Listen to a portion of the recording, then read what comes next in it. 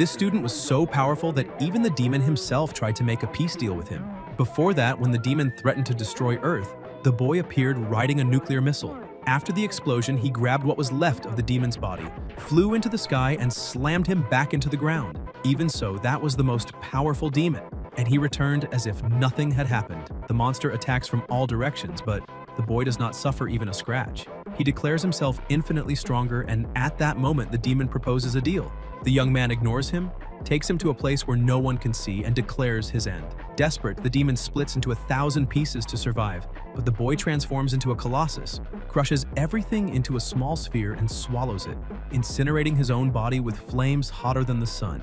In doing so, he absorbs the demon's power and, upon returning to Earth, creates new armor with that power. Meanwhile, in another nation, scientists detect absurd radiation in the sky along with a life source inside it. They are shocked, because not even the strongest being would survive a single second there. Anyway, let's get straight into it. In a classroom, a young man begins to panic, questioning whether he really went back to before the college entrance exams. He's in the Xia Kingdom, at Ancheng's #1 high school, class 7 of the 3rd year. Suddenly, he jumps to his feet shouting, drawing everyone's attention. Frantic, he wonders what kind of horror story he's living in. If he was going to reincarnate, it could have at least been after the exams. Since ancient times, humanity on the Blue Star has suffered from a catastrophe known as the Secret World Invasion. These secret realms are connected to other worlds and are filled with terrifying monsters that sometimes use portals to invade the human world. The most powerful creatures can destroy entire nations and threaten all of humanity. To fight them, humans developed a system of beast genes that allows users to awaken monster models and genetic talents. These warriors are the only ones capable of saving mankind. Over time, they became far more respected than ordinary people, and the entire Blue Star entered an era where martial strength means everything and everything else is considered inferior. Only martial cultivators can reach the top. Suddenly, systems begin to appear in the minds of several young people, echoing a message. World transfer complete. Host body, Yihi, implanting memories. The protagonist lowers his head, wondering if his new name really is Yihi, just a simple high school student. The classmates around him start mocking him, saying he must be having another nightmare or calling him a loser, asking if he really plans to take the college exams. A girl sneers, telling him to give up and go home since he's destined to be a street cleaner for the rest of his life. Yahe gets annoyed, thinking that every protagonist is ridiculed at the start of their story. He realizes that the body's original owner didn't have a good reputation, and from the memories he just received, he recalls that the former Yahe's parents had an accident during his 2nd year, which made him lose all focus on his studies. Even though he used to have good grades, he ended up completely unmotivated. The girl from before starts getting angry for being ignored and yells, asking what he's staring at, reminding him they're in a martial arts class, and asking if he wants to settle things with a fight. Hearing this, Yihe panics, trying to understand what she means since he was only thinking. Apparently, the previous owner of this body didn't study properly, and now he's the one who'll have to face the consequences. Frustrated, he thinks he's inherited a humiliating and miserable life. At that moment, the teacher walks to the center of the room and calls for silence, telling everyone to pay attention. He asks if they're ready since they're about to begin the injection of the genetic modification serum. He tells them to believe in themselves, reminding them that all 3 years of training and martial energy cultivation have led to this moment. Adjusting his glasses, he shoots a look directly at Yihe and comments that those who never took the lessons seriously. But Yihe tunes him out, thinking this is all some kind of joke. After all, he's not the one who messed up before. Still, he decides not to worry because now he's the one in control. He's inherited this body, and with a cold smile, he promises to do whatever it takes to turn the situation around. Everyone proceeds to the genetic injection conference, held in the special hall of Ancheng's #1 high school. The students are excited, chatting about what they might awaken. Maybe a level 3 rock mountain, or a level 4 sea dragon. Another boy laughs and says that Yahe will probably just end up a weak level 1. The preparation machine starts making noises, releasing gas, and when it opens, it reveals several capsules containing genetic mutations. The teacher explains that this is the genetic awakening serum, containing primitive genes from all the magical beasts known to mankind. After injection, each person will absorb a random gene and awaken their abilities. He notes that normally the stronger one's body, the more powerful the gene obtained, and tells them to remain calm, just accept the energy flow when it starts. Then he calls them one by one, injecting the serum directly into their veins, granting each student the genes of these creatures. Immediately, a strange energy begins to radiate from their bodies, filling the hall with a powerful aura. Some start feeling sick, others faint, unable to withstand the pressure of the injection. Yahello watches in fear, thinking everyone's reacting strangely and that this won't be easy. Without hesitation, he injects the serum directly into the vein of his neck, saying that no matter what happens, he'll just get it over with. His eyes shine intensely, but nothing happens. The teacher approaches, remarking that apparently nothing much has changed. Yihi tries to play it off, saying maybe he got a faulty dose. The same girl mocks him again, laughing that he didn't awaken anything at all. She says a warrior without an awakening is like a bird without wings, doomed to crawl among the rest. She adds that it suits him perfectly and that now he can go sweep streets instead of trying to be a warrior. Yehe feels anger building up, remembering how she mocked him earlier in class. Suddenly, unbearable pain hits him, and he wonders what this feeling is. A system screen appears before his eyes with the message, "Infinite monster model obtained. Host, Yehe. Martial abilities. Basic chi technique of the 9th student, palm block, iron body technique. Monster model extracted." Yehe writhes in agony while the girl watches disdainfully, asking what he's pretending to do, saying there's no reason to act if he didn't awaken anything. He shouts for everyone to back away immediately. She snaps back asking why, but Yehe, eyes glowing and a dense aura emanating from his body, warns that if they don't move now, it'll be too late. Then his energy erupts, transforming his aura into that of a colossal metallic monster. The pressure blasts the girl and everyone nearby away. The students scream that the shockwave was too strong, asking who could have awakened something so terrifying. Some complain that they can't stand the energy and start vomiting. Among the awakened, one of them looks around and asks if anyone there is stronger than him. The system screen reappears, displaying rank a model, Dimora the Mad Flame, abilities, Molten Fire Breath, Sporadic Absorption, Advanced Strength. Dimora the Lord of Flames will be unlocked once module compatibility reaches 100%. Current compatibility, 3%. Yehe keeps radiating crushing pressure throughout the room and in a firm tone declares that he has awakened a rank A model called Dimora, the Infinite Monster Model. Looking at his own hands, his voice trembling, he asks if the system will finally start helping him. The other students, still terrified, glance at each other and ask if that guy was really the loser Yehe, realizing his aura had forcibly pushed everyone back. They're stunned to see that even Wang Xing fainted, even though she had awakened a second-level magical beast, the Flame Claw Scorpion. It makes them wonder just what exactly Yehe has awakened. Regaining control, he laughs awkwardly and apologizes, saying he made a little mess during his awakening, but reminds them he did tell everyone to step back earlier. Suddenly, an announcement echoes through the school speakers, informing that all awakened students must proceed to the detection test to identify their magical beast type and martial level. In another room, several genetic analysis devices are ready for the examination. These machines measure the gene and martial level of the awakening. The first evaluated, Li Xinyuan, awakens a level 3 magical beast lineage, Swift Spider. His classmates comment that he's really lucky.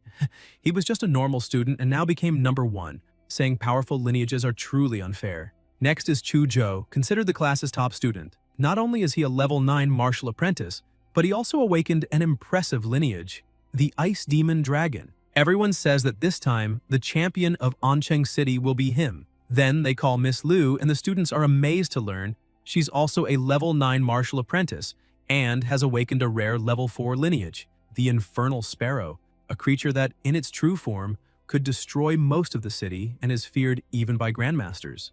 The protagonist watches as numbers appear on the screen and begins to reflect, realizing that the models awakened by others were classified as level 3 or 4 while his is marked as rank A. Suddenly, his turn is announced, and he hears people around him excitedly commenting on what they saw happen when he received the injection, saying, "It's going to be amazing." As he walks toward the device, everyone watches with admiration, whispering that his aura is intense and that he'll surely become someone powerful. Some shout that they need to befriend him, while several girls sigh, saying he's really handsome. Along the way, Yehe thinks about how this world revolves entirely around martial power. When he reaches the machine, he steps inside and the students continue their chatter, saying that with that aura, his level must be incredible. The atmosphere is filled with anticipation, though one person in the back remains silent, watching carefully, sensing that the powerful energy earlier came from Yehe and deciding to keep an eye on him. When the test begins, the device's screen displays an error. The system identifies him as only a level 3 martial disciple, but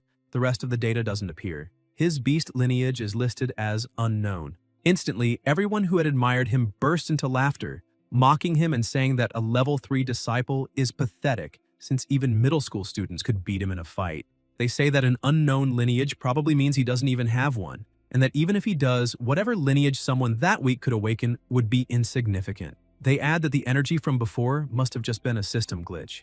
As soon as he steps out of the device, laughter echoes throughout the room, calling him a loser once again.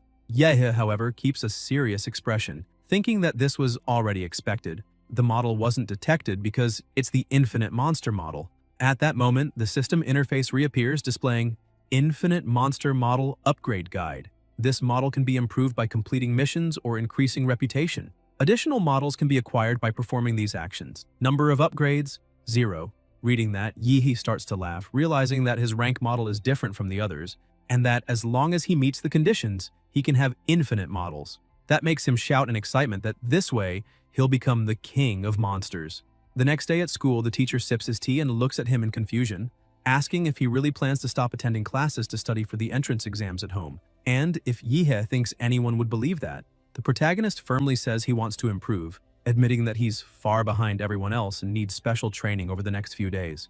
If he keeps the same pace as his classmates, he'll be doomed. The teacher replies that if he truly wants to become a warrior, he must enter college, but reminds him that even though he awakened a lineage, his foundation is weak. Therefore, he'll probably fail the entrance exams and should prepare to repeat the year. Yihe looks at him and shouts desperately that the teacher may not understand, but he awakened a powerful lineage and, with effort and intense training, he'll succeed. He begs the teacher to look into his eyes and see his sincerity, insisting he'd never lie about something like that. The teacher studies him for a few seconds, then admits that his eyes truly show determination. In the end, he allows Yihe to study at home, but confirms he'll still have to repeat the year. Outside, the protagonist walks along the sidewalk, recalling that his parents' house was sold for $600,000, and that with the accident compensation totaling more than $1 million, he has enough money to start his journey. He reflects that to increase his power, he has two options: level up as a warrior, or improve his compatibility with Demora.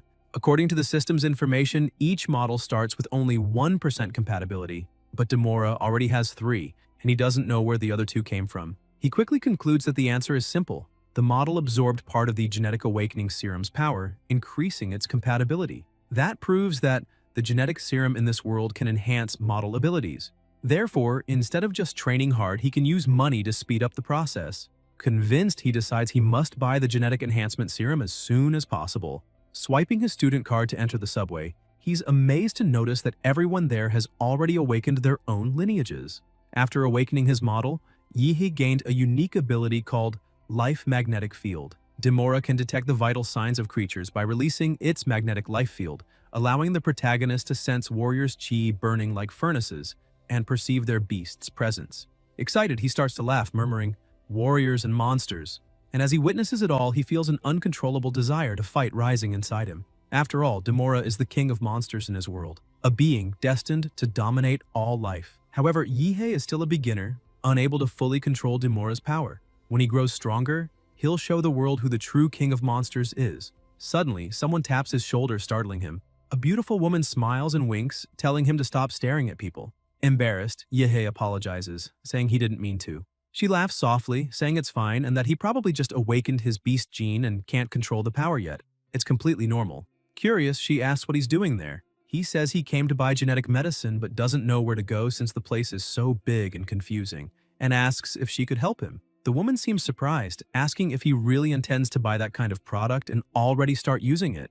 Confused by her reaction, Yihe asks if there's something wrong with that. She says no, but explains that genetic medicines are extremely expensive and that frequent use can cause resistance, reducing their effects over time. She advises that to maximize results, it's better to wait until his lineage reaches its peak. Yihe asks how much a genetic dose costs, and she explains that at his current level, he'll need a beginner's dose, priced at around $400,000. Hearing that, he feels discouraged, thinking it's too expensive. He couldn't even buy 5 doses with all the money he has. He asks if she knows anyone who could offer a discount. The woman hands him her business card, saying that with a recommendation from a veteran warrior, he might get a better price. Taking the card, Yihe thanks her sincerely and she smiles, saying that someday they'll meet again. Determined, he looks at the card and says it's time. Checking his balance, he sets out to buy, determined to invest in his growth. Later, in his apartment, under the light of the ship reflected through the window, a dense energy bursts from his body. The system screen appears, showing that the beast model, Demora, the Mad Flame, has increased its compatibility from 3 to 4%, and then to 7%. Yihe's body radiates more and more power, and the system also shows his stats rising from 10 to 15, while his weapon level reaches 7. Exhausted and drenched in sweat, he bends over, smiling with satisfaction, saying that this is how you level up. However, he notices that with each genetic dose, the progress becomes smaller, since as his body improves, further gains are harder to achieve. Still, he's satisfied, saying it wasn't bad at all as he achieved in a few minutes what others would take 3 years of training to reach. Thinking about it, he believes that if he can activate Demora's lineage power, he'll become #1 in the entrance exams. Looking at his hands and smiling, he reflects that if a loser can't surpass the ordinary, then he truly is worthless. With everything ready, he decides it's time to enter the secret realm. These portals are ranked from E to S, and the higher the rank, the stronger the beasts that dwell within. No human can defeat S-rank creatures. If they invaded the real world, they'd cause an apocalyptic disaster. After preparing, he heads to Oncheng's rank E Secret Realm #3. Walking through the area, he notes there are fewer people than he expected, but realizes that's because the realm is old and most of its treasures have already been plundered, leaving only weak beasts, usually hunted by beginners. Approaching the receptionist, he informs her that he has a pass for Secret Realm #3. She asks him to sign the contract in front of her before entering. After filling out the form, he walks toward the portal, feeling his excitement grow. Gazing at the portal's light, he says, this is only the beginning of his journey to becoming the king of monsters, and without hesitation, he leaps inside. On the other side, he's awestruck by the sight of the Kanglan, Anhui, and Taijin stars shining in the sky, saying that even though he'd read about them in books, seeing them in person is completely different. Everything feels vast and magnificent. While still admiring the glow of the stars and the vastness of the place, a rabbit slowly approached. It was a first-rank beast known as a blood rabbit. The animal lunged toward him, but Yihe reacted instinctively, grabbing it with a swift, precise movement. He let out a mocking laugh, asking if the rabbit was stupid for thinking he wouldn't notice it. Thanks to his life magnetic field ability, he could sense everything around him with extreme clarity, and within seconds he exterminated the blood rabbit. After destroying it, a small magic core appeared in his hand. Observing the shining stone, he noticed it was white in color, calm in quality, probably worth about 1,000 yuan. He thought to himself that he had just earned 1,000 yuan in a matter of minutes, a huge profit compared to what a normal person would take an entire month to make. However, looking at the core again, he concluded that focusing only on white stones would be a waste of time and that the ideal move would be to hunt a second-rank beast. Just then, a roar echoed beside him. A grotesque creature emerged from the shadows, a second-rank demonic insect. Excited, Yihe drew his dagger, ready to test his abilities. He charged forward and easily pierced his opponent, remembering what he'd read about that species in the monster encyclopedia.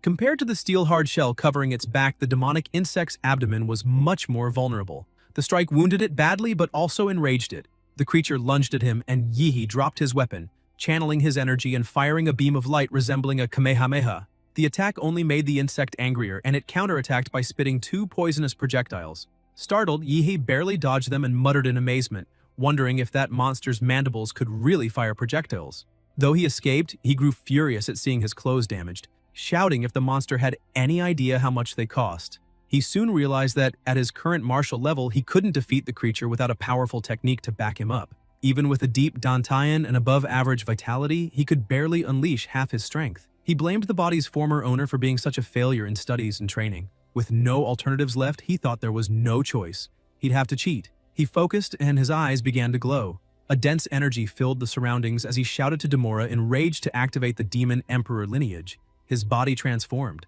arms covered in scales and bulging muscles like those of a real beast. His strength rose from 15 to 21 points. When the insect charged again, Yihe leapt straight at it, diving into its mouth and tearing it apart from the inside, making its body explode outward. Gasping for air, he declared that, with his physique raised to 21 points, he had completely crushed the second-ranked demonic insect. Even after reversing the transformation, he had to release the excess heat built up inside his body. Thick smoke came from his hands, and he joked to himself that he was turning into a jet engine. Looking down, he noticed that his newly bought sword had been completely corroded by the monster's poison. A weapon worth 250,000 credits, destroyed by a mere second-rank beast. This had to be a scam, the quality control was terrible, and the review would definitely be negative. Soon after, his stomach growled loudly, and he realized that the energy consumption during the transformation must have been massive, since he was starving and hadn't brought any food. Suddenly, a delicious aroma filled the air, making his mouth water. The scent came from the green magic core the demonic insect had left behind. Without thinking much, he gave in to hunger and swallowed it. As soon as he did, a system window appeared before his eyes. Monster Model Demora Enraged Demon Emperor. Compatibility increased from 7 to 7.3%. Yehi widened his eyes, surprised to realize that compatibility increased by consuming cores. Smiling, he compared. He had spent hundreds of thousands on a genetic potion and gained only 1%. But a single green core raised it by 0.3. If he could get 3 or 4 of those, it would equal an entire potion. He also thought that the white core he'd picked up earlier would probably give at least 0.1%. Happy with the discovery but frustrated over the money he'd wasted, he laughed and cried at the same time, calling that world a true pay-to-win. Regaining focus, he placed 2 fingers on his forehead and murmured that he would turn all that frustration into motivation. He swore to himself that he'd hunt until he was completely satisfied. With a determined look, he activated his life field, expanding his senses to detect any demonic presence nearby. The following afternoon, the system tab appeared again, displaying Model Demora Enraged Demon Emperor. Compatibility 9%, overall physique 15.8. As he walked, Yehi thought that after reaching 9% compatibility, consuming white cores no longer had any effect, so it was more worthwhile to sell them for money. When he arrived at the receptionist's desk, he poured them all onto the counter and stated that he had 20 white cores and 1 green. The clerk was stunned, asking if he was joking, since a mere high school student could never have gathered that much. After completing the sale, everyone in the area began staring at him curiously, but Yehi ignored them, commenting that according to government rules, martial artists had to hand over part of their spoils. A green core was equivalent to 5 white ones. In total, he received 200,000 Xia Kingdom credits. Thinking about his next steps, he remembered that only 9 days remained until the college entrance exam and decided to head to Secret Realm D Class number 4. When he arrived, he noticed a group already gathered. The driver asked his captain, Lin, if they'd be able to complete the Jade Flower mission this time. Lin replied that during their last expedition, they had already found the area where it grows, but old Chen had been injured while fighting a monster and wouldn't be joining them. A woman commented that without him, only 5 people remained. Another warrior confirmed and reminded them that the rules required at least 6 participants to enter a D-class secret realm. Calmly, Lin said that wasn't a problem since he had contacted an agency that arranged a replacement. The captain, a level 2 martial artist named Lin He, approached Yehi and asked if he was the level 9 martial disciple known as Paisla.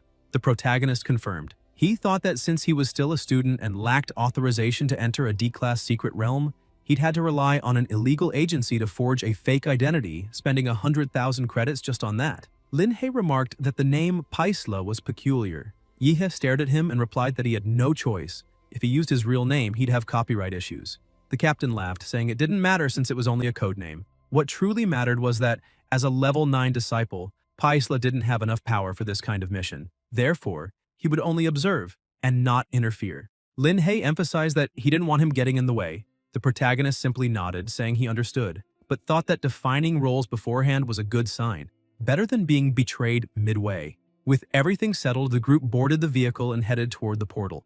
The captain explained that their goal this time was to find the Blood Jade Flower. Once they entered the secret realm, Lin He checked the tracker and reported that there was a flower located in an oasis just ahead, guarded by a rank 2 monster with a general-grade lineage. Paisla looked around the barren landscape, reflecting that last time he'd explored a tropical forest, and now he was in the middle of a desert. He concluded that the secret realms weren't connected to a single world. Suddenly, one of the members shouted that Earth Demon rats had found them. Lin He ordered Hood to handle it. Hood drew his knives and with rapid movements hurled them toward the enemies. The blades, infused with martial energy, exploded on impact, wiping out all the rats at once. He turned to the captain and confirmed that the threat had been eliminated. Yehi watched in awe, realizing that Hood infused energy into each throw, making them as lethal as miniature bombs. He also noticed that the man carried himself with a brutal demeanor and spoke only when necessary. The team continued moving forward until they finally reached the indicated area. They disembarked and continued on foot.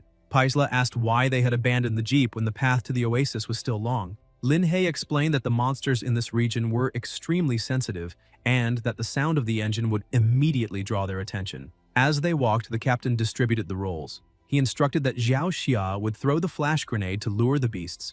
Xiao Wu and Hood would handle the traps. Old Lu would provide suppressive fire, and he himself would stay on the front line. He pointed to Paisla and said he would just observe. The protagonist didn't like the decision, but replied that he understood. With everything in place, Xiao Xia tossed the flash grenade.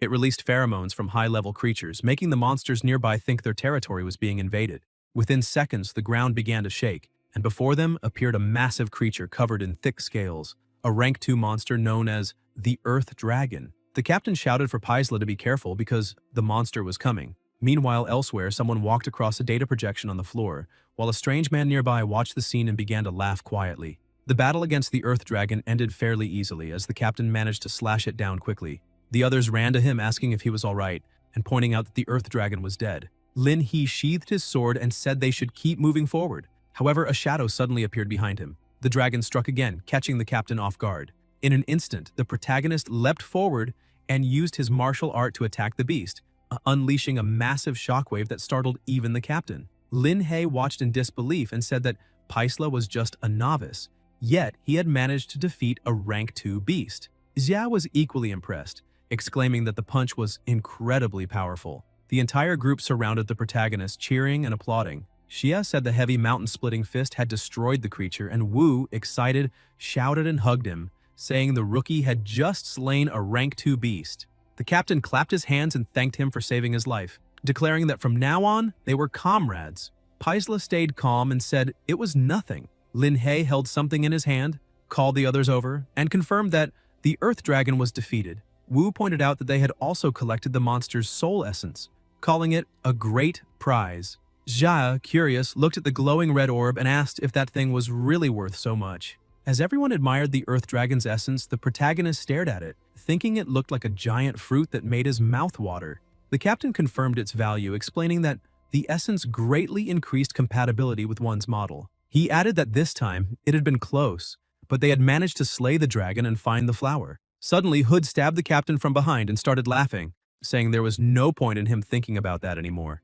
The others gasped and demanded to know what was happening. Lin He turned around, trying to defend himself, and asked Hood what he thought he was doing. A strange man appeared beside Hood and answered that it was obvious. Hood was just trying to get rich off them. That man was Huo Peng. The protagonist asked if they knew him, and Wu, furious, explained that Peng was infamous for stealing artifacts martial artists found inside dungeons, and now they were being robbed by him. The old man rushed to the wounded captain and held him up while Lin He, trembling, said that the blade was poisoned and asked Hood how he could do that, and how he had even known the location of the place, since not even the team had known where the blood jade flower grew until they entered the secret realm. The protagonist stepped forward and said it was all because of the daggers. Hood had clearly hidden information about the weapons he had scattered along the way. Hood laughed and praised Paisla, saying he was sharp and should be in school instead since the entrance exam was coming soon, but added that he had chosen to walk hand in hand with death. Confident, the protagonist cracked his neck and replied that it was true. The exam was close, and he already had the top score waiting for him. Hood lunged at him with a dagger, shouting that he was too arrogant. Paisla easily caught the blade, his eyes burning with anger, and said that the real arrogance was a filthy man barking at him. He released a fierce aura and said all that noise was irritating, that it was time to take out the trash. Peng watched, laughing with excitement, saying the protagonist was fascinating and that he wanted his head. Hood, following his leader's order, charged with incredible speed, but all his strikes were nullified by a single roar from Paisla. The force of the impact sent sand flying across the desert, and Hood used the cover to attempt a sneak attack. He moved silently, trying to strike from above, but the rest of the group shouted that he was coming from overhead. Paisla had already noticed.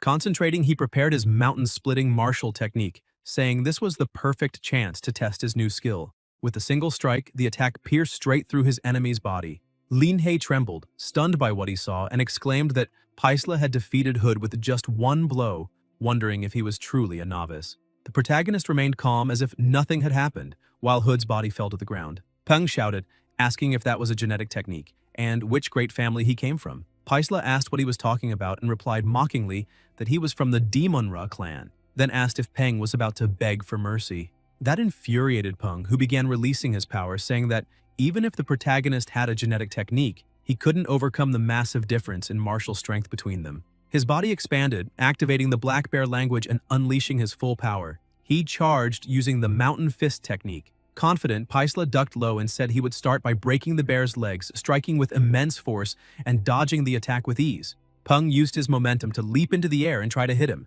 but just before being struck, Paisla commented that second-class martial artists were indeed strong. His atomic breath hadn't even managed to shatter the man's ankle bone. Peng went for another attack, but the protagonist vanished and reappeared behind him, asking if he was done because now it was his turn. Paisla unleashed his mountain-crushing fist technique, delivering a devastating series of blows to Peng's body and defeating him effortlessly. Everyone in the group stood frozen, stunned by the overwhelming power before them. Lying on the ground, bleeding, Peng gasped that the protagonist's genetic technique released toxic gas and that such a thing was despicable. He said an evil martial artist like him would be cursed and punished. Paisla, eyes bloodshot and consumed by rage, prepared another strike and said the list of people who had cursed him just kept growing, asking who Peng thought he was to say such things. Sometime later in the central gymnasium of Ancheng, a great festival was about to begin. The place was packed, and the students who passed would receive scholarships. The commentator took the stage, greeted everyone, and announced that this year's selection for the martial arts universities was officially open, wishing all participants good luck. He explained that the exams followed a dual format. 2 candidates entered the arena, and whoever won advanced to the next round. The exam lasted 3 days. The first 2 were eliminations, and those who passed would move on to the third phase. Each student had to fight 3 times in the preliminaries, and the winners would continue until the champion was decided. The announcer concluded his speech by saying that they were the future of humanity and should fight not only for themselves, but for the entire human race. They must show their full strength in this exam. Then he officially declared the Ancheng City Martial Arts Examination open. Battles in Arenas 1 and 4 began, but the commentator noticed an issue in Arena 6. One of the candidates hadn't shown up. He explained that the competitors for that arena were Xing and Yihe, both from Ancheng's first school. However, only Xing was present, and according to the rules, if the duel began and the other contestant didn't appear, they would be disqualified. Xing said that the humiliation at the genetic conference had been the worst moment of her life, and that she just wanted to use her fire scorpion to teach the protagonist a lesson. But it seemed that coward was too scared to show up. She called it a huge disappointment. The crowd began to murmur, saying it was pathetic, that he didn't even have the courage to appear for the exam. Someone added that he was probably hiding at home crying, and that people like him didn't deserve to be in high school. The referee blew the whistle, announcing that the time was up, and that Yihe of Ancheng's first school was therefore disqualified. Suddenly, a bright light burst across the sky, drawing everyone's attention. People wondered what it was, one remarking that the aura was unbelievably strong, questioning if it was even human, and what kind of power could let someone fly like that. The protagonist descended from the heavens like a meteor, crashing into the center of the arena and unleashing a crushing wave of pressure. Xing froze, confused, until she saw something appear before her. Yihe struck her directly in the face, sending her flying across the stage. He looked down at her and remarked that this time had been close. He almost would have had to wait for next year. Xing lay unconscious on the ground. The commentator announced that Yihe had won the first battle, emerging victorious. The crowd raised their hands, cheering wildly, shouting that he was unbelievably strong since he had defeated his opponent with a single blow and made a spectacular entrance. Excited voices in the stands said it must have been the legendary Heavenly Step technique. The system screen appeared, showing that the host's total attributes had reached 225, and that the monster model Demora, Enraged Demon Emperor, had achieved 20% compatibility. Yihe was thrilled with the result, remembering that Captain Lin He had given him the Blood Jade Flower as thanks for everything he'd done. The fruit had greatly enhanced his body, though it had taken some time to take effect. Now he was fully ready. It was time to sit back and let the show begin. The first matches ended and the second round began. The commentator announced the next duel, Long Tao from Ancheng's fourth school versus Yihe. The fight didn't even last a minute before the protagonist won again. The third school faced him next, but was defeated with a single blow, just like the others.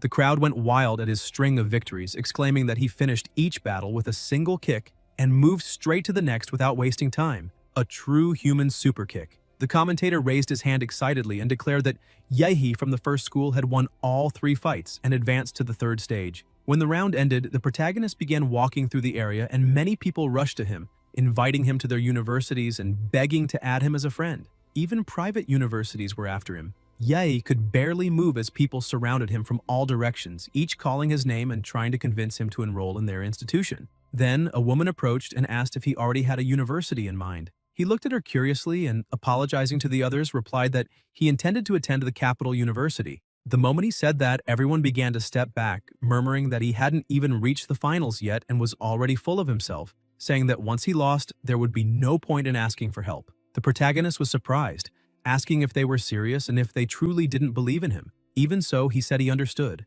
After all, the capital university was the best martial arts school in the Xia kingdom. One of the top 5 in the world, the dream of any martial artist. He He thought about how, in second-tier cities like Ancheng, only the very best had any chance of getting into such a sacred place. But in the end, martial artists prove their worth through strength. When he wins the tournament, he'll see what everyone has to say then. Suddenly, two men in suits approached, calling his name and showing him a document, asking him to cooperate for a reevaluation of his martial level. After the test, both were astonished to confirm that Yihei had become a level 9 martial artist. They remarked that only 15 days earlier, he hadn't been above level 3. Yihei looked at them and asked if they were implying it was impossible to advance that much in such a short time, and if they thought he had cheated. One of the evaluators explained that they had investigated and found he'd been entering dangerous secret realms repeatedly, questioning why he'd done that before the exam. The protagonist acted and replied that he had done it all for training, saying that before his father died, he told him that if he wanted to surpass others, he needed to stop being just a student. So he kept fighting nonstop in secret realms, and during one of those battles, he managed to break through his genetic barrier. The two evaluators froze, sweating, and asked if he truly broke the genetic barrier. Then, they ran off, saying they needed to report it immediately. Yihei watched them go, confused, realizing he had now become a subject of special observation. Later in his room, he saw countless posts from parents, friends, and relatives wishing the candidates good luck, along with live interviews of families supporting their children. He looked up and muttered that apparently no one had come to support him, just an orphan no one cared about. But in truth, on the other side of the screen, his former teacher was watching and silently cheering, hoping he would fulfill everything he had promised. The next day, in the first round of the qualification stage, the protagonist from the first school was set to face Luo Zhuan from the third school. People whispered that they remembered that name. Zhuan had been number 1 in the third year, a level 8 martial artist who had awakened a rare magical beast lineage, and both his parents were martial artists too. They concluded that Yihei was doomed. The protagonist, however, ignored it all and simply asked if they could start already. That irritated Zhuan, who asked if Yehe really didn't know who he was. The protagonist replied that knowing or not didn't change the outcome of the fight.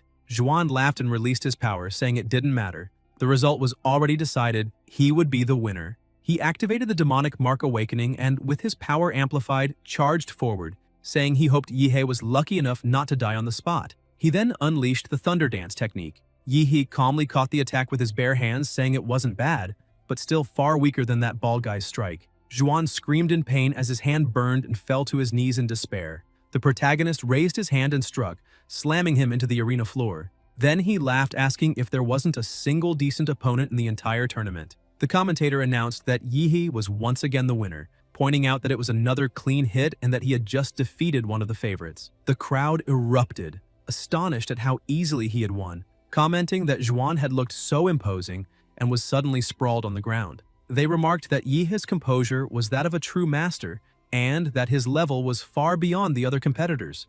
A truly absurd gap. Women in the audience screamed excitedly, saying, "Now that's a real man," and that they wanted to have his children. Even though he had only used his hand this time, the audience joked that it still counted as a single strike. The crowd kept roaring, fascinated by the protagonist's overwhelming display.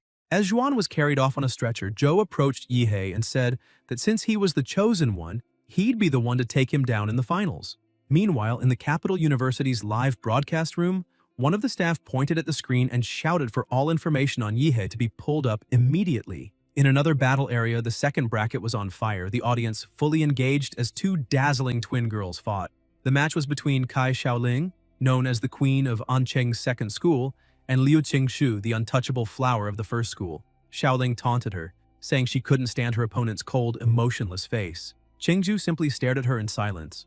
The referee gave the signal to start, and Xiaoling dashed forward, laughing, and saying she wanted to see if Qingshu would keep that arrogant look once she was lying on the ground. The girl from the first school activated her martial art, the Liu family's secret art, Beloved Sovereign. The two exchanged swift attacks, dodging and countering each other with precision. Xiaoling intensified her strikes, saying it was time to get serious, and activated her explosive fist technique. She found an opening and attacked without hesitation, but realized too late that she'd fallen into a trap. Her arm was caught by the airwaves Qingshu had created, preventing her retreat. Qingshu seized the moment and used the soul-reaping technique. The commentator was astonished, saying that such a high-level technique shouldn't even be possible for a high school student. He added that with that kind of talent, she wouldn't even need to take the exam. She could get a direct recommendation to a capital university. But at the last second, Xiaoling transformed, unleashing her full power. Her lineage awakened. Shadow Tiger. The commentator exclaimed in disbelief, saying she had managed to awaken a third-grade lineage.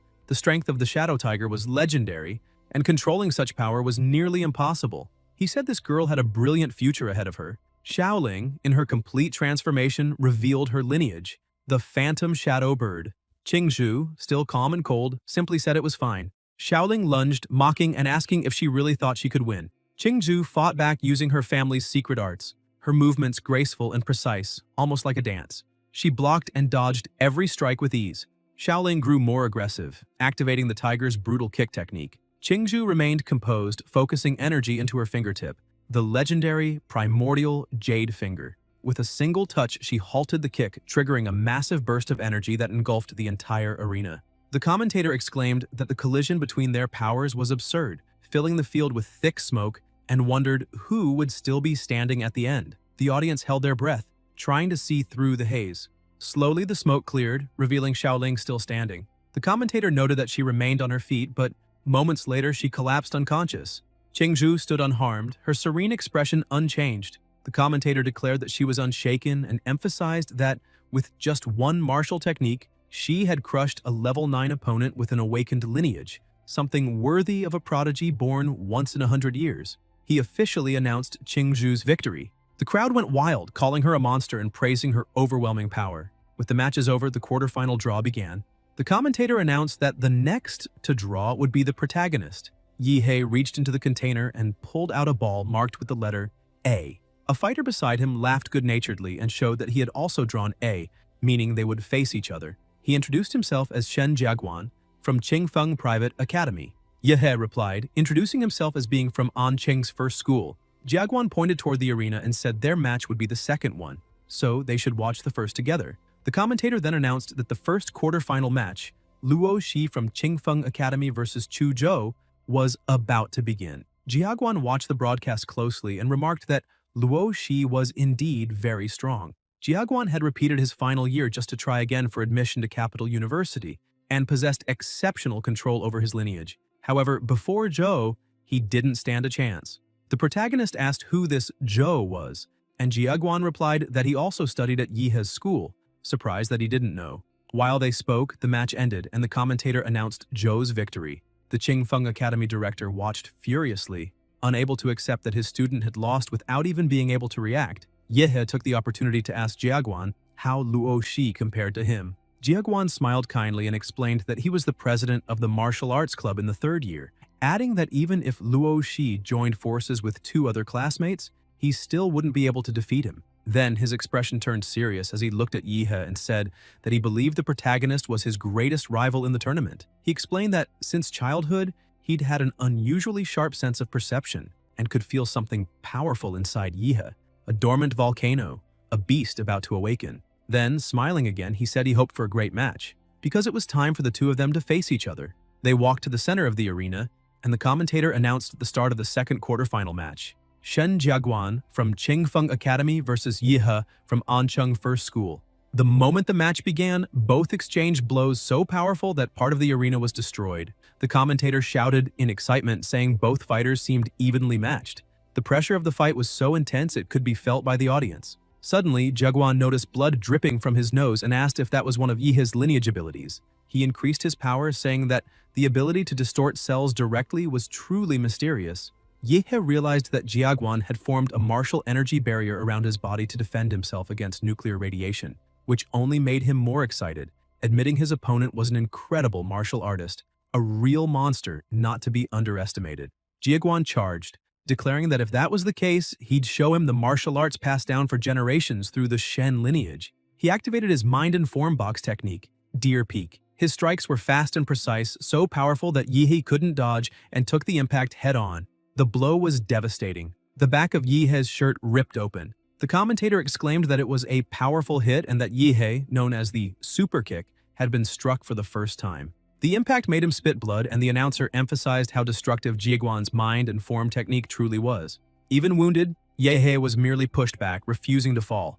Jiaguan followed up, saying there was no escape, and used the bear collision technique. This time, Yihei managed to defend with his arms, avoiding a direct blow. As he held the strike, he thought that Jiaguan's attacks weren't purely physical. He was infusing martial energy into his body, doubling the damage. He realized that his previous opponents had been mere amateurs with no experience against real fighters. Suddenly, Jiaguan's arm extended, wrapping around Yihe's torso and pulling him in. Jiaguan said Yihe was half right. He didn't just infuse energy into himself, he could also block his opponent's energy, preventing them from using martial techniques. He then hurled Yihe using monkey throw and followed up with tiger leap, jumping high and slamming him hard, making Yihe feel intense pain. Jiaguan gave him no respite, diving down like an eagle and shouting that Yihe would never win this fight. The blow landed with full force, both crashing into the arena floor in a massive explosion that engulfed everything in smoke. Jiaguan stood up laughing, satisfied, saying that attack had felt amazing. The commentator said the series of attacks had left Yihe no chance to counter,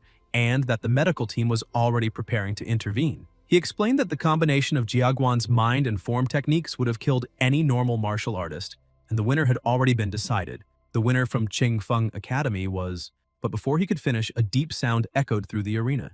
Jiaguan turned, startled, as an overwhelming surge of energy spread through the air, making even his voice falter. The smoke slowly cleared, revealing Yihe stepping out of a crater, smiling as he said his opponent was indeed very strong. Then he activated Demora's wild trait, Lineage Awakening. Yihe's body was completely enveloped by his beast's form. Flames and dense energy surrounded him, shaping the figure of Demora, the enraged demon emperor. He looked at his opponent and with a calm and commanding tone, said that if it was any consolation, Jiaguan was the first person to witness that form up close. The commentator, speechless, shouted that it was unbelievable. If high school students could manifest a beast personification, they could be admitted to Capital University without even taking the exam. He excitedly confirmed that it was indeed a magical beast personification and said he'd never expected to see another martial genius in a small city like Ancheng, besides Jingzhou. Faced with that colossal creature, Jiaguan began to panic, barely able to speak. The protagonist walked slowly toward him, and Jiaguan, voice trembling, admitted he never imagined his opponent's awakening would involve such a high-level lineage. Meanwhile, one of the examiners monitoring the fight through his headset suddenly heard strange noises. They all use these devices to track battles precisely. He stood up, in shock, as an alert appeared on his interface. Nuclear radiation levels had reached 9,999,999. The examiner shouted, asking what was happening, stating that the radiation had surpassed all safe limits. The commentator, noticing the evaluator's reactions, announced that after witnessing Yihe's beast personification, they had detected something abnormal and were sealing off the arena with martial energy to contain a possible nuclear leak. The audience was stunned, and people began asking if anyone knew what kind of beast he had awakened. Another student replied that he'd heard Yihe had awakened an unknown beast, but no one believed something that powerful could come from an unregistered species. The protagonist thought that apparently there was no other creature like Demora on Blue Star. That's why no one recognized it. Jiaguan noticed his nose bleeding again and realized his martial shield could no longer block Yihe's overwhelming energy. He concluded he couldn't prolong the fight any longer, and decided to risk everything, activating the Golden Star Demon Monkey Lineage Awakening. The commentator nearly screamed, exclaiming that it was another third-order royal lineage, and that this year's entrance exam was full of monstrously strong candidates. Jiaguan used his mind and form box once again, Serpent Strike, moving with lethal precision and speed. The protagonist prepared himself too, focusing his energy and activating the Mountain Prison Fist technique. The impact shook the ground. The strike hit Jiaguan's arm directly and he screamed in pain, realizing the limb had been badly damaged. He admitted that if he hadn't released his power in time, his arm would have been completely shattered. Breathing heavily, he said that earlier he had talked too much, but now he was just getting beaten. Yihe approached him steadily, eyes firm, and said, Jiaguan was an incredible opponent, but the result wouldn't change. The commentator narrated with enthusiasm, explaining that in the second quarterfinal match for Capital University's entrance exam, two high-level lineages were clashing. On one side, a third-order royal lineage. On the other, an unknown magical beast lineage, something rarely seen. Jiaguan tried to analyze the situation but realized that since Yihe's awakening, his power had become immeasurable. He could no longer withstand the pressure and knew that if it continued, he would be crushed. He tried to retreat and counterattack, but Yihe gave him no time. Don't get distracted, Yihe said, landing a flurry of fast blows.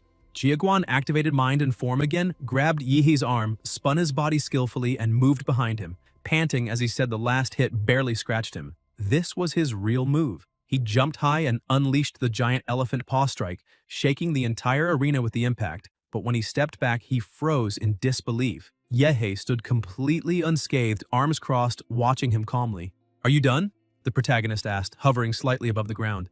"Now it's my turn." He charged forward like a king ready to crush everything before him. But before the blow could land, Jiaguan dropped to his knees, exhausted, shouting that he surrendered. The protagonist stopped, confused, not understanding what had happened, then exploded in frustration. He shouted angrily, saying he'd waited so long for his turn and now the moment was ruined. Taking a deep breath, he calmed down, lowered his hand, and said he'd let it go. He released the built-up energy, returning to his normal form, and remarked that, according to the rules, once an opponent surrenders, the other can't continue the attack. The commentator announced that the match was over, and once again, victory belonged to Yehe. The crowd went wild, shouting about how incredible the protagonist was.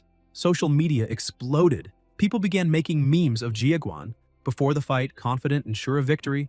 After the fight, crying and begging forgiveness for not letting Lord Yehe use his full power. Dozens of fan pages started popping up, urging people to join Yehe's fourth fan group via WhatsApp since the first three were already completely full.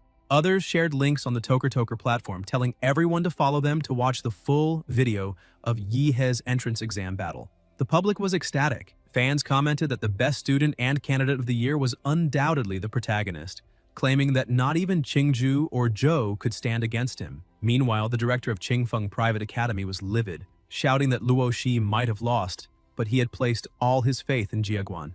As soon as the fight ended, the director stormed into the arena, yelling at Jiaguan, demanding how he dared to admit defeat, and if he had any idea how much money had been invested in his training up to that point. Furious, the director said that if Jiaguan didn't repay every cent of debt, he shouldn't even dream of entering university. Jiaguan calmly placed a hand on the director's shoulder, startling him. The man stammered, asking what he was trying to do.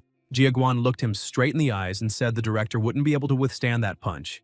That surrendering had been the best choice to avoid destroying his own body. He asked if the director had the guts to step into the ring and take that blow himself. Then he added that, out of gratitude for the school's kindness, he would repay the debt little by little in the future, but warned him never to threaten a warrior stronger than himself. The director began trembling and, with no words left, admitted that Jiaguan was right.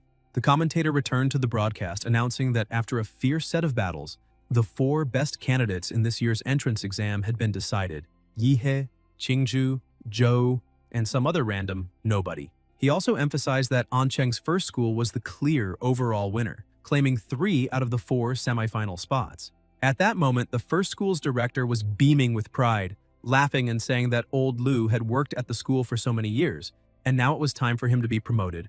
Overjoyed, Lu cheered at the top of his lungs, shouting about how incredible his student Yehe was. The commentator announced that the semifinal draw would begin right then. The protagonist stepped forward, picked his ball again, and realized he would be the first to fight. Qingju showed hers. It was the same. The commentator revealed that the first match of the college entrance semifinals would be an internal battle between 2 students of Ancheng's #1 school, Yehe and Qingju. The audience erupted in excitement, shouting that they had been waiting for this fight, certain it would be one of the best in the entire tournament. However, many believed Qingju had the upper hand, as she had mastered 2 royal martial arts of mysterious origin. With those alone, she had defeated Xiaoling, who possessed a 3rd-rank royal lineage. Qingju's own awakened lineage, the 4th-rank infernal bird, had not yet been fully revealed. On the other hand, Jiaguan had also possessed a 3rd-rank lineage and had been the one to force the protagonist to awaken his own, an extremely powerful one. It was estimated that Yehe's lineage was also of the 4th rank, though still incomparable to that of the goddess Liu, who not only held a lineage of equal level, but also mastered exquisite martial techniques. Finally, both proceeded to the semifinals arena. They stepped into the center while the referee called for silence. As soon as they were ready, he signaled for the fight to begin. Instantly, Yehe released his aura, unleashing overwhelming pressure within the arena and raising a dense mist that obscured everything. Staring at that sight, Qingju sensed the depth of his power but didn't waver, saying she hoped he was strong enough to withstand her. The commentator narrated that the battle had begun with Yehe releasing a thick fog that completely blocked visibility, leaving the audience unable to see what was happening inside. He wondered how Qingju would handle the boy who had shocked everyone during the year's entrance exams, and whether she would be forced to unleash her true power again. Within the smoke, Yehe analyzed the situation. Qingju's martial arts were far superior to his. With such mystical techniques, even his strength might not be enough to inflict any real damage. He also acknowledged her intelligence, her ability to formulate multiple strategies mid-fight. He understood that if the battle dragged on, she would gain the advantage. Therefore, he decided to go all out from the very beginning. Suddenly, he burst through the mist, charging with the mountain fist. Qingju saw him and wondered why he was attacking so recklessly already, but quickly concluded that if that was how he wanted it, she would use her royal martial arts to defend and strike back. Mid-charge, Yehe abruptly changed his stance and struck her cleanly. Shocked, she grew irritated, realizing he had tricked her. He'd shouted, "Mountain Fist!" but his attack had been a whip of pure energy instead. Taking advantage of her confusion, Yahi intensified his beastly aura and kept her under relentless pressure. The crowd began to complain, saying the protagonist was just toying around and that real warriors fought with honor. Ignoring them, Yehe maintained his aggressive tempo, giving Qingzu no time to catch her breath. Still, she managed to channel her energy and broke his barrage, drawing cheers from the audience, who believed she might finally turn the fight around. But Yehe unleashed the hands of his beast and declared she wouldn't escape so easily. He launched another strike that caught her off guard. She realized he was using martial energy as well. Qingju jumped back and countered, causing a large explosion, but it wasn't enough. Within seconds, Yehe appeared in front of her, commanding her to stop running. He attacked again, blow after blow, with terrifying speed and power. Qingju gritted her teeth, wondering how he wasn't exhausted after so many strikes. His stamina was absurd. Then she remembered her two imperial secret martial arts. One defensive, the loyal family's secret art, Floating Shadow, and the other offensive, the Hunyuan Jade Finger. She believed that if she could use both, she might have a chance to break free. Yet his pressure was overwhelming. There was no opening at all. Knowing she couldn't hold back any longer, Qingju activated her trump card, the awakening of the Netherbird lineage. Her body transformed before everyone's eyes as great black wings unfolded from her back and she rose into the air. The commentator shouted with excitement that her lineage had finally awakened, the first manifestation of her magical beast, the Netherbird. With a serious expression, Qingju warned Yehe to be careful, saying she still couldn't control her strength in that form. But Yehe only laughed, thrilled, saying that was perfect. Until now, he'd been using only half his power, so there was no need to hold back anymore. Qingju darted around the arena at high speed, but Yehe sensed her reappearing behind him. Without hesitation, she unleashed the Imperial secret technique, Hunyuan Jade Finger. In the midst of the furious clash, Yehe grinned wildly and activated his atomic fist. The collision between their attacks generated a colossal surge of energy that filled the entire arena. The audience groaned, many feeling dizzy, complaining that the pressure was so immense it was hard to breathe or even keep their eyes open. Qingju was forced back several steps and, upon looking ahead, was stunned. Yehe's energy was overflowing, his body radiating the aura of a raging beast. The commentator reminded everyone that this was just the first semi-final match, yet the protagonist's unleashed power was already shaking the entire field, the roaring energy deafening. Qingju stared in disbelief, her voice trembling as she muttered that this level of energy couldn't be good. The commentator, equally shaken, tried to make sense of it, explaining that Yehe's beast form seemed to be absorbing energy instead of losing it. He described how the spines along Yehe's back were storing vast amounts of energy and converting it through his mouth. Then, in a flash, Yehe fired the atomic energy beam straight at her. Qingju tried to shield herself with her wings, but even with her latent awakening, she could tell the blast was far stronger than expected. She immediately used the feather deflection technique. The commentator cried out in panic. The energy beam had been reflected by Qingju's feathers and was now hurtling toward the audience. Chaos broke out in the stands, but before disaster struck, a barrier of energy materialized, blocking the scattered blasts.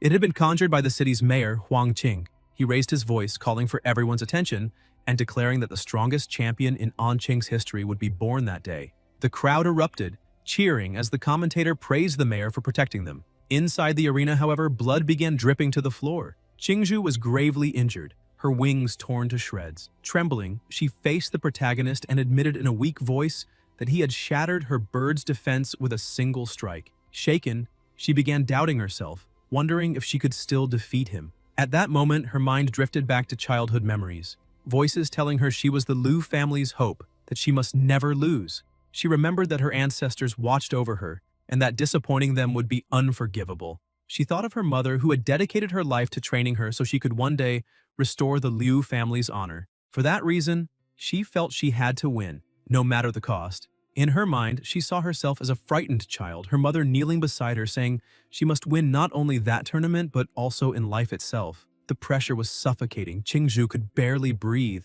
Back in reality, she looked at Yehe, realizing how exhausted she was. She acknowledged his strength and, confused, smiled faintly. wondering if it was normal to feel okay with not being able to surpass someone so strong. Even so, she rushed forward again, asking him to look at the opening she was leaving and finish her off once and for all. But Yihei didn't move. He let her hit him directly as if it were nothing. Shocked, she asked why he hadn't dodged. With a cold, steady gaze, he asked if she had already lost her fighting spirit. Qingzhu froze at his words. Irritated, Yihei said she couldn't even meet his eyes, and, enraged, gathered a massive surge of energy, shouting that he would claim that damn title fair and square. Stunned, Qingzhu couldn't react as he struck again, slamming her to the ground. The protagonist stared down at her, demanding that she start taking it seriously. Then he charged forward at a high speed, asking if she still couldn't react and ordering her to move faster. Beaten down, Qingzhu screamed in indignation, yelling that he was too audacious to hit her like that. No one had ever dared do so to her since she was a child. Confused by everything that was happening, Qingzhu shouted that she wanted him to win too, and demanded to know why he insisted so much that she keep fighting. Suddenly, a colossal force surged through her body, and she roared that he had no right to hit a woman in the face like that. Yehe looked at her firmly and replied that this was exactly how he liked it. If she didn't want to be hit, then she should get up and fight. Qingzhu then activated the forbidden martial art blood combustion. New, immense wings unfolded behind her, shimmering with fiery brilliance, and her entire outfit transformed, reflecting the true form of her magical beast. Staring at the protagonist, she declared that she would now fight with all her strength and defeat him, just as he seemed to want. Yihei watched her transformation and burst into manic laughter, saying that she had finally revealed the true form of her beast. Now, things were finally getting interesting. He too transformed completely, declaring that if that was the case, he could no longer hold back. When his transformation was complete, his power flared violently as he activated the Qi Gong technique, a fusion of the Demora model with his internal energy flow, the nuclear combat body. The protagonist stepped forward and said he hoped they would have a good fight. Qingzhu glared back and unleashed her ability Razor Hurricane. Yet Yihei charged straight in without hesitation, plunging directly into the storm and activating Explosive Fist. At that same moment, Qingzhu gathered energy in her mouth and unleashed a devastating roar, the Atomic Breath. Their powers collided violently, sending shockwaves through the arena. This time, the protagonist was thrown back, though the blast wasn't strong enough to injure him. He smirked and asked if she thought she was the only one who could roar. He then focused energy into the spikes on his back. Qingzhu recognized the movement. It was the same attack as before, but she didn't intend to retreat this time. Closing her eyes briefly, she concentrated, opening small gaps in her defense to execute the Liu family's most powerful technique. Gathering every bit of energy she could, she shouted that now they would fight as equals. Yihei fired the atomic laser, while Qingzhu activated her lineage skill, the infernal blood spikes. The two attacks collided at the center of the arena. Seeing what was about to happen, the commentator warned that both attacks were extremely powerful and would create a catastrophic explosion. Neither of them would be able to control the outcome. Once again, the mayor intervened. Using his genetic technique, he conjured a massive wall called the Divine Energy Wall. The attack struck it, obliterating it instantly and sending a massive shockwave rippling through the entire arena. The crowd was in disbelief, wondering if that wall had truly been conjured by the mayor and if he had actually managed to contain the explosion. If he hadn't, everyone would have been doomed. Watching silently, the mayor thought to himself that the three divine walls he had erected were improvised and not as solid as they should have been. In the end, the two attacks had neutralized each other. He couldn't believe two candidates of such monstrous power existed in the same entrance exam. As the smoke slowly cleared, one of the figures appeared, her arm dripping with blood. Qingzhu was on her knees, her left arm badly injured. Struggling to breathe, she admitted that her true form's power had reached its limit, but she still insisted she could fight. From within the smoke, the protagonist emerged slowly, standing before her completely unharmed. Qingzhu looked at him in disbelief, unable to understand how her attacks had hit but done nothing. He told her that if she didn't purge the nuclear radiation within her body, she could suffer permanent damage and even lose the ability to fight in the future. Trembling, she began to cry, shouting that she wanted to fight him up to that point and asking why he had pushed her so hard to continue. Yihei crouched down in front of her, looked into her eyes, and asked whether she truly hadn't wanted to fight him, or if she was just being stubborn, refusing to admit her own competitive spirit. He told her that while she fought with everything she had, he could feel her desire to win, something he deeply admired in her. His words left her speechless. Qingzhu reflected and realized he was right. She truly had wanted to defeat him. That was why she had abandoned her defense and gone all out. The realization confused her. She had always hated fighting and just wanted to be done with it. Yet during this battle, she felt something different. The thrill of fighting not for others, but for herself. Yihei placed a hand on her shoulder, making her blush slightly. Then he began drawing out the radiation from her arm, healing her wounds instantly. He said she had been too distracted during the fight, and that was why she lost. Qingzhu looked at her arm, astonished. Both the radiation and her injuries were gone. The protagonist smiled, saying that despite everything, she was still the strongest opponent he had ever faced, and next time, he wanted a pure, unrestricted fight with her. Qingzhu looked at him with admiration, her eyes shining. For the first time, someone was seeing the person behind her power. As the smoke fully cleared, the commentator's voice echoed through the arena, announcing that Yihei was still standing at the center. The protagonist released her arm and smiled as the commentator declared the end of the first semifinal match, announcing that the representative of Ancheng's first school had claimed another victory. He then added that following Yihei's triumph, Zhou had also emerged victorious. As expected, now the greatest climax of the Ancheng entrance exam was about to begin, the final battle for the highest score between Yihei and Zhou. Viewership skyrocketed as the commentator shouted that the showdown was about to start. Zhou drew his sword and began to speak, but Yihei interrupted with the same confident smile as before, challenging him to come at him with everything he had. Zhou didn't hesitate. He dashed forward, activating the 7 stellar steps technique. His speed was astonishing, while the protagonist remained still, gathering his energy. Then Yihei struck the ground with atomic burst, sending shockwaves across the entire arena. Zhou retreated, realizing that Yihei had been too lazy to look for his real body and instead unleashed a massive attack that hit all of his clones at once. Even with his defensive ability, he knew he couldn't face that kind of power head-on. No warrior his age could. What he was witnessing was a true anomaly. Zhou took a deep breath and changed tactics. If he couldn't fight directly, he would wear him down from a distance. He then awakened his elemental ice dragon lineage and activated Freezing Pulse. The audience screamed in awe as the entire arena filled with ice. The attack engulfed Yihei, trapping him inside a gigantic block of frozen crystal. Many shouted, believing that Zhou had actually defeated the great demon Yihei. The commentator cried that the freezing pulse was so powerful, it had created a real iceberg, freezing the protagonist solid. But after the attack, Zhou felt the toll on his body. Channeling that much icy energy had drained him completely. Suddenly, the commentator urged everyone to look. The ice was melting. A ray of radiation sliced through the frozen wall, shooting straight toward Zhou, who froze in shock, unable to believe it. The protagonist shattered the ice prison effortlessly. Zhou tried to react, raising a wall of ice to defend himself, but the impact destroyed everything, though he barely managed to survive. Yihei stepped calmly from the wreckage, saying that Zhou's dragon of ice had never worked and never would. Apparently, he was the perfect counter to anything cold. Taking a deep breath, he said the gap between their strengths was immeasurable. Enraged, Zhou shouted for Yihei to take his final attack. His ultimate technique, originally meant for Qingzhu. Gathering the last of his power, he formed a colossal sword of pure ice, the soul-annihilating sword Intent. The mayor watched in astonishment, recognizing the technique and wondering how someone so young could wield such power. Zhou poured his entire soul into the strike and lunged, slashing at the protagonist. Blood splattered, but all he managed was a small scratch on Yihei's hand. The protagonist smirked, saying that when Zhou had a better sword, maybe he'd have a slim chance at victory. Desperate, Zhou watched his weapon shatter completely. Out of options, he looked at the protagonist and asked what his odds of winning truly were. Yihei laughed and replied that they were probably a little better than becoming successful livestock. Zhou finally understood the vast difference between them. Drained, he returned to normal, raised his hand, and surrendered. The commentator shouted with overwhelming excitement that the winner of Ancheng's college entrance final was Yahe. The crowd exploded into cheers, once again hailing the protagonist as an absolute legend. They said everyone had been right from the very beginning. Even though Zhou was incredibly strong, he was nowhere near Yihei's level. The match was being broadcast throughout the city, and the comments spread like wildfire. Many viewers said they'd heard that, just a year ago, Yihei had ranked near the very bottom of his class, but now he stood at the very top, a true symbol of inspiration. Moreover, this year's entrance examination had been on an entirely different level, far surpassing any before it. Because Yihei had won so decisively, he was now being recognized as the strongest champion in the history of the exam, someone no one could ever surpass.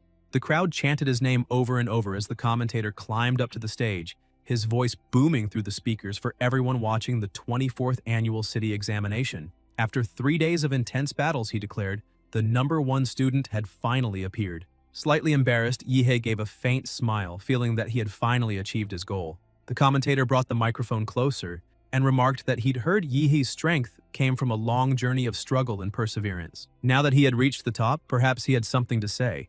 Yihe thought to himself that the commentator was clever, turning a simple question into a subtle trap. But he spoke anyway. He said that above all, he wanted to thank his teacher, the one who never gave up on him even in his darkest moments. It was his teacher who had encouraged him when he had fallen to his lowest point, and thanks to that, he had discovered his true fighting spirit.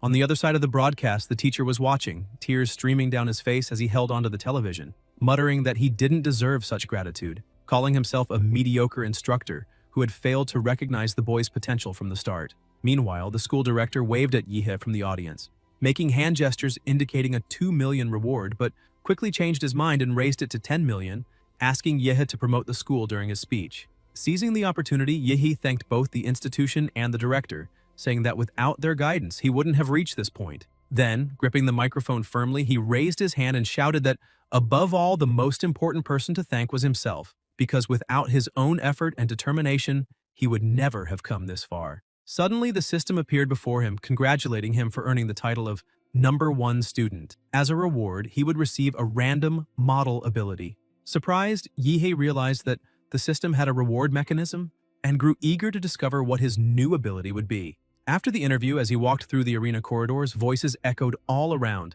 "He's finally out!" Dozens of people rushed toward him, trying to get another interview, bombarding him with questions about the university, the difficulties of the tournament, and his personal impressions. The protagonist ran to escape, begging them to stop following him, but one reporter caught up and asked an inappropriate question, making him run even faster, saying he didn't have time for that nonsense. After a long chase, Yihe finally reached the basketball gym, panting but relieved to have shaken off the crowd. What truly made him happy, however, was the realization that he wasn't limited to a single combat model. He could gain more abilities through the system. At that moment, a figure appeared beside him, congratulating him on his victory and for achieving first place. Startled, Yihe thought it was another reporter, but the man removed his hat and told him not to be mistaken. He wasn't a journalist, but someone from Huadu. The stranger looked him straight in the eyes and said it was time to discuss the matter of his genetic trait. Tension filled Yihe's chest. He thought there couldn't possibly be any problem with his trait since all his abilities so far had come from his monster model. Still, he wondered if this man somehow knew about his powers, and who exactly he was. The man then asked if Yihe had ever talked with his father about the genetic trait. The protagonist nodded, recalling the inherited memories of the body he now inhabited. Yes, that conversation had indeed taken place. The visitor pulled a folder from his bag and asked if Yihe had never wondered how his father, just a simple taxi driver, could possibly know about something so complex and unrelated to his profession. A sense of unease washed over Yihe as questions began racing through his mind. The man opened an envelope and explained that Yihe's case was special. Because of that, Huadu had decided to make an exception, allowing him to see a confidential document. Driven by curiosity, Yihe took it, sensing that what he was about to read would change his life forever. Inside the envelope, the title read, Prometheus Research Institute. It was a prestigious organization in the field of genetic biology on the Blue Star, but one that had been banned in many countries after a mysterious incident. Most of its leading scientists had disappeared, living under false identities scattered across the world. According to the file, the central project of Prometheus had been the study of genetic traits. As he read, Yihe began to piece things together. It seemed these people believed that his father had been one of the Institute's key researchers, and that he himself might have been one of his father's experiments. The man in front of him told him not to worry. The nation wouldn't take any action against him. He was only there to inform him of the truth, as someone directly involved deserved to know. Yihe silently wondered if the man would be offended, if he said he wasn't even remotely concerned. The visitor went on, saying that Yihe had been an essential part of the project and that was why they wished to protect him. Feeling a mix of pride and irony, Yihe replied that it might be troublesome for them since famous people tend to attract problems and attention, but society adapts quickly to that sort of thing. The man simply smiled and said he would take his leave for now. Once he was gone, Yihe sighed with relief, happy to finally be alone again. He had earned a generous reward from the entrance exam, a scholarship worth 2 million from the director, an additional 800,000 bonus, and a guaranteed spot at Huadu University. But what truly excited him was the chance to gain a new model ability. Eager, he opened the system's interface and began the draw, unable to contain his curiosity. Suddenly, a surge of violet energy enveloped him, spinning rapidly into a swirling vortex. He watched in awe as a glowing card was chosen, revealing a colossal titan. The system's voice echoed, Model acquired, supergiant humanoid, blood ability, gigantification, 60 meters, steam ability, mega attack, evolution, Path, immutable humanoid. Compatibility, 1%. Yihei frowned in disappointment. He hadn't expected to receive a super giant humanoid, but then an idea sparked in his mind. If he could possess more than one model, what if he combined the super giant humanoid with the Demora model? The result could make him the true king of monsters. Meanwhile, elsewhere, a man answered a call. The person on the other end asked if he was turning down missions for personal reasons. The man confirmed, instructing them to cancel everything. As he hung up, the camera panned to a deep hole in the table, a mark he always left when he lost control. He thought about the report he'd just received regarding his younger brother. It stated that the body hadn't been found in the secret realm, only residual traces marking his last known location. Tests detected faint levels of nuclear radiation. He turned his gaze toward the television, where Yihei's battles were being broadcast. Closing his eyes, he muttered that he had warned his brother to stay out of society, but he hadn't listened. He remembered their mother's dying wish to take care of his little brother. As the news anchor announced that Yihei had won the city's final exam, the man stepped closer to the screen, trembling with laughter, saying that the boy must be a genius, that Huadu University would surely try to recruit him. But then his tone shifted, turning cold. "What a pity," he said. "They would never allow that to happen." Meanwhile, back at Yihei's apartment, the delivery man called out, saying a package had arrived. Yihei picked up the envelope, annoyed. He had been about to leave for the secret realm when the message came. Opening the letter, he read, "Yihei, according to the Huadu Central Research Department's investigation, a new secret realm rift will open at Red Tree Mountain in Ancheng City at 1500 hours. Estimated rank, C or nearby. Would you like to investigate it with me? Signed, Joe." Yihei blinked in disbelief, wondering if Joe lived in the Stone Age, who even sent letters anymore. He began to suspect that his friend might also have experienced some kind of time regression. Not long after, at Red Tree Mountain, a massive crowd had already gathered. Yihei watched, amazed by the number of people, at least 100. Still, it was expected. A new secret realm rift always drew attention. Suddenly, Joe appeared, smiling warmly, and Yihei returned the greeting with a grin of his own. Joe looked at the protagonist and commented that he seemed even stronger than before. Yihei laughed a little embarrassed, thinking that he hadn't expected Joe to notice. After all, he had spent the prize money from the entrance exam on specialized supplements to increase his compatibility with the supergiant humanoid model to 35%. Lower-level monster models also had certain advantages and could yield faster results. Trying to change the subject, Yihei asked which university his friend planned to attend. Joe replied that he was considering enrolling at Huadu University. Yihei was surprised and said that it seemed they'd be classmates once again. However, he soon noticed something odd in Joe's expression. At that moment, shouts echoed across the clearing. The rift was opening. As the tear in space began to widen, a monstrous creature crawled out from within. The warriors nearby tensed, and one shouted that the passage had finally been opened, ordering everyone to attack and defeat the beast so they could enter the secret realm rift. The fighters rushed forward, weapons blazing, and Yihei quickly realized how dangerous it was to stay exposed outside. He warned Joe that it was too risky. They needed to move. After slaying the beast that guarded the entrance, the group managed to pass through the portal and entered the secret realm of Red Tree Mountain. Inside, Yihei and Joe followed the band of warriors until the protagonist caught a metallic scent in the air. Blood. Suddenly, someone shouted that a whole army of beasts was waiting for them. Chaos erupted as an intense battle broke out. Warriors charged forward, cutting down monsters left and right. Joe joined the fight, activating his bloodline ability and freezing several creatures around him before shattering them to pieces. But then, one beast lunged at him from behind. Before he could react, an atomic explosion struck it, obliterating it instantly. Yihei warned him to watch his back, and Joe thanked him for saving his life. The protagonist sighed and muttered that fighting such weak monsters was hardly worth the effort. Joe turned around, only to see that Yihei had already wiped out every creature nearby. Stunned, he asked if the protagonist had really taken down all those beasts alone. Looking around at the dissolving carcasses, Joe realized Yihei had unleashed a wide-range nuclear radiation attack, a devastating technique that destroyed internal cells from within. Yihei continued eradicating the monsters like they were mere insects. The other warriors stared in disbelief, wondering how the battle had ended so quickly, and asking if there was a high-ranking fighter among them. One of them said no, it wasn't that, it was that the top student of the city's entrance exam was there. Another, confused, said he thought the winner was a martial artist, not someone who could wipe out so many enemies at once. The first snapped irritably, asking if he hadn't seen the broadcast. The man admitted he hadn't. He didn't waste time watching students fight. The other exploded, shouting that the protagonist could probably take on 10 of him at once. Witnessing that power, the group quickly decided to cooperate. Several warriors surrounded Yihei, and the leader commanded everyone to lure monsters toward him. Not long after, shouts rose from the front lines, a signal flare marking that the beast leader had been defeated. The crowd erupted in celebration as the remaining creatures began to retreat. Joe, exhausted, sighed that at least they had survived the first wave. Even so, out of 1,000 initial fighters, only 800 remained, many injured. Then Yihei appeared, carrying an absurd pile of monster cores, asking Joe if there was any way to store them all. Joe, shocked, asked how he'd gathered so many so quickly, but gave up trying to understand. He showed a small ring, explaining that it could store items in a subspace. Yihei's eyes widened in admiration. It was a hyperspatial ring, worth a fortune. He never imagined Joe owned something so rare. At that moment, other warriors shouted excitedly that leader Wu Sen and his team had returned. The crowd cheered, relieved, as the reinforcements arrived.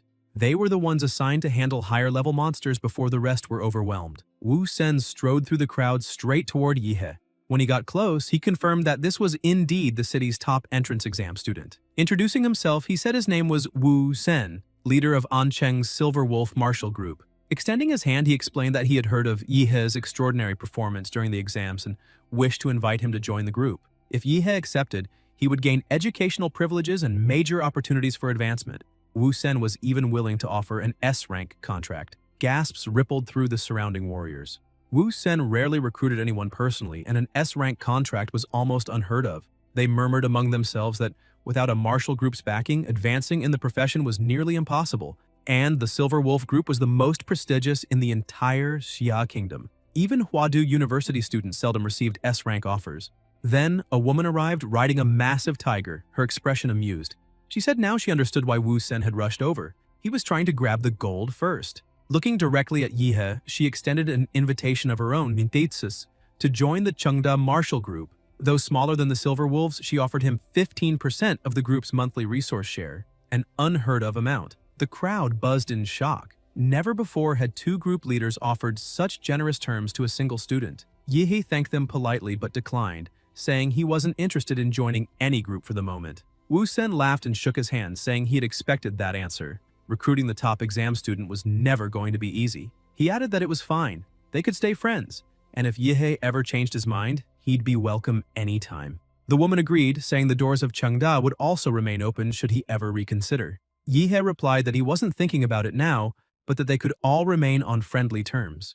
Joe, watching all this, whispered if the protagonist had just used the same hand he'd shaken theirs with to pick his ear. Yihei answered that no one needed to know. Joe sighed and quickly changed the topic, saying the first wave was over and they had held up well. He suggested that now they should start exploring. The forest was huge and it might be better to reach a higher point to assess the area and form a plan. They took flight, Joe astonished at Yihei's speed. When they reached the mountain peak, they surveyed the vast landscape below.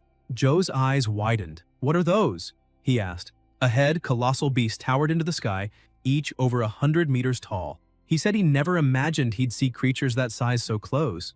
Yihei, as always, was thrilled, saying he had expected something like this. Though they were still newcomers, in a few years they would be able to face monsters of that scale and explore lands like this without worry. Joe shuddered at his words. Just imagining fighting something like that made his spine go cold. Yet Yihei's grin was wild, almost exhilarated by the danger. Still, that fearless confidence inspired him. The protagonist grew even more excited, shouting that soon he would claim every one of those monsters' cores for himself. Wanting to study the area more closely, Yihei activated his detection ability and noticed something strange. Through his magnetic field, he could sense life all around, except to the southeast, where there was a dead zone, completely devoid of life. That sparked his curiosity. After all, where there's silence, there's mystery. And the bigger the wave, the bigger the prey. Excited, he pointed forward, saying there was a lake in that direction and proposed they investigate. When they arrived, Yihei's eyes lit up even more. There stood Yuli, smiling and greeting him warmly, saying she was finally meeting the top student of the entrance exam and admitting she hadn't expected him to be so strong in person. Joe stared wide-eyed, astonished that Yuli personally knew the boy who had taken first place.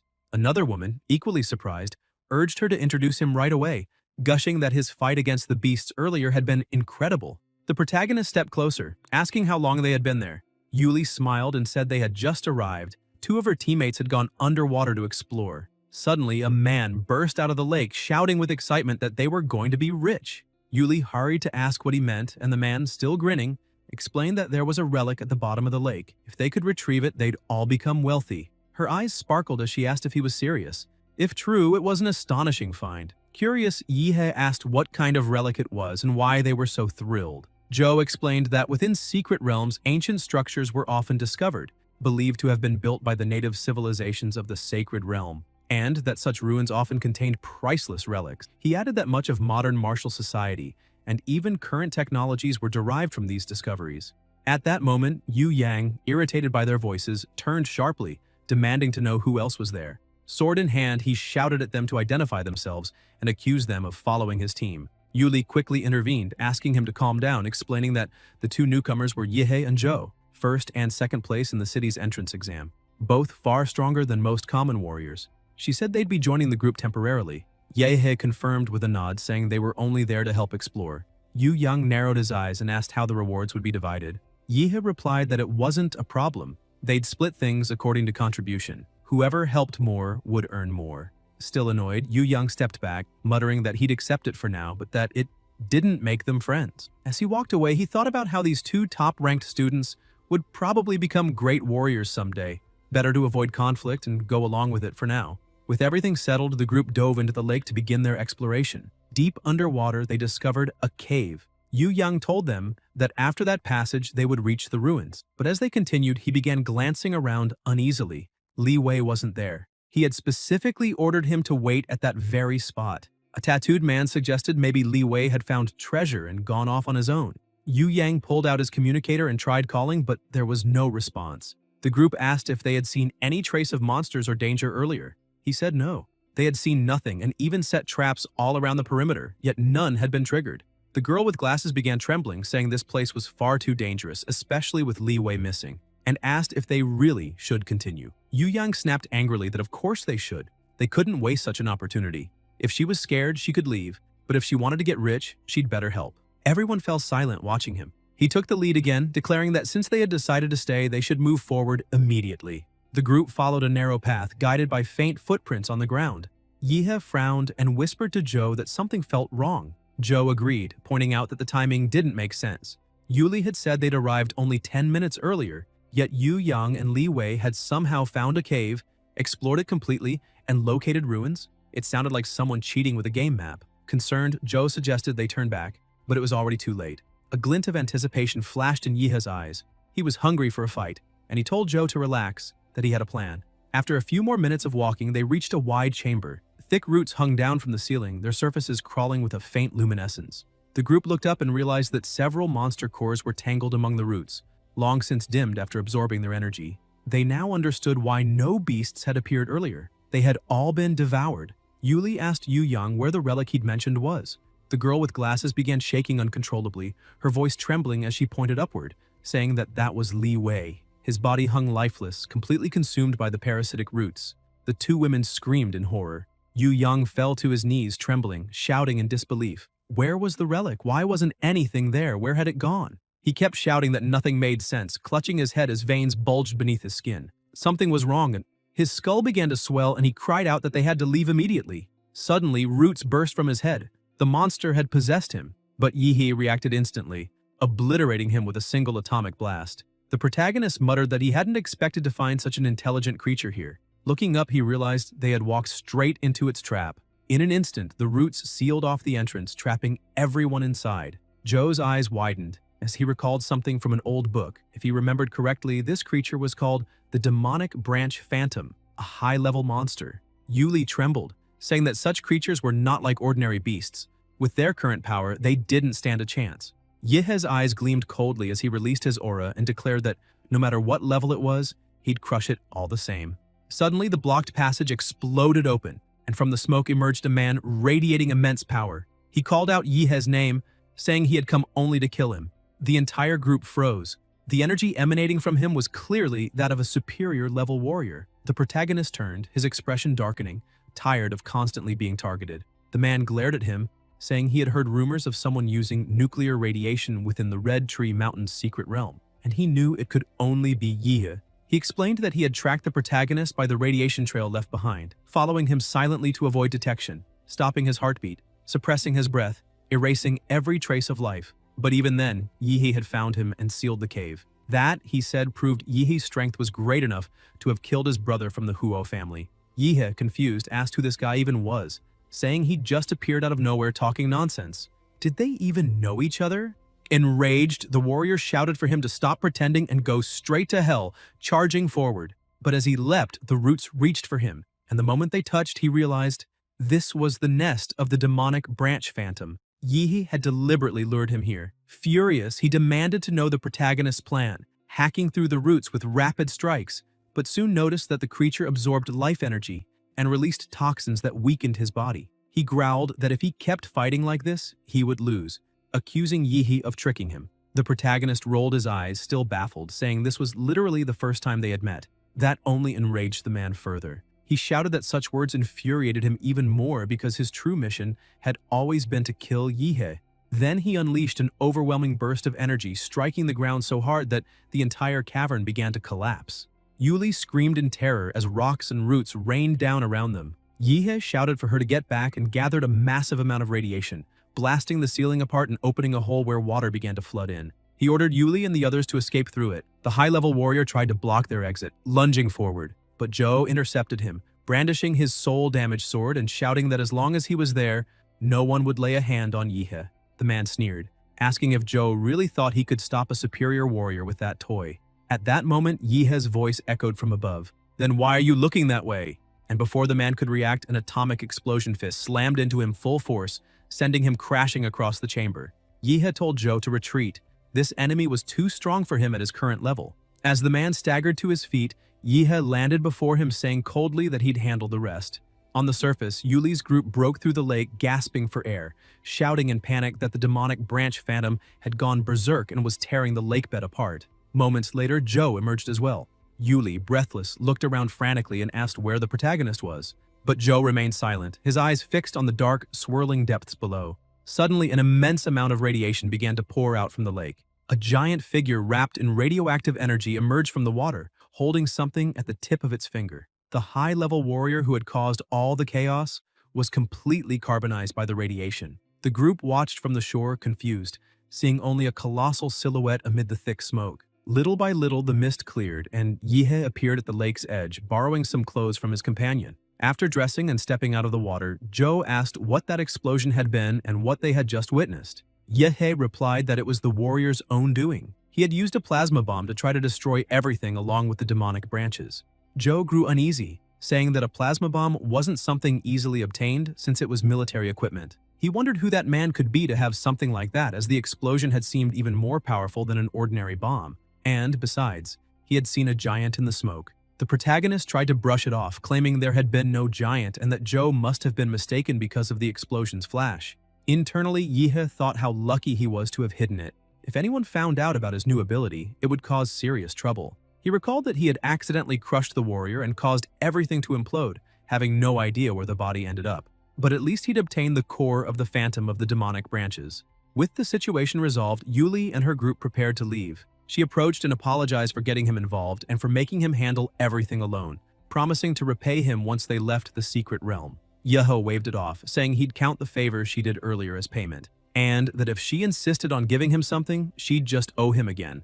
After the group departed, the protagonist looked at Joe and they both laughed, saying it was time to hunt more monsters. 3 days later, at the entrance to the secret realm of the Red Tree Mountain, the two emerged, and were stunned. In just a few days, the area had turned into a city, complete with metal structures and even cargo planes flying overhead. They were amazed by Zia's infrastructure capabilities, calling it insane. Yihe then took out a huge sack of cores and dropped it on the counter. The impact was so strong that the receptionist scolded him, saying he could have broken the table. The protagonist laughed and apologized, explaining that he had too many items and that if they didn't hurry, the process would take too long. She told him not to worry, they were professionals and would handle it quickly. Yihe took a deep breath and began pulling from his spatial ring several heavy sacks full of materials until the last one was finally set down. The startled receptionist asked if he was done. He smiled and confirmed, asking her to finish the counting soon since he needed to buy some medicine. Later, at the Spiritual Medicine Evaluation Center, people were amazed, commenting that the leaf he brought was at least 300 years old, of 7-star quality, and grew in hidden places that even professional herbalists struggled to reach. Others remarked that his luck was absurd. He'd even found a liu flower, the main ingredient for crafting a sea chi pill, and that even the lesser medicines were worth at least 30 million yuan, given the current market shortage and rising prices. They said he could become rich overnight.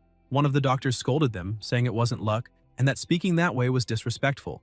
Amid the commotion, the protagonist explained that the white and green magic cores were useless to him, so he planned to sell them. He added that while fighting the Beast-Tide, he'd obtained 5 rank 3 monster cores and a high-level green core with golden patterns, the one from the Phantom of the Demonic Branches. After selling everything, the total reached 27,507,000 yuan. He left satisfied, saying he'd sold all the cores and now only needed to deal with the spiritual medicines. Suddenly, a car stopped right in front of Yihe. An older man stepped out and greeted him politely, introducing himself as Li Yutian, the owner of Pinghe Pharmaceuticals. He said he'd heard that the protagonist had obtained a large amount of medicinal materials from the secret realm of the Red Tree Mountain, and that it would be great if he could sell them all to him, promising to pay above market price. Yihe thought that even though his information had gone public, the news spread too quickly, but it didn't bother him, since he needed to sell anyway. The difference was that now he wouldn't have to look for a buyer himself. The deal was completed swiftly. After the purchase, Yutian got back into the car and said that if the protagonist found more medicinal materials in the future, he should come to him without hesitation. The total sale amounted to 7,450,064 yuan. Yihe muttered to himself that even with all that money, he couldn't increase his strength by even 10%. The available cores and genetic options on the market no longer worked well for him. He sighed, realizing that his skill model was too demanding. Blood jade fruits, advanced generic potions, supplements, all extremely expensive, and he couldn't afford them all now. Then he remembered something. There was another way. He recalled martial arts, for during the entrance exam he had defeated Qingshu using only the Demora skill model. But that was nothing compared to the true power of martial arts. He decided that mastering them would be his next step. He ran off, asking Mr. Deng to wait for him. Upon arriving at the #1 high school of the city, he entered the principal's office. The principal greeted him enthusiastically, poured him tea, and even began massaging his shoulders, saying he hadn't expected to see him back so soon. The protagonist asked him not to be so formal, but Deng replied that he was doing so because Yihe was the top student in the entrance exam, a true role model for him, the teachers, and the entire city. Yihe took out a bottle and handed it to the principal, explaining that it was some medicinal wine he'd received from the Pinghe Hall. He stressed that it wasn't a gift, but rather a token of gratitude for the honor of Xia. Deng looked at the bottle, eyes shining, and said in awe that he hadn't expected the protagonist to be not only so powerful, but also such a well-mannered student. Yihe tells the principal that in fact, he would like to learn martial arts and asks if the principal knows anyone who can teach him, since he hasn't entered the university yet and can only ask for his help. Deng replies that he's sure Yihe will be accepted into Huadu University and therefore can wait a little longer, as there's no need to rush. The protagonist insists, saying he needs to become stronger, and Deng finally gives in, saying he can introduce him to someone. After all, Yihe is one of the special students, and as both principal and teacher, it's his duty to help educate them. Yihe starts praising him, saying he's really glad that teachers like him exist in the world, which makes the principal happy and flattered by the compliment. The next afternoon, the protagonist receives a phone call informing him that he got what he had asked for. Yihe thanks him and asks the principal if he can tell him which martial arts family his instructor will come from. As soon as he hears the answer, his eyes widen in shock. The Liu family from An City really wants to teach him? Around An City, 2 people are riding a motorcycle. The woman comments that Ji drives very fast and that it's amazing. Jie smiles, saying that's nothing and he can show her something even more impressive. Suddenly, Yihe appears beside him, warning him not to get distracted while driving at such high speed, because if something happens, people will be sad. Ji panics and starts yelling, cursing the protagonist for scaring him nearly to death and asking how he dares to compete in speed while riding a bicycle. He accelerates the motorcycle even more, saying that no matter how strong Yihe is, he'll never beat him in speed. The woman gets even more excited, saying this is way cooler. Yihe watches, slightly annoyed, until they hear an explosion behind them. In the blink of an eye, the protagonist shoots past them like a missile, saying they'll meet again soon before vanishing from sight. Ji starts trembling, wondering since when a bicycle could reach that kind of speed, while the woman, equally amazed, says he was practically faster than a plane. A bit further ahead, Yihe has already arrived and is surprised by how wealthy the martial arts family is.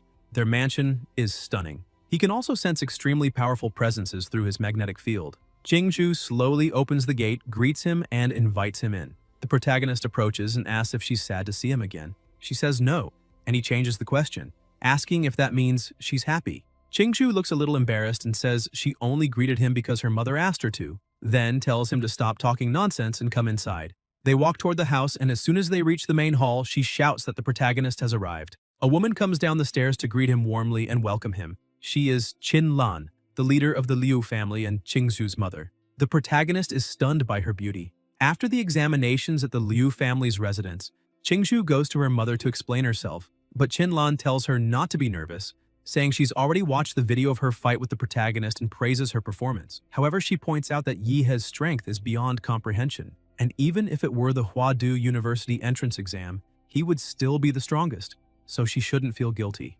Qingzhu remains silent, head lowered, while her mother continues, explaining that her younger brother's talent is limited, and he can't carry on the family's legacy. That's why the future of their generation lies in Qingzhu's hands. She's the only one capable of taking on that responsibility. Qinlan holds her daughter's face, telling her she's a beautiful girl. She then explains that, unfortunately, since Qingzhu's father died very early, their family currently has no martial master, which forced them to retreat to An City. She emphasizes that if a powerful family wants to marry Qingzhu, the girl will have no right to refuse, meaning it would also mark the end of the Liu family's independence, as they'd become supporters of a stronger clan. Qin Lan makes it clear that because of this, she hopes her daughter will marry the protagonist.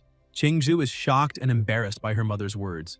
Not knowing what to say, Qin Lan continues saying that Yihe is a very good person, with exceptional talent and a clearly bright future, and as far as she can tell, someone very ambitious. Qingzhu tries to speak but is left speechless, and her mother reassures her that she doesn't have to answer now. For the moment, the only thing she needs to do is get along well with Yihe.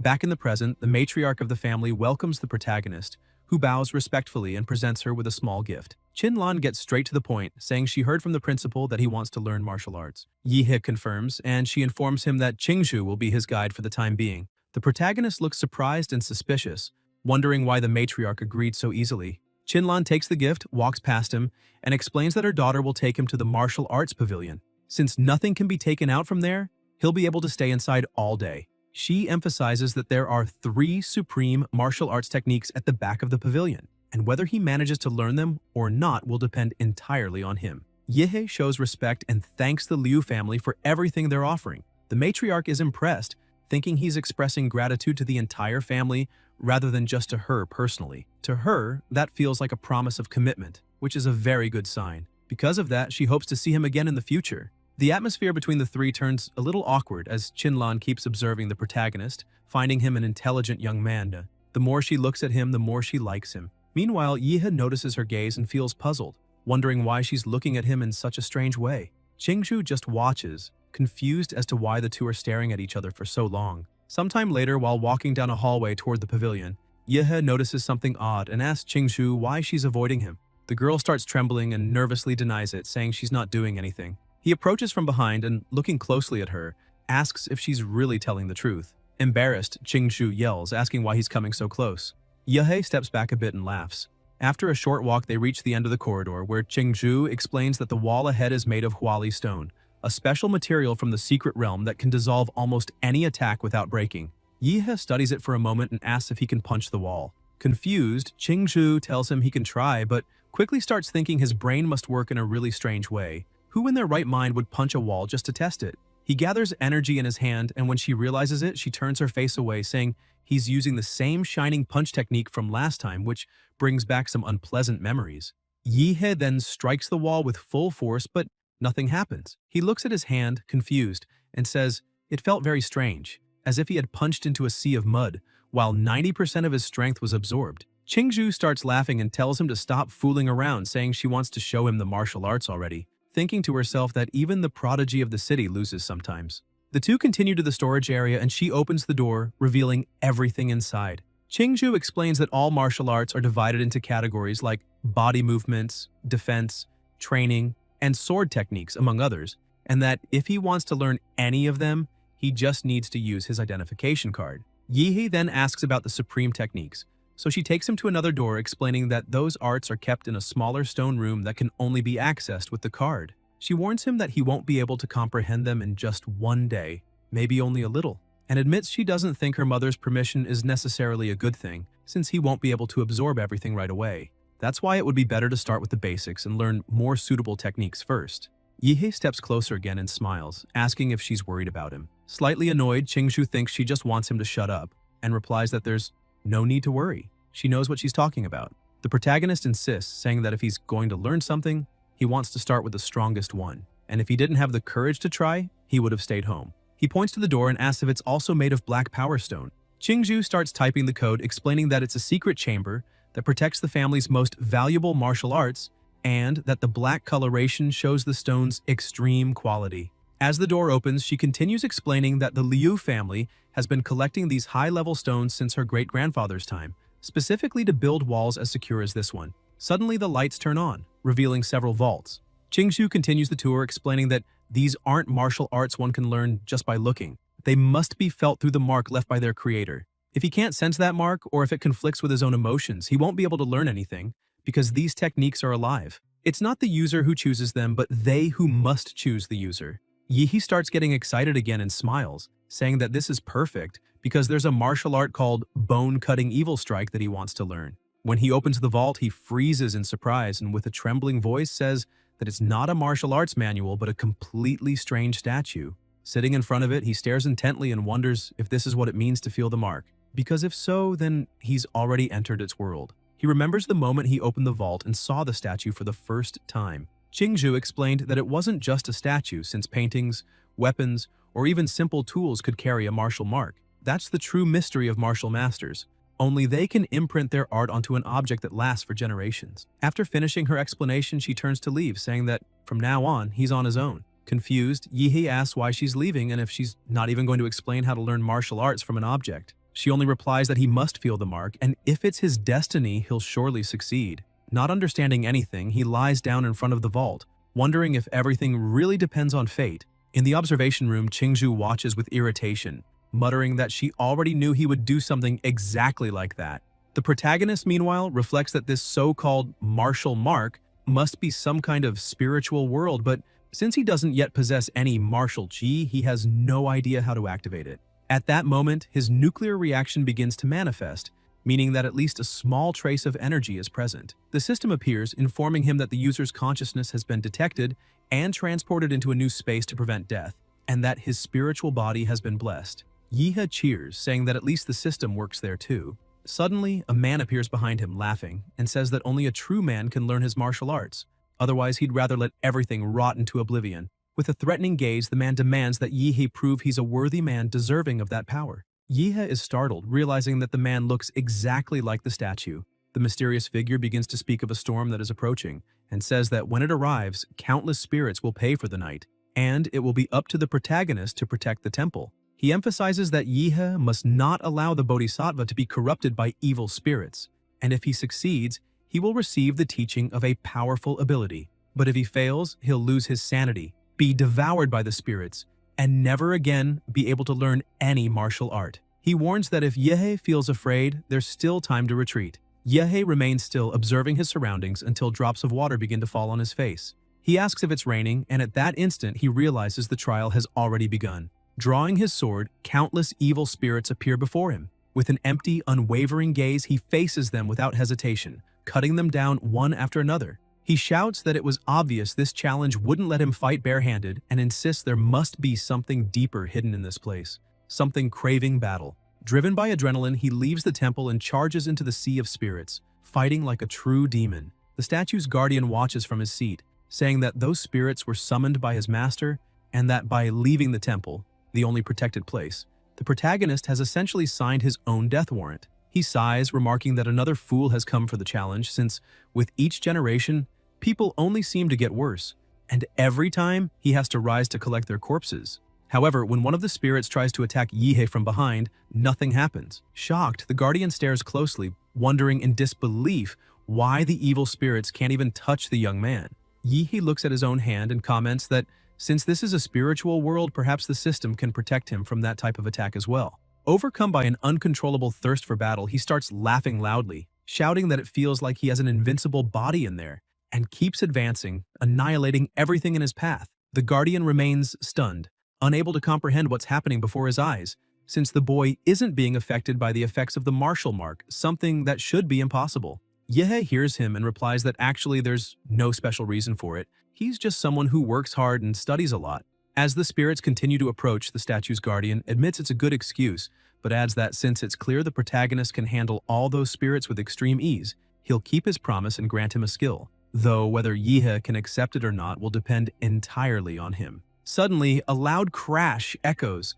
As a pit opens beneath the now shattered statue, Yihe steps closer and the statue's voice explains that within that pit lies all the evil energy it cultivated during its lifetime, the technique known as flesh and bone evil art, and that the young man can, before it can even finish speaking, Yihe jumps straight into the pit. The spirit gets irritated but soon laughs, saying it's fine. After all, this is the first time someone with such a bold personality has appeared. In his prime, that man had been a hero who purified S-rank secret realms, living and dying by the power of the flesh and bone evil art. As he aged, his chi and blood began to weaken, and the evil spirits he carried lost control, killing countless people around him. The only way to stop the massacre was to end his own life, and before dying, he transferred his soul into the martial mark, sealing his technique within the statue.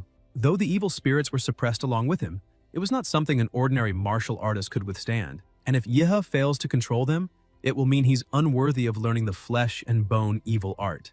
Meanwhile, in the observation room, Qingzhu and her mother watch in horror as something begins to happen to the protagonist. Qingzhu yells in panic, asking what's going on. She suddenly stands up, staring at the screen, and comments that when Yihe first fell asleep, he seemed to be smiling as if having a pleasant dream, but now he's writhing in pain, even bleeding. Qinlan explains that Qingzhu's grandfather once obtained that martial art by chance, and in his final days tried to practice it, but was rejected by the statue and suffered severe internal injuries.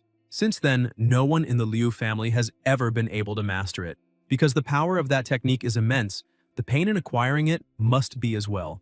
And since the protagonist chose the flesh and bone evil art, Suddenly she stops talking, eyes wide in disbelief. Yihe simply wakes up, as if nothing had happened. Qingzhu laughs and tells her mother that it seems his attempt to learn that martial art went a bit differently. The matriarch stays silent, frozen by the anomaly before her. Inside the spiritual world, Yihe bows respectfully to the statue in gratitude for the teaching, calmly absorbing the evil spirits around him. The statue remarks that the protagonist is the most talented person he has ever encountered in his entire life, and that perhaps Yihe will uncover the truth about the secret realms, a mission the Liu family has never been able to accomplish. Because of that, he decides to entrust everything to Yihe. The young man laughs, saying he's not that talented, since he basically cheated during the trial. Even so, all the power of the flesh and bone evil art now belongs to him, and though his system stats haven't increased, he has completely mastered the technique, doubling his combat power at the very least. Shortly after, Qingzhu and Qinlan rush into the room to check on him. The matriarch anxiously asks if he managed to learn it. Yihe smiles and replies that he learned everything there was to learn. Qinlan is shocked, shouting and asking how that's possible, since everyone in their family who ever tried to master that art remained unconscious for at least a week with their souls trapped inside the martial mark. Yet he was gone for only a few hours, or perhaps even less. She stares at him, unable to believe he truly mastered the flesh and bone evil art. Yihe acts naturally and Qingzhu looks at him, thinking that people often call her a genius, but she's nothing compared to that monster. The protagonist notices their doubt and says that apparently they don't believe him, so he'll give them a small demonstration. He releases all his power looking like a true demon king as waves of energy and evil spirits surge around him. He explains that these are the spirits he gained within the martial marks realm, and if he had to compare it to something, he'd say it's like a game bonus, capable of amplifying his energy and strength even further. Qingzhu stands frozen, saying that his power is truly incredible, unlike anything she's ever seen. Qinlan, on the other hand, almost melts, gazing at him with admiration and saying in a soft, enchanted tone that he really is an extraordinary man. Yihe feels a bit awkward, thinking that the lady should probably be more discreet, especially with her daughter standing right there, and that he doesn't want to end up being compared to a prime minister. Excited by his progress, Qingzhu asks if he would like to learn other supreme martial arts since there's still plenty of time left. Qinlan brings a hand to her face, thinking her daughter must be pretending to be stupid. After all, not long ago she said she didn't want to marry the protagonist, and now she's practically offering him all of the family's greatest treasures for free. Although the matriarch is already betting everything on Yihe and even considering accepting him as a son-in-law, she knows they can't just hand everything over to him at once. The protagonist, however, politely declines, saying there's no need, as the flesh and bone evil art is more than enough for now. He adds that he needs to rest since he has things to take care of at home and is exhausted. Qinlan, still clearly interested in him, replies that it's fine and he can leave whenever he wants. but she recalls the maid mentioning that he arrived by bicycle and asks if he knows how to drive, offering one of the family's cars for him to use. Yihe thinks for a moment and says that a motorcycle like that idiot's seems way cooler, then asks if they have one to lend him. The matriarch laughs, confirming that they do, and asks if he really prefers a motorcycle, noting that his tastes are surprisingly similar to her younger son's, before offering him one from the boys' collection. Meanwhile, outside, Jie is walking across the property, commenting that he heard his mother brought in some incredibly strong guy to train there, and that he's eager to meet him personally. He says his sister is talented and beautiful, a rare twin born only once every few hundred years, and that she shouldn't get involved with just anyone. At the same time, he grows irritated remembering that strange guy on the bicycle who sped past him earlier, scared off the girl he was flirting with, and hopes he never runs into him again. But suddenly, the protagonist roars past him on one of the family's motorcycles. Ji turns around, nearly in tears, shouting in outrage, asking if that isn't the exact same guy from before, and why on earth he's riding one of his bikes. By nightfall inside his house, Yihe is preparing his meal and mutters that the monster core he ate last time didn't taste very pleasant. So this time he'll pour some sauce over it and start with the blue one. The system appears and reports, User Yihe, current physical percentage 23.8, model Demora Wild Trace, compatibility 21%, model Superhumanoid Giant, compatibility 85%, available points. Yihe looks satisfied, noting that he's managed to improve his stats and even gained some bonus points. He remembers that the last time he used the giant model in the secret realm, he reached nearly 50 meters in height, but compared to the monsters there, colossal as mountains, he was still small. Determined, he decides he must become even bigger and allocates all available points to the giant model. He then picks up the branch monster's core and declares that it's time to consume it. The moment he swallows it, an enormous surge of energy spreads throughout his body, radiating across the entire room. The system appears again, stating, Model, Dimora Wild Trace. After absorbing the genetic material of a plant-type life form, a special mutation has been created. Would you like to accept the model mutation? Yahi is stunned, realizing he's unlocked a new mutation, meaning his skill model can now gain new attributes. He reflects that if it's positive, it'll be amazing, but if it comes with drawbacks, it could be dangerous. Even so, he decides to accept, saying that it doesn't matter. He'll find out what it is by trusting his own luck. Another wave of energy erupts, and the system congratulates him for unlocking the S rank of the ability model. Yihe watches in awe as the system continues. When the Demora Wild Trace model reaches 100% compatibility, there will be a 2% chance of evolving into Demora, Star of the Universe. He gets excited, repeating the name and saying that Star of the Universe already sounds ridiculously powerful, though he still needs to reach maximum compatibility, and for that, he must focus entirely on Demora. Suddenly, he notices something strange outside the house. The intense glow makes him wonder if some kind of terrorist attack is happening nearby. Outside, the army has taken over the city, shouting orders to seal every exit from the park and let no one escape, demanding that soldiers search every corner for something, or someone. Inside, Yihe remains seated calmly, watching all the commotion outside and remarking that the owner of the house is an antisocial type, so no one would visit him at this hour. Besides, he hasn't ordered anything or expected anyone, which makes him wonder who could possibly be out there. He turns around and asks the woman if she knows who it is, seeing her standing by the window with a teasing smile. She comments that, judging by the situation, he really isn't an ordinary martial artist. Her plan was to slip in quietly, leave something behind, and perform a bit of mind manipulation on him. However, since she's been discovered, she warns that he'll have to suffer a little, advising him not to try running away. Yihe merely lowers his head and calmly replies that it doesn't really matter. He's already saved enough money and can just buy another house. The woman frowns, confused, asking what he's talking about. Slowly standing up, the protagonist tells her she's completely misunderstood, because it's not him who's trapped in there with her. It's her who's trapped with him. Outside, chaos erupts as an intense battle unfolds. Guards shout that they've found the target and must capture it immediately. A severely injured man, Zhou Yi, yells to Yimei that she must take the golden gene away, declaring that he'll stay behind to cover her escape. Laughing, he unleashes his power, saying that sacrificing his life is his best choice. As he activates the secret technique Burning Blood, suddenly a colossal wave of energy bursts through Yihe's house window, as if a Kamehameha had just been fired. Something crashes down near the guards, triggering a devastating shockwave. They back off in fear, asking if there's another enemy in the area. Zhou Yi, burned all over, looks at Yimei and asks why her white battlesuit now looks charred. He reminds her that he's risking his life to help, and demands to know why she's just lying there. Yimei replies that she managed to plant the item in the right place and that they must retreat immediately. She throws a smoke bomb and the two vanish into the sewers. Sometime later, in an abandoned and remote place, they regroup. Yimei looks around and sighs in relief, saying they finally managed to shake off the guards. Yi, impressed, comments that her nanotech armor's performance is remarkable since it repaired itself so quickly. Suddenly, Yihei's voice echoes through the room. He appears before them, calling Yimei Kitty and asking why she broke into his house. With a wild gleam in his eyes, hungry for a fight, he tells them they probably haven't realized their mistake yet. They chose to invade a random house, but it just so happened to be his. That means they'll have some fun tonight. Yi panics, shouting in disbelief and demanding to know how he found them. Yihei explains that he tracked the nuclear energy radiating from Yimei's body, but says he doesn't feel like talking, and rushes forward with a savage grin, saying it's the perfect time to test his new ability.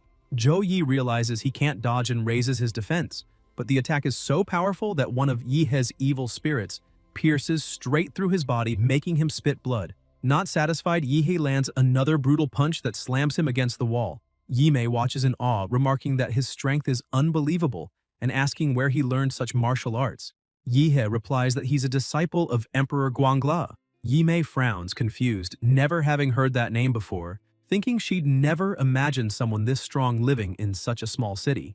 Yi, enraged, shouts at Yihei not to get cocky and unleashes his full power, revealing that he's also a rank 6 martial artist, not someone a mere disciple could defeat. Charging forward, he prepares to fight, while the protagonist, consumed by the thrill of battle, grins even wider, saying that now things are getting interesting. Yimei silently moves in from behind, confident that Yihei has no idea her nanotech armor has an almost perfect stealth mode. Certain that he's distracted fighting Yi, she prepares for a sneak attack, but before she can even move closer, Yihei raises a single finger without looking back, and a devastating wave of energy explodes outward, striking her directly and hurling her against the wall. In a cold tone, he simply tells her not to get in the way. Furious, Yi curses his partner, calling her useless for failing even a surprise attack, and declares that he'll have to finish this himself. He charges with everything he has, while Yihei keeps laughing, taunting him to try. When their attacks collide, a shockwave shakes the ground, but to Yihei's surprise, his opponent withstands the blow without backing off. He frowns and asks how Yi's defense suddenly became so high. Yi smirks arrogantly and reveals that his true form has extremely tough skin and a rhino horn, mocking Yihei and asking if he really thinks he can still win. He explains that not only has his defense skyrocketed, but his offensive power has also greatly increased. With a feral roar, he lunges forward, unleashing a devastating strike. But before the impact can land, a colossal explosion engulfs the entire field. Even surrounded by fire and destruction, Yi keeps charging ahead, screaming furiously for the protagonist to die. After the attack, silence takes over the place. Yi watches the cloud of dust ahead and says that no matter how confident the protagonist is, he still can't defeat him. However, when the dust begins to settle, Yi realizes that his opponent has vanished. He turns around startled and sees a humanoid giant standing beside him. Terror fills him as he wonders whether that thing is a demonic beast or if the protagonist has transformed. Before he can figure it out, Yihei launches his attack. Yi dodges the first blow, but the protagonist keeps advancing relentlessly. At that moment, his giant anthropomorphic form has an average physical attribute between 238 and 294. Yimei watches as her companion takes the hits and, terrified, admits she was an idiot for messing with that man, realizing that if things continue like this, Yi will be beaten to death. Unable to flee, she decides to fight. She quickly climbs one of the buildings and, with a leap, throws a wire that wraps around the giant's head, shouting that it's a molecular line made with her nanotech equipment, strong enough to cut through stone itself. Even transformed into a giant, he would still have the same human weaknesses. Using all her strength, Yimei pulls the wire and decapitates the giant. The head falls beside her and she sighs in relief, asking if it finally worked. Suddenly, Yihei starts gathering energy in his mouth, and Yimei trembles in fear, saying that Guy is a real monster. A devastating blast tears through everything ahead, crossing the sky, and the last thing Yimei sees is an endless blue light. Back in human form, the protagonist emerges from within the giant's head and walks toward Yi, who is wounded and leaning against the wall.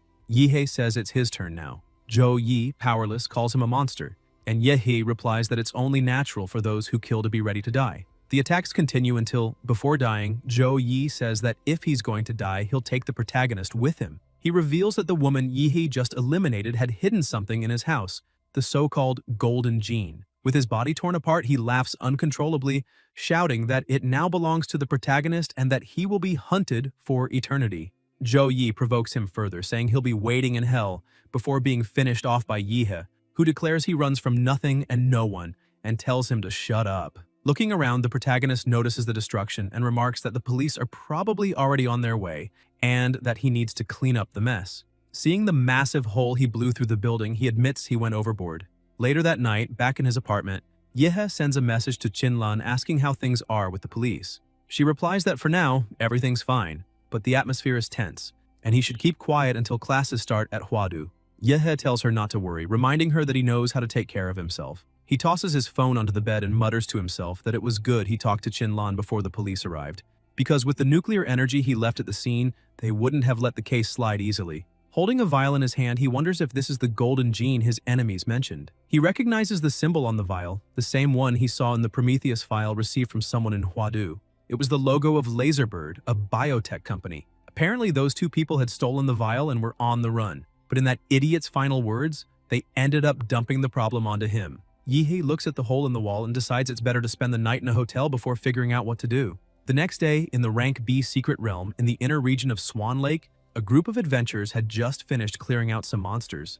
A woman with a braid asks her companion how the loot was, and he replies that it wasn't bad. He made some profit. Suddenly, a thunderous noise echoes through the area, and the woman, startled, calls for the captain, saying something's wrong. When everyone turns around, they're horrified by what they see. A massive horde of monsters has begun to gather, and among them emerges a colossal creature advancing toward the group. The sky grows dark, the air heavy, and the pressure around them changes drastically. A rank 5 supreme beast, known as the sinful-eyed bloodwolf, has appeared. The adventurers panic and start running, shouting that they must warn the military immediately because a supreme beast leading an entire horde is something capable of wiping out a city. They decide it's urgent to contact the martial masters, but as they flee, they can't understand the reason for this attack. Supreme beasts rarely leave their territories. So why were they invading a low-level zone? One of the monsters that had just risen glares at the group and lets out a deafening roar. Several stones begin to float and shoot violently toward them. The adventurers run as fast as they can while one of them tries to reach someone on the radio,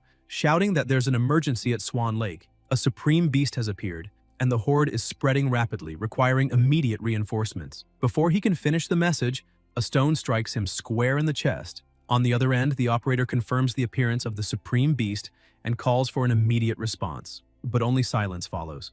Amid the chaos, the sinful-eyed bloodwolf rises, letting out a grotesque laugh, and commands all the monsters to advance. A portal opens before them, revealing the city on the other side. The sky darkens above the buildings and the general alarm sounds.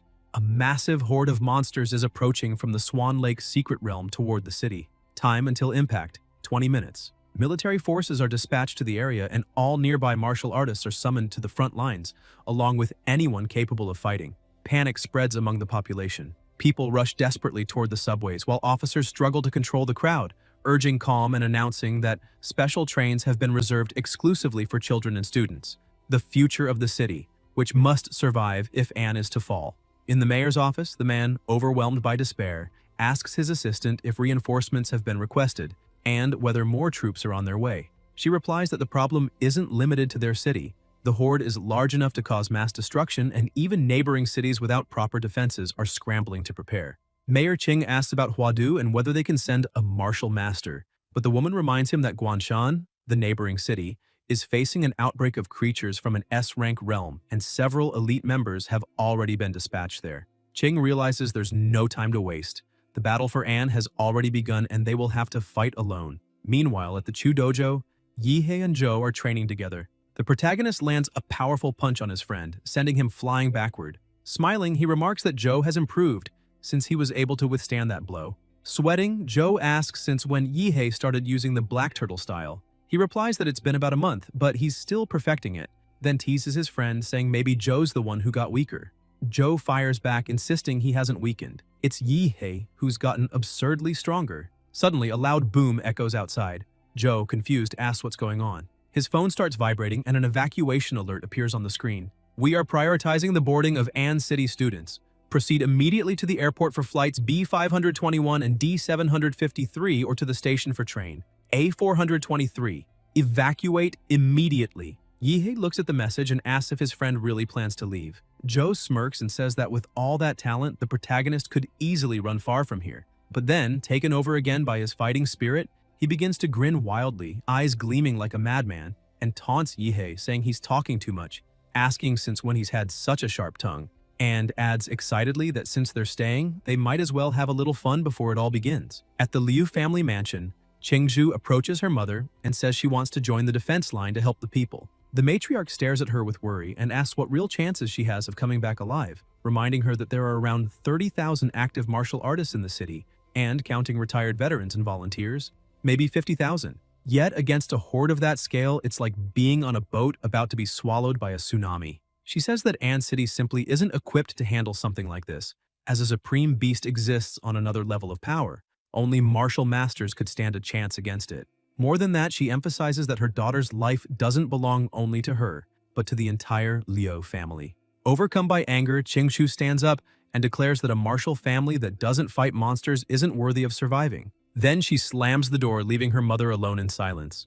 With no alternative, the matriarch calls Aunt Hang and orders her to prepare everything for leaving the city. Hang asks what they should do about the boy named Yehei. After a brief silence, the matriarch replies simply to send him a message and let him decide for himself. Meanwhile, in the secret realm of Swan Lake, an entire army gathers, ready for battle. Among the warriors, a few veterans exchange heartfelt words. A gray-haired man mentions that he's already 60 and shouldn't even be there. But another laughs, saying that after 20 years, he finally gets to fight alongside his old comrade again. A frontline soldier approaches and jokes, reminding him it's been 20 years since his friend lost his leg in that battle. He asks old Zhang if when all this is over, he plans to live with his son and retire in a fancy neighborhood. But Zhang laughs and replies that he won't. He'll stay right there, sitting in the square and playing chess, because he was born in that city and that's where he'll die. The young generation and the old veterans march side by side, showing the strength and pride of An City. At the entrance to the secret realm, the army is already in position. The commander shouts that they are the city's last line of defense and cannot allow a single monster to pass through the portal. Mayor Qing, present at the site, announces that about 60% of the military forces and all available martial artists have already entered the secret realm. He explains that the Vanguard's mission is to gather information about the beasts, their strength, numbers, and rankings, and that they must return alive to report everything. Suddenly, a man staggers into view, covered in blood, crawling until he collapses on the ground. The mayor rushes to him and calls for immediate medical aid. With what little strength he has left, the warrior raises his hand and hands over a blood-stained flash drive, saying it contains all the battle data from the Vanguard unit. Desperate, Qing asks where the others are. With a trembling voice, the man replies that they're all dead. Tears welling up in his eyes, he says the beasts crushed the entire battalion, leaving not even pieces of his fallen comrades behind. He mentions the black-eyed ape, saying that if it hadn't been for him, at least 100 men might have survived. Before anyone can react, a massive boulder shoots through the portal and crashes into one of the nearby buildings, debris falling onto the mines scattered on the ground. The mayor realizes the danger and shouts that the enemies are trying to trigger the mines.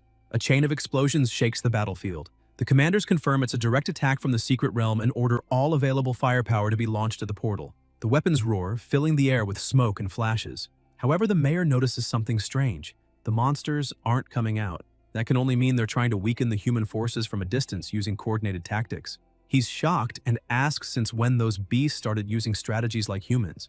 Then, more massive stones burst out of the portal. The commander shouts that they're under attack again, but this time, the number of projectiles is even greater. The stones streak across the field, smashing into the army, destroying equipment, vehicles, and barricades. One of the soldiers hears a noise behind him, turns around, and before he can react, he's torn apart by one of the monsters that finally begins to emerge from the portal, marking the start of true hell. The battle between them erupts, and the mayor yells that those boulders are like cannon fire, tearing through the rear line, so they can't let them get any closer and must destroy them before they hit their targets inside the secret realm. The ape leader begins clapping and laughing, saying this is perfect, the humans won't last long, and orders his monster soldiers to keep fighting until every human is wiped out. The clash between the two armies grows ever more intense, with the monsters gaining the upper hand and annihilating everything and everyone ahead of them. A bit farther away, on top of a building, the protagonist watches everything and wonders what will become of that city after this day. Annoyed, he mutters that just when he was counting on the city, this had to happen. And because of that, he won't let the monsters destroy everything they've fought to build. He leaps from the building and merges with his beast. Meanwhile, Jinyuan looks at Zhuan in awe, saying he never disappoints. since he's already taken down 5 monsters on his own. Xiaoling starts boasting, saying they're getting too cocky for defeating low-ranked beasts, and asks Zhuan if he's seen the city's #1, calling him a joke. Zhou approaches, and everyone is shocked to see a blue core in his hand, asking if he really took down a rank 3 monster alone. Zhou replies that he honestly didn't expect to run into them there. Apparently, they didn't evacuate either. He adds that his parents are martial artists and are fighting out there, so as their son, he can't just leave. Zhuan shouts for him to look behind, and Zhou sees a tank being hurled straight at him. The battle continues with the monsters still having the advantage. Zhuan asks who threw that tank, and Zhou draws his sword, slicing it cleanly in half with a single strike. Xiaoling looks back and says it must have been that thing, a Lord-level monster that just came out of the portal. Zhou tells them to calm down and notes that it's not a logical ranked beast.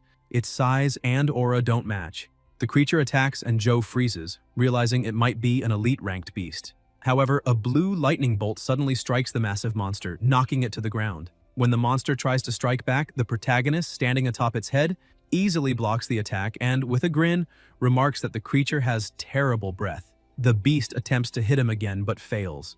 Yihi pries open the monster's mouth and asks how many people it has devoured, saying it's filthy and that he'll clean it up properly with his nuclear blast. He then obliterates the monster completely from the inside out. Zhuan points out that the demonic beasts are fighting among themselves and that they should leave while they're distracted. Xiaoling tells him to wait, saying that person is Yihe. Zhuan doesn't believe that the little beast is actually the protagonist, but Zhou confirms it, stating that with him there, the city might still survive this attack. Excited for even greater battles, the protagonist tells Zhou he'll leave that area to him and go help the others. He flies up and from above the battlefield uses his scanning ability to locate the area with the most beasts. Once he finds it, he heads straight toward it. A demon rhinoceros charges at the soldiers, who try to shoot, but one of them shouts that the rifles are useless. They'll have to use bayonets. They all draw their swords and rush forward but are defeated almost instantly. The monsters continue advancing, slaughtering all the humans. A soldier yells to the captain that they must retreat because they can't hold out any longer, reminding him that they're just ordinary soldiers and can't fight those monsters. However, the captain refuses to abandon his post, insisting they must at least take down one beast. Even if they die, their duty is to save the civilians. Suddenly, evil spirits begin flooding the battlefield. A confused soldier asks what's happening and whether some martial artist is behind it. The spirits attack the demon rhinoceros, which is struck by a devastating nuclear blast and collapses dead. The smaller monsters retreat in terror as the true demon appears, smiling as always, and unleashes the thunderous Enterprise's slash. Upon impact with the ground, the shockwave devastates everything nearby. On the other front lines, a man warns that more beasts are approaching, and it looks like they're all converging on a single point. A woman replies that it's because of Yahe, the city's top-ranked student, who has just entered the battlefield, and now the beasts are trying to surround him. The man stresses that they can't let that happen and must go after them because the protagonist may be just a kid, but he's the city's only hope. They rush toward the monsters, shouting that they must kill as many as possible to protect the city's hope. Yihe keeps obliterating every monster in his path, turning the battlefield into a wasteland. Still, new creatures gather around, but with his nuclear power, he annihilates them as if they were nothing. The warriors supporting him shout that a Lord-level beast is charging towards the protagonist and that they must protect him. If the monsters want to defeat the city's pride, they'll have to go through them first. The veterans yell for everyone to hold the line because Yihe is on his way.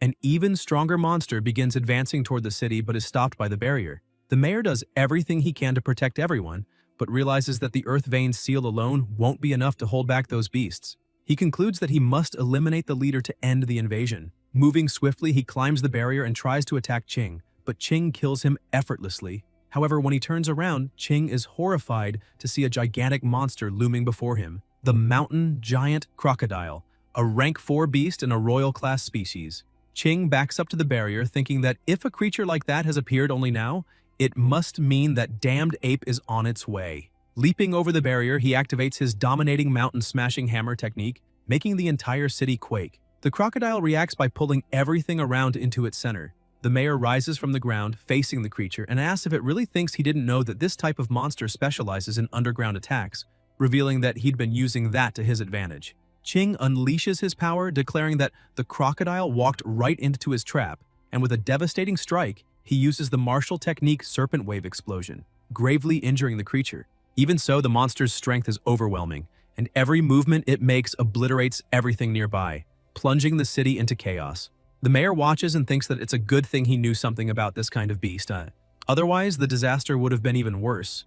Ching keeps attacking and tells the crocodile that it would have been better if it had come all the way out of the portal because leaving only its head outside is just asking to die. He strikes the monster's head again with full force, unleashing all his martial power. The crocodile senses the danger and begins releasing spikes across its entire body. The mayor watches and remarks that this was expected from a royal species, capable of reshaping its own body to adapt. Suddenly, one of the spikes starts to open. Ching notices it and tries to move, but it's too late. The ape emerges, grabbing him by the head and, in a tone of disdain, calls him human, asking what he thinks he's doing to his pet. The mayor stares back at the ape and asks what he's doing there, if he was really hiding among the stone spikes all along. The ape laughs and replies that he's about to finish the mayor off, making everyone realize just how useless they are before him. He then hurls Ching with tremendous force against the crocodile's body, but a sudden explosion wounds his hand. Looking at the injury, he remarks that while unexpected, it only confirms what he already knew. There isn't a single martial artist strong enough to face him here, so he can exterminate them all without worry. Ching, gravely wounded but still standing, faces the monster leader and musters every last bit of his strength, conjuring a storm of wind blades. The ape, arms crossed and unbothered, says resistance is pointless. The mayor is only delaying the inevitable. He adds that there's no opponent worthy of him on this battlefield and that everything has become just a game to toy with humanity, spreading fear and destruction. With a cruel smile, he says he enjoys watching the despair written on human faces. Ching ignores his taunts and unleashes his attack with all his might. The blades strike the ape, but he doesn't even flinch. He descends slowly, mocking that it was fast but far too weak. The next moment, he freezes midair, releases his aura, and with blinding speed, tears through the city's ruins, appearing right in front of the mayor. Ordering him to kneel, he declares that an insect like him doesn't deserve to look him in the eyes. With no options left, the mayor simply glares at his enemy, and the ape delivers a devastating blow that slams him into the ground. To his surprise, Ching is still standing, unwavering, staring straight at him. The ape asks if he feels no fear. Ching, struggling to breathe, braces for another attack and says that this piece of trash may be intelligent, but in the end, it's still just an arrogant beast. He activates a forbidden, blood-soaked technique, managing to trap the monster. As he's engulfed by the technique, the ape roars, realizing too late that he's fallen into a trap. The mayor completes the earth vein seal, and the entire area begins to swirl like a vortex of earth, dragging the monster leader underground. The beast roars, asking if this was really his entire plan, mocking him for thinking he could bury him alive. He claims Ching won't be able to sustain the seal for long. When it fails, he'll return to annihilate every human. Ching smiles weakly and replies that it's not as if that was his only plan. He opens his clothing, revealing a star-shaped scar on his chest, and explains that it's a symbol of humanity, a mark of courage. The ape, confused, asks what he's doing as the mayor drives his hand into the scar, wounding himself. On the brink of death, Ching reveals that before the war began, he had planted a nuclear warhead beneath this site, connected to an activation chip in his heart. If it stops beating, the bomb will detonate. The Supreme Beast, furious, says it's a bluff, that no human would be insane enough to gamble his own life that way, and insists he won't fall for it. Ching, his vision fading and voice weakening, admits he truly didn't want to wager his life, but reminds the monster who he is. Huang Qing, the mayor of An City. He recalls that when he was elected, he promised to dedicate his body and soul to the people, and with one final breath says this is all he can do. His eyes close, and in the same instant, a colossal explosion engulfs the area. The ape screams as it's consumed by the light. The blast is so intense it can be seen for miles. A massive mushroom cloud rises into the sky, reaching the clouds above. The extermination warhead had detonated. One of the young warriors clutches his phone with trembling hands, tears streaming down his face as he reads the last message received. "Dad, do you remember when you told me I could be whoever I wanted? Well, it looks like I finally did it. Thank you for believing in me that day." The boy keeps trembling, crying uncontrollably in anguish. The soldiers, tears in their eyes, salute in silence, and even the martial artists bow their heads in respect. Everyone watches the enormous explosion from afar, a pillar of smoke rising like a colossal grave, the eternal symbol of a sacrifice that would never be forgotten. It was a farewell worthy of a legend. When the smoke finally clears, the place is completely destroyed. A deep crater opens as if hell itself had touched the earth. At its center lie only the charred bones of the ape that caused all of the devastation. But then, a strange sound begins to echo through the scorched remains. A glowing core, pulsing with immense energy, rises from the bones and lifts them into the air. Slowly, the ape's body reconstructs itself and it returns to life, snarling in disbelief that it was nearly killed by a mere human. Consumed by rage, the monster roars that it will wipe out every surviving human, promising a massacre so brutal no one could imagine it. It declares that it must return to the domain of sin, the beast's homeland, but swears that once it recovers, it will come back and turn this place to ashes. As it limps away, a firm voice cuts through the air asking where it thinks it's going. The ape turns and freezes.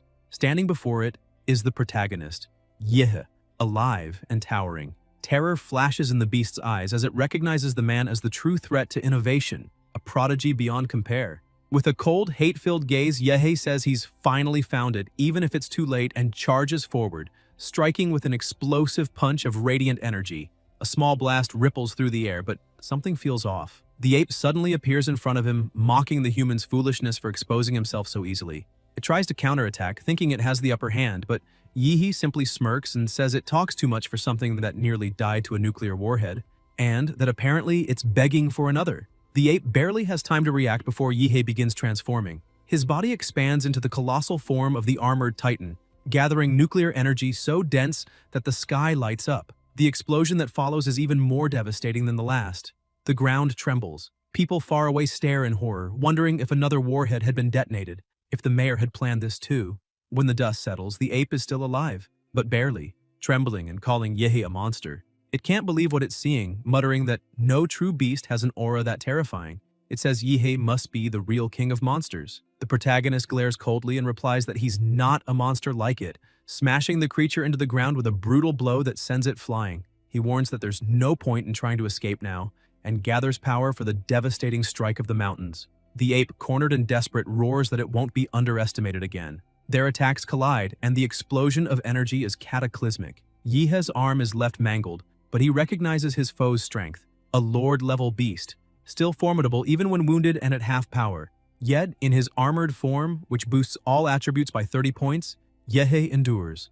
In seconds, his arm regenerates completely, instant and total recovery. The ape, crushed and broken on the ground, admits it used everything it had, but it wasn't enough. Realizing there's no hope left, it turns to flee, screaming in panic that it's going to die.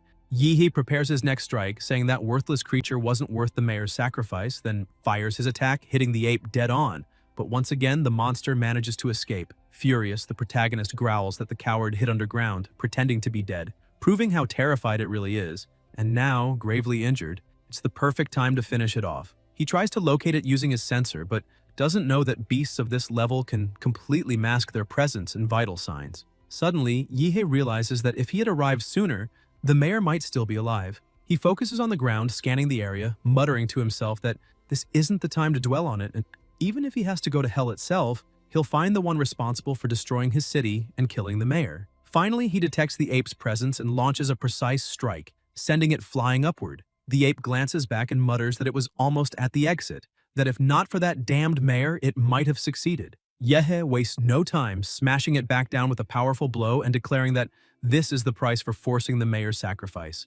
Now, it will beg for mercy. The ape rises once more, clutching its core in its hands, saying the protagonist is pushing his luck too far, vowing to use all its remaining strength to drag them both to hell.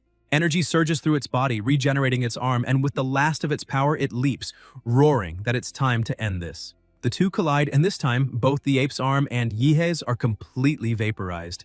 Yahello begins to laugh, asking if that beast also intends to sacrifice itself, and readies his final strike, knowing there's nowhere left for his enemy to run. Suddenly, voices start echoing in his head, and he wonders if it's some kind of psychic attack. Looking around, he sees no other beasts, only a sea of hands rising from every direction. The hands begin to drag the ape's body away, and Yahello shouts that it's not going to escape, but new hands sprout across his own body, growing from his joints and locking him in place. Enraged, he roars, asking if the ape really thinks that's enough to stop him. Then he releases all the radiation within himself, 200 degrees, 400, 600, 800, up to 1,000, incinerating everything nearby. The fire and radiation consume his entire body, burning away every hand that clings to him. He screams that he'll make the ape burn in flames, hotter than hell itself, activating the flames of sacrifice. The ape, meanwhile, looks toward the portal and realizes it's almost at the exit until it spots a demon coming its way. In a panic, it yells for the hands to move faster as the monster draws near. Suddenly, a head begins to emerge, and once again, Yahello hears a voice echoing through the chaos. He mutters in disbelief, asking what the hell that thing is. A beast? A demon? Thousands of bodies begin to form, merging into a grotesque shape. Stunned, Yahello wonders what kind of power this is. Could it be a lord? If this is its true form, he admits he might be in real danger.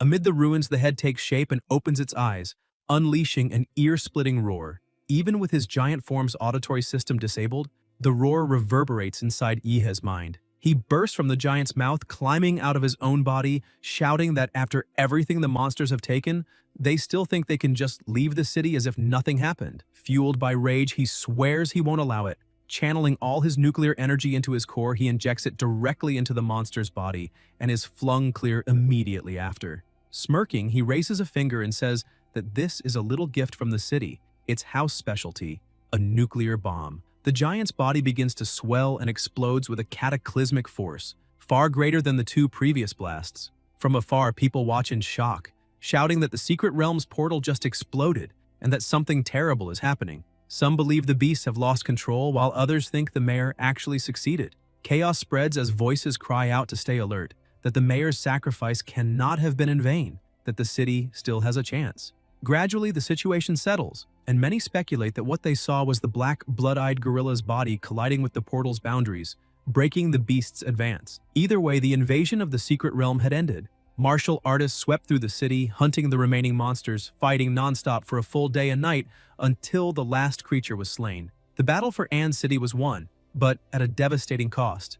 Around 80% of its defenders had perished. In the Swan Lake realm, the site of the nuclear blast, Yihe lies on the ground. He opens his eyes and wonders how long he's been unconscious, remembering that he used all his nuclear power in that final attack. The air is still thick with radiation and atomic energy, as his body slowly regenerates its outer shell. Looking around with sorrow, he murmurs that the battle was a true massacre. The mayor had lured the gorilla into the blast zone and kept it trapped there, sacrificing himself over and over to ensure the beast's end before it could regenerate. Because of that, Yihe realizes the infinite monster model is immensely powerful, but still no match for a sovereign-class beast. Struggling to his feet, he admits that this time victory came through terrain, timing, and luck. But next time, he might not have those on his side. He also doesn't know when he'll get his next model or whether it will even be gold tier. Fusing with the Thunderstar Titan model still seems like the fastest way to raise his combat power, but he'll need high-level plant-type monster cores compatible with fusion, especially blue, purple,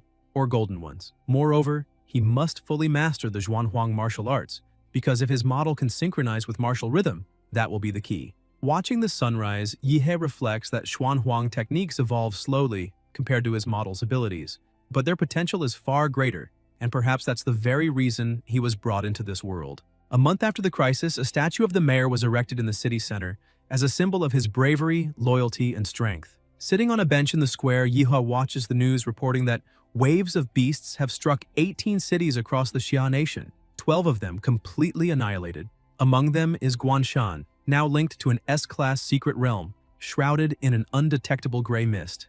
The Great Finch organization of Xia has dispatched 30 Zhuanyu-level martial artists and 5 grandmasters led by Du Jingming. It wasn't an ordinary invasion. Even S-class realms appeared. Xia's strongest martial artist, Fu Musheng, has been reported missing near the perimeter of the realm. He entered Guanshan, and 48 hours later returned barely alive, accompanied by only 2 grandmasters. For now, Guanshan ranks 12th worldwide in casualties, with over 1,800,000 dead. Shocked, Yihe mutters that not even Guardian-ranked martial artists are enough anymore. For the first time, he wonders if humanity on the Blue Star can truly survive, and the thought alone unsettles him. He immediately calls Qinlan, saying he needs her help. The matriarch, curious, asks if he's after the other 2 Xuanhuang manuals of the Liu family. Yihe laughs, asking if she really thinks that's all he wants, then clarifies that it's not just about the manuals. He also needs help collecting high-quality plant-type monster cores, preferably blue, purple, or even gold level. Qinlan frowns and replies that he's asking for the rarest of the rare, Lord-class cores worth a fortune, then questions what he intends to offer in return. The protagonist explains that Huadu University will soon hold a realm test for new students, and he'll be Qingzhu's partner, helping her claim first place. Qinlan is surprised but quickly scolds him, saying he's underestimating the elites from other cities. Frankly, she tells him her daughter is mid-high level but still far from the true top. Even though Yihe defeated Qingzhu in combat, he's still nowhere near the real monsters who'll be competing. He replies that it doesn't matter. Even so, if anyone can restore the Liu family's legacy and honor, it's him. Then he asks if that's not exactly why she's been supporting him so much. He adds that he'll sign a contract. If he fails to make Qingzhu win, he'll serve the Liu family for life, as a servant, bodyguard, or even babysitter.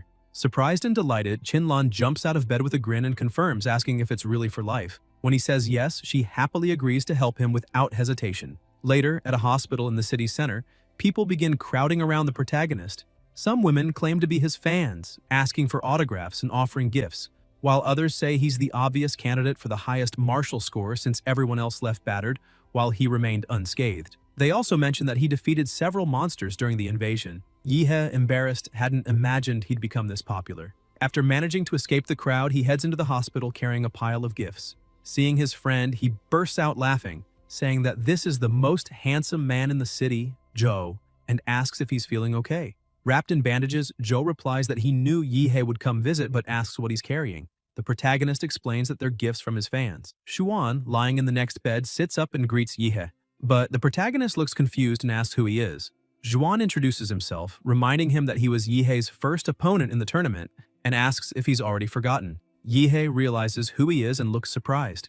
Xuan tells him not to look at him like that, saying his leg isn't gone yet, and jokes that in the worst case, he'll get a regeneration surgery or maybe a combat prosthetic, since Laserbird just released a new model. Watching him, Yihe thinks that losing a leg so young while defending the city shows Xuan is a man of true worth and deserving of respect. Suddenly his phone starts ringing, but he hangs up, saying those spam calls never stop and are super annoying. A few seconds later, the device starts yelling at him to pick up, startling him. It's Director Deng, scolding him for blocking a big shot from Huadu and ordering him to unblock the number immediately. Yihe apologizes and says he understands. Moments later, the call comes through again. The man introduces himself as Wang Tao from the Huadu University admissions office and informs him that the semester will begin soon, adding that a train will be sent to pick him up in a few days. He also asked if Yihe had any special requests. Zhou, too, received a call from Professor Liu from the admissions department, and the protagonist said he would follow the university's instructions. Zhou replied that he understood as well, confirming he'd be there at the scheduled time and thanking the professor. Zhuan watched them and thought that in the same hospital room, there were 3 people, and he was the only one who wasn't a top student. So maybe the best thing to do was to forget the bed and hide under it. The protagonist mentioned that before enrollment, there was something he needed to take care of. A few days later, at the crater of Swan Lake, a mushroom-shaped cloud caused by the nuclear explosion had released hundreds of tons of ash into the atmosphere, blanketing the entire region in a black haze like an eternal night. Yihe went to the center, fused with his beast, and began to focus. A mist surrounded his body and his eyes started to glow. The system appeared, displaying Infinite Monster Model, Host Yihe, Base Physique 27.4, Model Damanra, Wild Trait Variation, Synchronization 38.9%, Titan Form, Synchronization 90%. He stood and noted that his fight with the blood-eyed gorilla had raised his Damanra synchronization by 1.5%, a great improvement. 3 more days of training raised it by another 6%, proving that this place was truly worth it. The progress was amazing, but it was time to move on. He prepared himself and shot off like lightning. Sometime later at the train station, an announcement echoed. The G6666 train to Western Huadu would depart in 5 minutes, and all passengers should board. Zhou, waiting alone at the platform, sensed something and looked to his side, noticing the protagonist approaching. A flash streaked across the sky and Yihe landed beside him, saying he'd arrived just in time. People around gasped, asking if that really was the famous student, because the pressure he emitted and the energy swirling around his body felt like that of a high-level beast. That wasn't a mere blood flame aura. It surpassed elite warriors. He was the city's pride. Zhou smiled and said Yihe had grown even stronger. The protagonist gazed at the city and said he was finally leaving it behind. His first stop, Huadu. As the train approached, he said his goodbyes. "Farewell, An City, I'm on my way." The train sped off as soon as he boarded. Standing, Yihe looked around at the other passengers, but his friend warned him not to make the atmosphere tense. Yihe asked if everyone there was really that strong. Zhou explained that it wasn't just about strength. The train was built with next-generation alloys capable of withstanding tons of impact, and there were at least 5 Xuanwu-level martial artists aboard to protect the students. Some were disguised among the passengers, others served as guards, and there might even be a grandmaster on board. After all, the train carried the top freshmen of the entire Xia nation. Yihe chuckled to himself, thinking that after scanning the train with his life sense, there were indeed powerful figures on board, but only about 5 could withstand 3 of his attacks. Suddenly, a level 1 alert sounded. The university train was under attack from unknown forces. The instructions were clear. Teachers and staff were to contain the threat, and students were to evacuate immediately without trying to fight. Chaos erupted throughout the carriages. Some students questioned if it was real, thinking it must be a test for newcomers, but others argued it might be something far worse. The Xia nation was at its weakest point. Its national class martial artists were wounded and recovering, and one of the three Grand Masters, Du Jingming, had disappeared. Several masters and Xuanwu-level warriors had died in the recent waves of beasts in Guanshan and other cities. It made sense that old enemies or foreign forces would take advantage of the chaos to attack. The confusion grew. Some wanted to fight, others wanted to flee. Zhou asked what Yihe thought. The protagonist grew irritated, saying it had to be a joke. He'd spent days training without rest and only took a short nap to recover energy. But if the enemy wanted to fight, then he wouldn't back down. The two of them ran to the front of the train. When they opened the door, they found a student gravely injured. Yihe's expression hardened as he shouted, demanding to know what was happening ahead. The freshman Zhou Jingxian, injured and gasping for breath, explains that the first three cars have already been evacuated. The enemy is using some kind of dimensional field, pulling people into isolated spaces where battles happen separately. Inside those domains, something terrifying is hunting everyone. The Xuanwu instructors who were guarding the train have been almost entirely wiped out. They risked everything just to get him out and warn them that this isn't a test. Silence fills the car until a voice speaks up, questioning if there's any proof of what was just said. The freshman Yan Zhengxiong crosses his arms and demands to know where Jingxian's instructor seal is, if there are any other survivors, and why he's the only one who made it back. He insists that he has a friend in the forward cars, someone strong enough to survive anything, and that it makes no sense to believe Jingxian lived while that friend didn't. Other freshmen murmur in agreement, saying it actually makes sense that the guy with the mane has a point. Yan then orders Jingxian to step aside, declaring that he'll go check things out himself. Jingxian desperately tries to stop them, saying he's telling the truth and that going forward is suicide, asking why no one believes him when they're all walking straight into a death trap. He glances sideways and recognizes the protagonist. "You're Yihe, aren't you?" he asks in a trembling voice. The protagonist feels something strange. His life sense detects a surge of emotional distortion coming from the boy and replies, "Yes," asking how he knew. Jingxian explains that a woman named Qingzhu showed him a photo of Yihe and told him to find him and warn him that no matter what happens, he must not go to the front cars. Yihe freezes for a moment and his voice unsteady asks if she really said that. Jingxian confirms, saying Qingzhu threw herself in front of a strike, taking a blade meant for him, and was gravely wounded. The boy starts crying, saying maybe everyone's already doomed, but he'll still fulfill her last wish, to keep Yihe alive. The protagonist lightly taps his head, annoyed, saying Qingzhu isn't dead and he should stop spouting nonsense. Zhou asks if he really plans to go to the front cars, and Yihe replies that he does. He promised something to her family and intends to keep it. Jingxian steps in front of them, declaring he won't let them pass. Yihe loses patience and asks how someone with such a loser's mindset even got into the best university in the country. He orders Zhou to act. Zhou charges forward and attacks, but Jingxian blocks firmly, saying he's trying to save their lives and asking why Yihe is so stubborn, always charging headfirst into every fight that appears. He remarks that Qingzhu is graceful and refined and says he can't understand how someone like her would ever care about someone like Yihe. Enraged, the protagonist snaps and knocks Jingxian out with a single punch, saying he's out of patience for talking. The freshman collapses, trembling, barely believing the power he just felt, strength far beyond his level. Yihe simply tells him to take a qi and blood pill because he'll need it after taking a hit like that. Without hesitation, he and Zhou head toward the front cars. Jingxian, still on the floor, pleads with them not to go, shouting that it isn't safe. Upon reaching the third car, they find a massive, pulsating portal. The protagonist studies it and comments that it must be the entrance to the dimensional space Jingxian mentioned. He grabs a suitcase and throws it into the portal, watching closely. No sound, no sign. Not even his life sense can detect what's inside. The first freshman who got there probably already entered. "Interesting," he murmurs before stepping forward and diving in. As soon as he crosses the portal, a sharp pain throbs in his head. He realizes Zhou is gone and wonders who's manipulating this domain. Not understanding what's happening, he decides to follow a distant light. When he comes to his senses, he's standing in the middle of a completely destroyed city. His life sense doesn't respond, it's blocked. So he decides to do it the old-fashioned way. Gathering energy, he flies to the highest point. With his nuclear energy condensing, he shouts for the enemy to stop hiding and using cowardly tricks. Then he unleashes a devastating blast into the sky, commanding everything to explode. A colossal explosion tears through the sky, drawing the attention of all freshmen on the field. Even Qingzhu, injured atop a building, lifts her gaze and immediately recognizes who it is, murmuring that she had told him not to show up. On the ground, Yihe watches the flash and remarks that his arrival drew more than just the eyes of his peers. Even the enemies seem to have noticed his presence. Feeling something behind him, he turns and sees a grotesque figure with the head of a pig. Without hesitation, he charges forward, mocking the opponent and calling him a freak. His nuclear punch lands squarely on the pigman's face, but the creature retaliates with a slash across his abdomen. Shocked, Yihe realizes that the opponent withstood the blow without taking a single step back. The pigman is equally astonished to see the protagonist's rapid regeneration. Smiling, Yihe comments that his enemy didn't expect him to heal so quickly, and claims that his abdominal muscles are strong enough to destroy that blade on their own, saying that his strength isn't all that impressive and that, although the weapon was interesting for cutting through his defense like papers, it still failed to impress him. Curious, he decides to investigate further. Opening the enemy's mouth, he releases a nuclear breath inside, obliterating him completely. Holding the pig's head, he laughs, saying he's a simple man who keeps his word. He had promised to rip off that ridiculous mask, and so he did.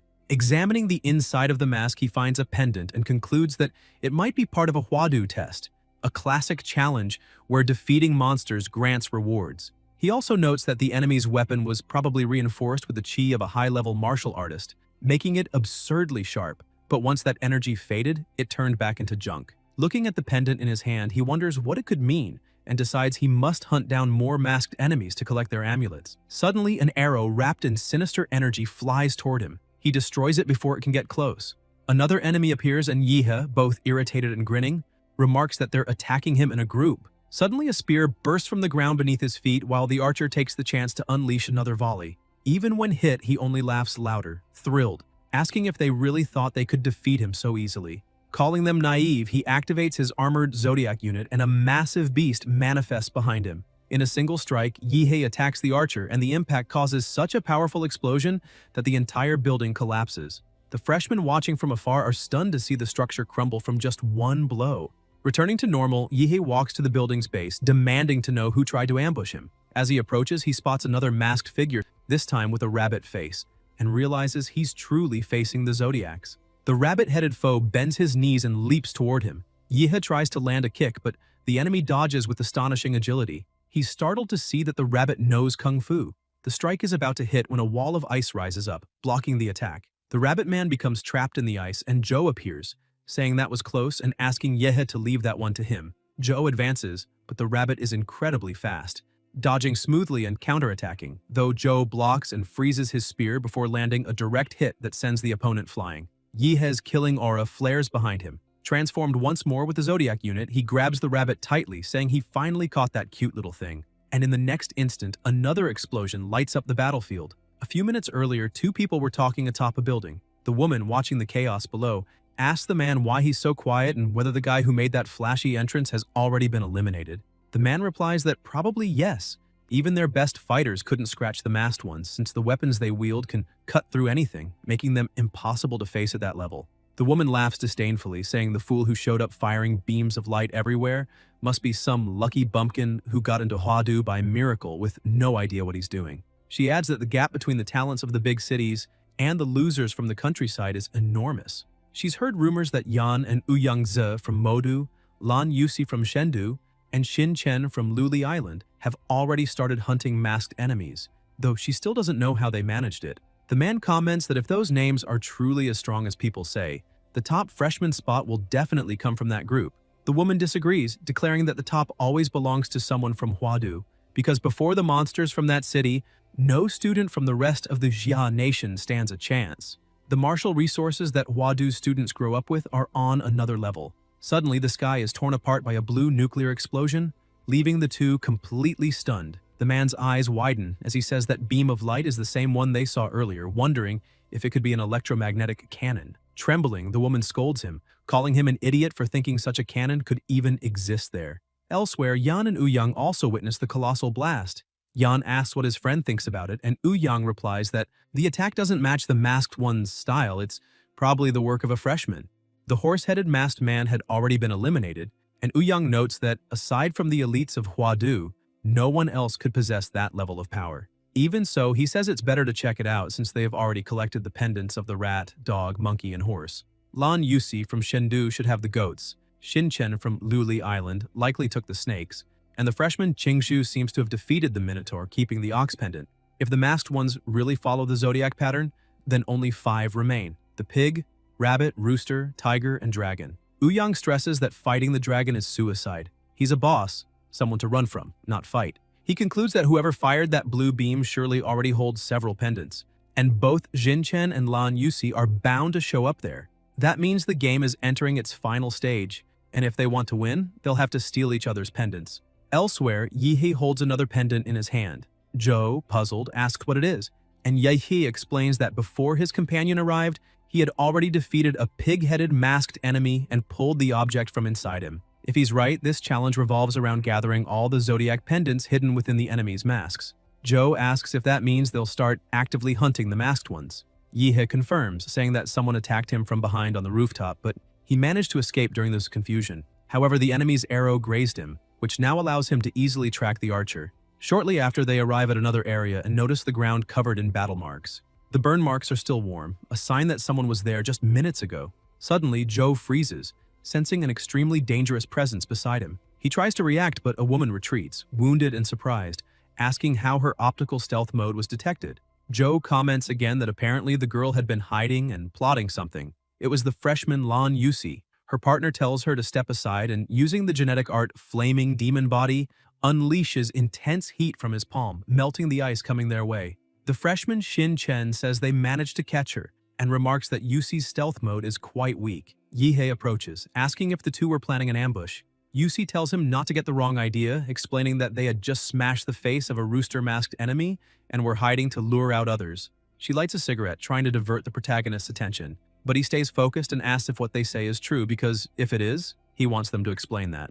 Suddenly, he grabs a clone of Yusi by the neck. Shocked, she admits that even her decoy was detected, and realizes that those two must have some special ability. Chen comments that he already expected that.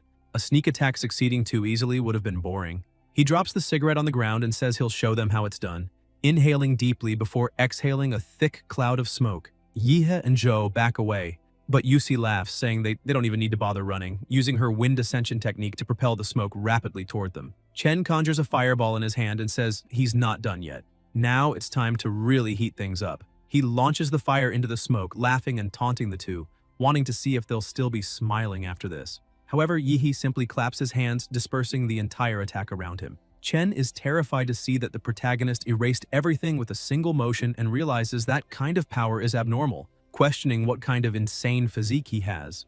In an instant, Yihei strikes with the mountain-blocking fist, landing a direct hit to Chen's face and sending him flying several meters away. Yusi feels Yihei's murderous intent and crushing pressure, trembling in fear. She thinks that none of them have yet broken through the barrier to become true martial artists, that they are all still mere disciples with bodies limited by an invisible wall. Even Huadu's freshmen have only a slight edge at this stage, but Yehhe seems to be on another level. His body is far beyond what a novice should possess. Suddenly, she's frozen solid, realizing she'd been so terrified by the protagonist's overwhelming power that she completely forgot about the ice user. Yihei keeps advancing like a demon, his monstrous aura dominating the area as his thirst for battle grows. He closes in, and Yusi panics, thinking that even if she and Chen fought together, they wouldn't stand a chance against those two monsters. She tries to escape using her fan, realizing it's pointless to drag this out. She needs to flee as fast as possible. But before she can, Yihei grabs her leg, pulls her down, and slams her to the ground, saying she should stay there so they can have a little chat.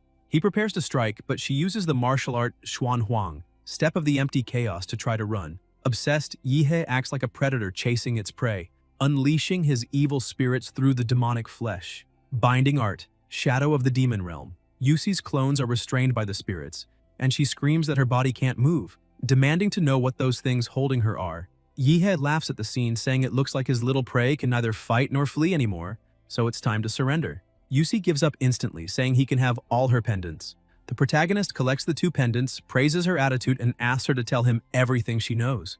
Yusi begins explaining that to pass this trial, one must gather all 12 zodiac pendants and that they've now reached the final stage. There's no point hunting anyone else, since the survivors will end up fighting each other anyway. She mentions that the real monsters that year are Yan and Ouyang, both from Modu. Laughing, she asks if the protagonist wants her to lead him to them, saying she has nothing left to lose, and that since she can't win the competition, she'd rather pour gasoline on the fire and let the big shots kill each other. Yihei laughs and replies that she doesn't need to bother with that, though he admits she's braver than he expected. Meanwhile, Yan and Ouyang are moving quickly. Ouyang comments that Yusi and Chen are probably already hunting them, but says he doesn't care who wins. In the end, they'll just steal from both, since those two are merely holding onto the prize for now. Suddenly, Yan is shocked and tells Young to look at the body split in half on the ground. It's Chen. Just minutes earlier, he had been completely defeated and tossed aside like trash. Barely breathing, Chen mutters in confusion that the protagonist is definitely not human and that Yusi has probably already been hunted down too. He believes Yehe must have marked him somehow and is sure that monster will find him soon. With no options left, he decides to join Young and Yan. But then hears footsteps behind him. Startled, he turns and asks who's there. What he sees terrifies him. The dragon appears before him, and in the blink of an eye, he's eliminated. Yan stares at the body, saying there's no doubt Chen is dead, and that such a brutal, precise cut could only have been made by one person. Young cuts in, confirming that only the dragon could deliver such a surgical, merciless strike that kills instantly. Yan finds it strange. The dragon was supposed to be sealed in the underground parking lot. Last time, over 20 people were sent to hunt it, and only 2 came back alive. He says he can't believe what he's seeing. This was supposed to be just a trial, not a massacre, but all that blood is far too real. Young starts to panic. Yan calls his name, asking what they should do since Chen's pendant has also vanished. Young replies that if the dragon is loose, then some condition must have been triggered, probably the one requiring all other zodiac masks to be defeated. And now the final boss is free. Just as the masked ones automatically hunt freshmen, the dragon must now be hunting whoever carries the zodiac pendants. Young awakens his bloodline, stating that facing the dragon would be suicide and their only chance is to gather the remaining pendants before it takes them. Sprouting wings from his back, he takes flight, saying they need to send a signal to lure the other holders and settle everything in a single battle. Meanwhile, in the dead city amid the ruins, Qingzhu is injured, leaning against a wall. She laments that it was supposed to be just a train ride to Huadu, but they ended up trapped in that cursed place where so many freshmen have already been slaughtered by the maniac in the dragon mask. She recalls that the professor found her, but only one of them could escape, and she couldn't bring herself to leave, and not like that. Looking at a photo of her and Yihei on her phone, she says she needs to warn that idiot not to get involved. Exhausted and sad, she wonders if the one who escaped managed to find him, and admits she doesn't have the strength to go after him herself. Still, she believes that with Yihei's absurd power, he'll easily survive, as long as he doesn't cross paths with the dragon. Suddenly, she feels a presence approaching and panics, realizing she's already been found. With her weakened body, she knows she can't run. They must have tracked her energy, and now they're coming for her pendant. In truth, Qingzhu didn't care about the pendant itself, but something deep in her heart told her the protagonist would need them. She knew she stood no chance of facing them head-on, so there was only one option left: lead them straight to him. At that moment, Young finds her. He remarks that he noticed her during the entrance exam and remembers she awakened the phantom bird bloodline, a legendary and extremely rare creature, and that she carries the ox pendant. Something he says fits perfectly into his plans. Watching her, he realizes she's heading somewhere specific and deduces she's likely trying to lure him to the dragon's lair beneath the parking structure. Laughing, he calls it naive, knowing the dragon has already escaped and that place is now empty. Determined to act, Young rushes forward, telling Yan to wait for him. He's just going to pick up a little something and will be right back. He speeds down the building floors until reaching the lower level where he faces Qingzhu and declares that she won't get away. But before he can capture her, a voice echoes through the darkness. Young freezes. In front of him, a murderous aura flares so intense it steals the air from his lungs. Trembling, he asks if that could be the dragon, but quickly dismisses the idea, believing the dragon should be hunting other pendant holders. Then terror grips him. If the dragon's targets are precisely the ones holding zodiac pendants, he's in mortal danger. After all, he carries 4 pendants, making him the ultimate prize. He realizes too late that he was far too confident, and now his life hangs by a thread. The dragon locks eyes with him, and Young feels his entire body go rigid under that gaze. He tries to comprehend what's happening, realizing that the creature is using an absurd technique, one that drags its victim into a sealed space the moment eye contact is made. The only escape is to defeat the caster, and the dragon has clearly forced him inside. Within that domain, the dragon attacks, and Young throws everything he has into defense. But the power gap is overwhelming. Elsewhere, Yan begins to feel pressure as he faces Zhou and Yihe. The protagonist watches with boredom and asks what this is supposed to be, since Yan had opened the global chat earlier just to brag, yet now shows no strength at all. Zhou asks Yihe to step back, making it clear he wants to face the opponent alone to test his own ability. Enraged, Yan charges forward, shouting that they're getting too full of themselves. Zhou responds by activating the ice vein, but Yan shatters the ice with sheer brute force. He grins and says Zhou isn't going anywhere, attacking again. Zhou blocks the first blow but senses another coming immediately after. He manages to react and counter with his wind cut technique, a strike that slices both soul and blade as one. Both raise their power to the limit and an intense battle begins, shaking the surroundings. Yahello, however, just watches from a distance, sitting lazily and looking utterly bored as he waits for the result. In the middle of the clash, Yan suddenly senses something, a familiar presence, a cry for help.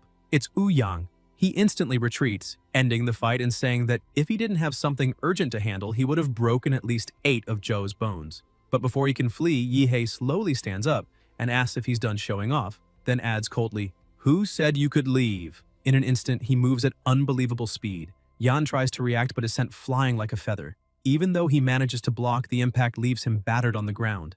Dazed, he asks what that was, if the blow came from a demonic beast. The protagonist calmly replies that it didn't. It came from him, and adds with the disdain that Yan's annoying yelling was getting on his nerves, so he ended up hitting harder than intended. Still stunned and unable to process what just happened, Yan asks if he was ambushed. Yahello sighs and answers casually that no, the problem is simply that Yan couldn't keep up. The punch was so fast that his brain didn't even have time to process it. Humiliated, Yan screams that the protagonist is too arrogant and that he'll be the one eliminated. 3 minutes later, he's completely destroyed. Beaten so badly it looks like 10 people attacked him at once. Yahello calmly holds Yan's sword and says he shouldn't feel too frustrated. Lasting 3 minutes against him is already impressive, especially since Chen went down with a single hit. Examining the blade, he remarks that it's actually decent, but that he's thinking of borrowing it. He asks if Yan would mind, though he knows the opponent is already unconscious. Then he adds that the sword still needs a few upgrades, and channeling his nuclear energy, he infuses it directly into the weapon, instantly transforming and amplifying it. Zhou approaches and calls out to him, saying that in Yan's spatial ring there weren't any masked pendants, but he did find something strange. He shows a pendant that's blinking repeatedly, as if transmitting some kind of signal. Meanwhile, inside the dragon's domain, Ouyang was still standing, though completely destroyed. He looked forward and said he never imagined that would be his limit, since he had used even the last sealing nail he recovered from that ancient ruin. If he had managed to drive one of them straight into the dragon's heart, he could have sealed its martial core and internal flow at once. However, even sacrificing his own arm, he still missed by a few centimeters. The dragon monster slowly approached, letting out a fierce roar.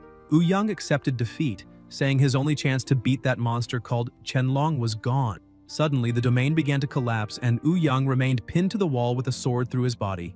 Meanwhile, Qingzhu kept climbing the stairs slowly, thinking she just needed to endure a little more because she was almost at the rooftop. That Qianlong was really on another level, and the horrendous ox she had defeated earlier did not even compare. As soon as Ouyang fell, she would be next. She looked out the window and thought that if she truly wanted to get out alive, her only hope was for Yahello to appear and get her out of there. That was the tallest building in the area, and when the protagonist fired the flare, she got an idea. She would answer with her own.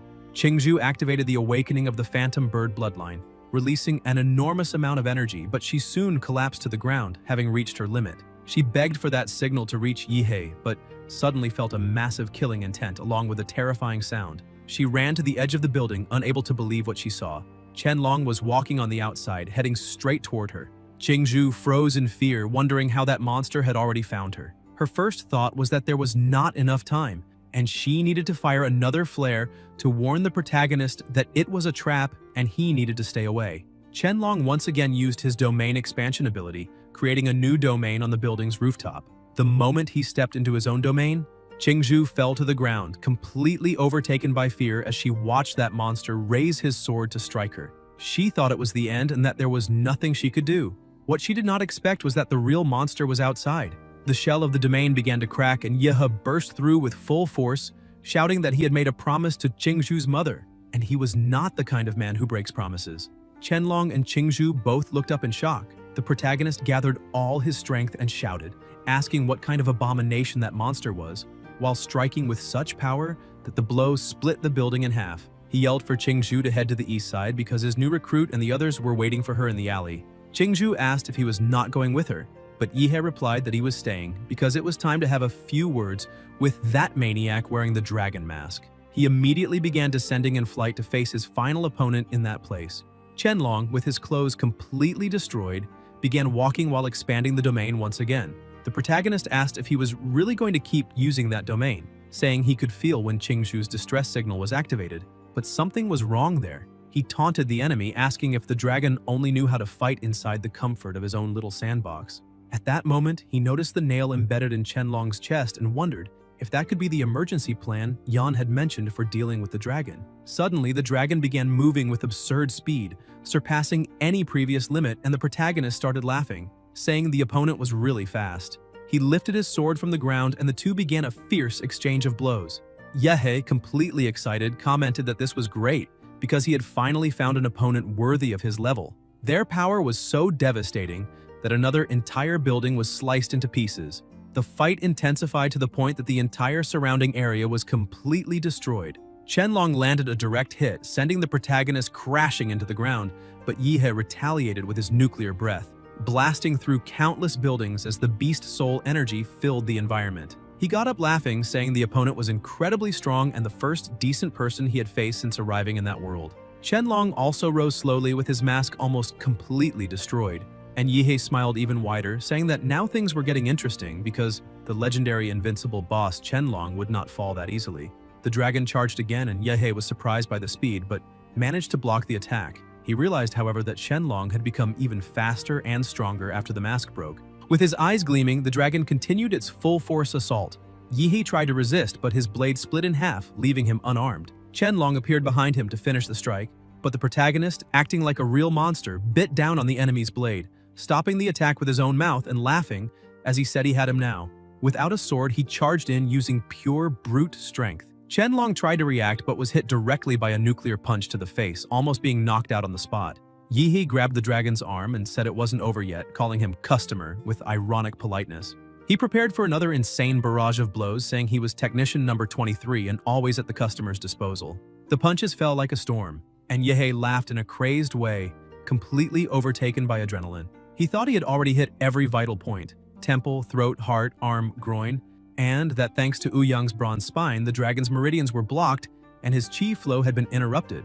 Now every strike was aimed at causing devastating internal damage. Qianlong reached his limit and dropped his sword, but that was just a trick. He tried to counterattack and Yehe, still laughing like a madman, said he knew the dragon wouldn't give up on such a good fight. The protagonist opened a fan in one hand and used it to defend himself, saying that the only chance Qianlong had to win was catching him off guard at the start, since the power difference between them was colossal. Even then, he estimated the dragon's chances of victory at only 30%. Yehe then transformed the fan, saying it was time to show who the real boss was there. A whirlwind of malicious spirits rose up, growing and destroying everything around it. The vortex became larger and more violent, and Qianlong's body began to be completely torn apart. Unable to move properly, the dragon only muttered that with that killing intent strengthening the fan, the protagonist was even stronger than when he fought alongside Lan Yusi.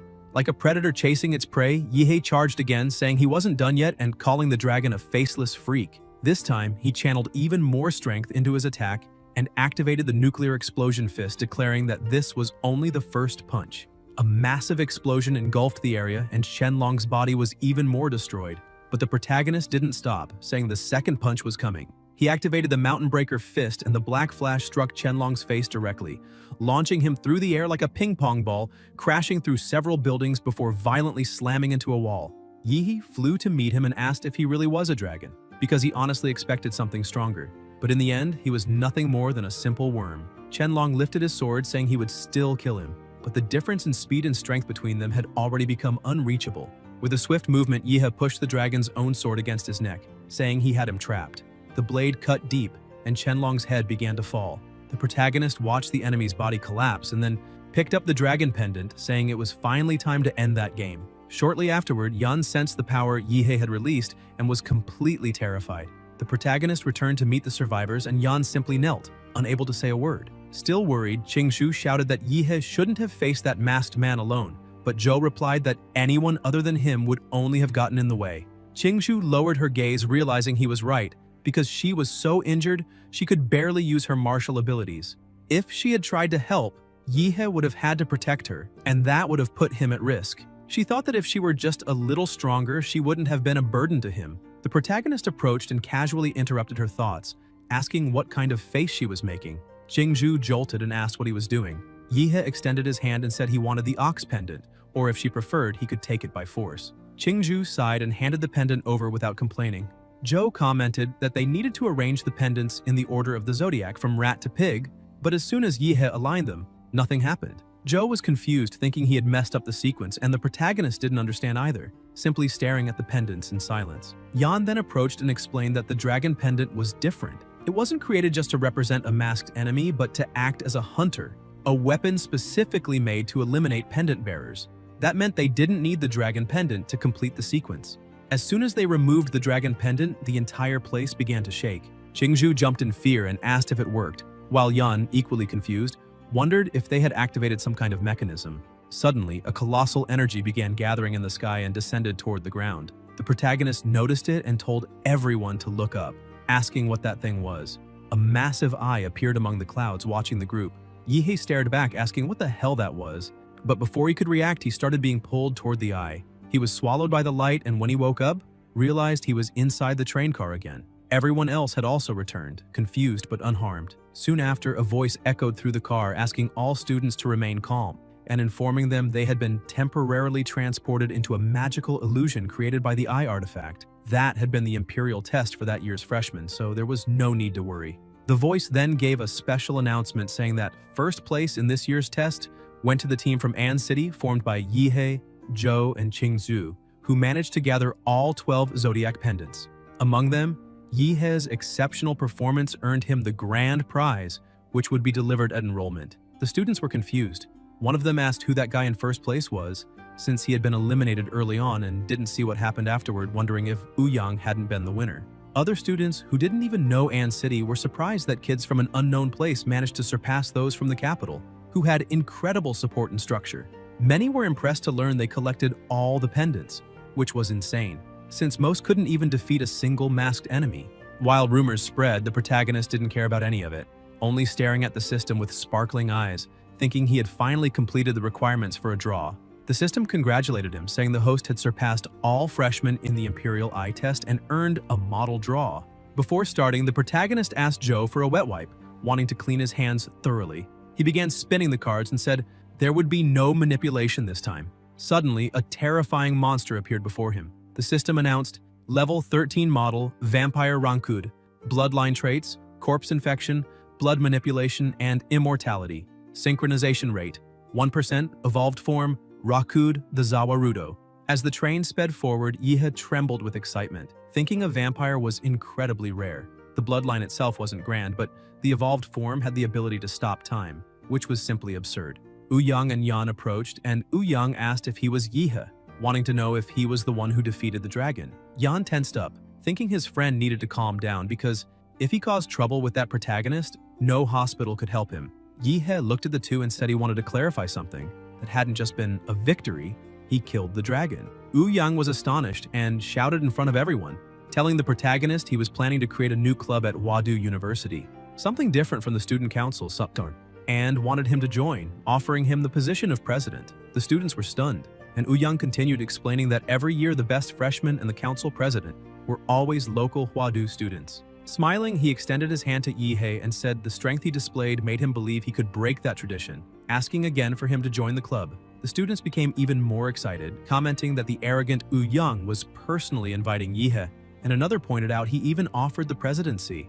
A girl shouted enthusiastically, saying this could be the start of a legendary organization in Huadu, and they were witnessing a historic moment. But the protagonist simply apologized, saying he wasn't interested in fighting the council or leading a club, because he preferred to work alone. The girl reacted in shock, saying he really refused and that it was a historic rejection. Others commented that even Ouyang had been turned down and that it was a waste. Ouyang only smiled and said it was fine, handing Yihe a card and saying he would still look forward to working together someday.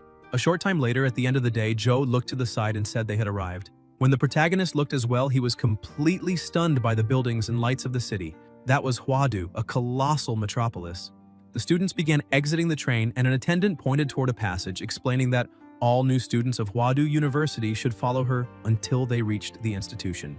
As they walked through the corridor, everyone was surprised to see a gigantic ship waiting on the other side. An employee asked everyone to board in an orderly manner, checking their seat numbers with those from the Huadu Express. Yihe saw Qingzhu ahead and approached, calling her Little Juju as he lightly poked her back. Qingzhu jumped in surprise and immediately remembered her mother's warning that she should keep her distance, since even though she and the protagonist were technically engaged, they were not married yet. Therefore, he couldn't take advantage of her in public. Irritated, she turned around and yelled, asking what he thought he was doing, reminding him they were still outside. The protagonist, confused, asked why she was saying that, not understanding the drama since he only wanted to know why they needed to take a plane. Qingzhu let out a long sigh, muttering about how her mother had the nerve to promise her to a country bumpkin like him, and explained that they had to take the plane because the university was in the sky. Yehe lifted his head, seeing nothing, and asked if she was being serious. Qingzhu answered yes.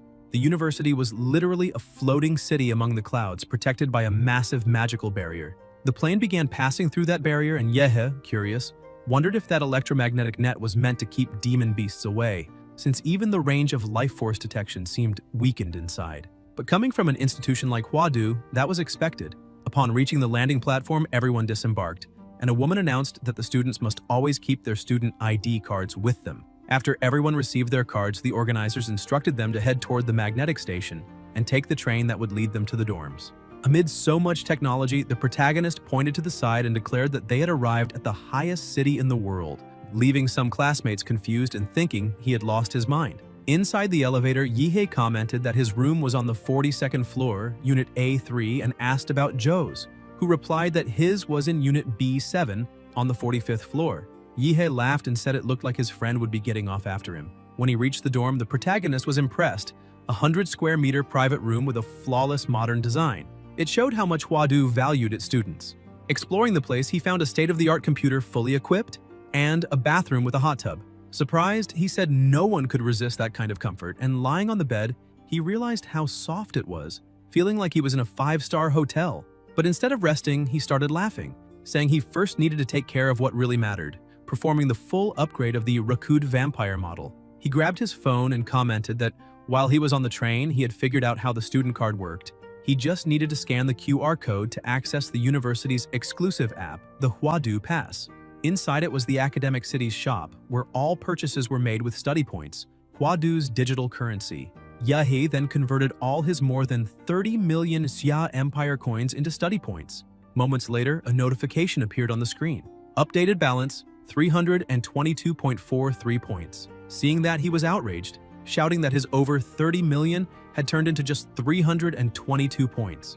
Even so, he kept exploring the app and realized that the academic city shop really sold real items, things that couldn't be found anywhere else, and that kind of access was one of the university's privileges. He said he needed to buy all the magic cores with the blood attribute, believing that would be enough to fully unlock the Rakud model, since not even ultra-rare humanoid models required more than 10 million to surpass 90% compatibility. Shortly after, a drone appeared at the window with a delivery, thanking the protagonist for his purchase and wishing him success on his cultivation journey, also asking him to leave a 5-star review. Yehe was impressed by the delivery speed and the fact that it was done by drone. Without wasting time, he opened the package, saying it was time to put everything inside. However, after consuming it all, his body began reacting strangely, his muscles trembling, and he said he was not handling it well. The system appeared, stating, Vampire Model Rakud, Compatibility 100%. Notification, Rakud Zawarudo unlocked. Unlimited demonic model, host Yehe. Overall physique, 29. The protagonist went to the mirror and observed the transformations. He said the effect was insane. Even his teeth had become sharper, and now there was literally a blood bar on his back. If he bit someone, drinking their blood would be as easy as drinking milk tea. Looking at his own hands, he saw his nails had become claws, and with a smile, he said he had just thought of a bold idea. Without hesitation, he attacked himself, causing massive bleeding. He began losing strength and balance, his throat and mouth filling with blood, but the liquid disappeared shortly after, and the wound closed completely. He thought his regeneration was much faster than before, proving that vampiric healing wasn't bad at all, though the physical changes weren't the most important part. The real highlight was his new power, Zawarudo. Going to a separate area of the room, he found that there was a private training chamber, and commented that this was expected from a world that worshipped strength, where even dorms came equipped for combat. He focused and released all his energy. When he opened his eyes, Rakud appeared before him. Yehe told him to attack with everything he had. The monster gathered energy and its body transformed, breaking its own shell before charging in a devastating strike. The protagonist tried to defend himself, but the impact was so powerful that his bones shattered, throwing him against the wall. Even with his body completely destroyed, he stood up smiling, saying that it had been incredible and wild. But now he wanted to test the time stop ability.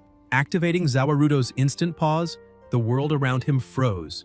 He began counting, and at the 5th second, the barrier started to crack, but time stayed frozen until 5.5 when everything returned to normal. Trembling and covered in injuries, he said that this had been expected.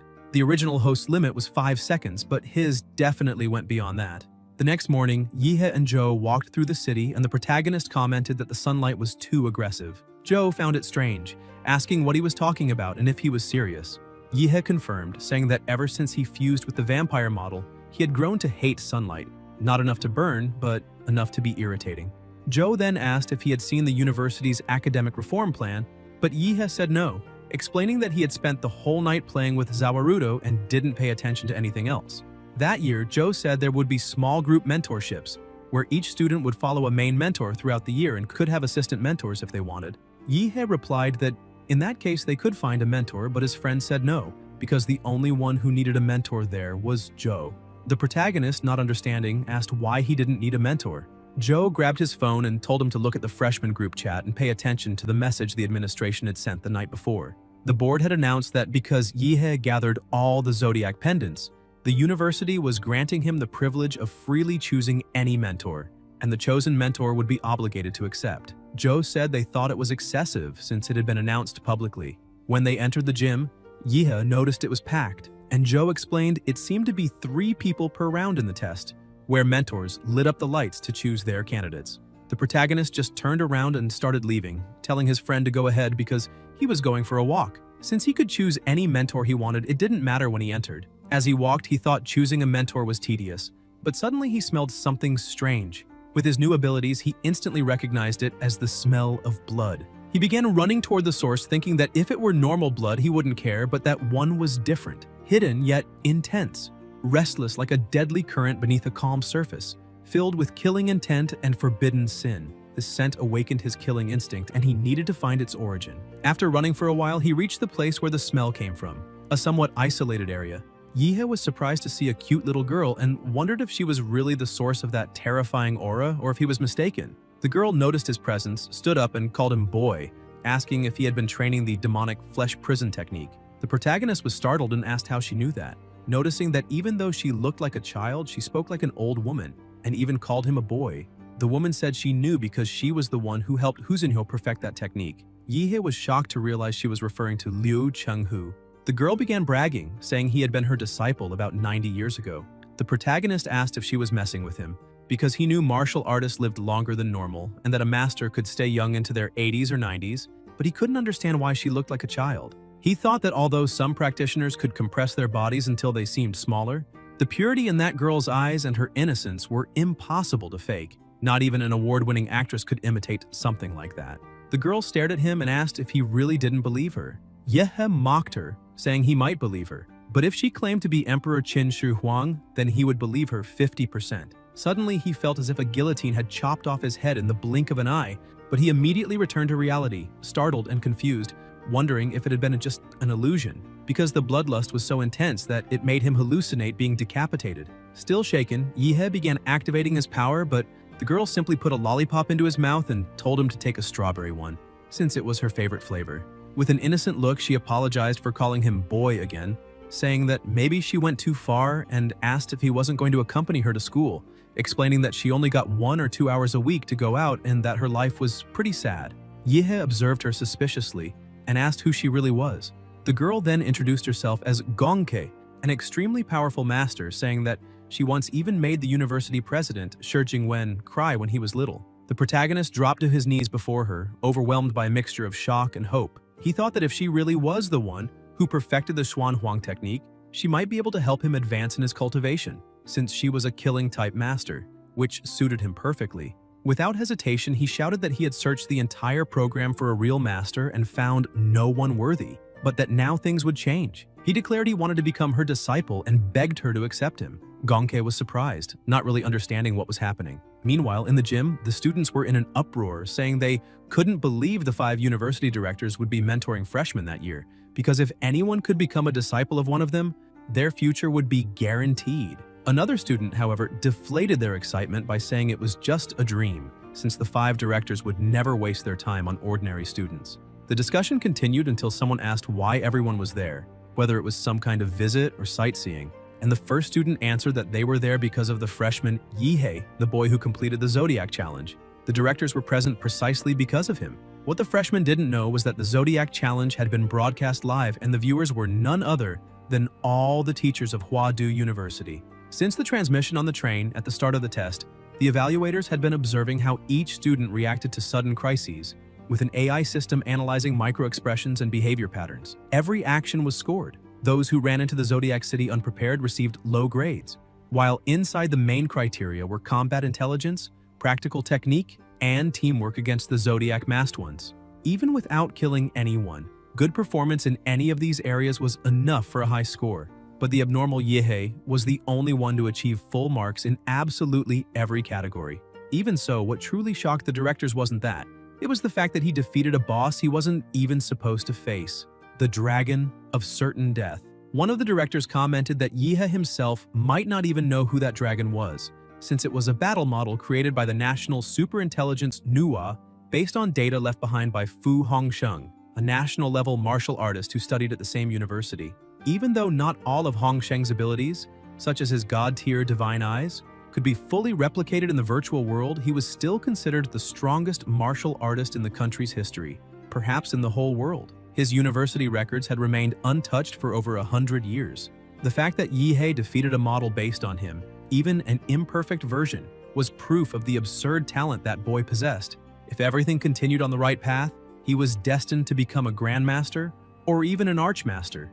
In the middle of the excitement, someone burst into the gym running and shouting that there was more news. The messenger entered the gym out of breath and announced that the protagonist had just asked to become the disciple of Gong Kei, the former Imperial University professor and current special agent. All 5 directors were stunned, unable to understand why he would do something like that. Outside, Yihei was still holding the little woman while she, confused, tried to pull away and asked if he really wanted her to be his master. He confirmed without hesitation, saying he had already made his decision. In his thoughts, he considered that technically that woman must have been over 100 years old, and that if not for that, kneeling before a lowly in broad daylight would definitely get him thrown straight into jail. Gongkei said that in truth, she believed she had been expelled from the Imperial University, but Yihei, firm in his decision, replied that she had said she could only go out for 1 or 2 hours a week and promised that if she accepted him as her disciple, he would find a way to secure her freedom within 2 years. Gongkei's eyes sparkled instantly, and she accepted with a smile. Yihei celebrated, saying he finally did it. But before he could relax, an immense pressure of energy approached. The 5 directors arrived flying almost at the same time, shouting for him to stop. Gongkei huffed irritably, saying the meddlers had shown up.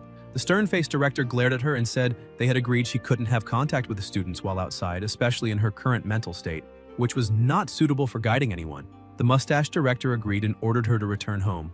Gongkei sighed and asked if she really had to go back, then turned to Yihei and asked his name. He bowed respectfully and answered, "My name is Yihei, master." She smiled and said all right, telling him to come with her. At the Huadu Research Institute, Gongkei walked excitedly beside her new disciple. They entered the elevator and Yihei asked if she really lived there. She confirmed, saying she had spent a few decades with certain issues and that sometimes she accidentally hurt others, so the people at Huadu installed her in the institute's underground. With a carefree tone, she said that luckily she had learned to control herself in recent years and now they let her go out occasionally to stretch her legs. Yihei then asked if that meant he was her first student after all that time. Gongkei was surprised and said he thought in a strange way because he should be afraid. He made a face and asked if he should be afraid of being bitten or cut into pieces. At that moment, the elevator stopped on floor -666 and the doors opened. The protagonist looked at the narrow hallway and asked why it was so cramped in such a large institution. His master explained that it had been built specifically for her. Yihei noticed a digital number blinking on the door and asked what that timer was for. But Gongkei suddenly panicked, started running, and shouted that there was no time to lose, that they needed to get inside immediately.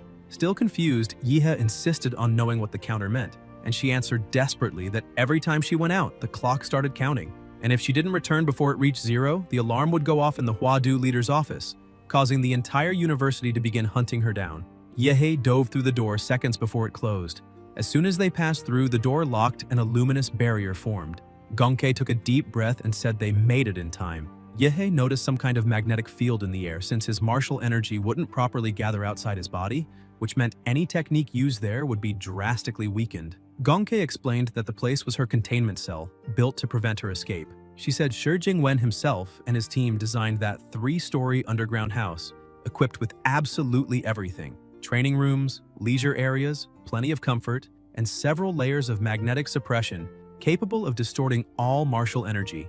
All of it was made to keep her from getting bored and trying to run away. Yahe looked around impressed, thinking that his master called it a cell, but it looked more like a luxury suite, spacious, well-lit, and full of resources, more like an altar prepared specifically for her. Meanwhile, in the main building of Huadu University, President Shi Jingwen was at his desk when the phone rang. On the other end, one of the directors warned in a desperate tone that Yihe had just become the disciple of Gongke. Jingwen only sighed and said they should let him do as he wished, because Huadu's goal wasn't to produce dozens of mediocre talents, but to prepare a single individual capable of carrying the future of Sha and perhaps humanity itself. When a true genius appears, he said, the university's duty is to give them full support and freedom to grow. Jingwen explained that they should allow Yihe to train with Gongke for now, since the special training camp for the local freshmen was almost ready, and Yihe would be the stone sharpening the new blades of that generation. The directors agreed but reported that Yihe had entered the containment zone with his new master, and, although everything seemed stable, predictive analyses showed a high risk. According to the reports, Gongke, as a special-level combatant, still had more than a 5% chance of losing control when spending too much time with another person. Jingwen looked at the data on his screen. Danger. Outbreak risk. 5% to 14% vertical bar coexistence survival rate. 95% vertical bar injury. Likelihood. 38% vertical bar. Rescue success rate. 10.3% vertical bar safe rescue window. 1 to 3 minutes.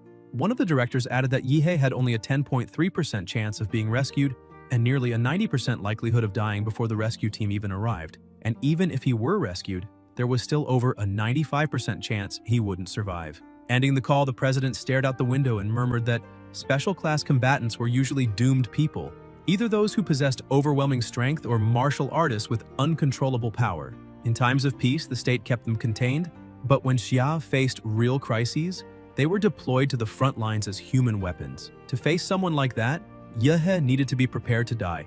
Without that resolve, he could never walk the path of slaughter. Jingwen concluded by saying that Xia was running out of time. The lunatics from the Northern Bitan Federation and the fanatics of the Divine Descent Nation were on the move with their secret realm technologies, and the new generation needed to mature quickly. In the underground B3 level of the containment zone, Gongke and Yuhei arrived at the training room. She commented that it had been decades since she taught anyone, so they would start with a simple test to see what he was capable of. Yehei asked if she would restrict her own power to the martial stage so they could fight evenly, but she laughed and said she had forgotten that part entirely.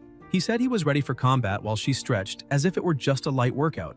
Yihe thought he didn't want to relive the guillotine sensation, but before he could react, Gongke advanced with overwhelming killing intent. He was shocked to realize she was aiming directly at his vital points and shouted, asking whether this wasn't supposed to be a friendly training session. Watching her movements, he calculated 5 possible evasion routes, but concluded none would work. She was reading every micro-movement of his like flipping through an open book. With no options left, he chose to face her head-on and activated his transformation, trying to counterattack. Gongke grew excited, saying he was trying to awaken his bloodline to balance offense and defense, but she stretched her body and wrapped around his arms with impossibly fast movements, murmuring that unfortunately she was still faster. In the blink of an eye, she threw him down and delivered a sharp strike that broke both of Yihe's arms. The brutal pain made him scream so loudly that the pressure in the entire room shifted. The air vibrated and the magnetic field trembled before the explosion of power beginning to awaken inside him. Yihe returns to his normal form while his master steps back, her arm badly injured and her face bruised. Even so, he keeps smiling and comments that she really went hard on him this time, since even his lineage awakening was forced to revert. Gongke laughs too and licks a bit of blood from her own face, saying it had been a long time since she last tasted blood. The protagonist admits that in hand-to-hand combat he stands no chance against her, so he says he'll have to rely on some unfair techniques and asks her to guide him. Yihe begins releasing his human form, satisfied after spending the entire night maximizing the mega humanoid model. On the other hand, his master Gongke mirrors his excitement, smiling wide as she realizes that for a mere martial disciple he's displaying absurd strength. Wondering if she accidentally took in a little monster as a disciple and thinking she'll need to take this more seriously, Gongke makes the first move and attacks. An explosion erupts on impact, but Yihe manages to complete his transformation and charges forward using his armored ancestral humanoid split form. She reads the collision route instantly and inhales, activating the special crushing fist, and the strike completely destroys the monster's arm. Yehe is stunned because the Imperial Demon-Ra exoskeleton, forged through flesh-based armor, should have dozens of times the defense of the mega humanoid, yet his master tore through it like paper. As he gets lost in thought, Gonke darts in and startles him, appearing right in front of the monster's face and calling out to her disciple, asking if he's hiding inside that big guy's mouth. Yehe is even more shocked by her supernatural perception, since he had shut down all his vital signals and still got detected within seconds. Gonke prepares to strike, telling him he'd better come out, but the protagonist responds by using the Zhuanlin Horn Spike Meteor Humanoid split form, forcing her to retreat. He then starts concentrating nuclear energy in his mouth and comments that her cuts are insanely sharp, maybe sharp enough to slice through that, but he wants to see how she plans to block it. A second later, chains appear around his head and bind him completely. Suddenly, he's back at the guillotine, shocked that he can't escape that place. The blade starts to descend and Yehe screams for Zawarudo, who appears and, following his master's order, stops time. The protagonist realizes he might have gone overboard because his master dragged him once again into that domain of murderous intent, a mental illusion created by her bloodlust rather than the real world. And now he has to fight back with pure willpower if he wants to break free. With time frozen, Zawarudo unleashes countless strikes until the blade cracks and shatters completely, freeing Yehe and pulling him back into reality. When he opens his eyes, Gonke is standing in front of him sucking on a lollipop and asks if he's awake, commenting that his turtle shell was pretty tough. Yehe gets up thinking she must have forcibly ripped him out of his humanoid form and casually destroyed the hardened layer he had crystallized to protect his real body, something a mere martial disciple shouldn't be able to do. Yehe stares at her and asks if she cheated, but Gonke, pretending innocence, asks what he's talking about and claims she won fair and square. Unfair, but still fair. The protagonist presses, asking if she's serious, and Gonke finally admits she may have used a tiny bit more strength than she should have, explaining that she sometimes miscalculates the first hits. Yehe keeps staring, and when she notices he isn't pleased, she instantly changes her expression, bursts into tears, and begs him not to be mad or leave, saying it's been decades since she had anyone to play with. Yehe gets flustered and asks her to stop crying, but she keeps asking if he's going to leave. The protagonist smiles and asks if she really thinks he'd give up after everything he went through to become her disciple. Gonke stands up, wiping her tears, and claims she wasn't crying. They head to the fridge, and she comments that now she understands his level, far below where she was at his age, but far above the other students, so they can start training. Gonke asks what he wants to learn first, and Yehe says he wants to know how to advance to martial artist level and how she managed to cut lightning and slice through his transformed arm. She asks if he really wants to learn the cutting technique, warning him that it's hard to explain and that he'll only get the hang of it after cutting a lot of things. He asks what she means by "get the hang of it," and Gonke explains that it's like a line. It doesn't matter if it's a human body, a demonic beast, or any other material, there is always an ideal point, a line where the cut flows naturally, and that line is called the execution line. Yehe is surprised, thinking his master is truly different from the dragon, who is also a cutting specialist but relies on brute force and blade sharpness, while Gonke is like an experienced butcher deboning a cow, every movement controlled and precise. Sitting on the bench, she continues explaining that mastering this won't be easy, and recommends that he first become a true martial artist, because if his cultivation doesn't evolve, there's no point in trying to learn most of her techniques. Gonke asks if he knows the difference between a martial apprentice and a martial artist. Yehe says he doesn't, so she explains that it's not just the body that improves, but also the mind. Martial artists have an ability apprentices don't have: internal visualization. Through it, they move from crude training to refined cultivation, can see their own meridians, acupoint paths, and internal organs, and then use martial energy to strengthen everything, pushing the body beyond its limits. In other words, a strong mind comes first, then a strong body. Yehe gets excited, impressed at how good his master still is at teaching, finally understanding why she remains one of the top figures at the Imperial University, even if she's a bit unhinged. Hearing about mental strength, he realizes that since merging with the vampire model and awakening Zawarudo, he has felt a huge increase in his mental attributes, which should help a lot when he tries to advance. He asks whether there are different kinds of techniques for that, and Gonke says yes. Martial arts and advancement techniques are divided into 4 grades: Heaven, Earth, Yellow, and Mystic, plus the ungraded ones that represent the university evolution of an ordinary student. In ordinary or low-prestige universities, when a martial apprentice tries to advance to martial artist, the school can only provide ungraded techniques, the so-called ungraded university student. They are simple practices, easy to use, and make advancement easier as long as one has enough vitality and martial energy. More than 80% of martial artists use that type. But at Hwadu University, students already begin with yellow mystic grade techniques. Curious, the protagonist then asks about the heaven and earth grade techniques. Gongke explains that heaven grade techniques are practically unique relics belonging to secret realms and ancient ruins. There might be only about 10 in the whole world, and the Imperial University owns one of them, but she adds that he has neither the strength nor the permission to go anywhere near it, although he can learn an earth grade technique without any issue. Yihe is surprised, and his master continues saying that the Bodhi Killer Heart Sutra, the technique she masters, was the inspiration for the demonic, flesh-imprisoning arts of Huzinho, which only reinforces its power. Hearing that, the protagonist gets pumped and shouts that he really wants to learn it. Gongke throws the can into the trash and says that if that's the case, then fine, telling him to feel the killing intent she prepared just for him. Suddenly, Yihe is dragged once again into her domain. He screams that he doesn't want to go through that again, but it's already too late. His master laughs, saying she loves watching blood splatter. Later, after classes, Joe walks down the street when he spots the protagonist and asks how his first day went, saying he heard he became the disciple of. Before he can finish, he senses an extremely powerful and terrifying killing aura coming from Yihe. He prepares to fight, but the protagonist instantly stops and apologizes, saying he went a bit overboard.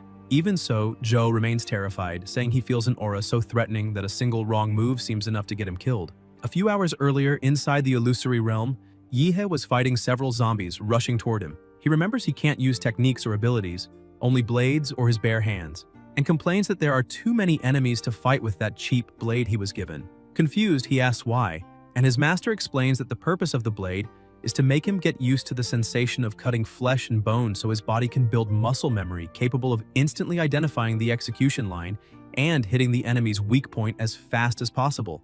After hearing the explanation, he gets excited and focuses completely, saying it makes sense now and that he's going to start practicing. Quickly, he begins attacking all the monsters around him with precise cuts, showing an impressive learning speed. Gongke is startled, thinking that training an earth-grade technique inside an illusory realm is extremely dangerous, something an ordinary martial apprentice should never attempt. If not for Yihe's absurdly high mental attributes, he would have already been consumed by the killing intent and lost control completely. Yihe observes her focus, control, and determination, and realizes Gongke truly believes he might be Shi Jingweng's hope, maybe even the hope of the entire Hwadu University, and she can't wait to see how far he will go. Back in the present, inside his room, Yihe relaxes in his bathtub, muttering that this was only the first day of training and he was already completely exhausted. Now he understood perfectly why this was considered the best university in Xia. Suddenly his phone rang, Qingju calling to say that his mother had sent the things he asked for, and that everything was already in her room, and that his mother also asked her to thank him, because thanks to him, she got first place in the freshman evaluation group. Yihe was happy and said he would stop by her room later to pick everything up. But Qingju, embarrassed, said it wasn't necessary and that she would send it all by drone. He chuckled and asked how her day had been and whether she had already met her new mentor. Qingju replied excitedly that yes, her mentor was none other than Director Bai, who praised her talent and accepted her as a disciple. Yihe was happy for her and said, "That was great news." Then Qingju asked how his day had been and who his mentor was. The protagonist thought it would be better not to mention that he had rejected all 5 directors or many people would lose sleep that night. He started to say he had become the disciple of, but dunked his head underwater before finishing, making Qingju understand absolutely nothing. Sometime later, half the year had passed and the first academic term was coming to an end. For the university freshmen, that semester had been full of notable events. Early on, Ouyang gathered the best students from several provinces and formed the Dragon Blood Society, which gained a lot of influence among the newcomers. However, when the students returned from the special summer camp, clashes with Hwadu's local students began. As attention grew, duels multiplied, and in the end, the Dragon Blood Society accumulated more losses than victories, causing its reputation to collapse. The most famous freshman at the moment was Xiang Jianhui, perhaps the most well-known in the entire country. He achieved the highest score in the university's entrance exam and during the live stream of the test impressed everyone with his strength. Rumor said that even Fu Hongsheng praised him as a future national-level martial protector. Meanwhile, the protagonist, who had once been at the center of attention, had completely disappeared from the spotlight as he hadn't been seen outside the Research Institute grounds for more than 3 months. Yihe was entirely focused on his training and cared about nothing else. Gongke, in turn, was literally stepping on his body, explaining that with each step she injected martial energy refined by her own hand energy infused with her understanding of the Bodhi Killer Heart Sutra. She said this would help him stabilize his new martial artist level and that, as a bonus, he got to feel her delicate feet, a privilege few would ever have according to her. But the protagonist was completely exhausted, trembling in pain and pushing himself to the limit. His shoulders, back, and fingers were red. He thought there was nothing lucky about any of this. His master had sealed all the martial energy in his body, and the push-ups felt like carrying a mountain. The energy she injected created an unbearable itch from the inside. Gonkei noticed him slowing down and with a teasing smile called him weak, asking if he was already tired, reminding him that he hadn't even reached 1,000 push-ups. Irritated, Yahe lifted his head and shot back, asking who she was calling weak and telling her that now she would see what real speed was. The two of them looked like battle-addicted lunatics who couldn't accept any kind of defeat. When she realized he was challenging her, Gonkei lunged forward with impressive speed, shouting that this was what she liked to see and demanding he be faster and stronger. Yahe, determined not to lose, unleashed all his power, and with the combined effort of both, a massive explosion erupted. As the smoke cleared, Yahe felt a strange sensation throughout his body, his worn-out muscles torn apart and replaced by new ones, filled with martial energy. Gonkei stared at him in awe and then, half teasing, commented that his clothes had disappeared and called him a pervert. Embarrassed, Yahe asked that if she was going to cover her eyes, then at least close her fingers so she couldn't peek. After the transformation, he said it was time to leave seclusion. His master asked if he was really going out, and he confirmed, reminding her that they had been locked in there for more than 3 months and that he needed to see the sun again. Gonkei's eyes filled with tears as she asked if he would come back. He smiled, said yes, and even joked that she was terrible at games so she could use the time to practice until he returned. She stuck out her tongue and grumbled that she didn't like playing with him anyway. Yahe looks up at the sky and comments that even though he was never a big fan of sunlight, he actually missed it after so long underground. As he walks, he says he spent so much time in seclusion that it feels like he lived another life. But he knows he didn't come out just to stroll around. He has a goal. At Huadu, a big part of a student's grade depends on extracurricular missions, which include hunting martial criminals, investigating secret realms, defending against beast waves, or facing illegal and foreign forces. His first step is going to the activity center to pick up a mission and meet his partner again. A little later, already at the student center, he runs into Joe. Yahe greets him, saying it's been a while, and Joe agrees, saying he finally came out of seclusion because he had been waiting for ages. Yahe asks how things are and what his current strength is. Joe explains that he advanced to martial artist 2 months ago, but then notices something strange. Although Yahe looks the same on the outside, the feeling he gives off is completely different, something terrifying. Joe starts wondering how far his strength has reached and whether he could even fight someone like him. 3 days earlier, he had watched a private match between Huadu freshman president Jian Hui and the vice president of the Dragon Blood Society, Wu Yang. As expected, Wu Yang lost in just 10 minutes, and the most impressive part was that Jian Hui still hadn't used all his strength. Joe wonders if Yahe could beat him, but after thinking for a bit concludes that maybe even Jian Hui wouldn't stand a chance against him. At that moment, Qingzhu arrives in a hurry, apologizing for the delay and saying she finally made it. The protagonist turns to her and simply says, "Hey." Confused, she suddenly remembers what her mother said, that now she and Yahe were a couple and should act like it on campus. Flustered, she starts mumbling and leans forward to kiss him. Yahe, surprised, asks what she's doing and complains that they hadn't seen each other for 3 months and she didn't even say hello. Qingzhu turns away annoyed and mutters that she hates him deeply. Joe then tries to lighten the mood and explains that the screen on the wall shows the most popular missions and highlighted achievements. He says that he and Qingzhu already completed 3 above-average missions and that today they were just there to form a team with the protagonist. Qingzhu picks 3 options and says those suit them perfectly. The first is Hengcheng serial killer. Location Hengcheng, where in May the first case of extreme torture occurred, a married woman was skinned flawlessly and turned into a human coat hanger. Since then, the deaths have passed 40, including a 7th-level martial artist. The goal is to capture or eliminate the illegal martial artist, difficulty level 2. The second is investigation of the anomaly in lineage beast waves. Location the abandoned city of Liancheng, where, for unknown reasons, beasts began returning en masse to the secret realm. The opposite of what happened 2 months earlier when they advanced outward. The goal is to investigate the cause with the Dragon Guard Special Unit, difficulty level 2. The third is anomaly in Lingshui County, location Lingshui, where 2 weeks ago a group of tourists reported that the locals were acting strangely, craving raw meat and sleepwalking in large groups. The government denied everything, but a day later the tourists were killed one by one. A team of first and second year students was sent to investigate, and now all of them are missing. The goal is to discover the cause of the anomaly, difficulty level 3. Qingchu explains that all three were originally level 2, but the Lingshui one had just been raised to level 3. Off-campus missions in Huadu range from level 1 to 5, and the higher the level, the more dangerous. Freshmen usually take level 1 missions, and the only level 2 she took involved a team of 10 people. A team of 3 freshmen would never be approved for something like that. Yihei says it's fine because he has a privilege card. He remembers his master saying he could handle himself, and that among first and second year students, few could exchange blows with him. That's why he now needs more dangerous missions to sharpen his skills. With that card, he can accept any mission on campus, although his master warned him not to even think about taking level 4 or 5 missions since even Xuanwu class warriors die in them. Surprised, Qingzhu asks where he got that card, but the protagonist hesitates to answer. Zhou senses the mood and changes the subject, asking which of the 3 missions he prefers. Yihei says risk and reward go hand in hand, but welcomes the topic change. He analyzes each one. The first is hunting a target, which will be inefficient since the police have been searching for him for months, and tracking him down will be harder than eliminating him.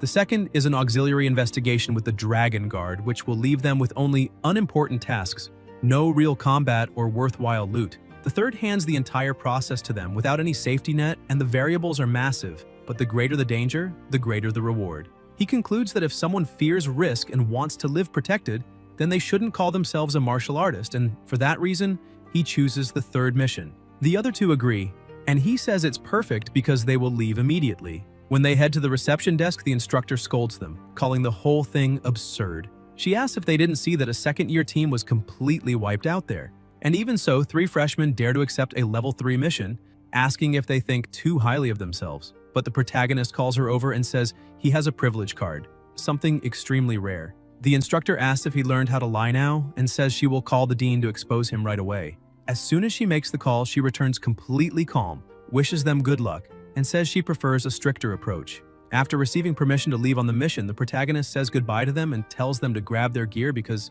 he needs to go back and retrieve something. At the College of Mechatronics, Magitech, and Foundry, Yihei reaches the door and his identity is quickly confirmed. When he enters, he tells the director he came to pick up his weapon, the reward for placing first in the freshman evaluation. The president comments that giving up a technique of any grade to choose a weapon shows great insight, though it's a shame Gongke got to him first. Then he says it's time to stop the small talk and reveals the weapon, telling him to take a look at what was forged. He highlights that it has no elemental attributes but channels martial energy at 95% efficiency and was forged with the legendary and resilient Star Gold, a top-tier divine blade. He explains that the sword can cut a horse cleanly, is around 1 meter 20 long, has a flat shape, and a dark edge dotted with faint sparkles, the trademark of Star Gold. The backside is carved with dense sun and moon serrations, adding weight and impact, turning every strike into something devastating. Yihei draws the new sword and slashes the air to test it, continuing to swing it as the director explains that the handle is wrapped in black anti-slip leather, braided with metallic threads also made of Star Gold, making chi conduction easier. Each cut produces a whistle in the wind and a flash of chilling light, even though they are only test movements. The pressure emitted by each swing surprises everyone. The protagonist comments that it really isn't bad at all. The weight is perfect, the balance is steady, and the grip fits exactly. He finds it funny that the sword was made to his measurements from 3 months ago and still matches his current strength after advancing to martial artist. As he leaves, he says it was expected, because the Imperial University's blacksmiths are truly skilled. The director puffs up with pride and says that even Gongke calls him master when it comes to forging, but immediately regrets it and asks Yihei not to repeat that to her. Already in Lingshui County, the 3 walk through the streets. Zhou says that to keep the mission secret, they are disguised as university students on internship. Yihei thinks he first needs to sweep the area with his life field detection, since the Demonra model has already been raised to 71% that semester, which should cover the entire county. But he worries that his arrival might scare the rats and make them hide even more, complicating the mission, because the hard part isn't killing them, but finding them. Zhou calls them over to see the house the university arranged for them, but suddenly an old man approaches and asks if they need a ride, offering a cheap and fast tricycle. Yihei laughs, thinking the mission has officially begun. The 3 hop onto the tricycle, and the man comments that they seem well-mannered, asking which school they came from. The protagonist says he's from the city itself and brought 2 classmates to get to know the university's studies better. The driver, curious, asks who his parents are because he doesn't recognize his face. Yihei says his grandfather was Yi Shurong, who passed away a few years ago. and that after that he moved away. The driver then says, now everything makes sense because he's from the old Yi family. The protagonist thinks it was useful to have learned some Ling Shui dialect on the plane, and that the identity information provided by the university was truly authentic. The old man starts to laugh, saying it's great to see a young man who still remembers Ling Shui, because those who don't forget their roots will surely be blessed. Soon after, they arrive at the mansion base of Huadu University, the former residence of Yi Shurong. The driver comments that in 2 days there will be the big festival that happens every 3 years in Ling Shui, and insists that Yihe show up, saying that if he feels too shy to go, he himself will return to pick him up. Yihe says he understands. Yihe and Zhou step inside, and Zhou immediately notices the house has been empty for more than 10 years and is falling apart, covered in weeds and swarming with mosquitoes, saying cleaning it will be a huge job. As always, Yihe prefers brute force. He lifts his foot and says he's great at cleaning. When he stomps the ground, he releases a small burst of radiation that burns all the plants and living things nearby. Zhou complains that this isn't cleaning but extermination. The protagonist replies that it's fast and practical.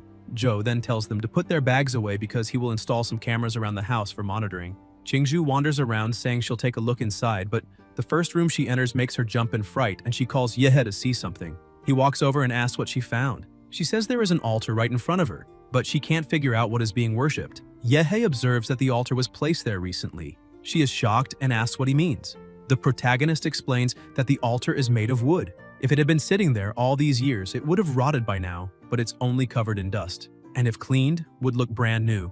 Zhou raises his sword and asks if he is seriously saying someone put that there recently, because if that's true, he has a very bad feeling and thinks they should destroy the statue immediately. Qingzhu tries to calm him and says they should wait because it may be an important clue, and the best thing to do is examine it first. But when she looks to her side, she sees Yihe completely serious, nuclear energy gathering in his palm, saying he agrees. She screams, asking what exactly he agrees with, and tells him to stop acting like a lunatic. Taking a breath, she suggests that before breaking it, they should at least see what is under the statue's mask. As soon as Qingzhu removes part of it, the statue's eyes begin releasing a strange aura. Instantly, the protagonist senses something abnormal, grabs Qingzhu by the arm and warns that something demonic is there, exactly as he suspected from the beginning, ordering Zhou to destroy it. Without hesitation, Zhou swings his sword, but the moment they cut it, all three are shocked to see a black liquid oozing from the statue. With his sharpened senses, Yihe understands what's happening and says the demon will not escape, ordering Zawarudo to act immediately. With that, he manages to trap the creature and tells Zhou to seal it as fast as possible. But due to Qingzhu touching the statue, her eyes begin changing color. Her voice trembles as fear takes over and she asks what is happening. Yihe places his hand on her shoulder and asks if she's alright, realizing she was affected by the entity's psychic energy and channeling a bit of pure martial qi into her to neutralize the effect. She quickly returns to normal and says she's fine, feeling that the terror inside her vanished suddenly, replaced by a warm and comforting sensation. With the demon sealed, Yihe goes back to acting like a maniac, saying that it looks like the anomaly in that place really was connected to the clay statue stuff, which means the investigation has progressed a lot. He tells the two of them to stay there, keep watch, and make sure nothing strange happens because he needs to take care of something else. As he walks away, he thinks about the radioactive tracker he placed on the old man with the tricycle and that, judging by the time, it should be time to spring the trap. With a cold smile, he mutters that the old man won't need to look for him because he'll be the one going after him. At the Buddhist temple on the Golden Mountain of Ling Shui, the old tricycle driver has just arrived. A monk greets him, calling him benefactor, and says the abbot is waiting inside. They walk down a narrow corridor until they reach a sealed door. The monk announces to the abbot that he brought benefactor Liu Gensheng, who has met the requirements to receive a blessing, and adds that he has something important to report. The abbot then asks Gensheng what his true intentions are and why he appeared so suddenly. Before he can answer, the monk begins to transform, revealing a sinister and inhuman presence. Gensheng falls to his knees, trembling in fear, shouting that a living immortal is among them. But within seconds, Yihe appears flying in and hits the creature with a kick that crushes its head. He uses Zawarudo to create a shield around himself and watches the scene with disgust, saying that fortunately the shield protected him, because it would be a real bother having to wash his clothes after so much filth. Gensheng is stunned to see Yihe there, but before he can react, the temple statues begin to move and attack from all sides. The protagonist mocks them, saying they move but he doesn't even need to, because Zawarudo blocks all of the hits easily. Annoyed, the statues retreat and then charge all at once, completely surrounding him. Yihe spins his spatial ring and says he had been in stealth mode so he wouldn't be detected, but now there's no reason to hold back. He He draws his star rain blade and charges forward, slicing through the air while wondering out loud what might be inside those bellies. Straw or something even stranger. The statues begin firing energy beams from their eyes, but with quick, precise movements, he decapitates them one after another. In the middle of the chaos, one of the lasers hits Gensheng and splits him in half. A few seconds later, everything is in ruins. Yihe sheathes his sword, looks over the debris, and says those statues were never living beings, since from the very beginning his life field detection had never sensed any aura in them. Even so, he's intrigued, wondering how a small and backward place like Lingshui County could possess such advanced technology. He stares at the sealed door ahead and thinks all of the answers must be inside. He mutters that, since he's still a university student, he should at least be polite enough to knock before entering, then orders Zawarudo to knock on the door. As the spirit starts pounding hard, Yihe shouts, asking if anyone is home. The punches grow faster and heavier until the door shatters completely. When he steps inside, he is stunned by what he sees, a colossal statue towering before him. He comments that this is truly another world entirely, never imagining a gigantic underground palace would exist here, much less a monumental Buddha. He shouts that the guest has arrived and asks the little rat if it will keep hiding. At that moment, another Buddha slowly begins to move and speaks in a deep voice, saying it bears no grudge against the protagonist, calling him benefactor and asking why he has invaded. The monk keeps talking, saying that yesterday there were no disagreements with the MC and questioning why he insists on causing trouble. But Yihe asks the monk if he's going to keep this little act and cuts him in half. Yet the monk appears behind him, saying that the blood sins he carries are deep, so the MC turns around, shouting for him to stop talking and start fighting. But when he steps a bit harder, he notices the ground cracking and suddenly begins to fall into a hole. When he stands up, he realizes the place looks just like a sewer and wonders if one of the 18 portals could be some kind of floodgate. But the monsters start to appear and he notices it's the same lizard monster as before. However, this time there are way more of them, and all of them carry the aura of first or second level martial artists. Besides that, their vital energy is almost identical, as if they had been mass-produced. He questions whether they might be some kind of artificially created robots, but if they think they can defeat him just with numbers, they're all wrong, because the people who tried are already 6 feet under. He prepares himself using the Xuan Huang blade technique, and a terrifying amount of energy begins to surround his sword. He uses the first form and cuts everything around him. More monsters start appearing, and the MC smiles, asking what kind of decent temple breeds this many freaks in its basement. They rush forward, but every one of them is completely wiped out. The MC stands over a pile of bodies, even including one of the monks from the surface, and the robot head he was holding keeps repeating that the blood sins he carries are deep. Yihe realizes it's just a dumb robot, since even with its head torn off, it keeps repeating recorded lines. He yells, asking the puppet master if he's really not going to show up. Suddenly, everything starts shaking and he hears a voice laughing, saying that it looks like they've poked a heavy enemy this time. But that's all it is. A giant statue begins to move and charge energy as it stands up, looking at the MC, saying that he has no salvation anymore. Yet Yihe keeps mocking it, asking what he stole from the council to even transform like that. The statue starts attacking, saying that it's time for him to return to the cycle of reincarnation. Using all of its strength, it slams the ground, trying to crush the MC beneath it. But Yihe starts releasing his radiation, telling the statue to come at him with everything and not get anxious.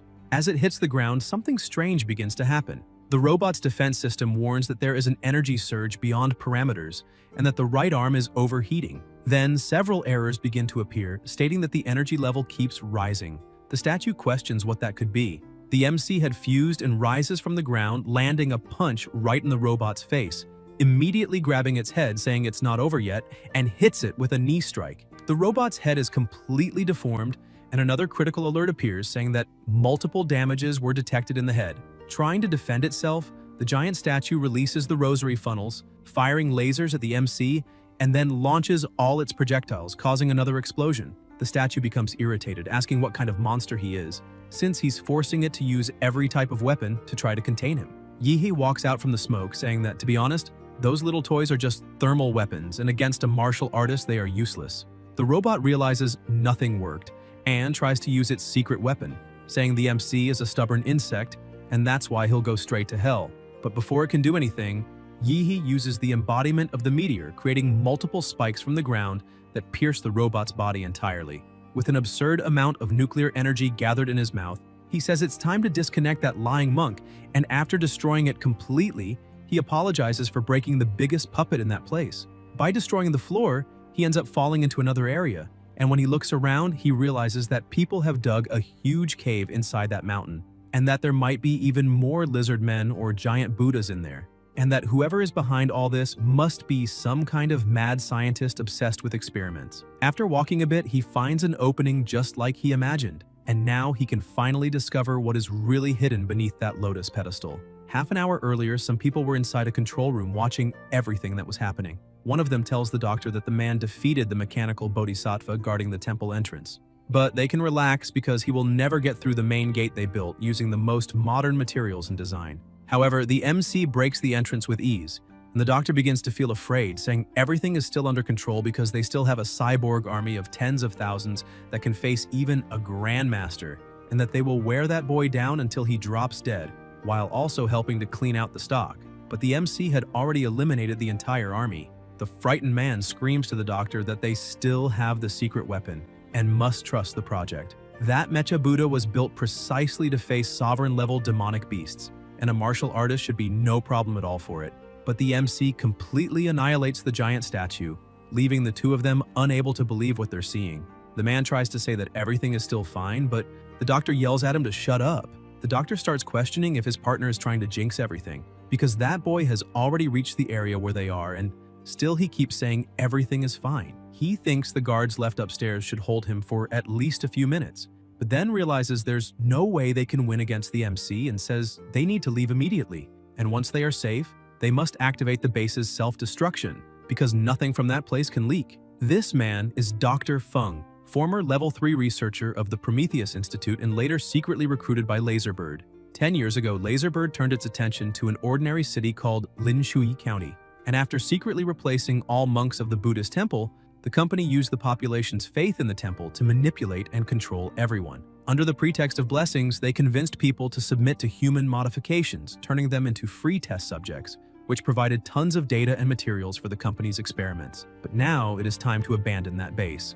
Suddenly, an atomic beam breaks through the ceiling and the MC jumps in with his arms crossed, asking the abbot where he thinks he is going. The man grabs the doctor, telling the guards to protect him because they need to get him out of there, but with incredible speed, the MC passes through the guards, defeating them instantly. Feng asks him to wait because there is still time to talk and holds a device in his pocket, thinking that all he needs is to press the button on his watch and the self-destruct sequence will begin. Laserbird implanted microbombs in all important researchers and managers, and also keeps their families and friends under surveillance to make sure no one disobeys or leaks any secret from the base.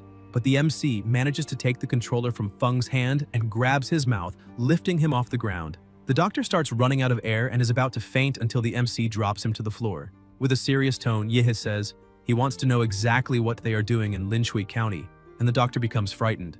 Yahe keeps pressuring him, asking if he was the one who eliminated those 3 young martial artists and what exactly they are doing there. The doctor starts shouting that he can't reveal anything about the experiments, because there is a signal monitor in his brain, and if he mentions any company secret, the bomb inside him will explode. Suddenly, something begins to come out from his tooth, and the doctor says that since he's going to die anyway, it's better to end it all. He starts convulsing, and as soon as he dies, the MC walks to him and realizes there was poison hidden inside his mouth, and it looks like the Laserbird crew all turned into kamikazes. The lab alarms start blaring, and the MC thinks that the doctor's heart has stopped, and that triggered the self-destruction system.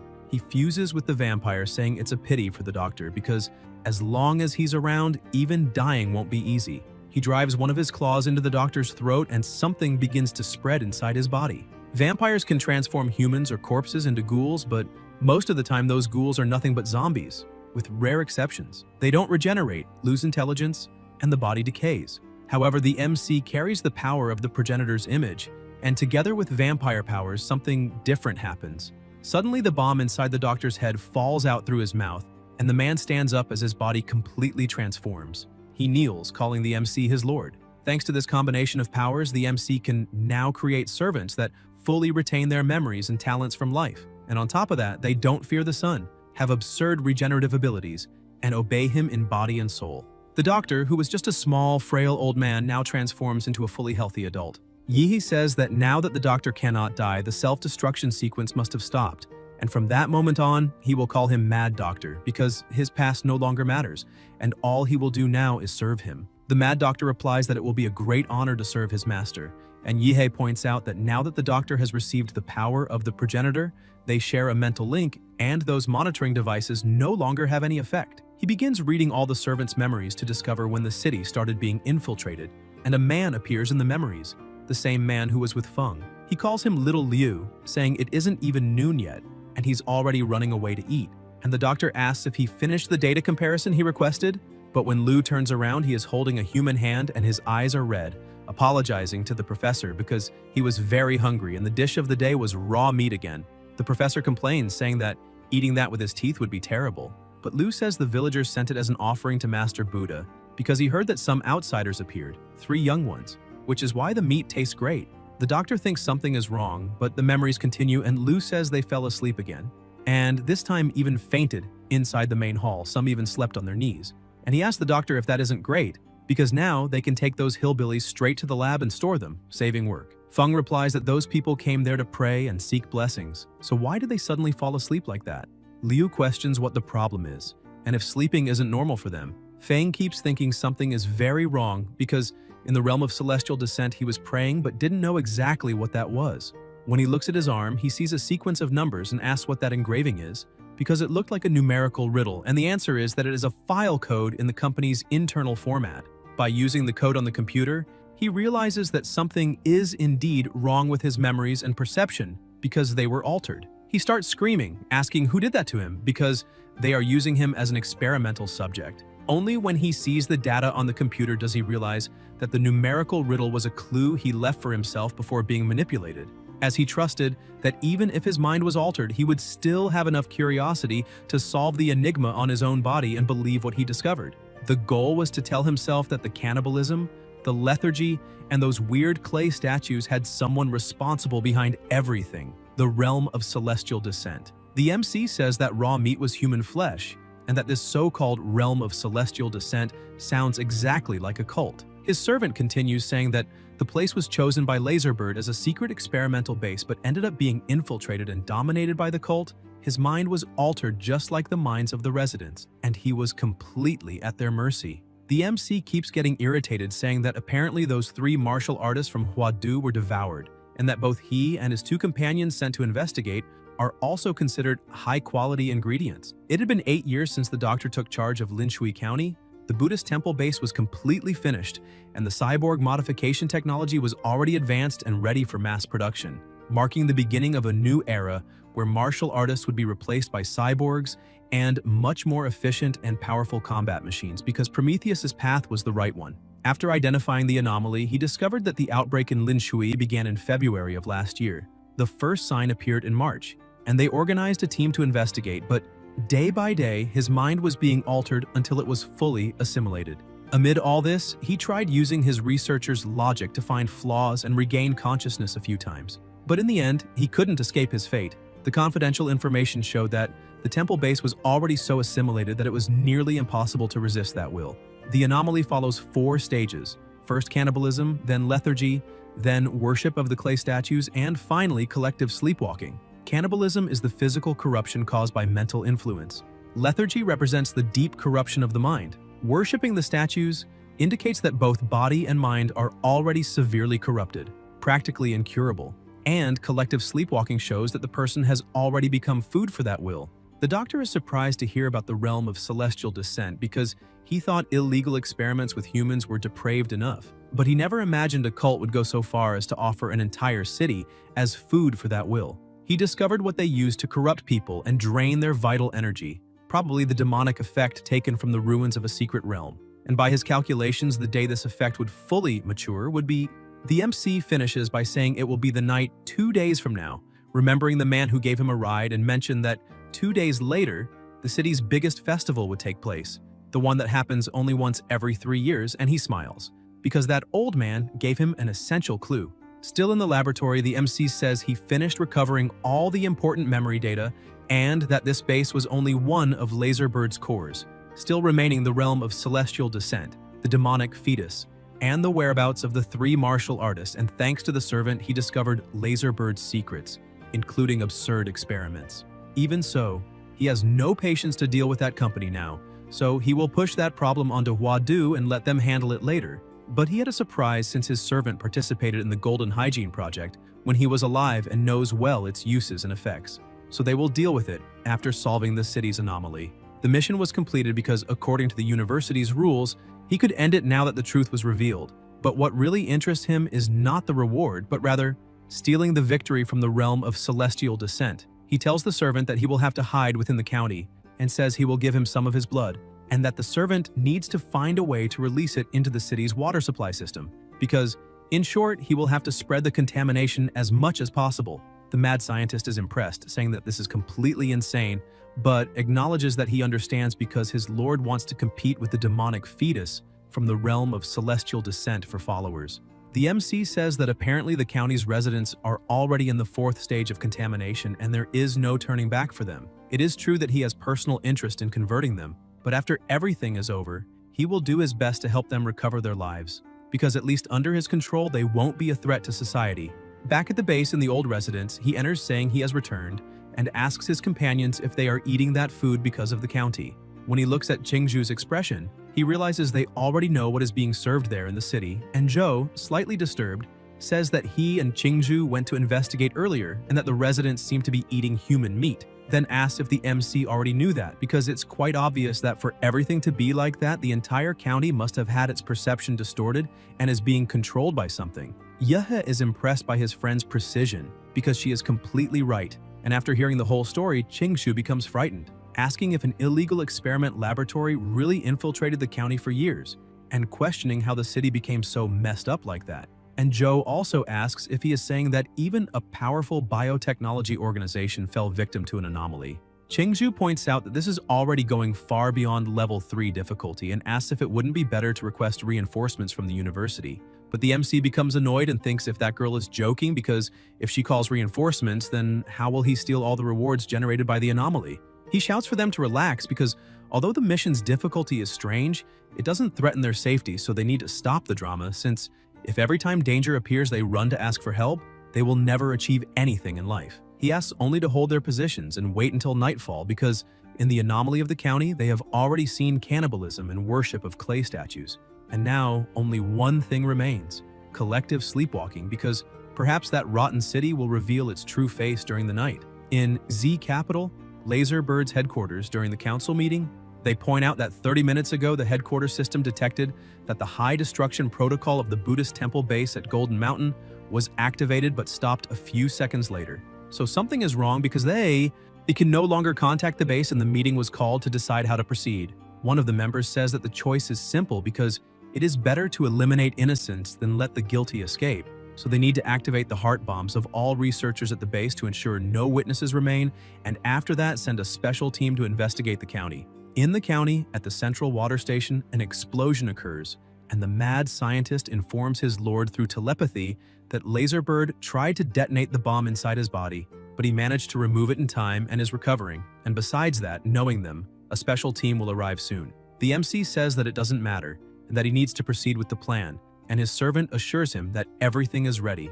In the middle of the night, on Platform 2, a man gets off the train, looks around, and says that the place is so isolated that he finally understands why the company chose it to build a secret base.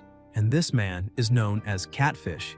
Another person gets off saying the company has already investigated Jia's Dragonbird and that they have no involvement with the temple base, and she wonders who it could be since the company has too many enemies, and this woman is known as Ares. Other people start getting off, a man called Golden Serpent and a woman known as Bluebird, and another man comes after them saying they need to take a look at the base first. This is Black Lion, and he emphasizes that the entire team needs to destroy all equipment and data they can find. Catfish asks the captain if they can eat something first because during the trip they only ate instant noodles, and Golden Serpent says they should find a place to feed the baby first, but Ares tells him to stop being such a pervert, and Catfish says it's dark so she can feed the baby right there because he won't look. And the leader says the two of them don't resemble professional assassins at all. Catfish asks if the great captain of Laserbird's third unit, the feared King of Assassins, is also just a regular programmer. The captain says those guys in suits and dark glasses are pure theater because true professionalism lies in them, who can pass unnoticed, and says it's time to stop the idle talk because they need to split tasks, emphasizing that Golden Serpent and Bluebird must investigate the county's situation while Catfish, Ares, and he go straight to the temple. In the middle of the county, the two begin analyzing things and say that the city is way too strange because there are people eating people and nothing human remains. Bluebird says that this mission won't be simple at all. She keeps looking until she finds that clay statue and immediately starts acting strangely. Meanwhile, Golden Serpent receives a call saying that the cause of the incident at the Buddhist temple base has been detected. A powerful martial artist destroyed the facility alone because there are more than 10,000 dead cyborgs scattered around the base. Even a combat mecha was destroyed with brute force, and because of that, no employee survived. The base director and head researcher, Dr. Feng, is missing. His body wasn't found in the base or nearby. Distorted sounds begin echoing on the phone, and Golden Serpent asks if the signal is being blocked, and as soon as he looks through the window, he is completely shocked because the residents were acting like zombies. He realizes it is collective sleepwalking and that they seem to be surrounded. He says they have been discovered and calls Bluebird to get out quickly, but she simply attacks him, and while lying wounded on the ground, he looks up and notices her expression has completely changed and wonders if it's possible that she's being controlled by something. When looking into the room, he realizes that the statue might be the cause and questions whether it was brought from the ruins of a demonic secret realm of Barros Moon. Meanwhile, atop the central church, the MC was acting exactly like a vampire. He looks at the moon and notices it is enormous, and he points out that his field keeps being blocked by something. He takes his phone, saying he first needs to inform his companions about the location of the crowd. He warns that all the sleepwalkers are southwest, but what he really wants to know is, if collective sleepwalking is that so-called will feeding itself, then what is the process? And he will find out soon. Golden Serpent begins to wake up, asking what is happening to him, but when fully awake, he realizes he is tied to a stake in the middle of the city and asks what the hell is going on. He realizes those people are the county residents and are also being controlled. He starts shouting for Bird to wake up immediately, but she doesn't respond. He tries speaking to the people, asking if they are from the realm of celestial descent, because they can talk since the organization behind him is very powerful. But he also realizes it's useless because those people cannot speak and the only word is gone, as he suffered brainwashing from the realm of celestial descent, and now they can't even be called human beings? They are demonic beasts in human skin, maybe even more terrifying than demon beasts because at least beasts fear pain and death, but those fanatics fear nothing. Suddenly, a very loud noise echoes everywhere, and Golden Serpent asks if that is a bell, and when he looks up, he notices the moon is bigger than ever. All the people begin smiling and climbing on top of each other, trying to reach the moon, forming a mountain of people, and the stakes that were stuck in the ground are removed and carried to the top of that mountain of bodies. Meanwhile, inside the facility, the captain says he isn't able to contact Golden Serpent or Bluebird, so they are probably in trouble, and it's very likely that whoever destroyed the temple base did something to them. He says that either way, something big is happening in the city, and they need to act first, so they must return. But when they go outside, they are impressed by the size of the moon. Ares points and shouts for everyone to look, asking if that really is a beam of light because that beam of light is descending at some point inside the city. Black Lion is surprised, saying that apparently the destruction of the Buddhist base is far more complicated than their bosses imagined. They begin running, saying they need to check where the moonlight is landing because that might be why they are losing contact with Golden Serpent and Bluebird. As they run through the city, the captain notices someone nearby and attacks, but the attack is easily blocked. He realizes that Umbrella is a magical item, and that the person approaching them is not an ordinary one. Qingju asks who they are and why they are attacking. The captain starts laughing, saying that judging by their clothes, it's obvious she isn't from there, and asks if they are the worms who destroyed the Buddhist temple base. The battle begins, and the captain tells his two companions that he needs only 3 seconds to finish off those 2 insects. The other 2 begin to advance, saying they will hold them, and Catfish says it's a waste to eliminate such a beautiful woman, although he doesn't mind playing with the corpse. Qingju defends herself but is impressed by the man's absurd strength. Zhou uses his ice to push them away, but the captain easily destroys the ice, startling Zhou. He says those 3 are at least high-level martial masters, so it's better not to confront them directly and they need to retreat. She agrees, but before they can move away, the captain appears with a blade at both their necks, saying there was just a 1-second difference. He notices there is another person and narrowly dodges a sword, saying that it was close. The captain asks who he is and whether he is with the other 2. The MC says he is the one who will eliminate him. Black Lion starts laughing, saying he has found another person who talks too much and begins using the assassination arts. 12 phantom forms and countless clones rush toward the MC, saying it's time to die. But Yihi uses Zawarudo, identifying exactly where each clone is. He says that a warrior at the martial grandmaster level, protected by martial chi, wouldn't even be scratched by a cannon shot, but could still die. He starts hitting all the clones quickly, saying that the phantom clones of the assassination technique are truly incredible since it's impossible to tell which one is the real body. He begins channeling energy into his hand, saying he doesn't even need to find out which is real. And while looking at one of the clones, he says that this is Black Lion, true name unknown or discreet, the king of assassins. The MC attacks him, landing a direct blow to his forehead.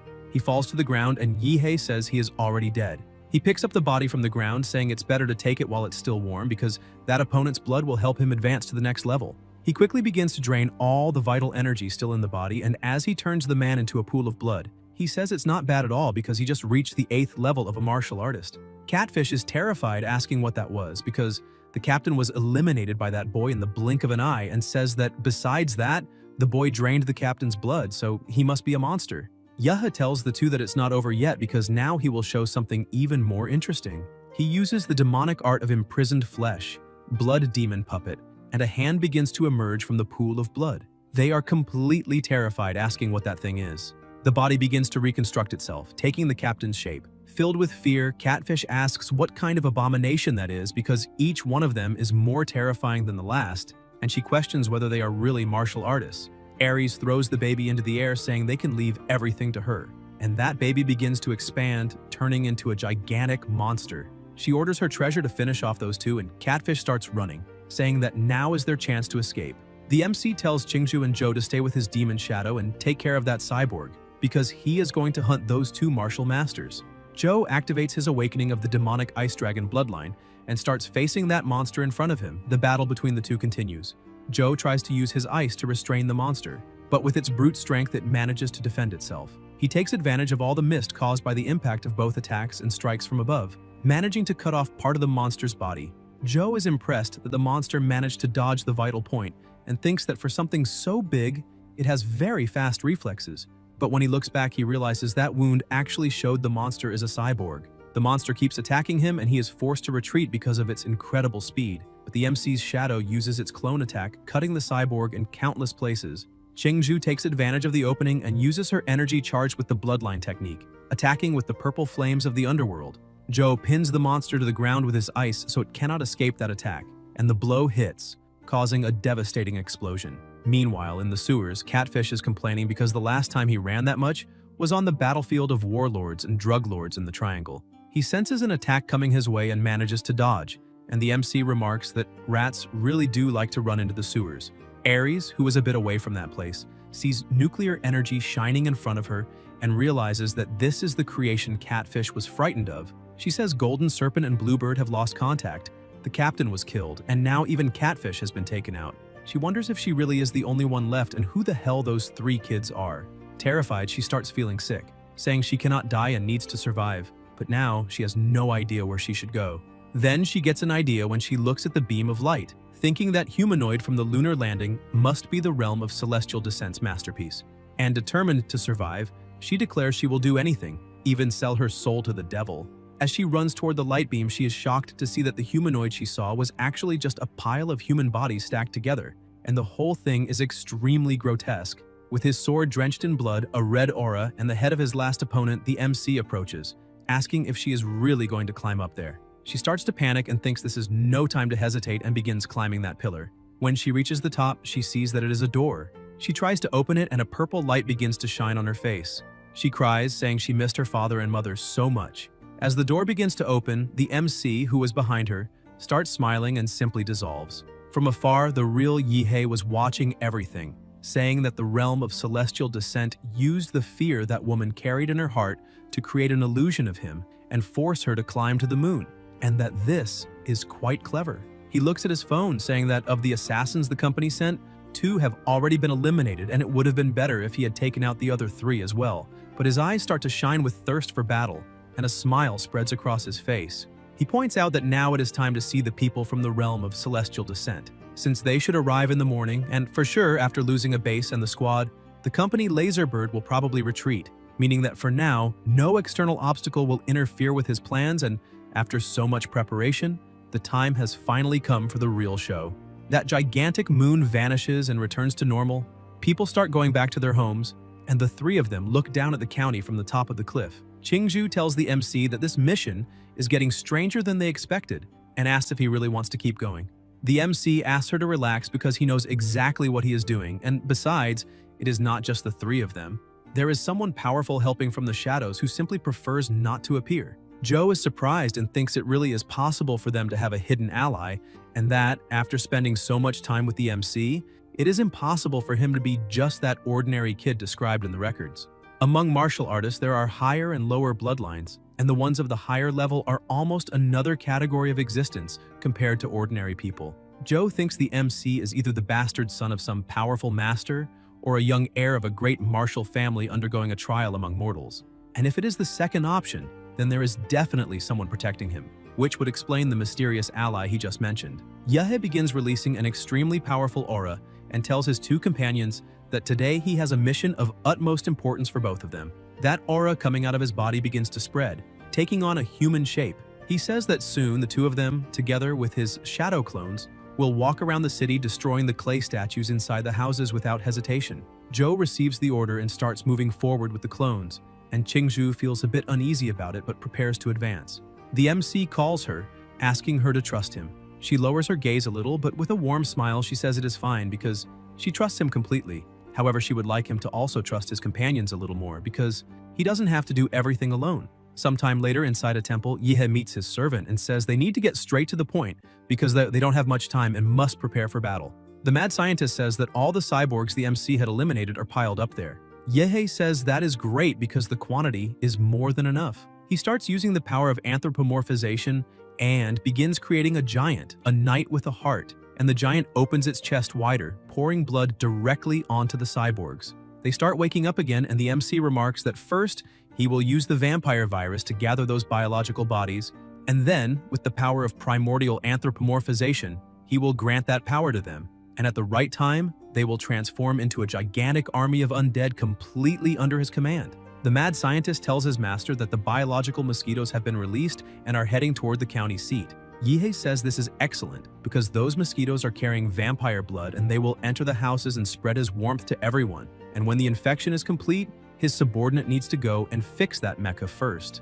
He points out that the giant Buddha was practically destroyed and asks if it can still be repaired and adapted with some weapons. His servant says yes and asks his lord to leave everything to him. He smiles, saying that now everything is underway and that he would like to see how his opponents from that so-called realm of celestial descent will act. In the past, the realm of celestial descent was known as the Humanity is Doomed faction, which appeared with the first invasions of the secret realms. With a mysterious religious leader wielding terrifying power taken from the ruins of one of the secret realms, this group grew at an absurd speed, and their doctrine was to create a demonic fetus from a secret realm and feed it with human bodies and souls, thus creating a temporary vessel for a god to descend to Earth. The idea was to guide that doomed civilization as if it were a true celestial kingdom. And the leader said that territory had been the hardest to conquer so far, but was about to become part of the realm because the divine fetus was about to be born. Still on the bus, the people tell the bishop that the county is just ahead and that it was there that the archbishop planted the divine fetus 4 years ago. And one of them says it is a tragedy because the archbishop did so much for the sect and ended up being ambushed and eliminated by those fools from Dragonbird. And in the end, he did not even live to see the fetus he cultivated with so much effort reach maturity, which shows how cruel and harsh that world is. Another says the archbishop was a merciful, generous, and upright man. So how could he be eliminated like that when not even his body was left for them to bury? And the man among them replies that this is exactly why they cannot let his sacrifice be in vain, because they cannot just sit and watch that world sink even deeper because of a bunch of reckless people. And if nothing is done, it will become another domain of sin. Everyone on the bus begins praising, saying they must welcome the coming of God, the child, that this is their salvation and the salvation of humanity, asking for God to descend to the world and for paradise to form on earth, while a leader shouts for them to fight for God, marking the arrival of the night of the second day. When they arrive, one of the members says, "This moment is thrilling, because in the entire history of the sect, only 2 divine fetuses have truly been born, and now their names will enter the sect's sacred records. The first one born in the realm of celestial descent caused climate changes, tsunamis, volcanic eruptions, and other disasters, and hundreds of millions died, were injured, or were forced to flee, and all of that happened in just 1 minute of God's activity. The second appeared on the continent and soon formed a dense, recurrent, and dark fog over the surrounding sea, completely isolating the region. And after that, all contact with the continent was lost. To this day, that place is a black hole on satellite maps. and the united forces of several nations have suffered massive losses since then, making the Black Forest Sea classified as an S-level forbidden zone where no one is allowed to enter. The man cut his wrist, letting a drop of blood drip onto the ground, and it began creating something strange as all the other members did the same, and their blood started gathering, giving even more strength to that strange thing. And they said that now it was time to welcome the third god. Chanting a strange incantation as the bishop climbed the mountain of bodies to reach the gate, he also began offering his own blood to the god of the heights, asking him to accept it, and the door opened, calling him forward. Upon entering, he saw the divine platinum coffin and the divine fetus he had cultivated, fed by the energy of the entire population of the county over 4 years, and the fetus was about to mature. The members continued the ritual, and now it was time to begin the reception of their god, as the bishop descended the mountain with the coffin on his shoulders and carried it to the center of the ritual. He said, "O great moon, demonic god of the realm of dreams," the being he faithfully served by invoking him and claiming the sacred name, the moon demon Baros. The mountain sustained by human bodies began to unravel as if the souls of those people were leaving their bodies, and a wave of energy spread through the place, contaminating those souls, while the bishop asked what was happening, because the spirit, once completely white, was beginning to turn blue. He says it might be because of that roar that happened a while ago, and wonders if that could have contaminated the spirit, but soon thinks it makes no sense because how could the spirit of the divine fetus have been corrupted by an unknown roar, and who could be behind it? The blue energy begins moving toward the divine platinum coffin, and the bishop screams that the ritual cannot be reversed and that the blue spirit is being corrupted, trying to desecrate the fetus. Suddenly the MC appears, apologizing to the bishop, and he turns around frightened, asking who he is, while Yihi asks if even now he still cannot guess. He uses the star rainblade, third form of the officinal flesh, cutting both the bishop and the moon in half and saying that he is the true demon. The bell begins to ring, and before departing, the bishop calls out to Baros, the moon demon, and the MC says that this is disappointing because not even the 3 demonic artifacts manage to help him. Suddenly, another person approaches, telling the MC that he truly has an absurd strike and asking if he would be interested in joining the divine sect. The man removes his hood, saying he would like to introduce himself as Linky, the current supreme leader of the divine sect of the Xia realm, and that the one the MC just eliminated was only the vice bishop, emphasizing that the MC must already understand that being part of the sect means living dangerously, so it made sense for him to send someone pretending to be the chief. Yehe realizes that the one he eliminated was just a pawn and charges at the true leader, but Linky begins using his abilities to restrain the MC, saying that the place was a sacred ground prepared to receive a god, and therefore not somewhere he could just enter and leave as he pleased. Yehe begins to feel something binding him, but cannot see what it is, and wonders if it could be some psychic power. He uses the power of Zawarudo and easily breaks free from the restraints. Linky is surprised and takes a devastating blow that sends him flying through several houses, leaving his body almost completely destroyed, but he begins regenerating, saying that he had already warned that the MC would not be able to hurt him because he was someone blessed by the gods.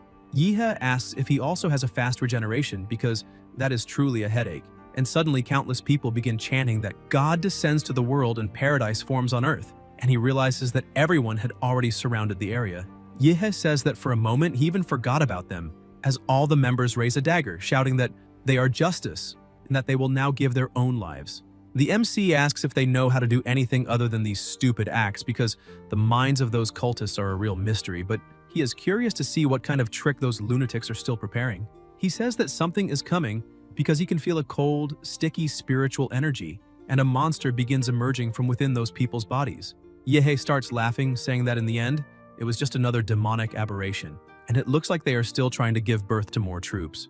An overwhelming force begins to rise, and the MC says it is a pity, but now he can also summon his own troops as giants start appearing in the area, and Yehe points out that he did not bring the lizard men back for nothing, because they would serve as vessels for those humanoids. The demonic beasts begin attacking, but they are completely torn apart by the attack of the humanoids, crushing them as if they were mere ants. Another member of the sect begins to panic, saying that the bishop was wiped out of nowhere and now a bunch of giants has appeared. He begins questioning who the hell these people are and where that young man leading this attack was, and that he needs to use his spiritual vision to find him as fast as possible. When he manages to locate him, he realizes that the MC is beside the coffin, because his true target was the divine fetus.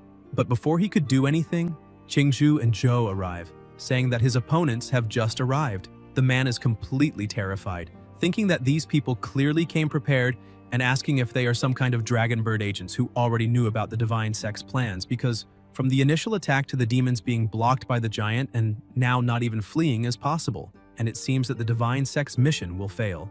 Meanwhile, beside the coffin, the MC says that just by coming close, he already feels a cold that seems like it will freeze his soul, and that the thing inside the coffin is full of hostility toward him. But that was to be expected because it was him who put an end to that god. The system appears saying that the host received 5 points of divine spatial energy, and that during the final stage of the ritual of the realm of celestial descent, half of the faith power that the realm had gathered over 4 years to form a body was corrupted by the host, and that corrupted faith power was still used by the demonic fetus to create a body allowing the moon demon to act in the mortal world, which made part of the moon demon's divine power be stolen by the host Yahello at birth. The MC is shocked to discover that this is what happened. He places his hand on the coffin and says that, to be honest, he never cared much about those weak people from the realm of celestial descent because his true enemy from the beginning was always that god tied to the moon in dreams, and even after stealing his power, that god, being just a weak and malnourished baby, should have awakened already. He throws the coffin lid into the air, asking why the god is still hiding inside the coffin, but then he is surprised to see there is nothing inside. He summons his sword, saying that if that fetus calls itself a god and is still hiding, then a total silence takes over the place. The MC realizes that the roars and the fight between the giants and the demons vanished out of nowhere. Moreover, the battle between Qingzhu, Zhou, and the vice bishop also disappeared, and it seems that only he remained in the entire world. Suddenly, someone calls his name, and the MC turns around startled, asking if someone is there. Linky is standing in front of him, asking if the MC had already forgotten about him. Yehe is startled to realize that the moon is an illusion, and asks since when this has been happening. Linky asks what he thinks about trying to guess when he fell into the dream. Meanwhile, Qingzhu and Zhou were fighting another demon, and the vice bishop says he can only hold those two off by using the archdemon, but is worried about how Linky is doing. When using his powers to locate the MC, he sees that he is still standing by the coffin. The vice bishop realizes something is wrong with that kid, and that he no longer feels the bishop's spiritual power, so maybe he refuses to believe it, saying he needs to reach the divine fetus immediately. He begins using the deep wooden divine needle technique, and if it hits the enemy's body, blood thorns will grow from the inside out until he is completely shredded.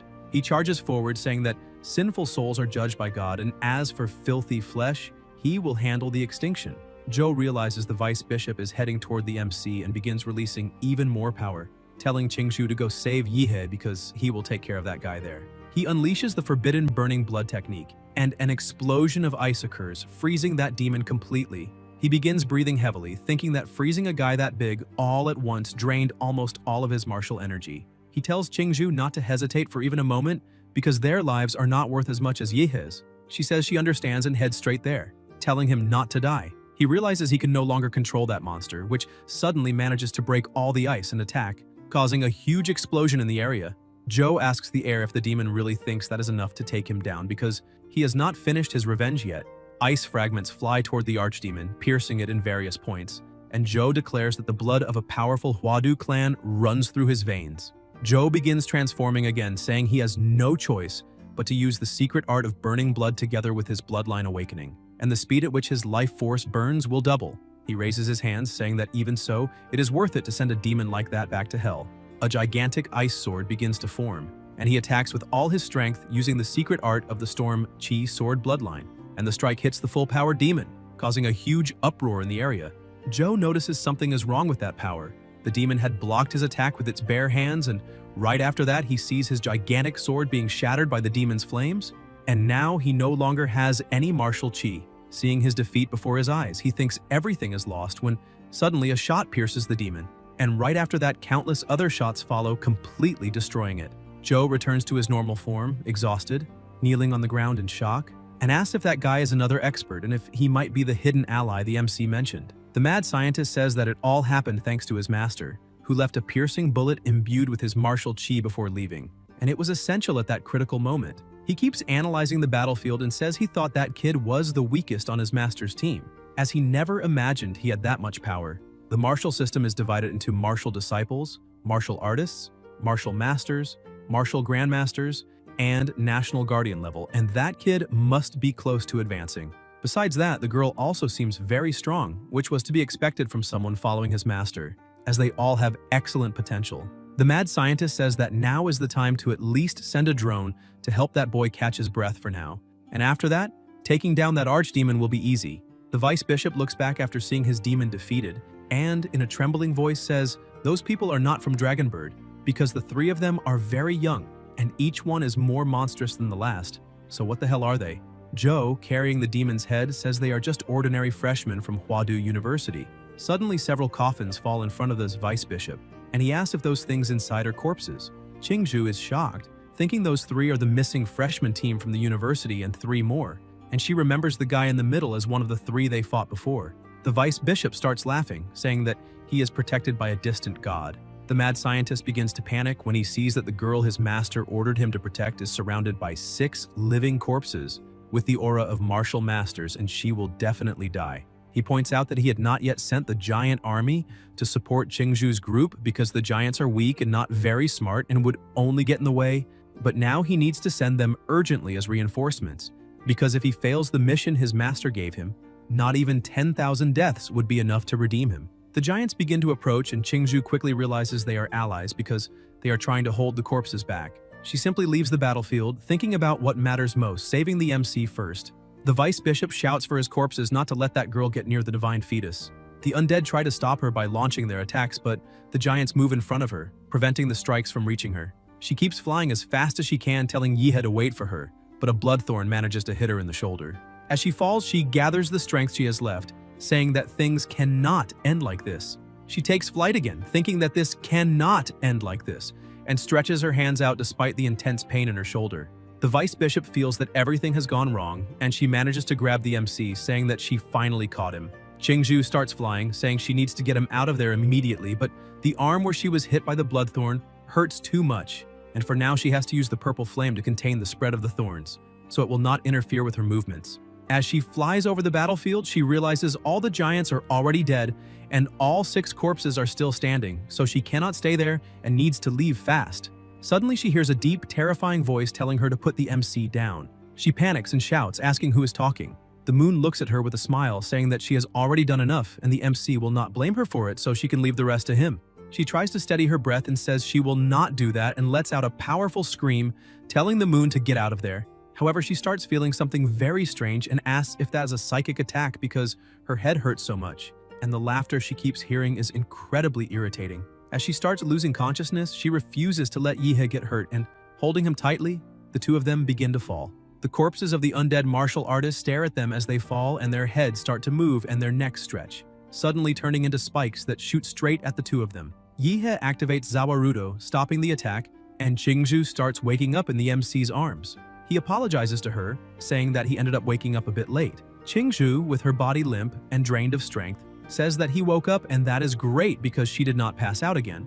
But right after that, she falls into a deep sleep. He tells her to rest and leave the rest to him. The vice bishop starts shouting in anger, asking how that guy managed to escape a god's illusory realm. But even if he escaped, he will not be able to face 6 apostles of the moon, God alone. The vice bishop orders his apostles to attack together with him because the MC will not be able to defend against 7 people at once. Suddenly, Qingzhu disappears, and the MC says he moved her to a safe place and orders Zawarudo to release everything. The vice bishop, who is trying to kill him, begins to panic, and the MC merges with humanoid giant one and stomps on his opponents, asking what that annoying barking is. Meanwhile, a bit farther away, Linky is sitting on the ground, groaning in pain and trembling, with tears streaming down his face, begging for that torture to stop because he cannot understand it. He was the one who created that realm in the eyes, so why can the MC massacre him there however he wants? Every time he dies in that place, he feels the pain of being quartered, and he begins seeing Yihe's image right in front of him and wonders how he escaped the dream dimension. Or maybe it simply does not work on the MC because that boy seems more like a demonic god, as not even a real god would be able to contain him. Linky looks at the moon and begs its forgiveness because the only thing left is to close the dream domain himself and expel him. The moon god tells the bishop to lie down in the divine coffin. He hesitates, but the god says there is no choice but to use his lower body as a vessel. Meanwhile, the MC is finishing cleaning up the mess and remarks that in the end, even after gaining power, those people are nothing more than a pile of corpses, and now he has already wiped out all the followers of that cult. But suddenly something approaches, saying that there is still one left. A being with an extremely powerful aura begins drawing closer, and stares directly at the MC, who starts smiling excitedly, saying that he, the moon god or moon demon or Baros whatever, finally decided to show up. The moon god begins descending, but suddenly the MC realizes that the place he is standing in has become the moon. However, he thinks that cannot be the real moon because it does not have that overwhelming space cold and he is not running out of oxygen. So it must be something like the Master's Massacre domain. A domain is not like an illusion that messes with the mind, it overlays reality, and any damage it causes is real. In other words, inside it, his invincible golden body from the system does not work. The moon god tells the MC that he admires him, that in a way he is the most impressive human he has ever seen, especially because he managed to steal part of his divinity, and their compatibility is over 96%. He is simply the perfect half he needs to complete himself. Yihe thinks that the god can keep talking because it does not matter. His plan to steal is already complete and now he just needs to buy time. The god continues, saying that after he uses the MC to complete himself, he is willing to let Yihe keep his consciousness, and with that he will transcend mortality and step into the world of gods. The god emphasizes that the MC may not yet grasp how immense that world is, whether it is the blue star or the domain of sin, which are those secret realms they talk about. He has only seen the tip of the iceberg, and thanks to the talent he possesses, he can ascend to a higher plane of existence. The god extends his hand, inviting the MC to ascend to the moon and rule at his side above the heavens. It is an invitation and a promise made by a god, something maybe not even 10 humans on Blue Star would refuse. The MC gives him the middle finger, saying he refuses, because he really thought those mysterious, unreachable gods would have a bit more class, but in the end they are just intelligent life forms from a higher plane. And since the god could not threaten him in his incomplete form, he used whatever trash he could find to complete himself and now comes in with all this gloom and all these promises. It is all the same as always. Deep down, they are no different from humans, and he was foolish to think they were anything more than that. The god says he would forgive his insolence for being human, even after using a body with only 20% compatibility to complete himself. Yihe has no chance against him, and the god emphasizes that he only asked for his opinion out of respect and formality, but the opinion does not matter and will not change anything in the end of that battle. The god moves just one finger and completely tears apart the giant's body, leaving the MC surprised and exposed, and as the god approaches, the MC is unable to move his body. The moon god touches his forehead, saying that he is nothing more than food waiting to be devoured. The MC begins to roll his eyes, and the god becomes confused, asking why he cannot sense Yihe's consciousness. The MC starts laughing and asks if the god noticed it. Because he cannot touch his soul, he may be physically superior, but when it comes to the mind, the one in control is the system panel. From the start, he knew he could not face a god with brute strength, so he used the absurd regeneration of the vampire model and left half of his body with Dr. Feng, and the MC emphasizes that he cut his body in half, so if the main half is destroyed, his consciousness wakes up in the other. The moon. God cannot believe what he just heard, and suddenly something begins to cut through space-time. An immense sword splits that place in half, and a man enters saying that he is the chief of the 1st Division of Dragonbird. The National Guardian, Qinglong, has just arrived to teach a lesson. The MC starts smiling, thinking that they finally arrived because he reported that infernal place to Dragonbird, as he already assumed he would not be able to defeat that moon demon Baros, and he only wanted to steal the divine energy it used to descend into the human body. The god stares at the chief of the 1st Division, impressed with his body, and asks if he is really human because maybe they need to review the potential rating of the human species.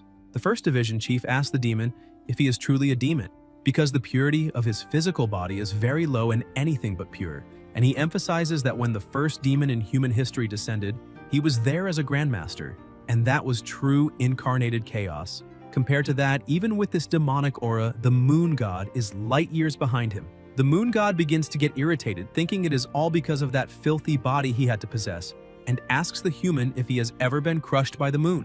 He pulls the MC, saying that now that body belongs to him, and he will not let it be damaged by that fight, then throws him far away. The 1st Division chief begins asking why that demon is trying so hard to protect that boy's body and valuing it so much, but decides to ignore it for now, because first, he needs to seal that demon, and after that he will go after the MC to better understand the situation. Since before leaving, Shi Jingwen had told him the boy's name is Yihe. The two begin their battle, and the demon asks the 1st Division chief to show what he is capable of. In a forest a bit distant from that place, the MC was protected by an energy sphere, and upon landing, the sphere dissolves and he says he is a little nauseous and begins wondering where he was teleported to because his vital field detection system is unable to locate the county, and apparently he was thrown far away. And this only confirms that the moon demon calculated that his fight against Qinglong would devastate the entire county and its surroundings. And luckily, he had already sent the doctor to flee with Qingzhu and Zhou, who were injured. However, he truly did not expect that demon to have an instant teleportation ability.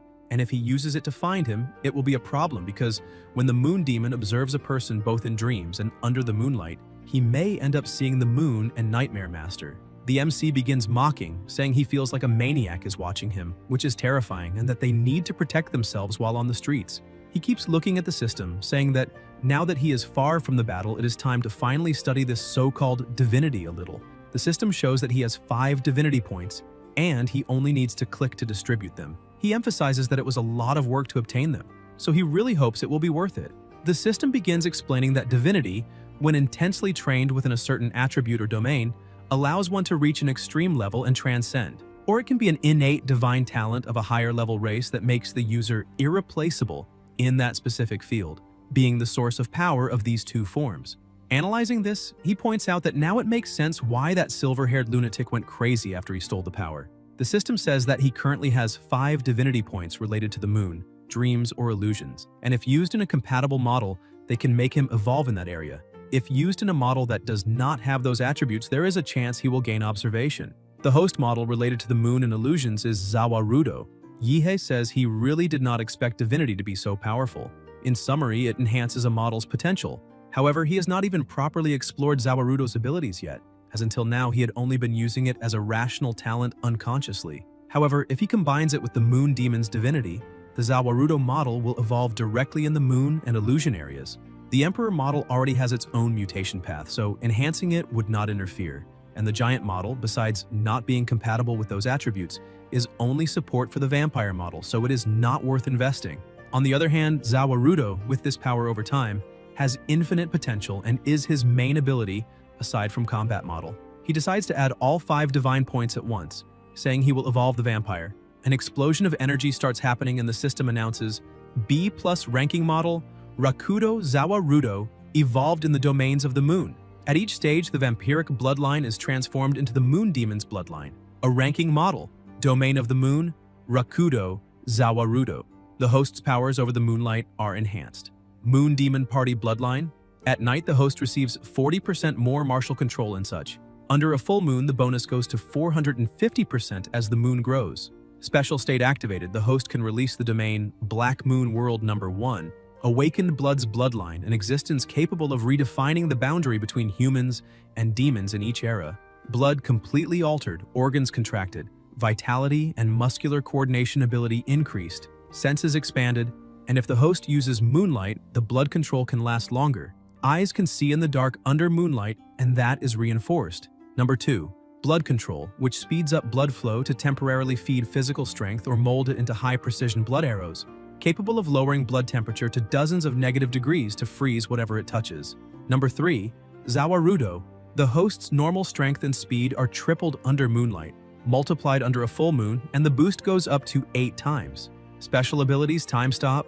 Under moonlight, the cooldown time is reduced, and under a full moon, the duration of time stop can double.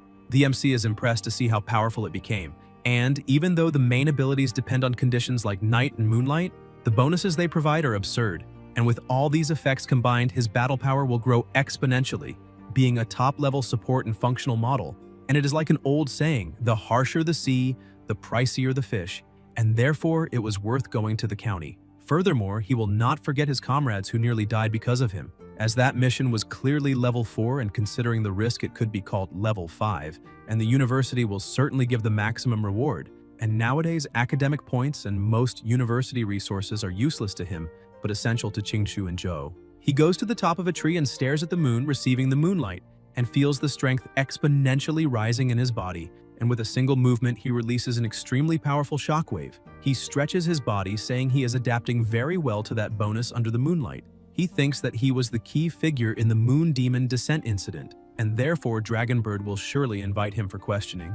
However, he has too many secrets that cannot be revealed, and in an investigation carried out by professionals, any poorly told lie is easily discovered. He transforms, saying he must first speak to his old acquaintance in Huadu, because that is what connections are for. Upon arriving at the university, the president was already waiting for him and introduces himself, saying his name is Shi Jingwang, the university president. Yihe greets him, saying he's an inspiration to everyone there, and that it is an honor to meet him personally, but the president smiles and asks the MC to stop, as there is no need for so much formality, and he can feel at ease.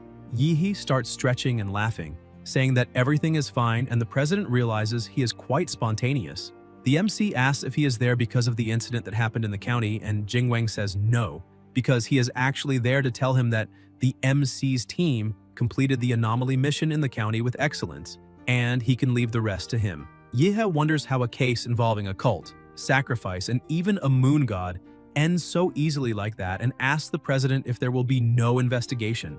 Jingwang asks him to stay calm, saying he can trust the university because they will handle the consequences of that incident, and he already knows what the MC is worried about, so he can relax. And he respects the twins' privacy, and when the mission is published at the university, it will be listed as anonymous, and it will state that his team completed a level 4 mission because they cannot classify it as level 5 since it usually requires a leading professor, and saying that freshmen completed a mission like that would be too shocking for people. However, in terms of rewards, they will receive them as level 5. Yihe is shocked, thinking that this treatment is too good to be true, and maybe that clever old man is not suspecting that he is using shortcuts. The next day in the president's reception room, the MC was sitting and looking at the things that were published because now the doctor had finally sent the battle footage to him. And he really wants to know who is stronger, Qinglong or the Moon Demon. When looking at the images, he is surprised because that place used to be in a mountainous region but turned into a crater. And he remembers that the demon had asked if he had ever been crushed by the moon. So maybe he really did that. Yihe begins trembling, saying that the martial fantasy world is truly too dangerous. And in his current state, he still cannot relax because that pervert even said he would keep watching him, and because of that, he has not slept since then, afraid of encountering Barros in his dreams. The MC remembers that he spoke to the president about everything that happened, and he said that Qinglong has a way to seal the moon demon's gaze that is on him. Moreover, they told the MC to come there that day to wait for Qinglong and also take the opportunity to learn something from the second strongest warrior in the Xia realm. As soon as the door begins to open, the MC gets excited, saying his senior has arrived, but when he sees the condition he is in, he realizes that he does not look well at all. Qinglong tells the MC that he does not need to worry, because it is true that he was hit by a bit of cold chi from that otherworldly demon, Barros. However, he won that fight, emphasizing that the demon only managed to exchange a few hundred blows with him before its body began to fall apart. And if it were not for the several delaying techniques the demon used, he would have finished it a long time ago, and the MC would not even be there waiting for his help to seal that mark in his gaze. Yihe starts wanting to laugh, thinking he really did not expect Qinglong to explain all that to him, and although he is quite different from the mysterious, all-powerful expert Yihe had imagined, he's actually kind of cute. Qinglong throws his coat on the ground, saying it is time to begin, because he will seal the mark in the gaze, since Director Shi can calculate destiny through the stars and explained how special Yihe is, so Qinglong can help him reveal something confidential, and asks if the MC has ever thought about the fact that demonic beasts were once intelligent beings similar to humans. Yihe is surprised, Qinglong continues explaining, and says that when he was still a Xuanwu master, he went with his master and 5 senior brothers to a newly discovered ruin in a level A secret realm, and in the end, only he managed to come out alive. He was cursed by something terrible inside those ruins, and Yihe starts wondering what kind of curse that was. Qinglong says that his body began transforming little by little into a demonic beast, and along with that, his consciousness was being lost. Even with the best doctors in the world trying to help him, no one could stop the transformation. So he decided to exile himself from everything and everyone, because he did not want to become a mindless demonic beast in his own country, risking harming innocents or even being killed by them. So he went alone to an S-level secret realm in the Great Eastern Ocean, determined to die there, but he ended up being taken by a storm to an island where no human had ever stepped. He stresses that the rest of the story is another confidential matter involving strategic plans that could affect the future of the Xia Kingdom. The MC feels a bit disappointed. Thinking this was a cold shower, Qinglong keeps talking while removing the bandages from his body, saying that there was someone on that island who helped him escape the fate of turning into a demonic beast, and his body was completely marked with symbols. When the MC sees those symbols, he starts screaming, and his eyes begin bleeding. Looking down and trembling in pain, He thinks that even with the recovery power of the Rakudo model, which healed his eyes instantly, just that single glance almost dragged his entire soul inside. Qinglong keeps staring at the MC while thinking that an ordinary martial master would faint just from looking at those symbols on his body. And for lower-level cultivators, the risk is even higher. They could suffer brain death and end up in a vegetative state. But on the other hand, Yihe only had slight bleeding after looking, and that shows how different he is from the others. And until now, Jing Wang has never been wrong in his predictions, so perhaps the MC really can change this situation that is becoming increasingly dangerous. Qinglong points his finger at the MC's face, telling him to relax because he is at that very moment marking 2 symbols in his sea of consciousness, and from that day on he will finally be able to sleep peacefully. The mark transfer begins, and the MC starts losing consciousness for a moment. The system warns that the demonic moon gaze, in dreams or under moonlight, may make you see the demon of the moon in nightmares. However, those phrases start fading away. Qinglong gets dressed again, saying the work is done, and the MC thanks him. Qinglong changes the subject, asking if his master is Gongke. The MC remembers her, and says she was a bit bossy when she was the head at the university, and was harsh with many people, and now everyone is grown up, and becoming a Zhuanwu martial artist is already considered the bare minimum for them. So he needs to be careful, and that is why when he leaves, he needs to pretend he is not her disciple. A bit uneasy, the MC answers yes, and Qinglong tells him to relax because he has no problem with her. He only mentioned it because before her soul was damaged, she was the martial artist with the highest chance of reaching the Grandmaster level through carnage, and that is truly a pity. He starts smiling, saying he would like to fight, because he really wants to see how pure the successor of the famous Massacre Moon is. Yihe thinks that, in the end, the more skilled a martial artist is, the more he enjoys fighting, which gives the MC a great idea. And, smiling, he asks if Qinglong would like to fight under the moonlight. Qinglong, even a little uncomfortable at the thought of facing the moon again, ends up agreeing. The two head to the 4th panoramic arena of the university, which sits on top of a building outdoors. Qinglong says he will not attack, so the MC can show everything he knows, and he will defend himself only with the physical strength of one hand. If the MC can make him move even half a step, then he wins. And if he wins, he may ask for anything he wants and will also enter directly into the 1st division of Dragonbird, with all privileges and benefits. Yihe becomes excited and says it is a deal, asking the senior to show what he can do. The moon appears bright and strong in the sky. The MC begins drawing its energy, and Qinglong is surprised, seeing that this aura resembles that of the moon demon, beginning to wonder if it is possible that Yihe is.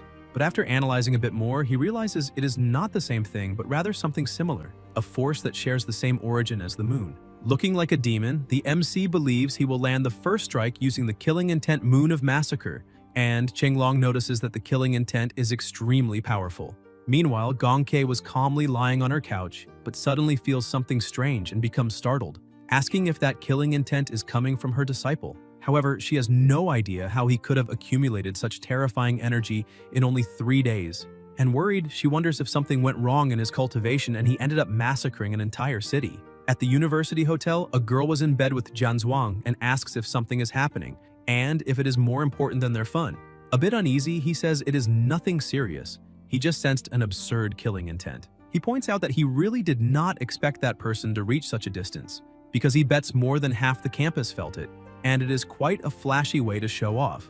Back at the arena, Qinglong was still using only one hand to defend himself, the ground around him completely destroyed, and the MC thinks that compared to his style, Qinglong's punch is direct and without exaggeration. No wonder he is one of the strongest in the country. Unlike Master Gongke, he was not looking for openings to take him down instantly. He came straight from the front, a pure confrontation, a raw and direct charge.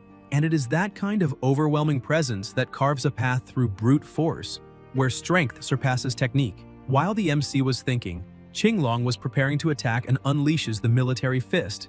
Yihe watches and thinks here comes another attack. The blow is so strong it hits the MC directly, throwing him backward. Qinglong realizes the MC used a forbidden technique with a very high price just to try to win. And seeing that he was falling off the arena, he yells that it would be a great loss if someone like him, with so much potential, ended up harming his own martial foundation. He runs over and saves him. Yihe starts laughing, pretending to be emotional, saying that now that Qinglong moved more than half a step, the victory is his. The MC thinks it worked. The hallucinogenic effect of the blood demon art was activated when Qinglong inhaled the blood mist, scrambling his senses, and the moon demon's curse drained his energy. Qinglong accepts defeat, saying that the boy, besides being talented in martial arts, is also very clever, and praises him, saying he did very well.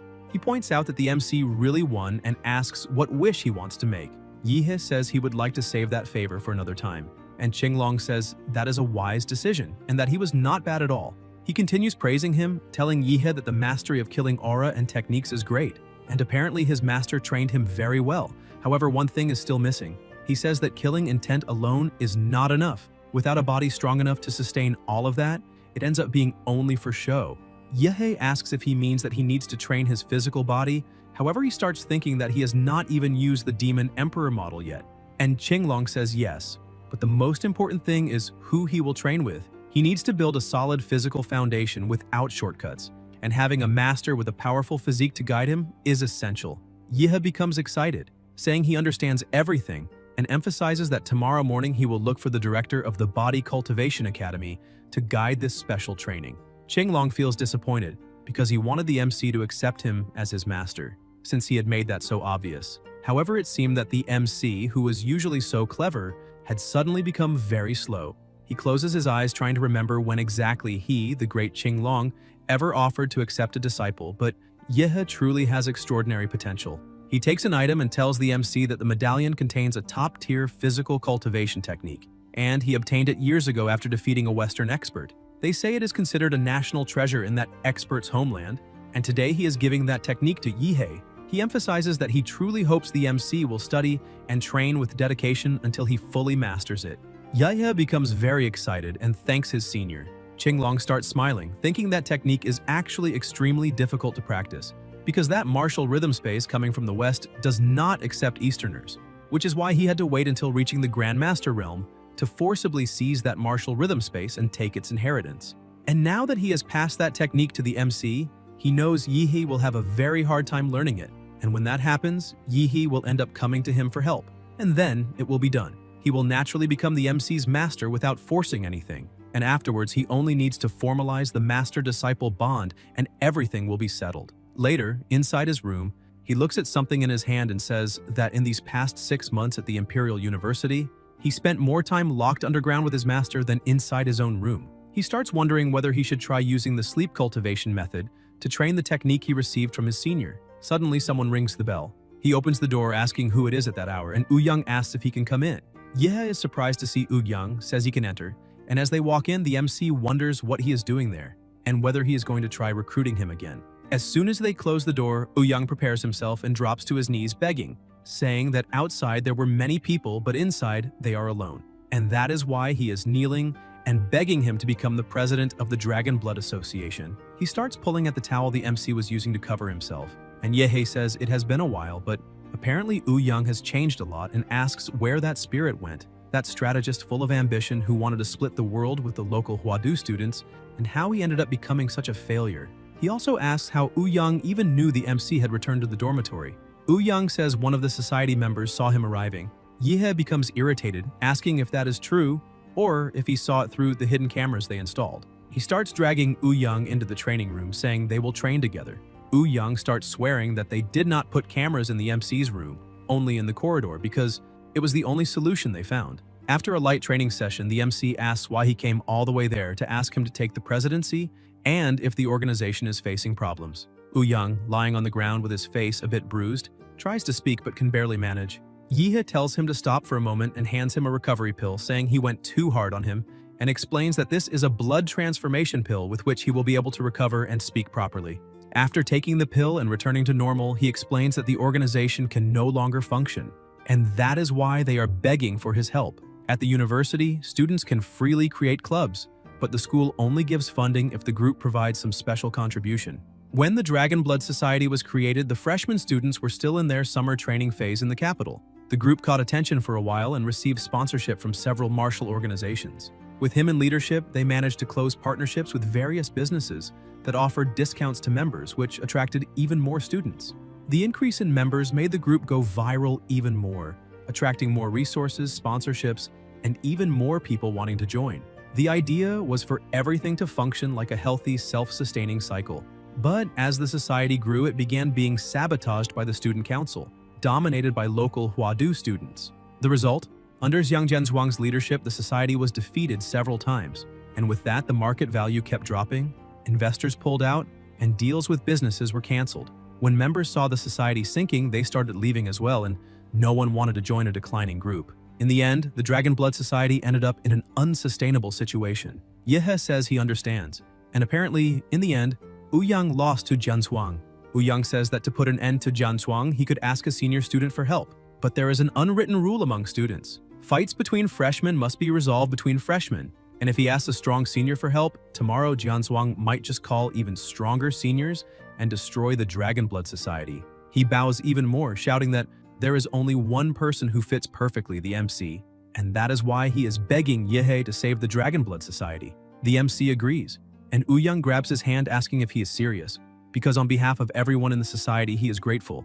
But the MC interrupts saying he is not done yet, because this is not inviting him to be president. This is basically hiring a bodyguard to protect the society, so they will cut the nonsense and go straight to the point. Yehe asks what exactly Ouyang wants him to do, and Ouyang says that the reconquest plan of the Xia Kingdom, something a professor explained, is not really a secret so he can speak. The MC tells him to stop stalling and get to the point.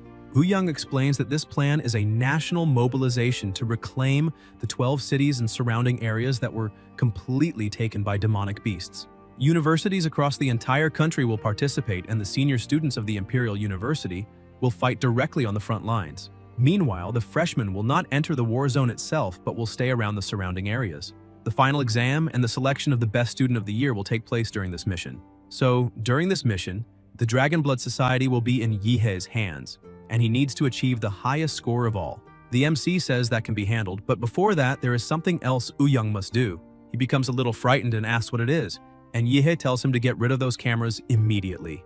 After removing the cameras, Ouyang starts leaving. The MC thanks him, saying that he helped a lot with that and that it is now confirmed. Whenever he accomplishes something great, he gains a chance to draw a model, and the greater the achievement, the higher the probability of getting a high-level model. Yehe starts smiling again, excited about his new achievements. He thinks Ouyang actually has talent for leadership, and if Yehe helps remove the obstacles from the path, he will be able to take the society to another level. And if the MC can truly transform the Dragon Blood Society into the largest in the whole university, the reward will be better than what he received in the Ancheng entrance exam and in the Zodiac challenges. That is why he needs to master both martial arts and the models.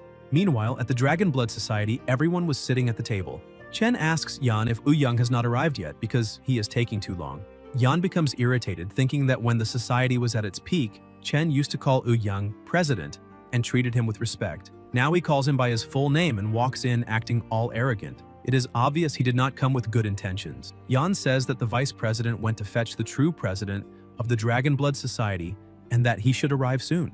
Everyone asks who the true president is, and Chen and Yusi already feel nervous, thinking it cannot be him. Chen stands up and slams the table, asking if Yan is really counting on the MC, asking if he saw what brother Jianzhuang is capable of, because among freshmen no one can stand against him, and sometimes it is better to give up. Ouyang has no return, and they need to admit that Yan already took enough advantage of the society, and leaving now is the smartest move. Yusi says she agrees because betting on an outsider is a waste of time, and a smart bird chooses well where it perches. The Dragon Blood Society is already finished, and trying to hold on to it will only result in Yan being swallowed by the tide. Yan becomes irritated and asks what the two are planning. Chen says that everyone there knows the Zhou family from the imperial capital, a true martial family of the Xia Kingdom. Young Master Zhou Kai of the main lineage has already promised to arrange a good position for them. Following the young master is much better than staying on a sinking ship waiting to be crushed by Jianzhuang. Everyone in the society eventually stands up and agrees, asking if they are really going to trust the MC because the guy disappeared for more than 6 months and did not show up when the people from the capital came to provoke them. The Dragon Blood Society is lost. It is not as if they never helped before. But now, with everything sinking, no one owes anything to anyone, and leaving to look for something better is not wrong. Chen starts smiling, thinking it was very good to have prepared some actors because those big shots have already been in his pocket for a long time. Yan begins to speak, but is interrupted by someone kicking the door open. It is Zhou Kai. He tells Chen that they were taking too long and that he was almost losing his patience downstairs. Chen greets him, saying everything is already settled and they were just about to leave. Yan starts losing control and shouts that this is the Dragon Blood Society Hall, so how did he get in? Kai starts mocking him, saying he fought his way in and tells him to relax because after he pays for the damage and gives them some cultivation resources as compensation, those guards at the door will receive more than they earned in years. They should actually be grateful. Yan charges forward, but a woman steps in front and blocks him with just one hand. He is surprised to see she is not weak. Kai begins shouting, calling them useless, saying they could not even take down that brute. Chen, Yusi, and everyone wanting to go with him must beat that brute until he ends up in the hospital. And if they manage that, their oath of loyalty will be sealed. Everyone stands still, not knowing what to do, and Kai starts yelling, asking why no one is going, because if no one does it, they will not walk out through that door. He questions whether they truly think Joe Kai's territory is some kind of shelter for stray dogs, because what good is a dog that does not bite when he orders it? Suddenly, they feel a crushing presence and an overwhelming killing intent. Yihe appears holding Kai by the hair and asks Ouyang if he left that trash for him to deal with, because he heard the commotion from the second floor. Ouyang apologizes, saying it must have been embarrassing to witness that, but the Dragon Blood Society truly needs a good cleaning. Kai starts screaming for the MC to let go of him, demanding to know how he dares pull his hair and whether he knows who he is dealing with. But the MC throws both him and the woman out the window as if they were nothing, and says that with silence, everything becomes much more peaceful. He looks at the people around and asks what they are still doing there. One of them apologizes to the true president, saying he had a moment of weakness and ended up listening to that villain Chen's nonsense.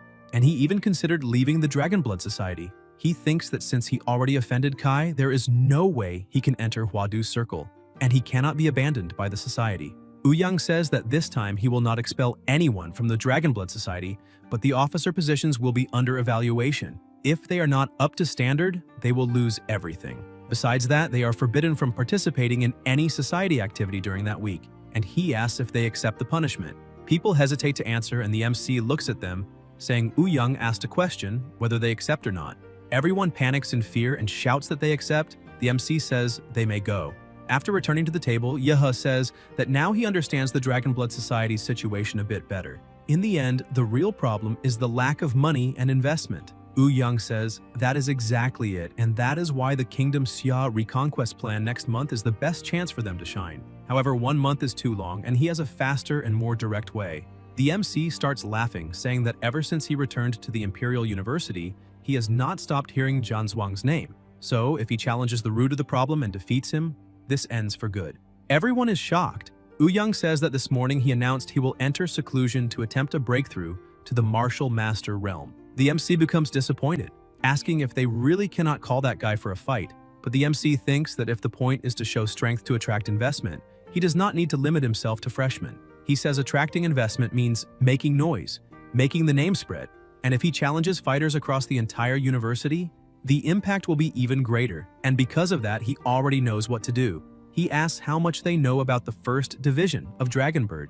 Yan becomes excited, saying Dragonbird is the strongest martial organization in the Xia Kingdom, and the first division is the elite of the elite. Members of the other divisions are called Dragonbird agents, but those of the first division are known as aces. Yihe asks if Yan is thinking of joining them, and he says yes. Because the first division is the club of the powerful, its chief is the second strongest man in the entire country, Qinglong, and every year only a few graduates of the Imperial University can be recruited. It is the dream of any martial artist in Huadu. Yehe starts smiling, thinking he now understands what needs to be done. They need to put the news team to work and spread the information. He raises his hand and declares that he, Yihe, president of the Dragon Blood Society, and current sometimes agent of the first division of Dragonbird, challenges all martial artists of Huadu University below the martial grandmaster level. He asks what they think of that because this alone is enough noise and donations will rain down.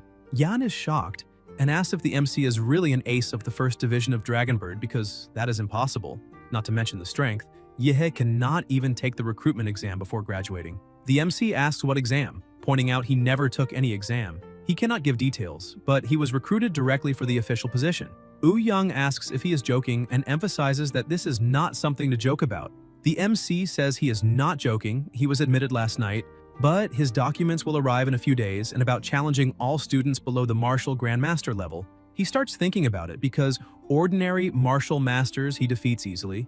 Talented ones might make him spend a bit more time, and it is a shame. If it were to fight a true martial grandmaster, he would probably have to use his secret card to stop time. But that only works with the element of surprise and is not worth revealing just to attract investments. And if not for that, he would challenge the entire university. Young starts thinking that even though it sounds absurd, because it is the MC, he can believe it, and for the sake of the Dragon Blood Society, he will call the news team immediately. Not long after, the news team starts their work and announces that something shocking has happened. The #1 freshman who disappeared for half a year, Yahello, has returned as an ace of the first division of Dragonbird and is challenging the entire Huadu University. They ask who the lunatic challenging the whole university is. They ask if anyone has heard of this Yahello because they heard the freshman highlight this year is Jianzhuang of the Xiang family of Huadu. Others say they have heard of the MC, saying he was first place in the reformed admission exam and attracted attention from many directors at the time. So why was there no news about him for the past 6 months? Some people say they should forget it because whether he is arrogant or not, challenging the entire university? How did he even enter the first division of Dragonbird when graduates say the exam was extremely difficult with a 99% elimination rate? Apparently, he did not even take the exam and was accepted directly. And not only accepted directly, he received an official position and passed with just an innocent, pure smile. Joe sees the news and smiles, saying it seems Yahello truly does not know how to stay quiet. Qingju also becomes worried, saying it seems someone is going to have a bad time. The news keeps spreading and appears on a large screen saying Yahello is a special talent of Huadu University, hired directly with no exam. People say that if even the official Dragonbird account made a statement, it can no longer be fake. Others say maybe he got in through connections. Maybe he has no strength at all and does not deserve the ace title. Young says that now the hype and audacity are ready and it is up to the news team.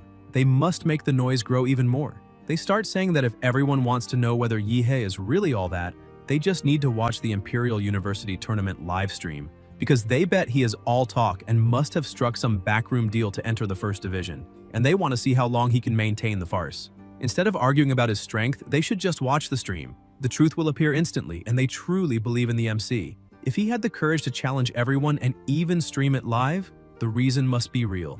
Young starts getting excited, saying the fake accounts were created with different profiles, some supporting Yahello, others insulting him and wanting to see him humiliated, and others pretending to be neutral. But regardless of the type, all of them talked about the same thing, watching Yahello's live stream. With a push here and there, the buzz around the live grew non-stop. Large streaming platforms even began competing for exclusive broadcast rights with the Dragon Blood Society, and with such massive viewership, sponsors also began to appear, throwing money at the society. As expected from the MC, in a single day, he lifted the Dragon Blood Society from the bottom of the pit and filled its coffers once again. Meanwhile, in Special Class 17, Kai, completely beaten up, says he never imagined that before he could even find someone to teach the MC a lesson, the MC himself would organize a tournament to challenge the entire university, because that is basically an invitation to die. Fighters battle in arenas, but blades and weapons have no eyes, and if someone dies accidentally, it is considered normal. The day of the event finally arrives. The arena is packed, people filming everything with their phones, and a helicopter begins circling the area. The MC opens the helicopter door and the announcers tell everyone that the long-awaited Huadu University tournament has officially begun, and now they will welcome the star of the night, Yahello. He jumps from the aircraft like a bolt of lightning using nuclear energy, and upon landing in the arena, he creates a massive explosion. People say it was incredible, the most epic entrance of the year, and it seems that tonight, no one will sleep. And even if they do not know whether the MC is strong or not, what is certain is that he knows how to make an entrance. This is what a true master of the arena looks like, descending from the sky wrapped in a moonlit glow so imposing that whoever comes after him will already start at a disadvantage just because of that entrance. Furthermore, Yahello is showing what it means to be a true arena master. Even though he says he is challenging the whole university, in practice, it is the challengers who are being challenged by him. While the MC is welcomed by thousands of cheers, someone is still in the locker room saying that the freshman really knows how to make a scene. His friend asks if he is really going to enter the arena. Long Tao says that with that many people watching the live stream, he must show up. He's basically an online celebrity and is not going to miss the chance to appear. Whoever challenges the MC first cannot lose. If he wins, he rides the hype and becomes famous. And if he loses, when someone else beats Yahello later, he can step up and say he was the one who tired Yahello out, which is why someone else managed to win. Either way, he gets a piece of the hype. He charges onto the stage, introducing himself and saying he is a partial second-level master and is there to challenge him. Yahello introduces himself as a Dragon Blood Society member, an 8th-level martial artist, and the crowd goes wild. The judge announces the start of the fight, but 1 second later, the MC knocks his opponent out with a single blow and asks for the next one. A woman appears attacking him from behind. She is Yaoling from the 2nd year, although just a 5th level martial master. She holds the record of defeating 3 7th level martial master students by herself. She's one of the strongest of the 2nd year, so why is she there? The real question is whether she can face the MC. At the very least, she should be stronger than the internet celebrity Long Tao.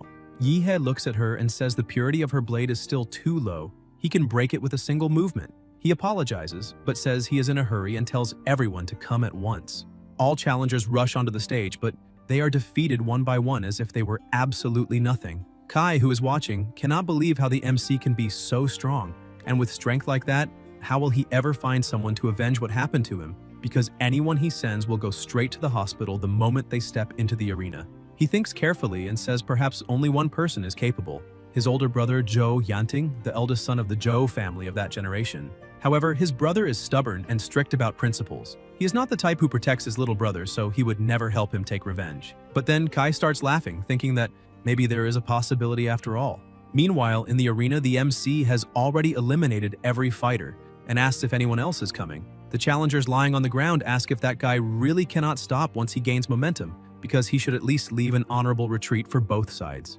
Another one says the current freshmen and seniors of the Imperial University have been humiliated, and in the future they will become an example in the school's hall of shame. Whenever Yihe is mentioned, people will remember that they served as stepping stones for him. Suddenly, another person enters the arena. It is the older brother, Zhou Yanting. Victory is certain. Finally, a 9th level martial master who has been in seclusion has come to fight the MC. Yanting is not an ordinary 9th level martial master. Having reactivated to perfect his martial realm, he can fight above his level and defeat an ordinary martial grandmaster. He inherited the Zhou family's bloodline power, the Blazing Sun bloodline, and the purity of that power is considered the peak among all Zhou generations. Furthermore, he himself has trouble controlling the immense energy of his lineage. Since childhood, he frequently lost control and spontaneously combusted, so the family had a custom nano combat suit crafted to regulate and suppress his body temperature and made him learn the 4 scholarly arts and a heart sutra to calm his mind. Thanks to this, he can live normally, and now the MC will pay the price of his arrogance. Before the fight even begins, Yanting bows and says his younger brother, Zhou Kai, went to the esteemed society of the MC and caused trouble, so they will compensate double for any losses caused to the society. The MC asks if he is really the brother of that guy with the afro. Yanting says yes. Yehe says Yanting does not seem like someone who enjoys fighting, since he did not come to avenge that piece of trash, Kai, so why did he decide to challenge? Yanting says he is not there because of his trash younger brother. He is there for the family's reputation. He looks annoyed and says that although his brother is at fault, the MC should not have disgraced the Zhou family's name. Yehe asks how he disgraced the Zhou family and starts laughing, saying that family drama is always the same. Petty people embellishing stories and making false accusations. But he says to forget it because it does not matter. The two start walking across the arena. Yanting says he will make the MC kneel and apologize to the Zhou family in front of all teachers and students. Yehe says that if Yanting truly wants him to apologize, then he must have the ability to force him. They face each other and exchange the first punch, and with that, the pressure between them starts rising and both unleash blows non-stop, but every strike collides. The pressure and temperature start increasing in the area. The MC notices that the nano combat suit is releasing its limiters and Yanting's temperature shot up suddenly. The commentator says Yanting's arm is starting to look strange. That is the Blazing Sun blood, and now the MC is in danger. The crowd is stunned by how strong the two are. The battle begins to emit a frightening amount of energy. The commentator says it is no wonder Yanting is a martial arts master. His strength is extraordinary, and nowadays anyone who can take more than a few hits from the MC is definitely not ordinary, because Yihe has already become the great demon king of the university. Yanting notices the MC is merging, and asks if that is Yihe's monster form because he looks more like a demonic beast. Yihe tells young Master Zhou not to get distracted and punches him in the face, saying, hesitation is the same as losing a fight. A child holding a doll tells her brother who spits fire to go all out and defeat the great demon king Yihe. Yanting wipes his face, which had just taken a blow, and asks how the ghost bird fell in love with someone like the MC, since his fighting style is completely wild. He begins observing the MC and asks why he has the feeling that the boy is getting bigger, or maybe it is just his imagination. Yehe tells Senior Zhou to have a little more confidence, because he really is getting bigger. Instead of releasing all his strength at once and creating an external body, he is using a vampire's superior bodily control to increase his power little by little from the inside out. That way, besides gaining almost instantaneous agility and reflexes, he increases his physical strength multiple times per second. and now winning that fight is the same as an adult fighting a child. He attacks once again. Yanting tries to defend, the ground around him begins melting, and he thinks now he understands why that monster had the courage to challenge the entire school. The question now is whether a human is even capable of such strength. Even though he thought his bloodline was absurd compared to Yihei, it is nothing. Yahe is more like a high-level humanoid demonic beast. His bones can no longer withstand it. His body, refined through martial arts that took so long to strengthen, is on the verge of collapse. And it seems he will have to rebuild everything from zero, but before that, he must deal with the monster standing in front of him. He manages to dodge the attack, saying that if he cannot win with strength, then he will try to win with speed. Yihei begins accumulating nuclear energy in his mouth and says that it seems his opponent did not even bother studying his previous fights, and still came to face him unprepared. So the arrogant one is not him, but Yanting. He begins firing his attacks and Yanting tries to dodge. He starts gathering energy, saying that after the strike the MC might end up dying, so he cannot say he was not warned. He gathers all the strength he has, igniting his own body.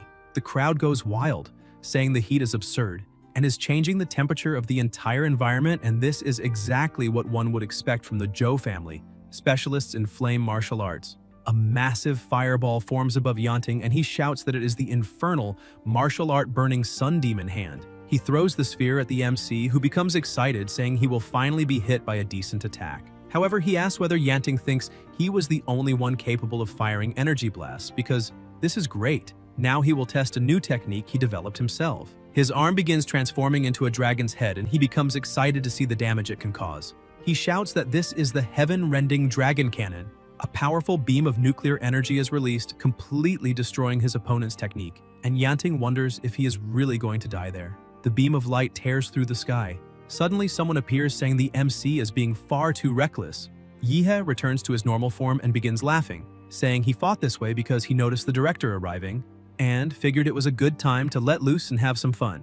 Jingguang says he only came to watch the famous tournament the MC organized, but did not expect to be dragged onto the stage like that, and asks if Yihei did it on purpose. Yihei laughs, saying he had no choice. Without the director's presence, the tournament loses all prestige, and asks him to help a student just this once. The director says Master Gongkei is always calling him slow and clumsy, but apparently the MC has been deceiving her. He says it is fine and he will help with the tournament, but only this time. The director uses his abilities and asks if anyone else wants to challenge Yihei, because if no one does, he will officially declare that Yihei faced all challengers from the Imperial University and kept his champion title. Some remaining fighters start asking each other why they do not go challenge him, but the display of strength was so overwhelming that everyone is traumatized and does not want to be sliced in half. The director realizes no one else will step into the arena and announces that in that case, Yihei is the winner. It is officially declared that Yihei, a freshman, fought every martial master in the school while being only a simple martial artist. This has never happened before and likely never will again. Yihei's name will be remembered forever at Wadu University, a true legend. In the MC's hometown, everyone is watching the trending topics, and all of them are related to him. They celebrate, saying the martial saint guardian of the nation is injured and resting, the fate of Grandmaster Du Jingming is uncertain, and 12 cities have already fallen. In times like this, Yihei's emergence is truly a heavenly blessing for the nation. At Anqing's first school, they are celebrating the event, the teacher saying, "That is right." Yihei honored the school's name and everyone knew he would stand out, and he tells everyone to study properly and fight their hardest to become the next Yihei. Online, comments keep appearing, people asking why the Imperial University director personally announced the MC's victory, why the rector of a university would get involved in a private event, and what exactly the relationship between the two is. Or rather, the question they should be asking is, who is behind Yihei? Because of the director's attitude, the MC's name is now in the crosshairs of various organizations and powers. Perhaps this student is not as simple as he seems, for his file states he is an orphan with deceased parents. The official Dragonbird account posts that Yihei's identity involves a top-level Dragonbird secret, and all parties must cease public speculation immediately, or Dragonbird will take drastic measures. Meanwhile, inside the society, everyone is celebrating, saying Chen and the others must regret everything down to their last strand of hair because the Dragonblood Society will rise. While they celebrate, Ouyang asks where the great hero, President Yihei, went. Yan says he mentioned having something urgent to take care of and ran out. Meanwhile, in the MC's dorm, he is sitting on his couch when his subordinate reports that he managed to retrieve the golden gene hidden in Ancheng. The MC asks the mad scientist if he can open it. His subordinate says yes because when he was alive, he was one of the chief engineers of Project Golden Genesis, but emphasizes that the container has an embedded electronic transmitter, and as soon as it is opened, Yi will be marked with a traceable signal, and Laserbird headquarters will hunt him using it. The MC asks if the signal can be blocked. His subordinate says yes, and that he has already begun gathering materials to build a room with electromagnetic shielding. Yi asks how long it will take to finish. The mad scientist says about a week should be enough, but breaking the container's complex mathematical password will also take at least that long. The MC says it is fine and asks him to hurry because the most important thing is his safety. The MC thinks that he has just reviewed the Mad Doctor's memories and never imagined that Prometheus had such a close connection with the realm of heavenly descent. Back then, Prometheus used its vast resources to secretly cultivate a demon fetus for the realm of heavenly descent. But when the fetus was almost ready, Prometheus betrayed them. Those mad scientists added several extra substances during the long incubation, causing the extra-dimensional demon to be born weakened. In the end, Prometheus managed to capture the first living extra-dimensional demon in human history. They then dissected the demon piece by piece and experimented on the organs. With a living being far superior to any blue star creature as raw material, Prometheus advanced bioscience like a Formula One car, similar to Max Verstappen. Several breakthroughs came from the demon's body, such as the shocking Eden Project. In that project, Prometheus's mad scientists wanted to create a god on Earth with their own hands. This artificially created god would not only protect Blue Star from invasions and descents of demonic deities, but also eliminate the existing political and ethnic system, unifying all humanity under a single command. It would be the brain of a god, above any organization, managing all the planet's resources. The goal was to create a form of absolute justice and transform Blue Star into the legendary Garden of Eden. There was also Project Spark, which aimed to modify the genes of all humanity and raise the species' overall living standard. In other words, the direct predecessor of Laserbird's Golden Genesis project. Prometheus is a bottomless abyss. Merely mentioning the term genetic darkness already associates someone with them. And now he feels that sooner or later he will be dragged into the storm called Prometheus. He remembers he was so busy helping Ouyang that he did not even have time to study the medallion Qinglong gave him, and now it is time to prepare the sleep cultivation method. Suddenly, he is pulled into a storm, and when he opens his eyes, he realizes he's on a battlefield and says that apparently there was a heavy fight there recently, but judging by the traces, it was not a fight between people.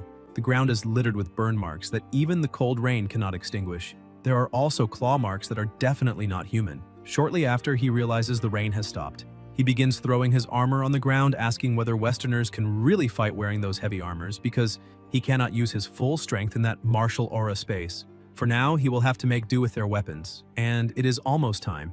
The owner of that martial aura that feels like a quest NPC should appear. Suddenly, a giant carriage appears before him. The man inside notices and swerves away, surprising the MC, who asks why he is leaving. He grabs the carriage wheel with one hand and calls out to the old man, asking why he is running away the moment he sees him, questioning whether he was not supposed to give a quest. The old man sticks his head out the window, saying that the boy is strong enough to stop a horse-drawn carriage with one hand, and insists he has nothing to discuss with thieves like him. Yi becomes confused, asking why he's being called a thief. The old man tells him to stop pretending to be stupid, because that blue-haired martial artist who invaded earlier was also after his family's legacy. His sons and grandsons are useless, so he stayed trapped in that martial aura space to protect the family's honor. However, after advancing in level, that blue-haired guy forced his way in and stole the legacy. And now he says the MC is just like that thief. Yehe starts getting irritated and tells the old man to pay attention, because he is not there to meddle in someone's personal pain, but if he is the quest-giving NPC, then he needs to do his job properly, and he destroys the carriage with a single blow. The old man asks what he thinks he is doing. Yehe starts smiling, saying sorry, but to make sure a competent NPC guide like him does not run away, he will have to carry him while exploring the map. The old man starts walking while complaining that the MC really destroyed his carriage. Yehe apologizes, but says the old man is the master of that martial aura space, so he will have to trouble him to be properly guided. The man says the MC at least has a bit more manners than that blue-haired martial artist who passed through earlier, and explains that the MC just has to follow those explosion marks on the ground. At the end of them, he will find the test site. They continue walking, but the marks suddenly disappear, and the MC says that this is a problem. The old man begins laughing to himself, thinking that the kid actually believed he would lead him straight to the test site, which is pure naivete, and now Yehe will be lost in that martial space forever. The MC looks up at the sky and notices a bird flying overhead, saying that if there are no tracks on the ground, then maybe he went by air. The old man is shocked, thinking it never even crossed his mind that the young man would find the main clue so quickly. And with that level of perception added to the talent he has just shown, if only he were a descendant of his family, it would be something wonderful, but in the end, it is a waste. Yahello analyzes for a while and says, flying creatures never build nests in low places, and this has no exceptions, and now they are in a huge plain. And if they continue in that direction, the highest point they will find will be their destination. He looks at the old man and says he will need to borrow the horse. Sometime later, heading toward the mountains, the MC is guiding the horse with the old man riding behind him, when suddenly the horse senses something and becomes startled, throwing them both off. Yahello becomes alert, saying the horse sensed danger, so that means they have arrived, but he still does not know exactly what is in front of them, wondering if it could be the legendary mortal enemy of the Demon Emperor, the star-devouring Calamity. The monster attacks him with a massive energy blast. The old man stands up, saying the MC did find the right place, but in the end, he will just become another speck of dust swallowed by the monster's fury. The old man emphasizes that he is the master of that space, so he cannot die from the attacks, but the kid is far too young, and that test was never about killing the multi-headed white dragon. The true objective is to find the spiritual objects protected by the beasts of the snowy mountains, and offer them to the dragon to obtain its approval and receive the legacy. Of course, there is an exception. The blue-haired guy is one of them. After leveling up, he used brute force to kill the dragon and take the legacy by force, but that kid cannot possibly do that with his current cultivation. He must already have become... Suddenly, the old man falls silent, shocked to see that the MC is still alive, and even more shocked to notice there is something strange about his body. Yahello begins exuding his nuclear energy and laughs, saying that as soon as he entered that martial aura space, he could not access the power of any of his models because the compatibility was too low, but now that compatibility is rising little by little, and the power of the models is merging with his soul, allowing him to finally manifest that strength inside the space. And that is why the broken sword he was about to use is now useless. It's time to show his true power. He begins to transform, and the old man trembles, saying that it is impossible, because the real monster in there is actually the kid. Yahello fuses with his beast and tells the dragon that now he will allow the power of the Demon Emperor's cells with 71% compatibility to fully devour the supergiant strength and reach the complete Demon Emperor transformation. However, this terrifying power has limits. When the supergiant strength and nuclear energy run out, that god and demon form will disappear, and at best he can maintain it for 2.5 minutes. But that is more than enough to eliminate that dragon. He grabs one of the dragon's heads and says it is time to see who is stronger, the Demon Emperor or the star-devouring Calamity. The old man keeps watching the fight, saying it will be completely insane. The battle begins and the ground around them is completely destroyed, launching the old man into the air. The Calamity tries to counterattack, but the MC does not stop suppressing it, saying they will recreate that legendary battle right there in the martial aura space.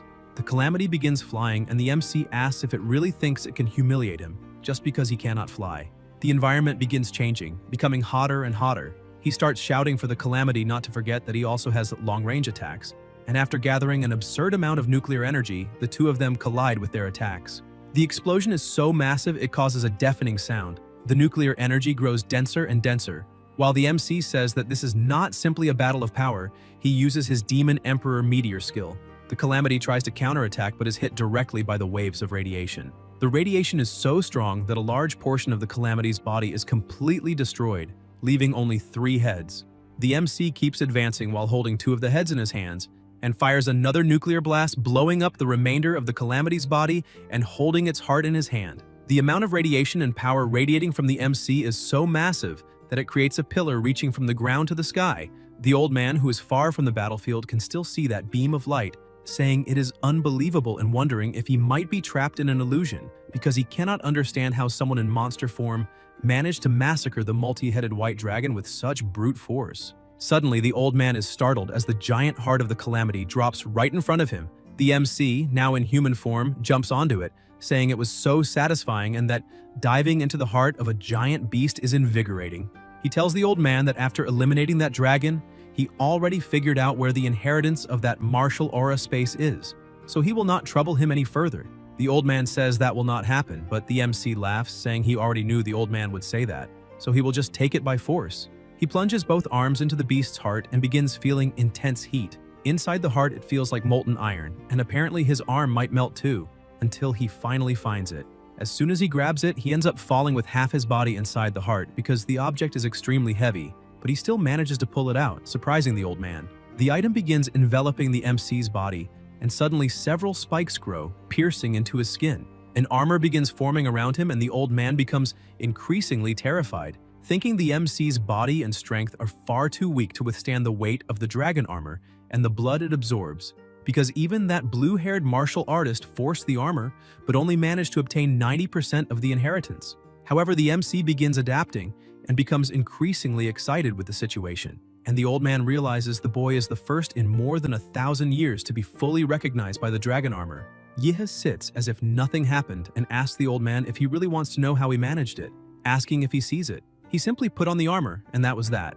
Wondering if it was supposed to be difficult, the old man becomes irritated but calms down, saying it is better to leave it at that. He removes his hat, saying that his ancestors recognize the MC and he will not be stingy with the heirless family. Perhaps passing the inheritance to someone more compatible is a blessing in disguise, and at least in the end the inheritance was not dishonored. Yahe looks at him and says he has the impression something is missing, asking if there is supposed to be a second volume. The old man becomes angry, telling him not to push it, calling him a thief, and asking if he is still eyeing his family's belongings. Yahe says the dragon armor that suppresses the abyss is an extremely dominant technique that focuses only on external power. It must be balanced with an internal strength technique of the same level so that the martial artist has equilibrium. Otherwise, the internal organs would not withstand the armor's pressure. The bones would be crushed and the flesh and blood drained by it.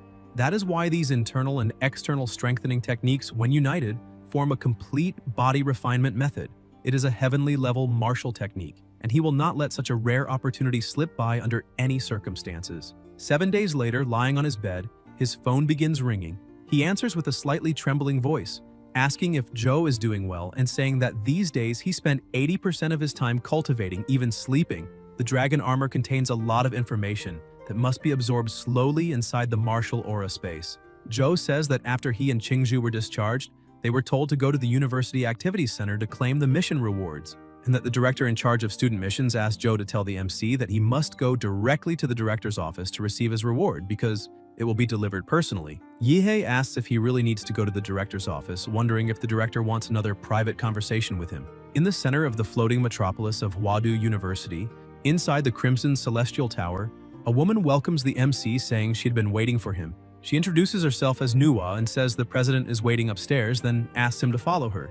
Yahe says that's fine, but becomes a bit suspicious, thinking that although he cannot sense any martial aura from this woman, she certainly does not seem like an ordinary human, and wonders whether she is even human at all.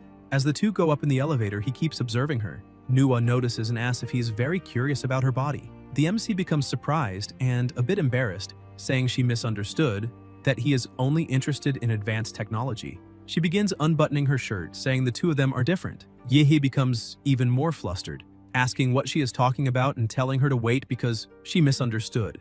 And that is not what he meant. But when she opens her blouse, she reveals that she is a robot, saying that that mass-produced service model body has a very different structure from a human woman, though the head was made realistic to appear a bit more friendly.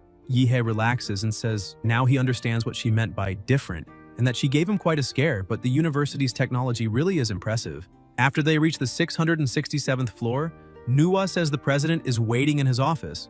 Yahe says he understands and thanks her for her services, but as he steps out of the elevator, he suddenly feels a very strong sensation and collapses onto a sofa. The president says the MC has slept enough and asks if he has learned the martial artist manual that Qinglong gave him. Yahe, still confused, asks how he suddenly ended up there and where exactly he is, wondering if that is the president's office. Jingguang hands him a cup of tea, saying it is a special type of tea enhanced by the research institute based on a secret realm, that the flavor is quite unique. But the MC still wants to know what just happened and asks if the ability the president used involves space. Jingguang says that indeed he can perform spatial transfers within a certain range. Yahe thinks he already suspected this. Otherwise, how could the president have saved Yanting? An ability so special it matches a divine skill like stopping time. The president sips his tea and tells the MC that his academic points and the access cards for Imperial University's resources have already been sent to him, and as the main contributor to the completion of a level 5 mission, he may choose 2 Earth-level martial techniques,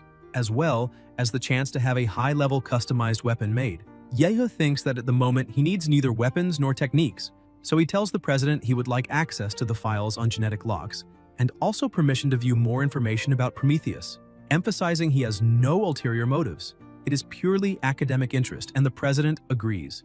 Yahello realizes this was far too easy and wonders if Jingweng already knows what he intends to do with that information. The president stands and tells the MC to follow him because he will take him to the archives. Yahello asks if they are really going to look at that now since he has not even finished drinking his tea, but the director simply keeps walking. Sometime later, he opens a room and says the MC may finish his tea after seeing the archives.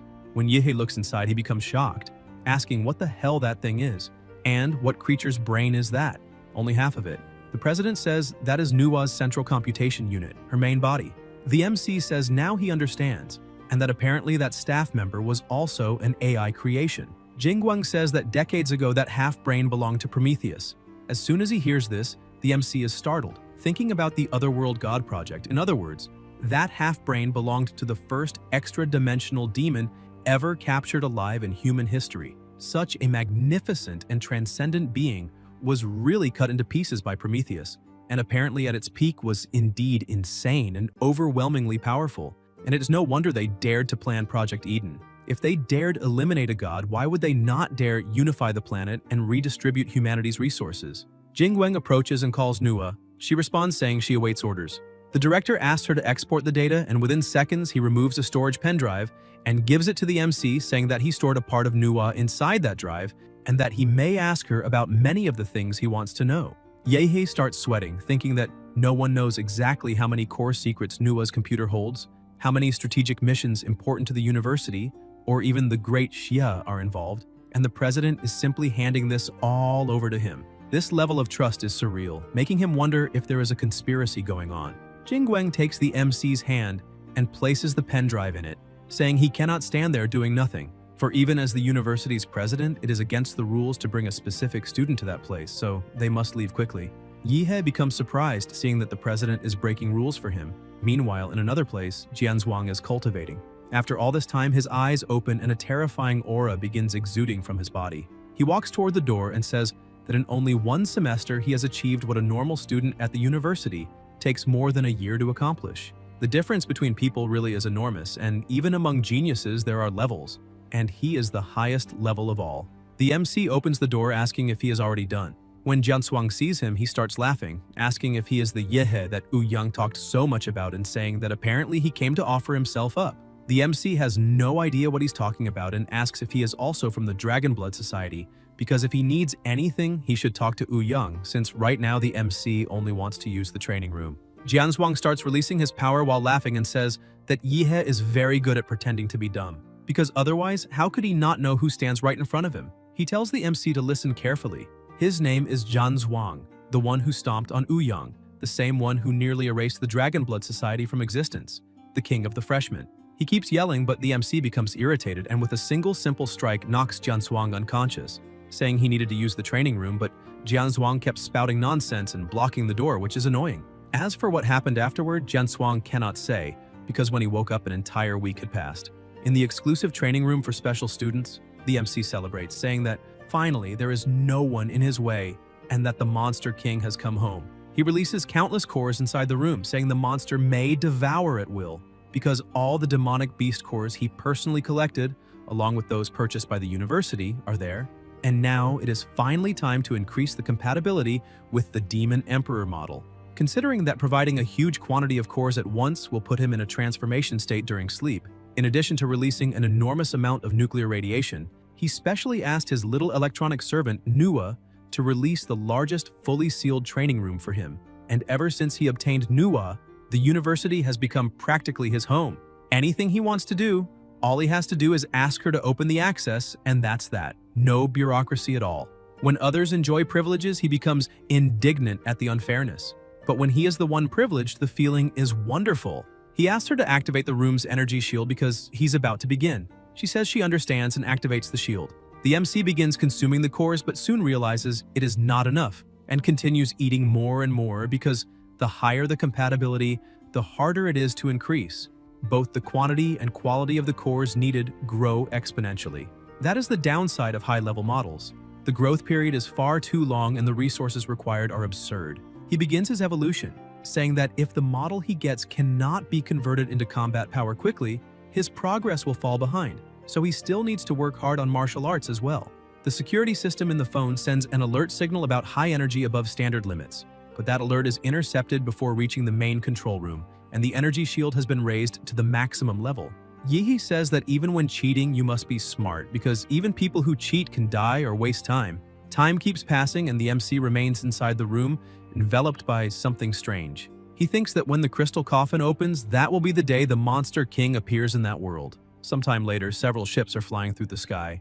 The president says that that day marks the beginning of the Great Xia Reconquest Plan, that 70% of the country's martial artists are heading to war, that Great Xia's martial artists will take back the 12 lost cities. He looks at the army and shouts that all students of Huadu University must ignite the flames of their qi and blood. The students shout excitedly, and a great energy begins emanating from all of them. The flames of qi and blood rise toward the sky, intertwining in a clash between martial aura and vital essence. The column of energy becomes stronger and stronger because that is their fighting will, the determination to recover the lost lands and restore the nation's glory. Even if it costs their lives, they are ready. The president continues leading, saying everyone already knows the missions and plans well, and he knows many have prepared for sacrifice, but they all must return alive, for there is only hope as long as they live. Huadu University will always be their home, and it will always be there awaiting their return. All martial artists of Imperial University must listen to the president's command and swear an oath alongside him. The president raises his hand, saying that before them, there is no enemy capable of defeating them. The army shouts with the president, while meanwhile, in the training room, the MC remains inside the crystal coffin. A woman walking down a hallway, known as Supervisor Yu Yan, Level 2 Prometheus researcher and now a senior executive at Laserbird, says that first the golden gene was stolen, then an important base was invaded, and finally an elite team was lost, which shows that Laserbird has had an extremely unlucky year. The board of directors has already begun to suspect that there is someone behind all of this, with the objective of bringing Laserbird down, but they still have no proof. And although the Black Lion erased all traces at the Buddhist temple base on Golden Mountain, the Dragonbird is still watching Laserbird. And if the Dragonbird of Great Xia were not so busy reclaiming the fallen cities, Laserbird would already be in huge trouble, but it is precisely because the attention of all martial artists in the country is focused on the fallen cities that Laserbird can finally breathe and at the same time release that monster. She explains that that creature is a failed product of the first-generation Golden Gene experiments, a Pandora's box that, if mishandled, can drag humanity into an abyss of eternal ruin. Because with the Golden Gene flowing through its veins, even though it is considered a failure, it can still sense the location of other Golden Genes. Even with its tendency to lose control, it is the only hunting dog capable of finding the lost Golden Genes. She walks up to a completely sealed door, pulls out countless keys from her pocket, places each one in its designated slot, opens the door, and looks toward the cell of the monster called the Negative. She approaches and, knocking over some medicine bottles, says that it is time for the world to witness his terror. Laserbird's aircraft roars at high speed, and the Negative says they must continue in that direction and keep flying. One of the subordinates tells the captain that the place the Hound is pointing to seems to be Xicheng, and the captain is surprised, saying that this is one of the fallen cities that Dragonbird is preparing to recapture. His subordinate tells him not to worry because as long as the one who stole the Golden Gene is not a Grandmaster level expert, even if they are a Zhuanwu martial artist, they can surround and eliminate them quickly. Another subordinate asks the captain when they have ever failed under his leadership and says that as long as they do not encounter Dragonbird's first division, they will be able to retrieve the gene and retreat without suffering any casualties. The captain orders Eve to block the plane's signal, hack into the flight system, and activate autopilot. After the command is executed, the plane begins behaving strangely. The crew says the aircraft is out of control, and the captain quickly begins eliminating them. One of his subordinates asks when he became a traitor, but the captain says it is not exactly like that because he never belonged to Laserbird to begin with, so it cannot be called betrayal. He apologizes to them all, emphasizing that when he goes to hell, they may punish him then, but for now they must die. After eliminating everyone, he goes to the Negative, who begins laughing, saying that they are all dead. The creature opens its mouth and asks its brother to give him some blood because he is very thirsty. The captain holds pieces of the crew in his hands, saying that those team members, who were all martial artists at the Grandmaster level, are now his, and the Negative may savor all their hearts. He pushes one of the hearts into the Negative's mouth, saying that the Hound is now free. The negative says it is still not enough and asks the captain to give him all the hearts. The captain takes a deep breath, saying that he is an agent of Bebedoon, and here he is feeding a dog. After feeding the negative, the monster asks the captain what he wants him to do. The captain says he does not need him to do anything specific. He only needs him to unleash his rage however he wishes across the lands of the Xia nation. Because Great Xia has begun reclaiming its lost cities, and that resurgence is something they of Bebedoon do not want to see. After opening the aircraft door, the captain says he had better leave. Otherwise, when the hunting hound is released, it will likely tear him apart as well. He emphasizes that he will leave the bodies of those grandmaster martial artists as the first full meal since the creature was freed. As soon as he leaves the aircraft, the negative begins breaking loose, laughing and saying that before he was merely a tracking hound, but now he is a mad dog unleashed to bite whomever he pleases, and that clearly he is being underestimated because he intends to devour all the living.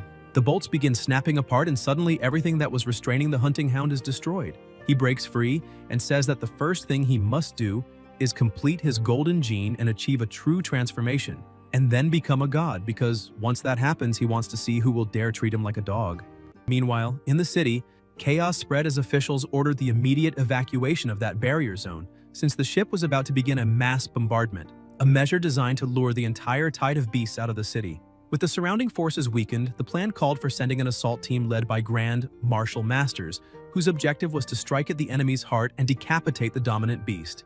At that moment, a colossal monster appeared atop the ship and began attacking it, but it soon grew frightened, for the wild hound had already broken free and laughed in satisfaction, imagining that it would savor a different kind of meal. It attacked a monster and consumed it completely within moments, absorbing part of its power, since to it that creature was nothing more than an ecological reservoir rich in genes, capable of perfectly restoring its damaged body, turning that place into the greatest banquet in the world. The ship, gravely damaged, lost control and plummeted violently to the ground, drawing the attention of a small group that was fleeing, and noticed that one of the aircraft had been shot down, forcing them to consider rescuing possible survivors.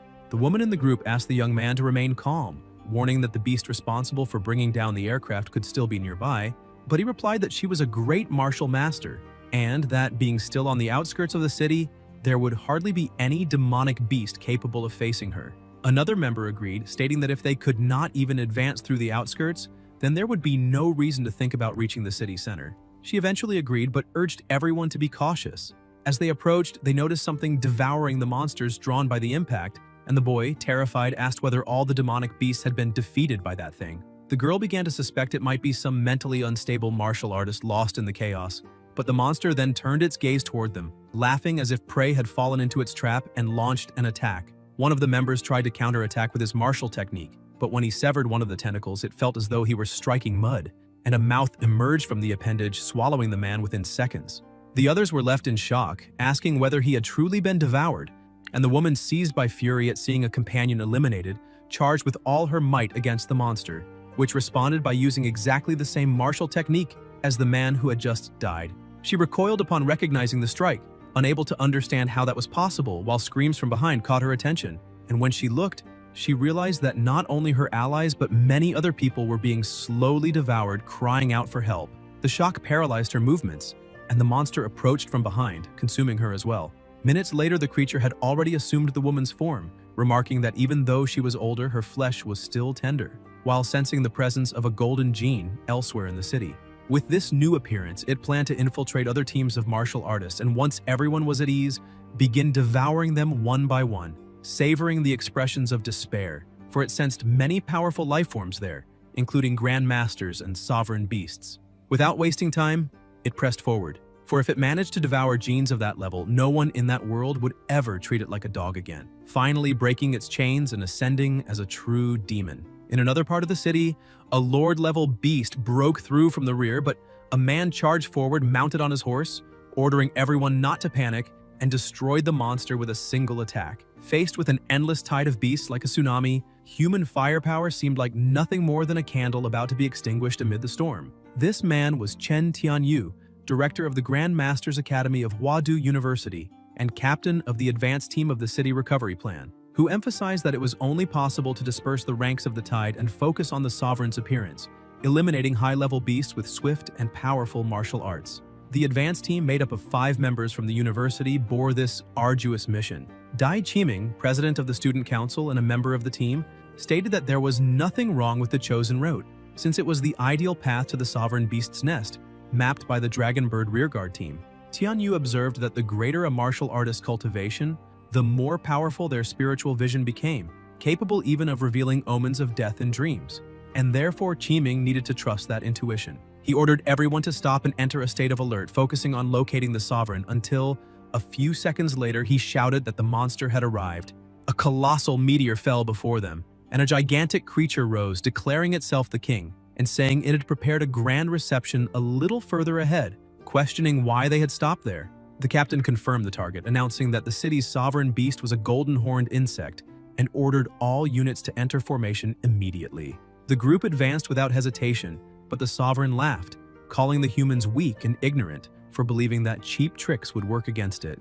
As it released its oppressive force, it was surprised to realize that one of the members had transformed their body into energy like a ghost, using the secret art water drop to pierce its defense and climb its arm, while Tianyu seized the opening to wound it, triggering the king's furious reaction. The domain expansion was activated, and the monster asked whether that really was a domain. It sensed a presence rushing toward it, and the captain unleashed a powerful attack in an attempt to end the fight. The king admitted that the human's cultivation system had its merits, but he was far from surrendering and, without a second thought, counterattacked, colliding the two blows and causing a massive explosion that destroyed everything around them. The advanced team wondered whether they had managed to take down the sovereign, but the elder pointed out that it would not be that easy, and that if they had managed to severely injure the beast, that alone would be enough to achieve their objective. The monster was still standing, but half of its body had been completely destroyed, and a voice began to echo from within, saying that humans were actually quite capable, and that an ordinary sovereign might not have withstood that spear strike.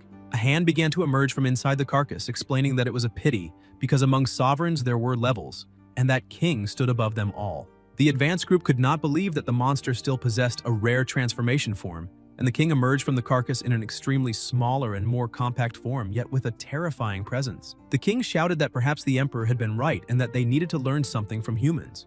The monster's speed was infinitely greater, and in the blink of an eye it closed in on the squad, saying it would first eliminate that meddlesome old man, and with a single finger released a violent blast of power, though it only managed to lightly injure a few members.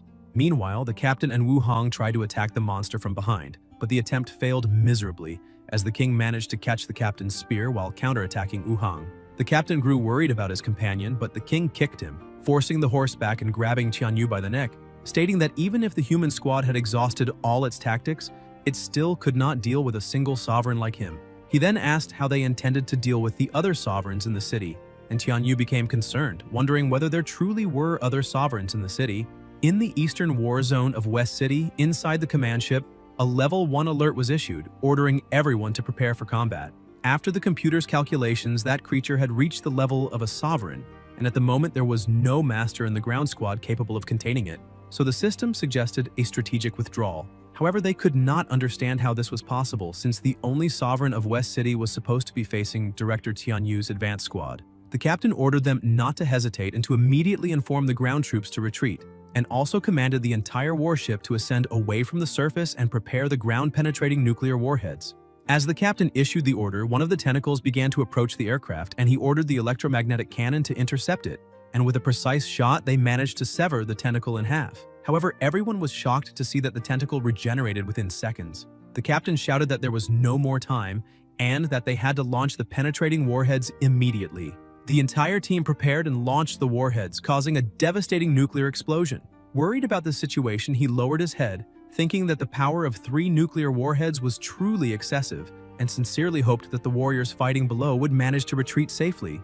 A woman reported that the sovereign's vital signs had not disappeared, and the captain could not understand how that monster had withstood 3 nuclear warheads and was still alive, causing everyone to question whether the plan to retake West City would fail. A red alert began flashing, bringing a report that stated the system's central authority had been taken over. The captain wondered what that meant, and another message appeared, thanking all the warriors in West City's war zone for their brutal fight, but earnestly asking that everyone leave the battlefield to him. Without fully understanding what was happening, the captain asked who this he mentioned in the message was, and one of the subordinates reported that an intercontinental missile had been detected. The captain remained confused, as there had been no information that such a missile would be launched, and asked whether no life signs had been detected on the missile. Paying closer attention, they could not believe what they were seeing. Standing atop the missile was him, the King of Kings, the protagonist of all protagonists, the supreme divinity among all divinities, in flesh, bone, radiation, and demon. Yahe was approaching the battlefield to do the dirty work that no one else could do. A few minutes earlier, a gigantic column of energy had split the sky, and all of that energy was coming from the protagonist's body. Nuwa congratulated him on his breakthrough and handed him a special nano-armor that Longke had prepared for him, and the armor began to cover his entire body as he asked how long ago the university's West Zone troops had departed. She replied that they had left 5 minutes ago, and he could not believe it was already that late. Desperate to try to save everyone, he asked them to prepare a supersonic fighter, but changed his mind upon realizing that even a fighter would be too slow to arrive in time. Therefore, he ordered the preparation of an intercontinental missile so that he could reach the destination within minutes. And this time, upon arriving in West City, he would have 2 objectives. The first was to find the Mad Doctor and recover the Golden Gene, and the second was to eliminate the Sovereign, obtain the Sovereign-level demonic core, and take the final step to complete the mutation. The compatibility of the Imperial model had already surpassed 90%, and aside from Lord-level demonic cores, all others were no longer of any use. Even Lord-level ones only offer 0 point something per core, and currently he is at 99% thanks to an absurd accumulation of resources. The stockpile of Lord-level demonic cores grew so large that even the Huadu market ran out of supply, yet the final 1% would not rise no matter how much he accumulated because only genes of a higher level could complete that final compatibility. Nuwa informs him that the intercontinental missile is ready for launch, and everyone wishes him good luck. Back in the present, Yihe could already see the Sovereign and was excited, because 3 nuclear warheads had failed to defeat it, and that remaining 1% depended entirely on that monster. According to the database, the tentacled creature was called the Earth Demon, and mockingly he smiled, saying it was an imposing name. He notices that the monster is acting differently and asks whether it got angry from being mocked, and apparently that Emperor's temper was not small either. Yihe begins forming a kind of ice on both arms and leaps off the missile, shaping it into something like a massive sword, advancing and slicing through all the tentacles in front of him.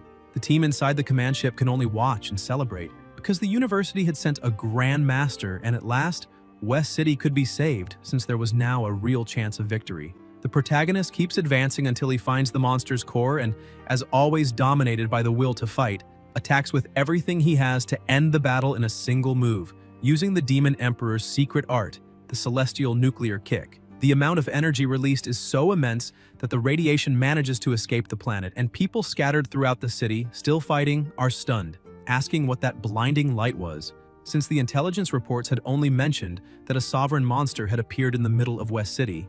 Meanwhile, the advanced group is being completely obliterated, and even Wu Hong, the most resilient among them, cannot withstand a single blow. The Sovereign steps on the shield hero, saying that he is not a true specialist since he was cut down like a piece of paper, though he admits that Tianyu is powerful for having forced him to assume his 3rd form. The captain refuses to give up and thinks that the blood-burning secret art will not last much longer, and that even if he were to win that battle, the worst had already happened. Even so, that did not matter because, as a Grand Master of Daxia, he needed to eliminate that demonic creature right there and then. The Sovereign perceives the stiff, martial rhythm and the forced attacks, recognizing that human warriors possess interesting techniques, but one's insufficient to compensate for the absolute gap in power. Tianyu places all his hope in his final attack and charges forward with everything, but the Sovereign manages to defend, because the Emperor had recently refined the old transformation experiment. Acknowledging Tianyu's bravery, he decides that when that human dies, his body will be taken to be reborn in an even stronger form. The captain continues releasing all his remaining strength while shouting that he is not afraid of death and that he will keep attacking and injuring the monster to prevent any interference in the recovery of West City. Even so, it is useless, and the Sovereign defends without suffering any damage at all. He complains that humans are foolish to use techniques that burn their own lives, since it is clear he could eliminate them instantly, yet they insist on forcing their bodies beyond the limit. Still, he does not mind doing extra work, and simply does not use his full powers so as not to damage the body of that powerful human, while the others will not have that privilege and will simply be crushed to death. Suddenly, Wu Hong stands up with his body completely restored, asking whether the situation was lively, since even on the outskirts of the city, he could still feel the commotion of the fight. An elder is shocked and asks whether the shield hero was not dead, and Wu Hong replies that he was, walking in a strange manner toward the horse lying on the ground. As he looks at the elder and asks whether he died, his face and eyes become completely strange, and his body opens like a mouth, terrifying everyone.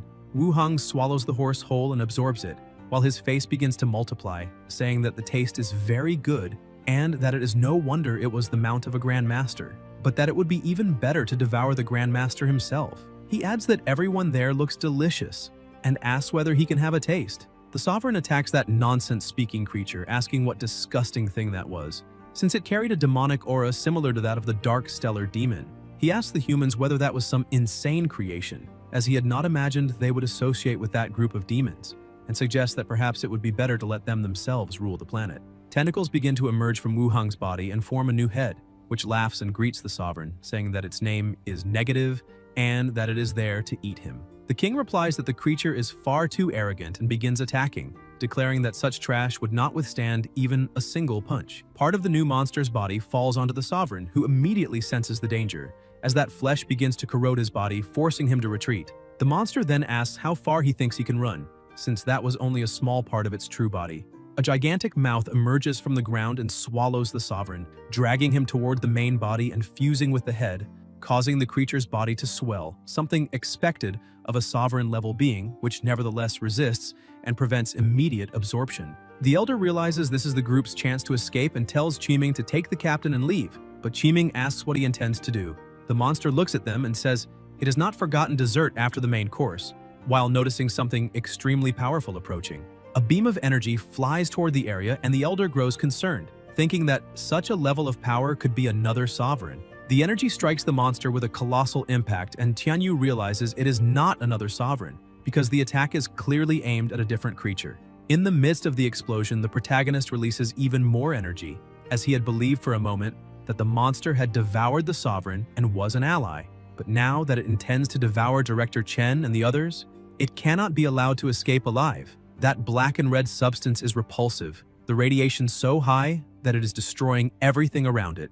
Yihe compresses this radiation into a sphere and fires a blast of power that hits the monster, nearly destroying it completely. However, as everyone already knows, the protagonist is a psychopath, driven purely by the desire to fight. He rushes forward, saying he will not let the opponent be defeated so easily, and grabbing the carcass, he flies upward and, with a smile on his face, hurls the monster with full force against the ground, crushing it completely. He lands and observes the shattered body. At that moment, the protagonist is in the infinite monstrous state, the mad trait model of the Demon Emperor, with 100% compatibility. The Lord of Flames form has been unlocked, although the system urges caution in its use. The monster begins to move and slowly returns to its original form, stating that the attack was intense enough to leave it stunned, something that had never happened since its birth. With its body restored, the monster starts laughing and thanks Yihe, saying that the attacks accelerated digestion and allowed it to successfully assimilate the genes of the sovereign-level demonic beast. In return, it promises to make him watch consciously as he is devoured little by little. Angered, the protagonist kicks the monster away to shut its mouth. The creature stands up smiling, claiming that Yihe can fight as much as he wants because he cannot kill it, thus becoming his worst nightmare as it releases all its power. Yihe laughs as well, since it is the first time he has seen someone even more arrogant than himself, but considers that thought idiotic, because the bigger the target, the easier it is to eliminate. He attacks again using the Imperial faction's secret art, Godzilla Qigong Wave, releasing such an absurd amount of power that it terrifies the advance group. Qiming wonders what kind of Grand Master possesses such terrifying speed and power, while the Elder points out that beyond that, there is also that unknown blue energy. The battle reaches gigantic proportions, and the city stops worrying about monsters, as it now risks being destroyed by the protagonist himself. Even under devastating attacks, the monster remains standing, stating that it is useless, because it can divide infinitely with its biological potential fully activated. While nuclear attacks tear its body apart, they also accelerate cell division to the point of surpassing atomic energy diffusion. Yehe realizes the opponent is repulsive, but his maximum affinity with the Emperor grants him extreme perception of qi and blood, allowing him to notice that the monster is constantly adapting to nuclear energy. The creature announces its invincible evolution ability, saying that no matter how strong Yihe is, in the end he will be devoured because it senses within him an extremely powerful gene, far superior to the one it has just assimilated. Confused, the monster asks why it cannot compare to the man before it, even after devouring countless beings and refining its genetic lineage. Still, it believes it will manage to devour the protagonist, Its body grows absurdly, making buildings insignificant beside it. The advanced group watches, realizing that not only the man is terrifying, but so is the opponent, and they are no longer so certain that this mysterious specialist can handle it alone. Yahello remains calm, considering the monster nothing more than a glutton. He activates the Abyss Dragon armor and requests the release of the single arm, delivering a punch capable of splitting the sea and completely destroying the enemy, opening a trail of annihilation. Unable to regenerate, the monster asks how Yahello's strength continues to increase, and the protagonist simply states that his power will always be greater. He activates the area explosion and everything begins to detonate, while Yahello emerges unscathed, brushing himself off and asking why the monster thought that level of strength was his limit. Indignant, the monster attacks with the Elbow of Death Acid, the Magmatic Iron Mountain, and the 5-discharge Lightning Whip. But Yahello remains motionless, arms crossed, as if none of it had any effect at all. The gap in power makes the monster question what kind of beings Yahello must have devoured in the past, refusing to believe that someone could be more invincible than himself. Not even the ultrasonic roar has any effect. Yahello remains unscathed and asks whether that chaotic sequence of attacks is some kind of joke, throwing the monster's own words back at him and stating that the creature will never be able to eliminate him. After elevating his physical strength to another dimension, Zawarudo, the fusion between spirit and body, is also raised far beyond its original state, making all his attributes many times greater than normal. Thus, if the opponent's attacks can barely break Yahello's skin when he is in his normal state, imagining what happens after he amplifies his own attributes several times by entering Zawarudo mode becomes almost absurd. Mocking the situation, the protagonist says that, to be clear, even if he stood still and allowed the monster to attack him for an entire day, it would not be able to cause even a scratch to his defense.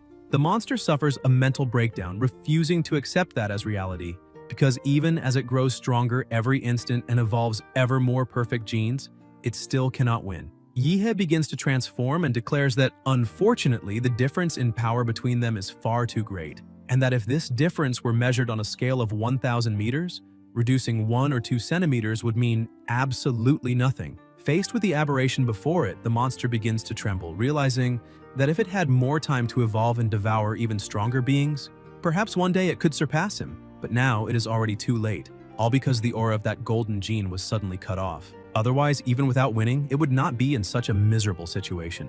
With no alternatives left, the monster admits that it cannot win and acknowledges that the protagonist is not inferior, since up to that point, it has found no way to kill him. On the other hand, it claims that Yahello also cannot kill it and proposes a deal. It suggests that both the city and the country become the protagonist's exclusive domain, guaranteeing that it will not invade even a single centimeter and will go elsewhere, such as the Northern Federation of Belton. In this way, the strategy would also align with human policies of balance of power between nations. In the end, the two could divide the Blue Star, with the monster ruling the northern continent of Brighton while Yahello would keep the eastern and west continents. It even suggests that if the protagonist could obtain some of the blood of the strong of that world, it could help him develop specific toxins for each of them, aiding in the elimination of all rivals. Yahello raises one finger, but the monster does not understand and asks what that means. The protagonist replies that it represents 10 minutes, and that if the monster is still alive after that time, he will change his own name. The monster says that in that case, all he needs to do is clench his fist, because Yahello believes that any extra space is still extra space. Convinced of his immortality, it asks whether this is a joke, since even if it wanted to, it could not die, because every cell in its body is roaring to evolve. Yahello hugs it and says they will only know by trying, squeezing it even harder, and then flies upward while grinding the monster's body against the buildings. The monster laughs, stating that the protagonist cannot kill it, and that the attack is practically painless, until it realizes that Yahello keeps ascending, passing through the atmosphere and leaving the planet. Confused, the monster asks what he intends to do, and whether he will throw it away from the planet, saying that this would also be useless, since neither cosmic rays nor the absolute zero environment of space could kill it. It says it can continuously absorb radiation and evolve infinitely, promising that one day it will return to eliminate all inhabitants of the Blue Star. Yahello stops at an ideal distance, where no one can observe what is about to happen, and where there will be no destructive damage to the city. Moreover, that distance has already caused the monster to lose contact with its derivatives. Frightened, the monster asks how he knew that, and Yahello explains that the true body of Zero Negative is not as invincible as it boasts, because if it were, it would never have been captured and imprisoned by the laser bird in the past. He explains that although it is extremely difficult to kill, each regeneration consumes vital energy, and that after the recent battle, the monster has lost about 30% of that energy. Considering only the stored energy, it could rival that of 3 ordinary sovereigns. But the biggest problem is not the resurrections, but the derivatives that have detached from the main body. From the very beginning, parts of its body were crushed or shattered, and these parts do not lose vitality, only entering dormancy until the inverse body completely exhausts its vital energy, activating copies of consciousness stored within them, allowing an alternative resurrection. However, this ability is still imperfect and has a distance limit, something Yahello realized by sensing the connections through the vital magnetic field, deducing their frequency and range. In short, at that moment, the monster had only 1 life remaining. Zero Negative panics when he realizes he has been completely seen through and understands that he cannot die there, because if that happens, he will never see the light of day again. In desperation, he self-destructs and splits into thousands of pieces, his final move to try to survive, believing that if even a single fragment of body or blood reaches the ground, he will continue to live. Yahello transforms even further, questioning whether that is an instinctive fear of death, while the monster cannot believe that the protagonist has grown stronger yet again. Yahello explains that he does not need to capture fragment by fragment, because it is enough to crush them all with the palm of his hand. And now Zero Negative has nowhere left to flee. The monster asks what Yahello is planning to do. The protagonist rolls him up like a ball, and the monster asks whether he is really thinking of eating him, saying that only demonic beasts do that sort of thing. Yahello simply ignores him and throws him into his own mouth. As he falls inside the protagonist's body, Zero Negative claims that Yahello is being extremely presumptuous and asks whether he truly is not afraid of suffering reverse devouring from the inside, saying that by doing this, the protagonist has snatched victory from the jaws of defeat. Yahello explains that swallowing the monster is only the first step of the extermination plan, and that the next step is to release the Lord of Flames. The protagonist's body ignites, releasing flames capable of burning anything they come into contact with. Zero Negative begins to be incinerated and screams, questioning how a creature capable of releasing stellar-level temperatures can exist, since within his entire genetic database, there are no extraordinary genes capable of adapting to a forbidden zone like the sun. He begs Yahello to stop, saying that otherwise he will be turned into a pill, repeating that he refuses to accept such a fate because he is a perfect creature, and if he had only a little more time, none of this would have happened. His words cease when he is completely disintegrated and a massive explosion occurs, releasing a wave of energy that covers a vast area of the planet Earth. 10 minutes earlier, Qiming was communicating with the Warzone headquarters, identifying himself as a member of the advanced squad and reporting that he had successfully received the command message. The duty general informs him that the beast tide in the West City war zone is being successfully suppressed and that headquarters has confirmed the annihilation of all sovereigns in the region. He asks Qiming to report on the situation on the other side of the city. Qiming realizes that the duty general already understands most of the scenario and acknowledges that, if not for that mysterious specialist, the plan to retake West City would likely have been extremely difficult to execute. Qiming then says that if the identity of that specialist is not confidential, he would like to know who he is because after everything is over, he wishes to visit him personally and express his eternal gratitude. The duty general replies that the protagonist is actually at the same university as him. Qiming is surprised and asks whether he is talking about Huadu University and whether that specialist is the principal or some specially appointed professor, since as student council president, he knows all the faculty and has never heard of anyone with such an intense and destructive blue radiance in battle.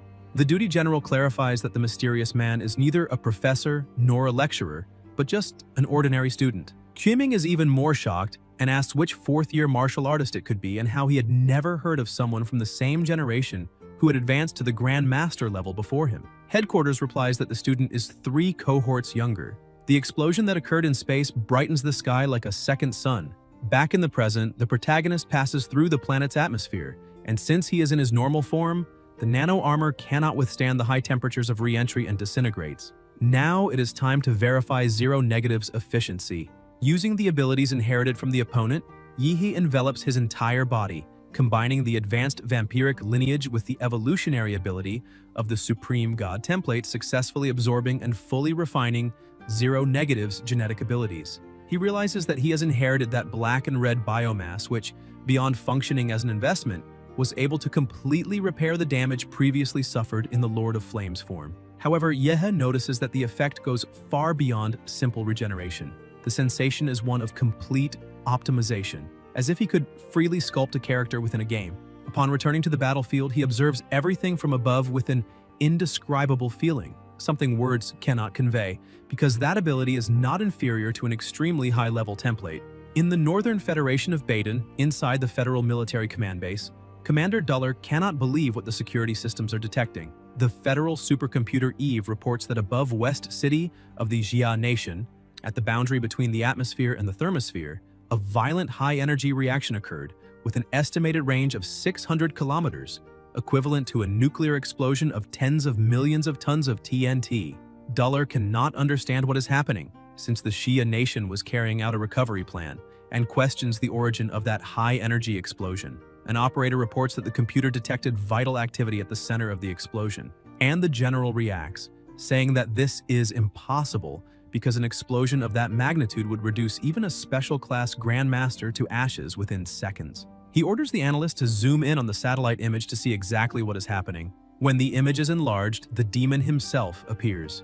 Duller is stunned and questions whether that being is really so young. The protagonist looks in the direction of the satellite, staring straight at the supercomputer, as if offering it a gift. The general wonders how this is possible since the satellites are in outer orbit, and orders the immediate identification of the face. Suspecting that this might be the fourth Grand Master of the Xia Nation, Yihe releases his power, throwing the entire command base into alert as they question what he intends to do. An operator warns that an enormous concentration of energy is forming. In a matter of seconds, crossing half the planet, the protagonist destroys the satellite. Yihe was irritated by that northern Baydun trash and decides to eliminate the satellites to prevent them from continuing to spy on his nation. With the supreme template at maximum, the range of the vital magnetic field expands to a colossal level, enough to cover the entire planet. Now, in addition to sensing the aura of carbon-based organisms, he also perceives signals emitted by machines in various special frequencies. With the primary mission of retaking West City completed, Yihe has a new idea. There are 11 S-level forbidden life zones, and perhaps with his current level of power, he can step into those places. But this can only be confirmed by testing. Expanding the vital magnetic field even further, his perception rapidly advances, sweeping across the entire planet. The black and red biomass of zero negative, combined with the vital magnetic field, constructs a complete regional distribution map. The layout of the nation's cities can be reconstructed clearly and precisely. Yihe notices a small anomaly and upon analyzing it, discovers that it's the city of Guanshan, which fell due to an S-level secret zone. This was already expected since even humans at the top of the world are helpless when facing secret zones of that level. If that forbidden zone failed, perhaps the others failed as well. The magnetic field of perception spreads across all of Daxia and advances over the eastern continent of the Blue Star. The perception continues to expand, reaching the continent of Baydun, then the northern glacial ocean, and finally, the eternally frozen continent of the South Pole of the Blue Star. Now he can explore everything at once. On Chaodong Island inside the Solar Crystal Imperial Palace, a sick monster coughs. Its subjects approach and it asks them to bring the medicine. It is sensed that the perception released by the protagonist has reached Dongri. However, it does not know which specialist this is, imagining it might be Qi Jingwen of Daxia, Charles of the Western Continent, or perhaps someone who, noticing that it has not appeared in public for nearly 100 years, decided to probe the situation. Therefore, it must refine the divine artifact as quickly as possible. When it touches that legendary realm, that will be the day winter conquers the Blue Star. On the Western Continent, at the pilgrimage center of the Divine Descent Heavenly Kingdom, in the Holy City, people glorify the statue, for it has manifested a miracle. The true God has descended, the divine cult is real, and the divine prophecy is fulfilled. A man approaches the statue, whose eyes are open, and asks whether it was that arrogant gaze that awakened it. That arrogant gaze was the magnetic field released by the protagonist. The man places something into the statue's eye, asks forgiveness for his failure as a servant, and begs it to continue resting. On the high seas of the continent, a captain wonders whether the gaze just now was Yihe's, because he did not imagine that in such a short time the protagonist would grow to this extent, something far too excessive. To him, this is the fault of that blue-haired man with the abnormal body. If he had not damaged his own vessel in the human world, his recovery would not have been delayed so much. Even so, once he manages to leave that place, he intends to seek out Yihe. Meanwhile, the protagonist realizes that the vital magnetic field has already constructed the complete image of the entire Blue Star. Even so, there are still at least 12 places similar to Guanshan that swallowed the perception like black holes. In addition, some presences, upon noticing the perception network, tried to trace its location in reverse. The waters of the Blue Star are deep, Suddenly, Yehe hears a voice in his mind and realizes it is Rector Qi Jingwen. The voice asks him to be careful of Fu Hongcheng of Daxia. By tracing the origin of the signal, Yehe perceives that it comes from Kunlun Peak of Daxia. He begins to reflect on the warning, remembering that Fu Hongcheng is the nation's guardian warrior. However, this man should be in seclusion due to severe injuries. So what is really happening at Kunlun Peak? Yehe asks Nuwa whether she can detect Rector Qi Jingwen's location signal. Nuwa searches for a moment but finds nothing. Then he asks her to try to locate Longkuk Qinglong. She cannot find him either, but accesses Director Qinglong's last recorded movement. The record shows that Qinglong went to the Valley of Death at Kunlun Peak, but the specific reason was not disclosed. The protagonist begins to wonder whether those two were indeed together, and whether this happened precisely at the critical moment when Daxia's recovery plan was initiated. A dangerous possibility emerges in his mind. Perhaps Fu Hongcheng has betrayed them, and that if Hongsheng is truly an enemy, it means Daxia's top combat force is finished. Moreover, they are carrying out a large-scale recovery plan. Reclaiming the fallen cities also means enormous damage to their vitality. If this colossal giant called Daxia falls, countless previously suppressed countries will rise, and all the wolves and tigers that devour the giant's flesh and blood will grow stronger. The absence of top-tier strength means Daxia has entered its most dangerous period. One small mistake and it will be attacked from all sides. The Valley of Death at Kunlun Peak is a place capable of suppressing warriors and even demonic beasts. And with the emergence of secret realms, there is no trace of battle there. Clashes between grandmasters usually split mountains and tear seas apart. If the Dean had joined forces with Qinglong to face Hongsheng, all of Kunlun Peak would have already turned into a Kunlun Basin. That leaves only one path: go after Hongsheng. However, if he is truly an enemy, going to him means exposing themselves. The protagonist starts to grow irritated since unraveling mysteries like this is not something he enjoys. His only pleasure is fighting strong enemies. So the best option he has right now is to become even stronger. Now his 3 templates are already at their maximum, and the effect of being first in the series and reclaiming West City is enough for him to obtain 2 more templates. In addition, he still possesses the golden gene developed by the Mad Doctor. He realizes that a man must do what a man has to do. If Daxia truly no longer has a protector of the nation, then he will become the sovereign himself. Inside a commercial building in West City, Yehe investigates the place and notices everything is silent. But through bloodline resonance, that blood clan must be nearby. This makes him question why they are hiding so deeply and what they are avoiding.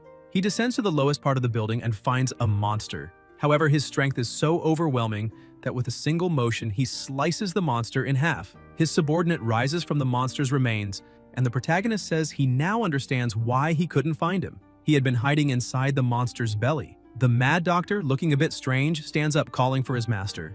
Yehe approaches, but his subordinate tells him not to come closer, saying it's too disgusting. The protagonist agrees, saying everything looks too sticky, and asks what is going on and who he is hiding from. The Mad Doctor explains that he hid inside that worm precisely to conceal the golden gene and his own aura. The laser bird sent a true monster to steal the golden gene, and it is a supreme creature. It would probably swallow all living beings in West City. That is why they must leave immediately. Yehe uses his armor to project the image of the monster he defeated and asks if that is the creature he was talking about. The doctor is stunned, saying it really is that creature, and asks if that is what it seems to be. The protagonist explains that it is exactly that. He has already refined the monster. Shocked and devoted, the doctor throws himself to the ground before the protagonist, congratulating him on advancing another step. Yehe tells him to stop, asking where he learned such futile nonsense. He also demands that the doctor immediately hand over the golden gene. He points out that before, he had no curiosity about that thing at all. Yehe activates Zawarudo, thinking the gene is covered in viscous fluid, and that he can remove it without damage using the ability. As he holds the golden gene in his hand, his mouth begins to salivate, and he thinks that this is the extracted golden gene, and just touching it already makes his body crave it. The protagonist takes a briefcase and places the golden gene inside. The doctor looks confused and asks if his master truly will not consume it. Yehe explains that it is not the right time yet. Whenever he swallows a large amount of energy, he ends up entering a metamorphosis sleep. West City is still a war zone and not a place where he can cultivate in peace. Yehe stares at his subordinate and tells him he did an excellent job. Suddenly, the protagonist attacks and the doctor asks if that is. Yehe releases his power inside the doctor and explains that his current strength is still too weak, since whenever he encounters enemies, he still has to hide all the time. Now, inside him, there is the black-reddish biomass of that -0. It can strengthen the doctor's brain. The protagonist creates energy crystals on his back and tears them off with his own hands, handing them to his subordinate. He emphasizes that this is the crystallization of his spinal column. Therefore, he must accept it, and the amount of power the doctor will be able to extract from it will depend solely on his own level. Feeling honored, the doctor looks at his master and says that today the protagonist granted him a drop of blood, but tomorrow he promises to return an empire. Yahe is impressed, as he had not realized his subordinate was so adolescent. He tells the doctor to go take care of his work. The protagonist begins to laugh to himself because the great moment has finally arrived. The demonic beasts of West City are still far too urbanized. Therefore, his next task is to begin a great cleansing throughout the entire city. On the battlefield on the eastern side of West City, the frontline warriors realize that the sovereign has been eliminated and that the tide of beasts has completely dissipated. Now they only need to exterminate those animals once and for all, since some of the demonic beasts that still retain a bit of reason have fled into the alleys. However, before they can do anything, a warning echoes everywhere, telling them to leave the city to him. The people realize that it is the AI Nua and question whether the him she just mentioned is the one who managed to eliminate the sovereign of West City. Even without fully understanding what is happening, the commander orders them to obey, and all the warriors present must carry out an emergency retreat. The true sovereign has arrived to have a little fun. The protagonist arrives flying, surrounded by an extremely dense amount of energy. When he touches the ground, he causes a massive shockwave, destroying everything around him. In addition, with his own tentacles, he creates a sphere around himself, and various weapons begin emerging from within that sphere. He declares that now all demonic beasts will experience his new model, the power of the Angel of Weapons. All the beasts are struck by the weapons, which fire at a terrifying rate per second. Inside the command ship, the captain and his team watch everything unfold. He remarks that the protagonist is simply an inhuman monster. Alone, he is equivalent to an entire heavy firepower troop, and every shot has incredible precision. His kill efficiency surpasses that of the army. That boy is so astonishing that the captain cannot understand where the dean managed to dig him up. The troops inform the captain that Yehe's attack has stopped, and that apparently the weapons have overheated. The captain shouts that they need to buy time for the protagonist to cover the cooling window of his new weapons. He orders them to activate the mobile energy cannons, 360 degrees, ready to aim. Quickly, another barrage of attacks begins. Some slightly more evolved monsters realize that human weapons have evolved again, and this is irritating. The aerial firing platforms are coordinating with that cannon sphere on the ground. Therefore, they must find a way to destroy that sphere. Otherwise, they will not even have time to flee back to the territory of sin. Another monster asks what they should do and suggests that the first monster advance through the front line while they attack from behind. However, the first monster is terrified when he sees that the protagonist's weapons are already ready again. The protagonist resumes firing, and the monster shouts that the cannon sphere has begun the second round of bombardment. Moreover, the low-level demonic beasts have no ability to counterattack, and if they do not resolve this immediately, the beast tide will be completely exterminated. Even the underground lair will be wiped off the map. The weapons overheat once more and stop firing. The monster shouts that the second wave has ended, and that now they must take advantage of the fact that that thing has just fired and is under maintenance, so they must destroy it immediately, because if that sphere is not destroyed, no demonic beast will leave that place alive. There are already demonic beasts returning to report that the West City stronghold has been taken by the humans, so they need to buy time. The supervision team shouts in alarm, saying that many high-level energy reactions have appeared in the city and that at least more than 20 Lord-level demonic beasts have appeared together. The ground troops look at the monsters, and the commander shouts that they must move quickly to provide cover for that cannon sphere. They cannot let those lords succeed, and therefore, even if it is a path to death, they must hold on until the next concentration of fire from the platforms.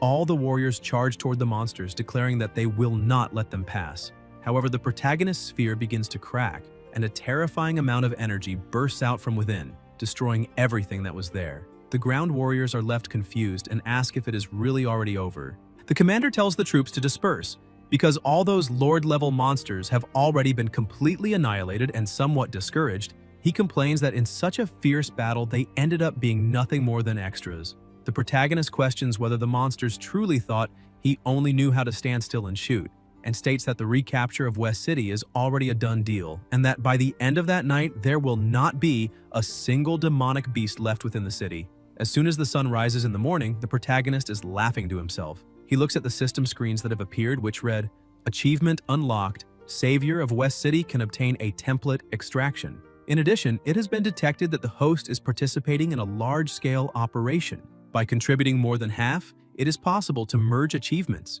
which can grant an advanced extraction with a minimum guarantee of one Class A template. He thinks that he recognizes this system, wondering if it is not the same gacha system from a certain national game from his past life, but when applying template extraction, it is delicious. Monster templates below Class B no longer have value to him. The ideal approach is to complete all recapture achievements and combine everything for one large extraction. At the very least, a Class A monster template at the same level as the Emperor should appear, and that is his expectation. Meanwhile, in the center of the great city, it is announced on all the giant screens around the buildings that the first battle of Daxia's recapture campaign has been a success.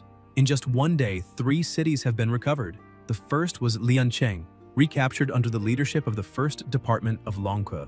The second was Lancheng, recaptured under the leadership of the warriors of the Sinister City. And the third was West City, recaptured by the team led by Dean Chen Tianyu of Huadu University. The warriors of Daxia will continue to reclaim the cities occupied by demonic beasts. Qingzhu, who was following the news on her phone, questions whether that announcement was some kind of joke, since it claimed that West City was recaptured by Dean Chen, but that blue light could not have belonged to anyone else. At the headquarters of the Supreme Command of Daxia's recapture campaign, the minister orders everyone to classify the protagonist's identity as top secret, since a person with such strength is too shocking to others and would attract attention from many parts of the world. Suddenly, Yihe appears in the room, calling the minister chief and saying he has a favor to ask. Just the protagonist's presence makes the minister tremble completely. He bows and says that Yihe does not need to call him chief, since the true chief there is the protagonist himself. Yahe says that in that case, he will get straight to the point, asking when Huadu University will grant him the official certification as the chief student of his year. The minister is somewhat confused, saying that the protagonist is already stronger than the dean, so why does he still care about such a title, so inferior to his true greatness? And that his classmates would probably feel embarrassed. But Yihe simply stares at him without saying a single word. Sensing the killing intent, the minister trembles again and says that the certification of Chief Student of the Year requires confirmation from the Huadu Student Council and normally takes a month of procedures. However, the protagonist's situation is special, so he believes that none of the first-year students would have objections to his title. In addition, the president of the Huadu Student Council is present and can certify him on the spot. The protagonist is surprised to learn that the president of the Student Council is there and asks where he is. Suddenly, Kuming appears, and the protagonist asks if he is the president of the Student Council. Qiming runs to Yihe and stares at him for a few seconds. Soon after, he begins shouting, calling the protagonist senior, and thanking him for saving everyone on the battlefield, saying that on behalf of his teacher, he would like to express his gratitude. The protagonist explains that he only did what he was supposed to do, and moreover, Yaming seems to be a few years older, so there is no need to call him senior. But Qiming disagrees, saying that on the path of martial arts, the strongest come first. Therefore, the protagonist is the senior. Even a little embarrassed, Yihe ends up agreeing with that. Sometime later, the system congratulates the host for obtaining the achievement of Chief Student of the Year at Huadu University. With that, he gains another template extraction reward. He becomes excited, because the moment to witness a miracle has finally arrived. He confirms the initialization of the extraction. Something begins to appear before him, and he thinks that it has finally arrived. The system notifies that it is a B+ level Hellstar template. The monster slowly opens its eyes and looks at the protagonist. The system displays the bloodline abilities. Mad Star that covers the sun, capable of perceiving cosmic radiation and luminous energy, altering particle density. Trace of luminous energy, which controls the flow of energy, changing its trajectory and efficiency. Great Dark Sky, which devours everything. The current compatibility is 1%. The protagonist feels relieved to see that it is a skill-type template and not one of those D or C class ones that only increase size and are useless. Moreover, he does not know exactly whether the Hellstar's light and energy control abilities can overlap with the Emperor's nuclear energy. If it is possible to form a perfect contract, the room for development will be enormous. So he can hardly wait to push that template to the maximum and develop it thoroughly. Meanwhile, in the occupied city of Qincheng, Wu Sen, along with his group, is complaining because an entire day has already passed and they have only managed, with great effort, to retake 2 cities around Qincheng. His companions say that there are many presidents of martial guilds forming the Sovereign Decapitation Team, and they have not even managed to determine the Sovereign's location. They question whether this may be due to certain factors, since the beast tide of Qincheng is mainly composed of rodent-type demonic beasts. Although there are almost no large beasts on the battlefield, they are extremely difficult to deal with. They have built a complex underground tunnel network beneath the occupied city to wage subterranean warfare against the coalition of warriors. Originally, they adopted the same plan as the West City Coalition: bombard the outskirts to lure the beast tide and then send the Blade Squad for decapitation. But these rats have a high degree of organization, and almost no beasts were attracted by the human bombardment. The entire city maintained a deadly silence, with no defenses on the access streets, as if inviting the coalition of warriors to enter immediately. This forced them to fight in precisely the type of combat in which they are worst: urban warfare. It is no wonder that they have only retaken 2 cities and still suffered enormous losses. The girl looks at the news reporting that Liancheng, Lancheng, and West City have been retaken. Wu Sen punches the wall in anger, saying that the sovereign has not even appeared, and that this trash is certainly hiding deep underground in Xinjiang. This means that to find the sovereign, they will have to pass through narrow and complex tunnels, going through hundreds of millions of rats, which makes it simply impossible. To have strength but lack decisiveness in this world, there is nothing more frustrating than that. Yahe arrives in the city of Xinjiang wearing Toby's mask. He is there to recover that city, however, no one can know about it. At this moment, across the entire blue planet besides him, no one knows that the 3 great protector grandmasters of Daxia have disappeared, and the one responsible behind this is probably Daxia's greatest martial artist named Hongsheng. However, what the protagonist cannot understand is why Hongsheng would act against 3 elite specialists of his own country. Considering that he has already reached the top of Daxia and the world, both in power and prestige, he is someone destined to be forever recorded in history. But once he begins acting against Daxia's greatest specialists, it means that one of his objectives must be to weaken the nation. The protagonist imagines that with his rapid growth rate, sooner or later he too will become a target to be eliminated. In the future, he will certainly have to face Hongsheng, and if he wants to confront the man known as the Martial Saint, he needs to accumulate more strength and, while doing so, keep his identity secret, since he must strike before Hongsheng can even react. As long as he has enough time to develop, he does not need to fear any enemy. Recovering Xinjiang is the perfect opportunity to evolve. As soon as he enters the city, he begins using his vital magnetic field to detect dense biological signals, and the results suggest they may be on the scale of billions. This severely interferes with his sensory perception, making it impossible to locate the sovereign, and that must be why the army of martial artists there has been unable to reconquer the city. Since even he is having difficulty finding the sovereign, Yehe remembers the blood-eyed black wolf of City. This kind of high-level magical beast, stealthy and treacherous, only makes him feel an even stronger urge to eliminate them. The protagonist releases even more of his power, saying that unfortunately for the monsters, he has too many abilities, so there will always be a perfect one for the current occasion. His power continues to expand, entering every corner of the city. The rodents hiding in the sewers sense that something is approaching, but in an instant, all of them are captured and absorbed by the tentacles sent out by the protagonist. While all the surrounding monsters are eliminated one by one, Yihe sits there, savoring the moment. His ability keeps spreading throughout the underground, wiping out every monster it encounters. Yihe grows bored and starts playing on his phone. Shortly afterward, he realizes that the rodent monsters in the city have almost all been eliminated. The black and red substance has already extended 100 meters below ground, so it must be time for the monster to show itself. Suddenly, a small explosion occurs within the black-reddish substance, and a huge monster appears. However, the monster looks at the protagonist and asks if it is really just him. As a sovereign and king, the monster says it thought there would be an army waiting to ambush it. Seeing that there truly is no one else, the monster begins to laugh, telling the protagonist that the black and red slime is indeed powerful. However, it was completely nullified merely by the sound it emitted, and that proves Yihe has dug his own grave. However, the protagonist asks the monster what makes it think that is the only trick available. Calmly, he raises his hand to the sky, using the Mad Star of Sari. The monster cannot believe the amount of energy accumulated in that attack and questions where all of it came from. The amount of energy gathered is so vast that it equals the size of several planets. That is divine punishment. The attack begins to descend, completely covering the sky. Seized by fear, the sovereign tries to flee, asking what kind of monster that human is. Yihe merely watches his opponent attempting to escape and asks how an animal like that could possibly be faster than the speed of light.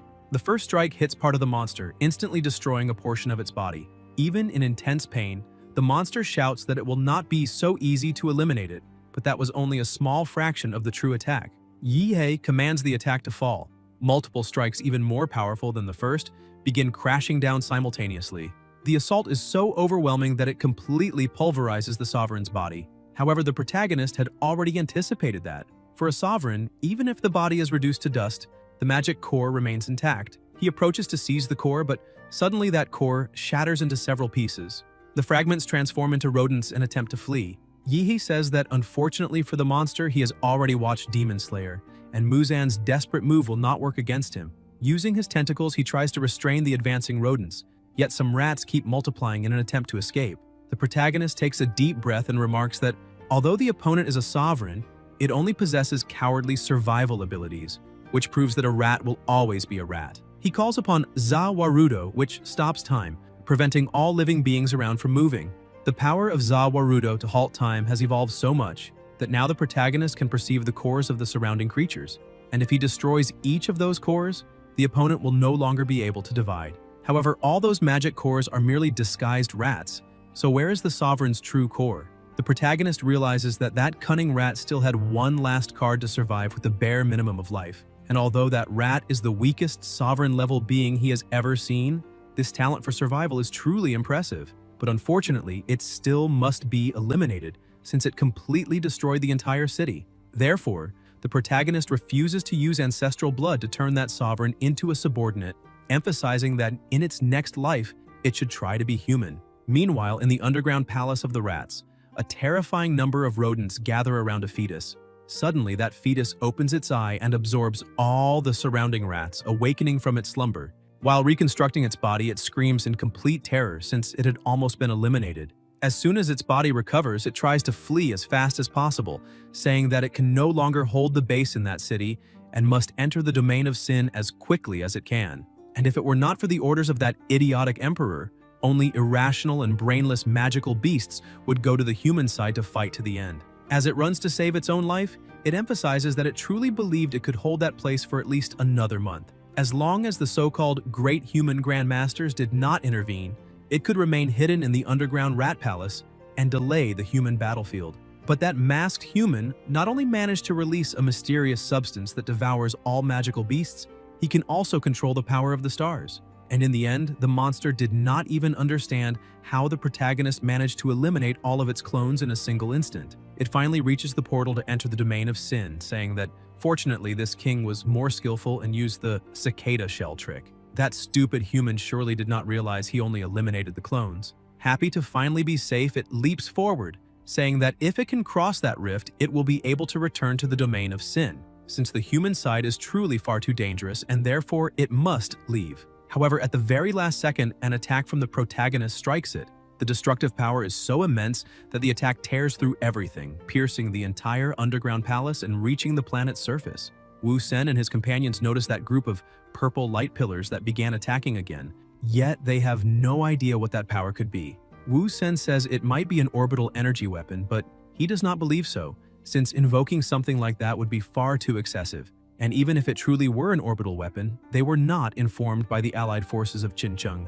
Without knowing what it really is, he advances with the group to check what is happening. When they arrive at the site of the explosion, they see only an enormous crater in the ground. The group says they can no longer sense anything from those rats, and apparently they have disappeared, leaving no trace of presence. There are only two explanations. Either all the monsters returned to the secret realm, or they were annihilated by those purple light pillars. But Wu Sen cannot understand who could be powerful enough to mobilize such a destructive weapon. The government announces that Qincheng has become the fourth city to be recovered. The population cheers with joy upon seeing that the nation is finally recovering, having reclaimed 4 occupied cities consecutively in just 1 week. The government states that it will continue bringing the latest news about Daxia's recapture plan. In a secret room, high-ranking officers of Daxia's allied forces are gathered, questioning who this person is.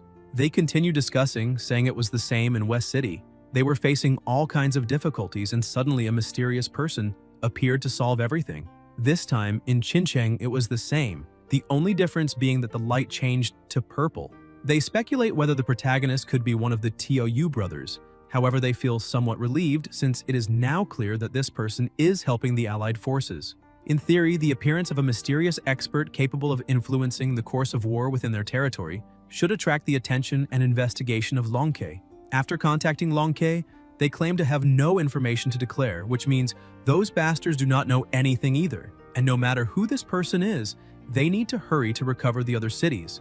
Otherwise, they will seem incompetent in the face of such overwhelming power. While the officers are talking, the protagonist is already advancing. He thinks that, excluding the S-level Guanxi Mountain of Life, there are currently 3 occupied cities that have not yet been liberated. 2 of them are under the responsibility of Longquay and Hua University. He heard that the main battlefield has been achieving consecutive victories and that total recapture is not far away. So all that remains is to go to the last city, which is Bocheng. This city is far too low profile, almost invisible. The allied forces of Bocheng send combat reports at fixed times every day. There are no major defeats nor major victories, and they almost never appear in the news. Until now, he has mainly used abilities based on the Hellstar template, but that standard purple beam of light is far too eye-catching, so he needs to change his identity. Using the blackish-red substance, he creates a new disguise for himself as if he were a true demon. It has also been quite some time since he used the decapitating sword, so he needs to disguise it as well. By activating his ability, he transforms the sword into a scythe. Now he looks like death itself. For this identity, he will mainly focus on martial arts tied to killing intent. Only Professor Gongke and veteran Qing Long know that he has mastered killing intent, so this new identity should be very safe. As he moves forward, he asks Nua to play a song called "I Will Still Think of You." Sometime later in the middle of Bocheng City, a group of warriors were preparing to return to the battlefield. Old Lu asks them to wait a little since he is finishing his meal. However, he is not pleased at all because the taste of military rations is extremely bad and cannot compare to his wife's cooking. His companions tell him not to state the obvious and question what place on the battlefield could possibly be as comfortable as home. They also urge him to hurry up, since the president ordered them to assemble. But old Lu says he needs to go to the bathroom. A companion asks if he's really that afraid of returning to the battlefield, since every time they have to leave, he comes up with some excuse. While they are talking, the protagonist slowly approaches from behind. One of the soldiers complains that this time, he does not know if he will be able to return alive, and that his son was just born. And even though he is a martial artist, he is still acting like a coward. Yihe realizes that this is a performance without an audience, and from the moment he arrived in that city, he had already noticed that something was wrong. It seems the sovereign truly accomplished great things without making much noise. He wonders if it is possible that all the residents of that city have fallen into an illusion, but after analyzing more deeply, he realizes that is not the case, because the feeling is far more terrifying than that. He slices the back of the neck of a girl who is walking nearby and realizes that all the humans are already rotting. Apparently, all the allied forces that were in that city were completely annihilated God knows how long ago, and are most likely all dead. But the most terrifying thing is that they do not know they have died. The flesh inside their bodies has rotted, yet on the outside they maintain the appearance they had while alive in their daily lives. It is very likely that they are repeating the last day before they were eliminated. The allied forces deceived themselves and deceived the entire nation of Daxia, and this kind of cruel mockery of life must be punished with death. He uses one of his tentacles, striking the woman's mouth with blood magic and psychological hypnosis. The girl falls to her knees, her body trembling. The protagonist explains that she is already dead. In a short period of time, the girl regains awareness, asking if she is truly already dead, and suddenly remembers that it is true since she died on the battlefield. Overcome with despair, she screams that the sovereign of that city is far too terrifying, eliminated everyone present and turned them into the undead, and that only a Grand Master can face that monster. Suddenly, the woman's body begins to dry up. Her eyes stop moving and she collapses lifeless onto the ground. Yihe realizes that when a person acknowledges the truth of their own death, the force sustaining the corpse disappears. He closes the girl's eyes, telling her to rest in peace and promising that he will avenge her death. With such cruelty before him, Yahe rises, declaring that it is time to begin the complete extermination. Yihe uses his vital magnetic field and manages to cover the entire city. However, he cannot sense any life signal as powerful as that of a sovereign. Instead, the intensity of each magical beast's life signal fluctuates almost the same way, just like the allied forces in that place. It seems they have all become mass-produced puppets. The protagonist realizes something and releases even more of his power, saying that apparently he will have to force the sovereign to appear. That dark mass begins to cover the entire area, striking all the monsters and eliminating them. Even so, the sovereign still does not show himself. Yihe analyzes the situation and realizes there is a place where that monster must be. At the top of the mountain stood the strongest among the allied forces, a grandmaster at the butterfly transformation stage. He is the leader of the Hongwu sect, called Li Zhongshan. Upon noticing that something was wrong, he shouts for all martial artists to listen to his orders. An army of people appears, and he yells that the sovereign of that city is right ahead and is alone, and that if they manage to eliminate him, they will liberate the city. Everyone present becomes excited about the situation. However, an absurd amount of energy begins to form above them, leaving everyone frightened and asking what that thing in the sky is. The protagonist appears, telling everyone to rest in peace, and begins to eliminate the entire army quickly. Some people cannot understand why that human in the sky is attacking them, even questioning whether he is a specialist from an enemy nation allied with magical beasts. The commander orders all ground troops to retreat immediately, as they are merely targets for that man. He tells the air troops to advance and try to contain him, but his subordinates inform him that the fighter jets and the missile stockpile have disappeared. The commander shouts that it is impossible since this is the first expedition and they have not used anything yet. Moreover, the logistics unit should have checked everything before departure, so they have no idea when those munitions were spent. But they too are annihilated by an attack from the protagonist. Zhongshan hides behind a rock, saying that this is quite a surprise and that apparently that human has discovered his plan. And that is truly a pity, since he intended to use this opportunity to infiltrate among the humans. Zhongshan then uses the Hongwu sect's secret technique, Earthly Evil Martial Arts, Calamity Whale Extermination Fist.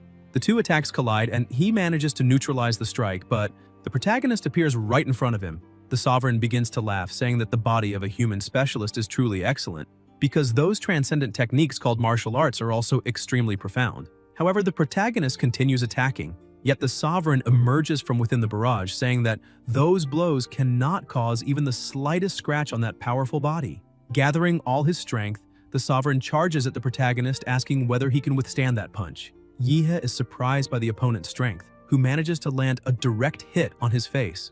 Zhongshan praises the protagonist, saying that since he was able to see through his plan, he must certainly be a standout among humans. The sovereign's strike destroys the protagonist's mask, causing a small wound on his face. The monster continues throwing countless punches, saying that this situation is excellent because once he defeats the protagonist, he will become his next puppet. And now Yihe will understand just how helpless he is before absolute power. Preparing to deliver the final blow, the sovereign shouts for him to die along with all his regrets. As he throws the punch, he manages to destroy Yihe's body. However, the sovereign realizes that something is wrong. The protagonist activates his killing intent, Lunar Wheel of Massacre. Zhongshan becomes confused, wondering if he has fallen into a trap. The enormous red moon before him is split apart by a devastating strike, destroying everything ahead.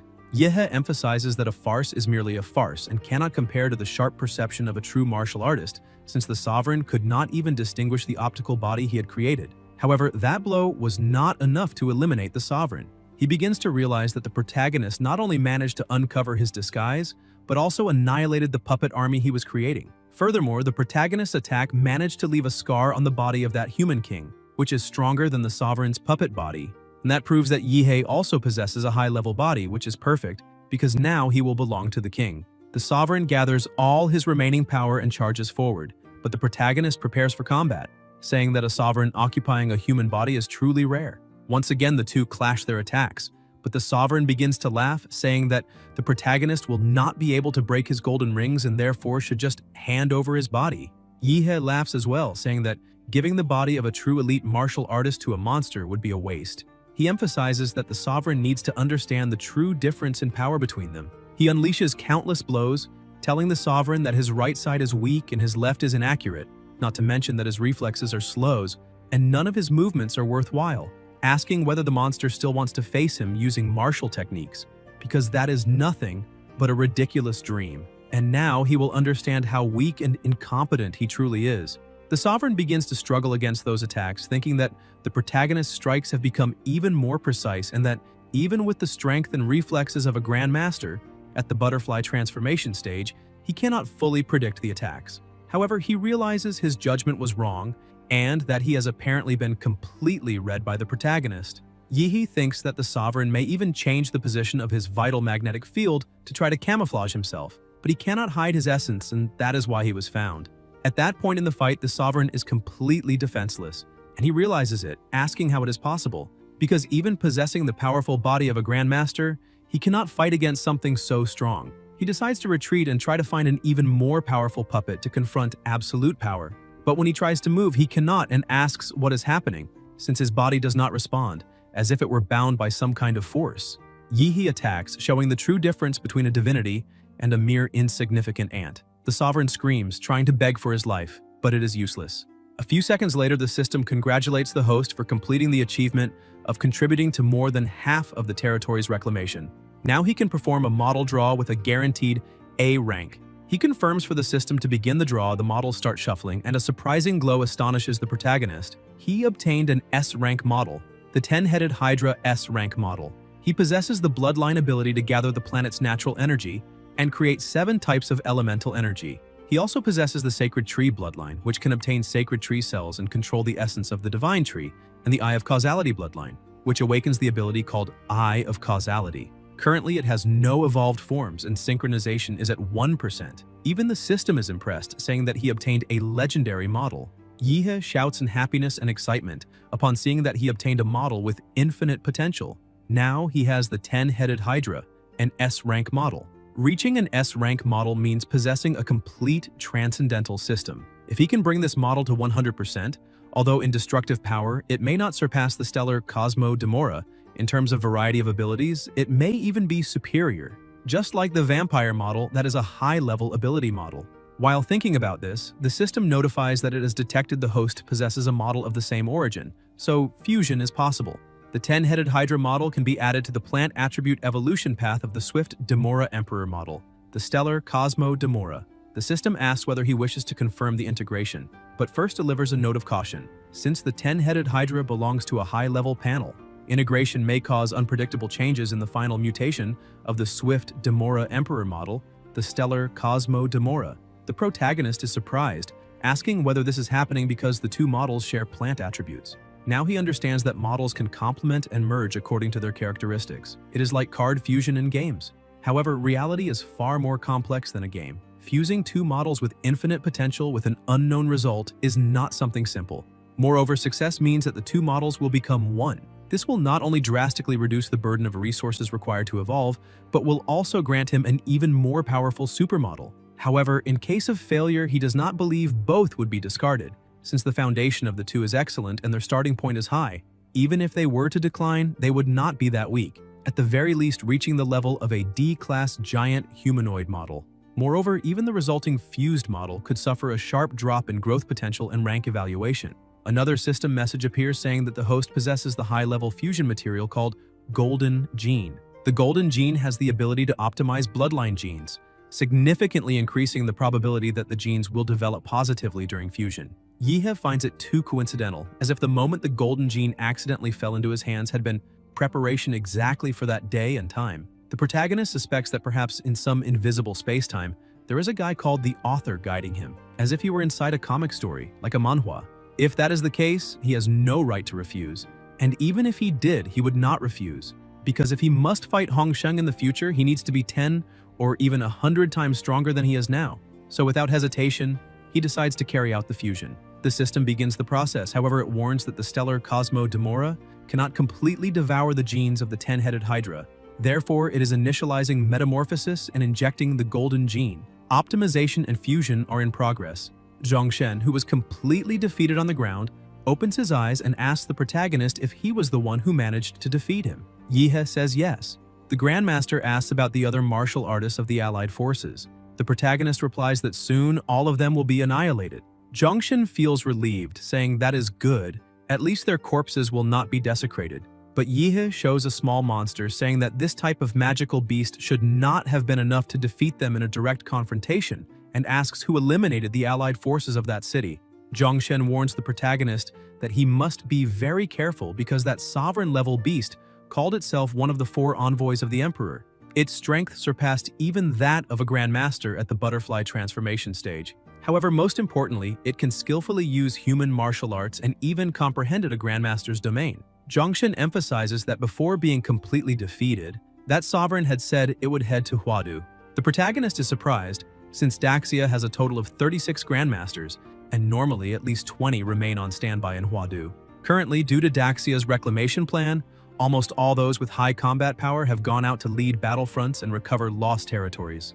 Longke is in the same situation, because due to the reclamation plan, it sent a large number of specialists to guard the borders and prevent enemy powers from taking the opportunity to invade, which means the nation's guardian grandmasters are all absent, so Huadu is empty. Meanwhile, in Huadu City, at the military base within the secret realm of the Nine Dragons River, that place has a rift to a secret realm located at the bottom of a body of water. Lanka established an underwater base there, but strangely, over the next 5 years, the magical beasts in the secret realm became extremely scarce and of very low level. Therefore, the danger level was reduced from B to D. Thanks to the extremely low danger level, the martial artists responsible for guarding that place were having a barbecue, saying that place is a blessing since they knew the positions in Huadu were the best. Martial artists from other places were all sent to war while they remained there in that relaxed post, drinking wine and eating barbecue while earning a fortune. The person tending the grill also speaks mockingly, saying there is nothing to be done if they were born to be rich, because even as members of secondary branches of the 9 families of Huadu, if they cannot have the main power and wealth in this life, at least they can live freely and carefree. Zhao tells them to drink and let the music continue and the dance never stop. One of them is surprised to see him there, asking whether he should not be operating the radar monitor on watch duty. Zhao disagrees, asking why he should stand watch while they drink and eat. His companions eventually agree, saying there is nothing to watch in that secret realm, so they should drink and eat to their heart's content. However, something terrifying was approaching. A 3-headed monster was approaching. One of the heads begins to laugh, telling its brother that the humans up ahead were throwing a party and had no idea they were about to be completely wiped out. The brother says they should eliminate them all so they can feel the vigor of the true emperor. But the middle head simply tells the other 2 to be quiet.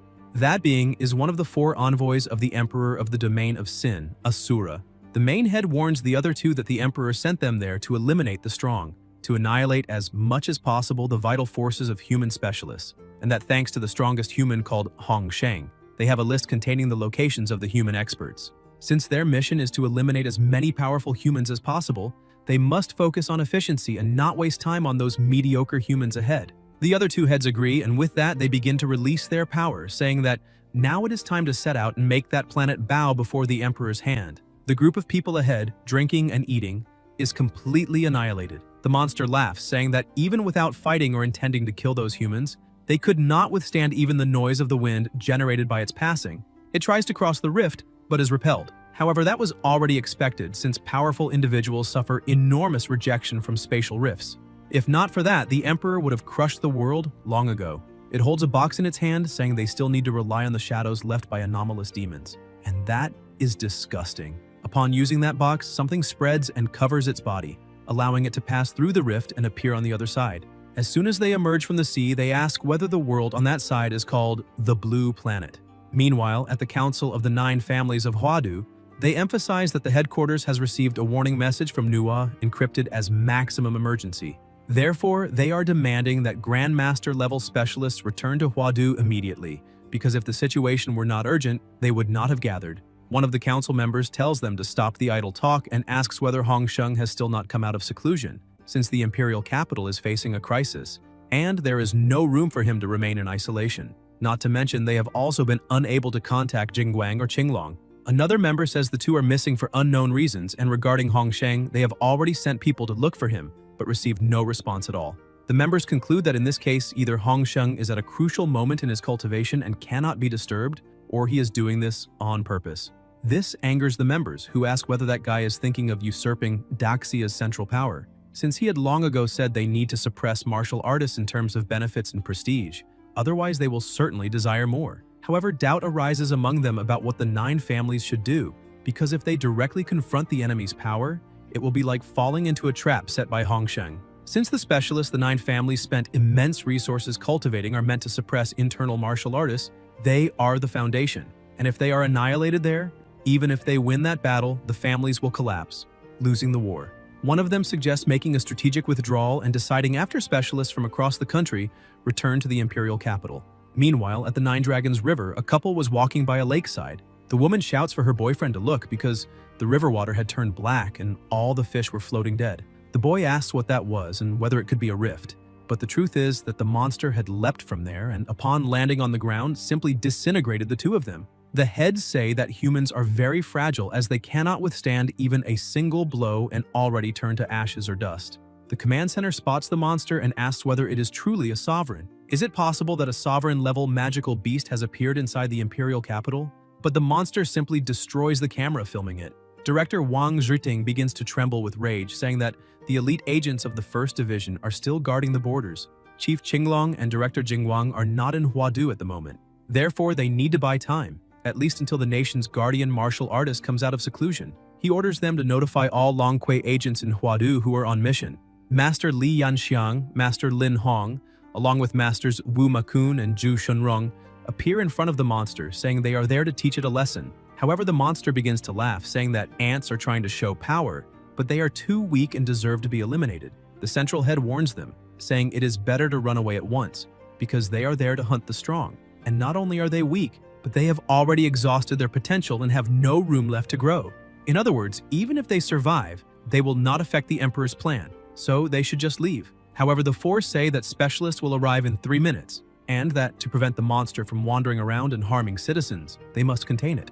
The four, together with their forces, create a barrier in front of the monster. One of the heads asks if that is truly what they want, because if so, it will respect their choice. With a single strike, it eliminates the men, leaving only the woman alive. The monster remarks that they have courage, but if they do not have the corresponding strength, it will only result in inevitable tragedy. The woman cannot believe they were eliminated so quickly. Soon, fighter jets across the city are deployed, and within minutes, a bombardment is launched against the monster. However, it activates its domain of deathly decay and expands it. The pilots realize the attacks are ineffective, as long-range weapons cannot penetrate the target's defensive field. Therefore, firearms have no effect, and the only choice is to rely entirely on martial artists. The commander begins coordinating the entire assault team, ordering the 2nd and 3rd Divisions to initiate direct confrontation, while the 4th and 5th Divisions focus on support and containment.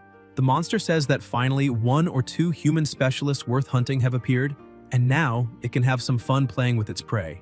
The 2 martial artists charge with everything they have, but soon a report arrives stating that the chiefs of the 2nd and 3rd Divisions were heroically killed in action. In addition, 50 Longquei agents from those 2 divisions are dead or wounded. At the moment, the 4th and 5th Divisions have opted for a strategic withdrawal. The chief of the 4th Division has also been eliminated. Shortly after, another report informs that the chief of the 5th Division also died heroically.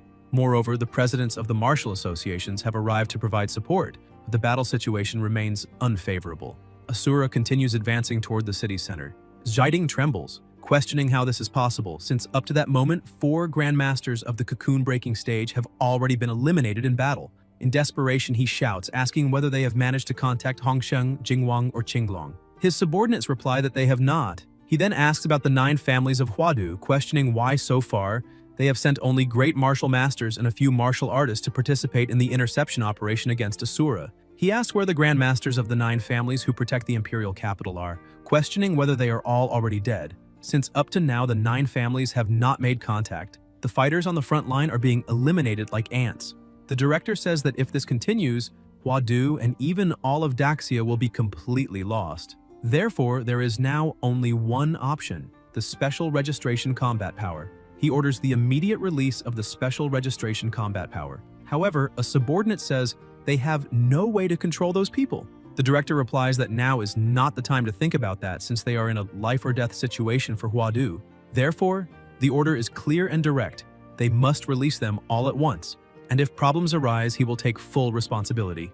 As Asura walks through the city, a person rushes from behind, asking where the monster thinks it is going, but with a simple snap of its fingers, it pulverizes the man as if he were nothing. It kicks a fire extinguisher aside, saying it is very bored because it thought Longquei was a powerful organization, but apparently it is nothing more than a bunch of useless people who only served to dirty its hand. However, while it is cleaning its hands, it hears someone asking whether magical beasts also like cleanliness. A group of 3 people questions whether they were really released just to face a single monster. The fully bandaged man remarks that he never imagined Huadu would be destroyed like that one day, saying it is fantastic, though it is a pity that the monster will have to die. The bluehead says that apparently they are being underestimated, while the redhead refuses to take any insult and declares that they will be crushed. The middlehead tells them to wait a moment and notes that those 3 are also worth hunting, though not as much as the one in the sky. Therefore, they need to finish this quickly, since the one in the sky seems far more promising. The blue and red heads notice that the central head has opened its eyes, which makes them question just how strong that specialist in the sky is and whether he truly deserves such attention. The bandaged man asks if the monster is really joking, questioning whether it has any idea how many sovereigns he has eliminated in the past, and saying that soon tearing off those 3 heads will be just another trophy. The red and blue heads begin saying something strange, and more arms grow from the monster. With that, it uses domain expansion. The 3 are confused, asking how a magical beast is capable of using a martial arts domain. Pressured within the domain, they are quickly all eliminated. Asura questions whether this so-called special registration combat power is really that pathetic. The bluehead remarks that everyone in the way has been eliminated and that humans are truly fragile. Therefore, it hopes that the specialist in the sky, whom their brother values so highly, will provide some stimulation. The central head is so focused on the power of the specialist in the sky that it can no longer restrain itself and quickly leaps toward that presence. The entire faculty announces that they have detected a high-energy reaction rapidly approaching, so they are activating the magnetic field protective shields at maximum output. However, the monster says it is useless and passes through the protection with ease. The second line of defense is activated and missiles are launched, but they are also useless. As soon as it reaches the ground, Asura realizes that the presence of that human specialist has suddenly disappeared and asks if she has fled. But Gonka appears with her Sharingan, saying that the one who should flee is the monster. She lands the first strike, but the monster soon activates the wind of mortal corrosion. She thinks it is nothing but filth. The bluehead warns its brother that it has a premonition that if they are completely decapitated, even if the magical core is not destroyed, they will probably die. At last, a decent opponent has appeared who brings excitement. The redhead is also thrilled since that woman managed to injure them. The central head notes that she delivered a cut of such purity and in a completely silent manner. Extremely excited by the situation, the monster shouts that she is the human specialist with the highest hunting value so far. Gonka begins to smile, saying that such praise is a bit exaggerated and asks whether the monster should also act as if it has achieved something. She awakens her killing intent. The monster is slightly confused, asking whether she really opened her domain directly. Yet it realizes that the surrounding buildings have not disappeared, which means she merely overlaid the domain onto reality instead of using martial rhyme to construct an independent space. Even so, it would like to see what the effects are. Gonka remarks that if one compares her domain with the monster's dirty and corrosive breath, hers is far superior. Asura charges to attack, saying there is no need to talk anymore, and uses the earthly evil martial art, Schismatic Hammer of Solar Power. The attack is devastating, yet the monster cannot understand whether she disappeared or whether it missed the strike. Suddenly, it hears a voice from behind. Gonka says that a magical beast that knows how to use martial arts is truly surprising, and that when she tells her disciple about this, his jaw will surely drop. Asura looks at her, asking whether that was a change of position or an illusion. Gonka replies that now it is time to get a bit more serious, and uses the genetic technique Blood Retaliation, Ungchi. Drops of blood begin to float, and Asura realizes they are not ordinary, as it can see a line of blood forming between each drop. Among thousands of drops, the connected lines form a blood net so dense that not even a mosquito could pass through. Gonka says that now he will not be able to escape. Gonke locks him inside and laughs, saying that the fireworks are about to begin. The monster starts to feel an immense pain and an absurd pressure over his body. He points out that Gonke managed to perform countless cuts in a single instant. And even a body of iron that ignores attacks from Grandmasters can block a blow, but cannot withstand thousands of them hitting the same point in 1 second. He begins to fall into despair, realizing that even using that black particle to regenerate deep wounds, it is not possible to stop the continuation of the next cuts. Amid so much pain, he starts laughing and shouting, says that it is truly worth fighting against that woman. After the first wave of attacks, he remains standing, saying that even though she is extremely strong, that alone is not exciting enough. But he notices that something is happening and questions why, suddenly, everything has become so heavy. Several undead were holding him by the feet, and as soon as he looks forward, he notices a huge mountain made of those same undead. That begins to take over the monster's body, and he shouts that the blood karma of that human is truly excessive, combined with a talent for massacre. And if it were not for the mental trauma that prevents greater advancement, she would be a considerable obstacle in the Emperor's path. Gonke covers her ears and starts saying that it is just nonsense from very annoying people, and she does not want to listen to that. The monster manages to free his body and says that this has already gone too far, as they have already wasted too much time and still need to hunt more specialists. So he will finish her once and for all and uses his domain expansion. Gonke continues mocking the situation, saying that now she is feeling the aura of a martial rhyme space, and that she also knows how to do that. However, she takes out her phone and says that she is recording everything. That way, she will be able to show it to the protagonist, so that boy can see how incredible his master is. She also uses her domain expansion, Borderless Decapitation. The monster also tries to expand his Mahakala domain, but fails miserably. He is imprisoned, and Gonke stops recording that scene, thinking that it is better not to record something so aggressive. Several chains continue binding the monster, and he shouts to her that Mahakala will completely erase her, but he has to admit that she provided a great combat experience, so he would like to say goodbye to that human specialist.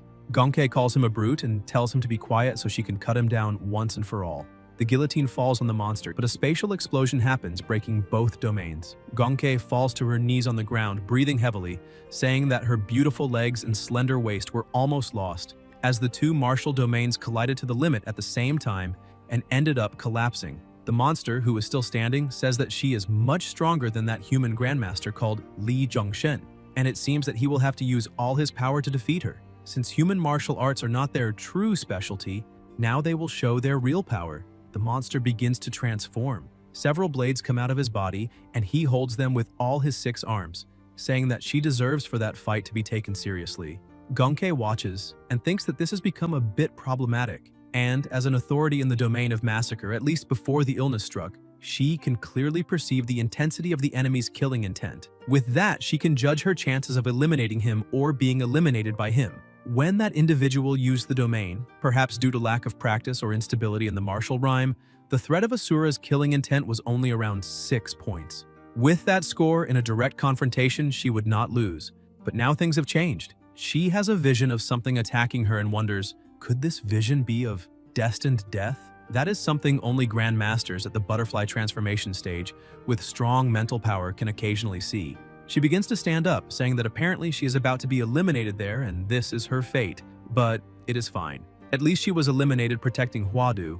Little She will probably erect a statue of her at the university so that future generations of students can pay tribute to her. However, even having lived more than 100 years, she still feels a bit of longing. Every year, wonderful new games are released, every month interesting anime come out, and every day there are good novels to follow.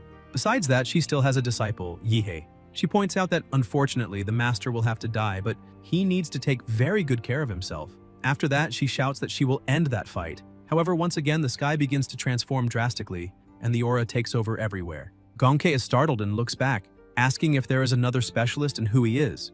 The protagonist, with a mask on his face, says that he is the specialist who will help her rewrite her destiny. Meanwhile, at Longquay headquarters, Xiting and the others were frightened, asking what is happening in Huadu and whether it is possible that there was some error in the battle between the special registered combatant Gonke and Asura. However, he cannot see anything and questions why the magnetic field in that area is disrupted, interfering with the images of that battle as he has never seen such a situation before. The protagonist's power was so overwhelming that it covered everything around. Asura points his sword at the protagonist and asks him to say his name. The protagonist simply says "monster" and surprises both of them. He explains that he is from an organization called Monster, and they can call him Demonic Eye. Asura finds that a bit strange, as there were no mentions of the organization or that person called Demonic Eye in the information about the specialist that Fu Hongsheng provided. He questions whether this was an omission or if Fu Hongsheng has ulterior motives, but that does not matter now. First, he will eliminate those two. Asura leaps, saying that the protagonist must die, and uses his original martial technique Black Massacre Destruction Fury. Yihei simply stands still and Asura manages to cut him. However, he realizes that the sensation of the cut was a bit strange and wonders if that boy died. He only hears Kuro Maru and notices a huge attack coming toward him. The attack hits him and the ground as well, causing enormous destruction in the area. The synchronization with the 10-headed Jenna model is still in its early stages, and the power of the abilities is not that strong. Yet it is more than enough to deal with a magical beast like that trash, since the Emperor is already evolved. The protagonist shouts for his opponent to get up quickly and stop pretending, as a magical beast of his level would not be eliminated so easily. Asura stands up, laughing, and says that this is very interesting, charging at the protagonist once again. Yihei says that ever since he obtained the passive 10-headed Jenna Eye of causality, it is as if everything is in slow motion for him. The protagonist points out that this guy is his first opponent after unlocking the S model, so he will use him as a whetstone to discover a bit of his true powers. He activates the Sacred Tree bloodline using refined cellular creation. Asura is astonished. countless protagonists begin to appear in front of him, leaving him completely surrounded. Yahello is using refined clones of sacred tree cells together with the enhancement of the black and red substance. With that, it can be said that each of those clones possesses combat power comparable to the original body. Although the cloned bodies are much more fragile than the original, and under high-intensity energy output the cells collapse and disintegrate, they are still incredibly terrifying. And finally, by overlaying the light energy traction ability of the Inferno Star, he can further strengthen the nuclear energy, multiplying its power. Asura realizes that this is not good at all and that he needs to avoid that direct attack. Otherwise, he will have no chance to defend himself. Yahello uses Zawarudo to stop his enemy. Asura becomes confused and questions why he cannot move, asking what ability this is. The energy among all the clones was already at a very high level and Asura begins to tremble in fear. The protagonist says that this was prepared especially for him and attacks his opponent with all his clones at the same time. That is the attack called Great Nuclear Formation of Immortal Execution. At headquarters, a woman warns that this is not good at all and asks the director to look at the sky in Huadu. They manage to detect that the radiation levels in the sky are rising drastically, and the external temperature is skyrocketing, which shows that a second sun has appeared in the sky. The amount of energy in the attack was enough to create a new sun in that sky. A few seconds later, a huge explosion occurs, destroying part of the city's buildings, and the shockwave spreads everywhere. 40 seconds later, the temperature returned to normal and radiation levels began to decrease. Ziding still does not understand what is happening there, thinking that Gonke was the one responsible for all of this, and ended up going insane. Yahello looks ahead and says that his opponent lives up to the title of one of the elite specialists of the secret realms. The value of one of the so-called 4 envoys of the Emperor is truly not low. Asura managed to protect himself at the last second, and the protagonist points out that he did not expect there to actually be a creature capable of surviving the great nuclear formation of immortal execution. Even the -1 would not be able to adapt to the terrifying energy of the formation's core in just a few seconds. All adaptive evolutionary cells would be evaporated, which shows that Asura truly is a high-level example, and because of that, he is enjoying the fight even more. Asura orders the demonic sphere to restore his body. The protagonist asks if he really intends to recover right in front of him, as that will not go unpunished. He advances against Asura, landing a punch on his forehead, saying that he needs to take that fight outside the city because if they continue there, the city will not withstand the energy of a third sun. While being carried away, Asura tells the protagonist that, since his birth, this is the first time he has been seriously injured. Although he is still far from being eliminated, the protagonist should be proud of that. He remarks that he feels a hint of admiration for the talent demonstrated by the human specialist, but fortunately, the Emperor has already fully perfected the conversion ritual of the ancient civilization. Asura asks Yahello if he is willing to stop being human to join their superior race, because with that talent, in a few decades, he could become the 5th envoy of the Emperor. The protagonist looks at him and says that, after all that talk, he would still be number 5 and would still have to wait for decades, questioning if that is really how they test new recruits, because that is a shame. He releases Asura, saying that unfortunately he stopped being human a long time ago, and kicks him toward a mountain, striking him with a nuclear blast. Asura manages to withstand the attacks once again and says that apparently the protagonist has already made his decision and they will respect his choice, but now they need to condemn him to death. Yahello laughs, saying that now he can let his thirst for battle appear since they are no longer in Huadu. He can show his true power. Yahello transforms using the secret technique of Demora Super Nuclear Light Combat Body. Asura is shocked to see that that human had not revealed all his power while they were fighting over the imperial capital. He grabs his blades again, questioning what kind of entity this organization called Monster is, asking if each of its members possesses such terrifying power, because if that is the case, the Emperor's grand plans may be affected. He charges with everything he has, saying that he needs to eradicate this organization called Monster. Yahello also grabs his sword, saying that he will have to eliminate him in the name of the Monster organization. The two clash their attacks, cutting mountains in half as if it were absolutely nothing. Both shout together that that fight is not just to decide who is the best, but to decide who will live and who will die. The protagonist continues advancing, telling his opponent to give it his all because he wants to see the true level of elite combat power of the secret realm forces. Asura tells the human not to be so arrogant. The two continue fighting as if it were a battle between gods, causing enormous destruction. Asura points out that although he lost his physical body and his strength and speed have decreased a bit, it is still something that a mere human, like the protagonist, cannot face. He attacks again and begins to gain a slight advantage in the fight, saying that the monster organization will certainly be the greatest threat to the Emperor, so they will eliminate all its members that day. Yahello laughs since Asura manages to be even more arrogant than him. The protagonist pushes his opponent back, making him step on something. That black slime quickly begins to grow. Yahello explains that those spores are the product of the union between the Cosmo cells of Demora Stellar Cosmo and the cells of the 10-headed Jenna. Their name is YH cells, and the effect is very simple. Asura asks what the protagonist did and why he cannot move. The substance continues to take over his entire body, and Asura shouts that his body is no longer responding to his will and they still have not completed the Emperor's mission. Yahello explains that the Demora Stellar Cosmo can infect the entire biosphere of the planet through Cosmos cells, the atmosphere, the land, the oceans, and the underground. Every part of the planet's biosphere will be contaminated by them. All living beings in the biosphere will be gradually assimilated, becoming part of him in a certain way. And since Asura was infected by the higher-level YH cells, what will happen now is that Asura will become the external incarnation of the protagonist. The transformation is completed and Asura looks at Yahello, calling him master. The protagonist says that this is very good and orders him to crouch and then jump, and his servant obeys. He picks up a stone and treats his new servant as if he were just a dog, throwing the stone for him to fetch. Asura flies after the stone, and Yahello says that this is very good and that he is obedient. He had the inspiration for the YH cells from the parasite sovereign of Bocheng, and apparently the result was very good.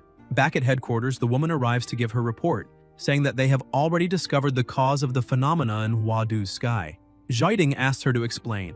The woman displays the images on the screen, saying that they managed to find out that all of this was the work of the same masked man. The man with the swirling mask appeared only in the last week, acting mainly in the various occupied cities of Daxia, using a different mask in each action. He did not have much contact with the allied martial arts forces of the occupied cities, focusing only on hunting the sovereigns of the dominated areas.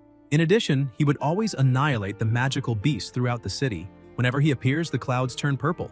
Satellites capture that this purple glow comes from cosmic rays in the atmosphere. It seems that he possesses the ability to control the light of the universe. Zhaiding says that the masked man looks a lot like a villain from an anime he once watched, and that this light of the universe is something very frightening. He asks if he is planning to help Daxia recover the occupied cities. The woman tells the director that it is not quite like that because, according to the psychological profile drawn by Manhwa, the masked man's objective is not to recover the cities. He is simply hunting the sovereigns of each occupied area. Zhaiding cannot believe that such a being could exist, questioning how someone can hunt only the sovereigns. Suddenly, they receive a call. They inform the director that the former professor of Huadu and current special registered combatant Gong Ke is requesting communication. The director asks them to connect, and as soon as they open the communication, Gong Ke was hiding under some rocks, saying that that masked man comes from an organization. The director asks what she is talking about. Gong Ke shouts that that man claims to be from an organization called Monster, with the codename Demonic Eye. Zhaiding becomes even more confused, asking what all of this means. Everyone inside headquarters begins to worry about this, asking what kind of martial artist force that is, because by the name it does not seem like a very proper organization. Zhaiding keeps thinking about this name, Monster, since he, as director of the Special Intelligence Department, had no memory of it. He questions whether it is possible that each member of that organization is as strong as Demonic Eye, and why they have only now begun to show their claws, precisely at this crucial moment of Daxia's reclamation plan, which makes the director question what they are really plotting. The woman asks the director to immediately look at the screen because something was appearing in the sky of Huadu. Everyone becomes worried, asking if it is Asura, since the appearance is a bit different from before, but the size and aura match exactly as they were. They ask if it is possible that he has evolved, but the director says that this is not the case, because there is someone on that monster's shoulder, and that person is Demonic Eye. The director panics, asking how he can be together with Asura since he was someone specialized in hunting sovereigns. The protagonist simply laughs and the monitoring signal is cut off. The specialists say that it seems to be some special blocking method, but the vital detection system still works. They explain that Demonic Eye has already taken Asura away from the city, and apparently they are leaving. The director was completely furious, saying that Daxia was once the most powerful country on the blue planet, and now has fallen into the lamentable situation of having no one capable of stopping an enemy invasion. And now they are forced to place all their hope in a member of a mysterious organization to stop Asura. In a single day, 4 division chiefs were eliminated in battle, and most of the elite were killed or injured. He, as director, has failed the people of Daxia. The 9 families of Huadu corrupt, who chose to protect themselves and flee in times of war. This cannot end like this. News quickly spreads, and people cannot believe that Huadu was attacked, as it is the capital of Daxia, the place where countless specialists gather. So what enemy would be foolish enough to attack that place? The student council president's assistant asks if that is a lie because there is no way Huadu could have been attacked. Jiming says that unfortunately it is true, as he has internal information. The 3 presidents of the martial associations who remained in Huadu, the 4 chiefs of Longke, a total of 7 grandmasters, were all annihilated. He heard that Longke even used special registered combat power, but only one of those dangerous individuals survived. She asks what happened to the great masters who protect the nation. Jiming says that Director Shi and Chief Qinglong, even though they were at Daxia's border, would only take a few minutes to arrive in Huadu and provide support. In addition, there is also Mr. Fu Hongsheng, a nation protector level expert. She asks if it is possible that none of the elite specialists appeared. Jiming takes a deep breath, saying that it is true. None of the elite specialists appeared, all of them lost contact. The severity of this incident surpasses even the fall of the 12 cities of Daxia during the Secret Realm invasion, so the world will change completely. On Daxia's island called Liuli Island, the head of the Kai family, the leading family of Liuli Island, welcomes the distinguished guest from the Federation of North Belton, coming from across the ocean.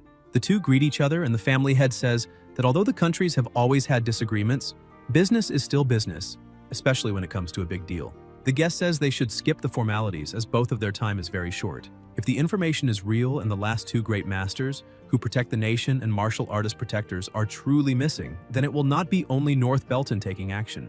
Meanwhile, the protagonist was enjoying his journey, telling his new servant that from now on he is a member of the Monster Organization, and his code name will be Hook. Hook agrees with his master, and the protagonist says that he was very lucky, as he is the first member of the Monster Organization. And as they say, to get ahead in the world, you need influence.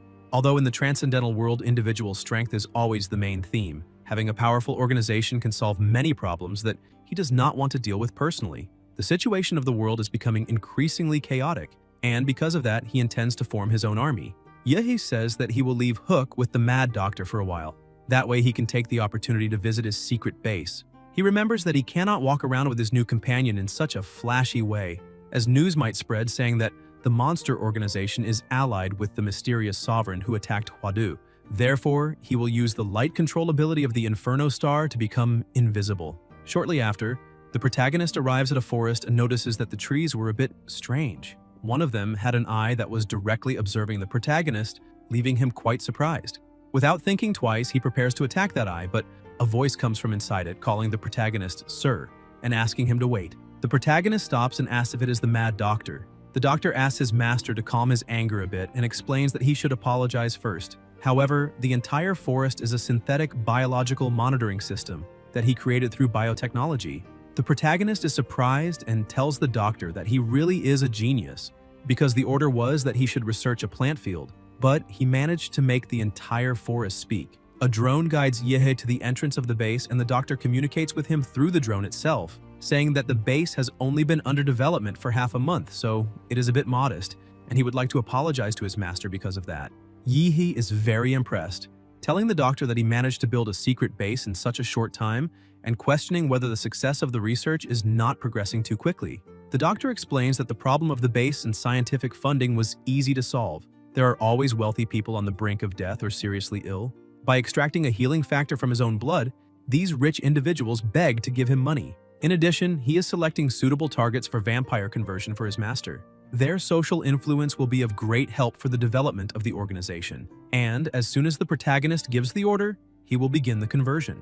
Yehe tells the doctor that he can do things however he sees fit, as long as he does not force anyone or use those insane methods of Laserbird, since he already knows his master's preferences. They arrive at the elevator and the doctor says he will explain the results of his research. First of all, it was thanks to the help of the black and red biomass that the protagonist provided him. This biological cell with infinite possibilities is something he has never seen before, and it is perfect. The second point is that he knows the location of some specialists from Prometheus and Laserbird. He managed to turn them into his servants and formed a research team for Yehe. The protagonist says that is fine and that he has no objections to it. As soon as they reach the floor, the doors open and everything is functioning perfectly. The doctor explains that all those people are cyborgs with modified brains. Yihe looks at some things inside the tanks and asks what that is. Suddenly, the doctor approaches the protagonist and calls him. Yihe looks at him and asks if the mad doctor changed his appearance, but the doctor explains to his master that what he is seeing now is just one of his cyborg bodies. Yihe is surprised and asks where the original body is. The doctor explains that in order to provide maximum assistance in the field of scientific research, he used the black and red biomass to transform his entire original body into a brain, discarding all unnecessary organs and tissues to avoid wasting precious mental energy controlling a physical body. Normally, he just transfers part of his consciousness into receptacles like a chip to move freely. Yihe thinks that perhaps his subordinate is considering having a cybernetic encounter with the Nuwa system. He tells his subordinate that it is fine, because if he is happy like that, then there is no problem. Yihe talks about the giant hook who is in the forest. The protagonist explains that he is his external incarnation, and that his will can be transferred to that body at any time. Yihe says that he will leave Hook there under the care of the mad doctor. However, he forbids the doctor from conducting any kind of crazy experiments on him. The doctor says he understands, so he will not hold back, as he promises that seeing Hook will be like seeing the master himself. In addition, he will send cyborgs to perform complete bodily maintenance every day. Yihe says that they do not need to go that far, but it is fine. The doctor continues leading his master to learn more about the base. They pass by an aquarium, and the protagonist asks if there is any secret there as well. The mad doctor says that his master is very perceptive, and because of that, he will present his most important research project. As soon as he presses a button, the water begins to move strangely and a monster appears. The doctor says that this is the artificial Demora. He explains that it is a creature he created through a series of bioengineering experiments, extracting original genes from the sacred dorsal fin that Yihe gave him, and processing it with the black and red biomass. It inherited the natural talent of controlled nuclear fusion from the fin that the protagonist had given him, along with the biomass's ability to adapt and evolve in any environment. The doctor says that this will be the ultimate masterpiece among all the creatures he has ever created, and therefore, he offers that creature to his master. Yihe thinks that it is literally a Demora cub. However, he has a somewhat strange premonition, thinking that that big one will end up landing on the small eastern island in the future. After all, it has an advantage against that place. Yihe praises the doctor, saying that he is very satisfied with the results of all the research, and as a reward, he decides to grant the doctor his newly developed YH cells. Then he hopes that the doctor can bring even more pleasant surprises in the future. The doctor throws himself to the ground, saying that the immense grace of his lord is something he can never repay in that lifetime. Yihe says it is better to change that part of the grand gift, but the requested tasks have all been completed and it is time to return to Huadu. The reclamation plan was successfully completed. After several days of intense fighting, Daxia's reclamation plan ended successfully under the secret assistance of a mysterious specialist. The entire nation of Daxia is celebrating at the moment, but soon something happens that leaves the population confused. From that day on, a curfew will be implemented. The entire country will enter a state of war, with the circulation of airplanes, ships, and any communication with the outside world prohibited. Elite police began patrolling the streets, drones occasionally flying over the sky, and various supplies began to be mobilized. Even the most foolish person can sense the crisis that is about to come. For a time, various conspiracy theories emerged on the internet, but they were quickly suppressed. First, to avoid social instability, and second, to prevent foreign forces from interfering with public opinion. At this moment, the nation has become like a string stretched tighter than ever before. Yihe arrives in the city and feels lost, wondering if this is really Huade City. However, he still has to admit that, as expected from the most technologically advanced city, the countless streets and districts destroyed by the battle were repaired quickly, as if no fight had ever happened there. He asks Nuwa to navigate to Longque headquarters. Nuwa tells him that she has planned the best route to the command center for him. The protagonist arrives at headquarters and says that today is his first day as an intern. He goes inside but only sees one person in the back and greets her. She is Longque agent Lin Zhu. She looks at the protagonist and asks if he is the special recruit recommended by Chief Qinglong. The protagonist calls her senior and says his name. Lin Zhu also says her name and points to the side, saying that she is only an agent and would not dare to be called senior by a special recruit from Huada. His desk is right there, and all the documents have been left on it. Besides, she points out that she is dying from overwork, so she cannot keep giving him attention, and he cannot disturb her.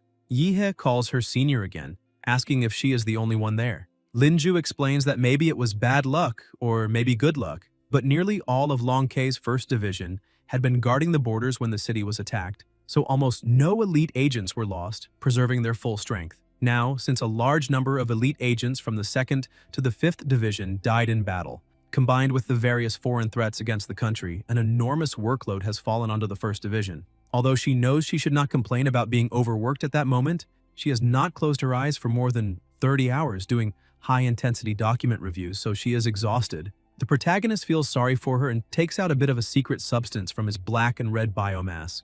It is harmless to people and helps improve brain efficiency and relieve mental stress, so he hopes it can help her with that. He prepares some tea for her and offers it.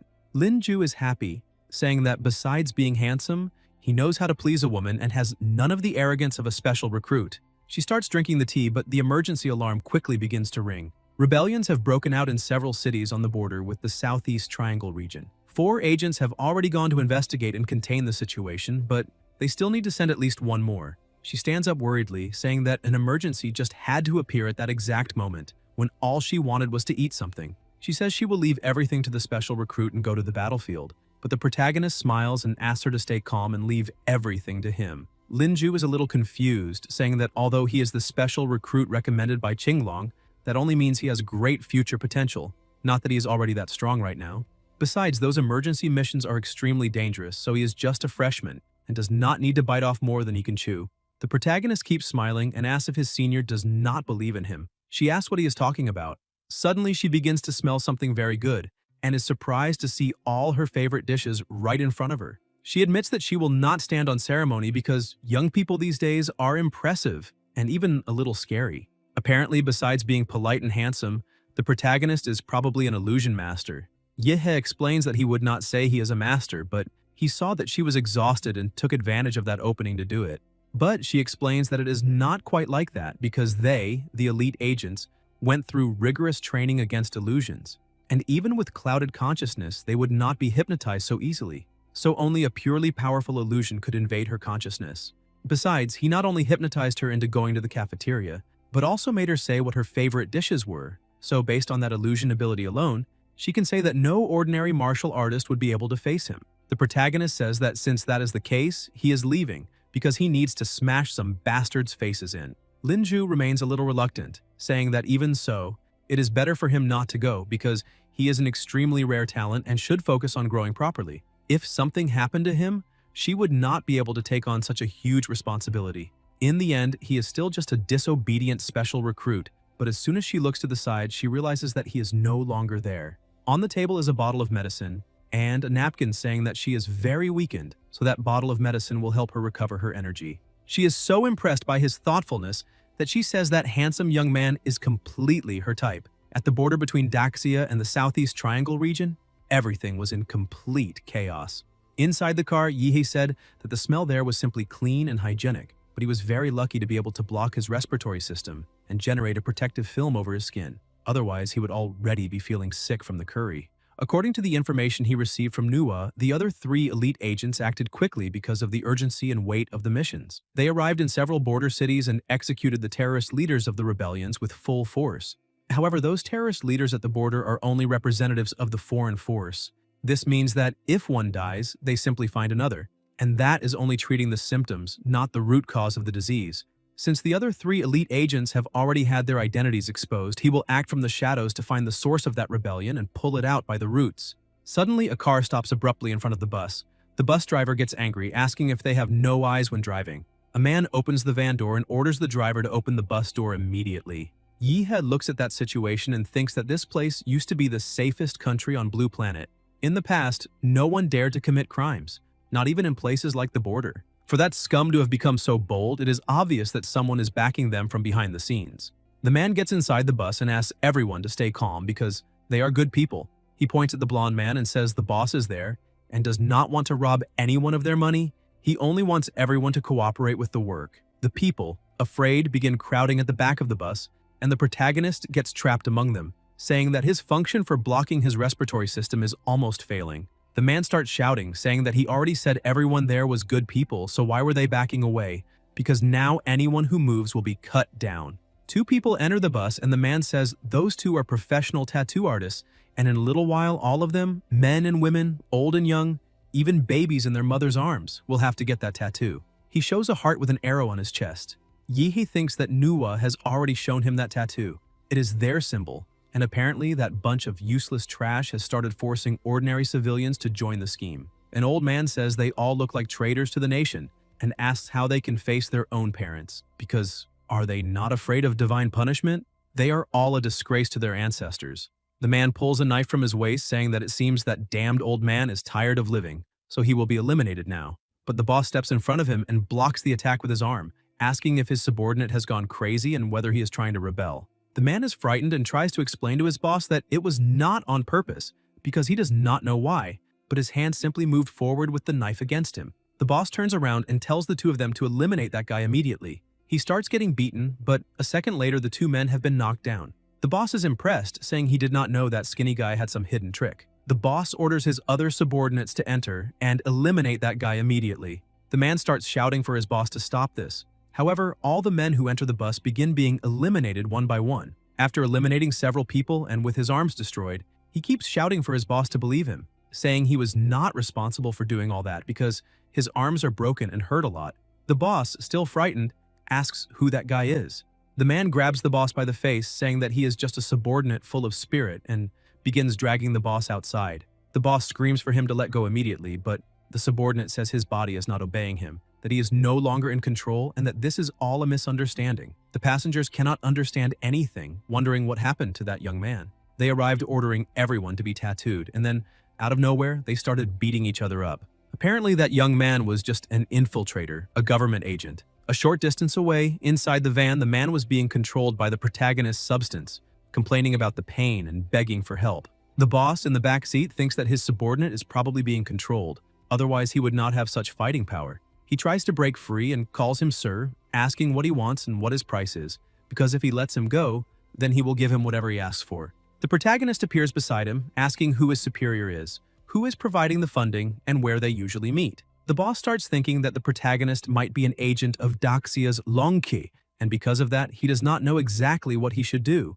because if he does not talk, he will definitely suffer the consequences. However, he cannot tell the whole truth, otherwise they will send assassins after him, and even if he survives, he will spend the rest of his life being hunted. Because of that, the best way out is to find a way to eliminate that guy who seems to be an agent. The protagonist takes all of them to the edge of the cliff, preparing to send them to the other world. The boss, frightened, asks the protagonist if he has no honor, because he already said everything he knew. Yihe explains that only the boss knows how much of that information was true, and to be honest, he was distracted and did not even listen to what the boss said.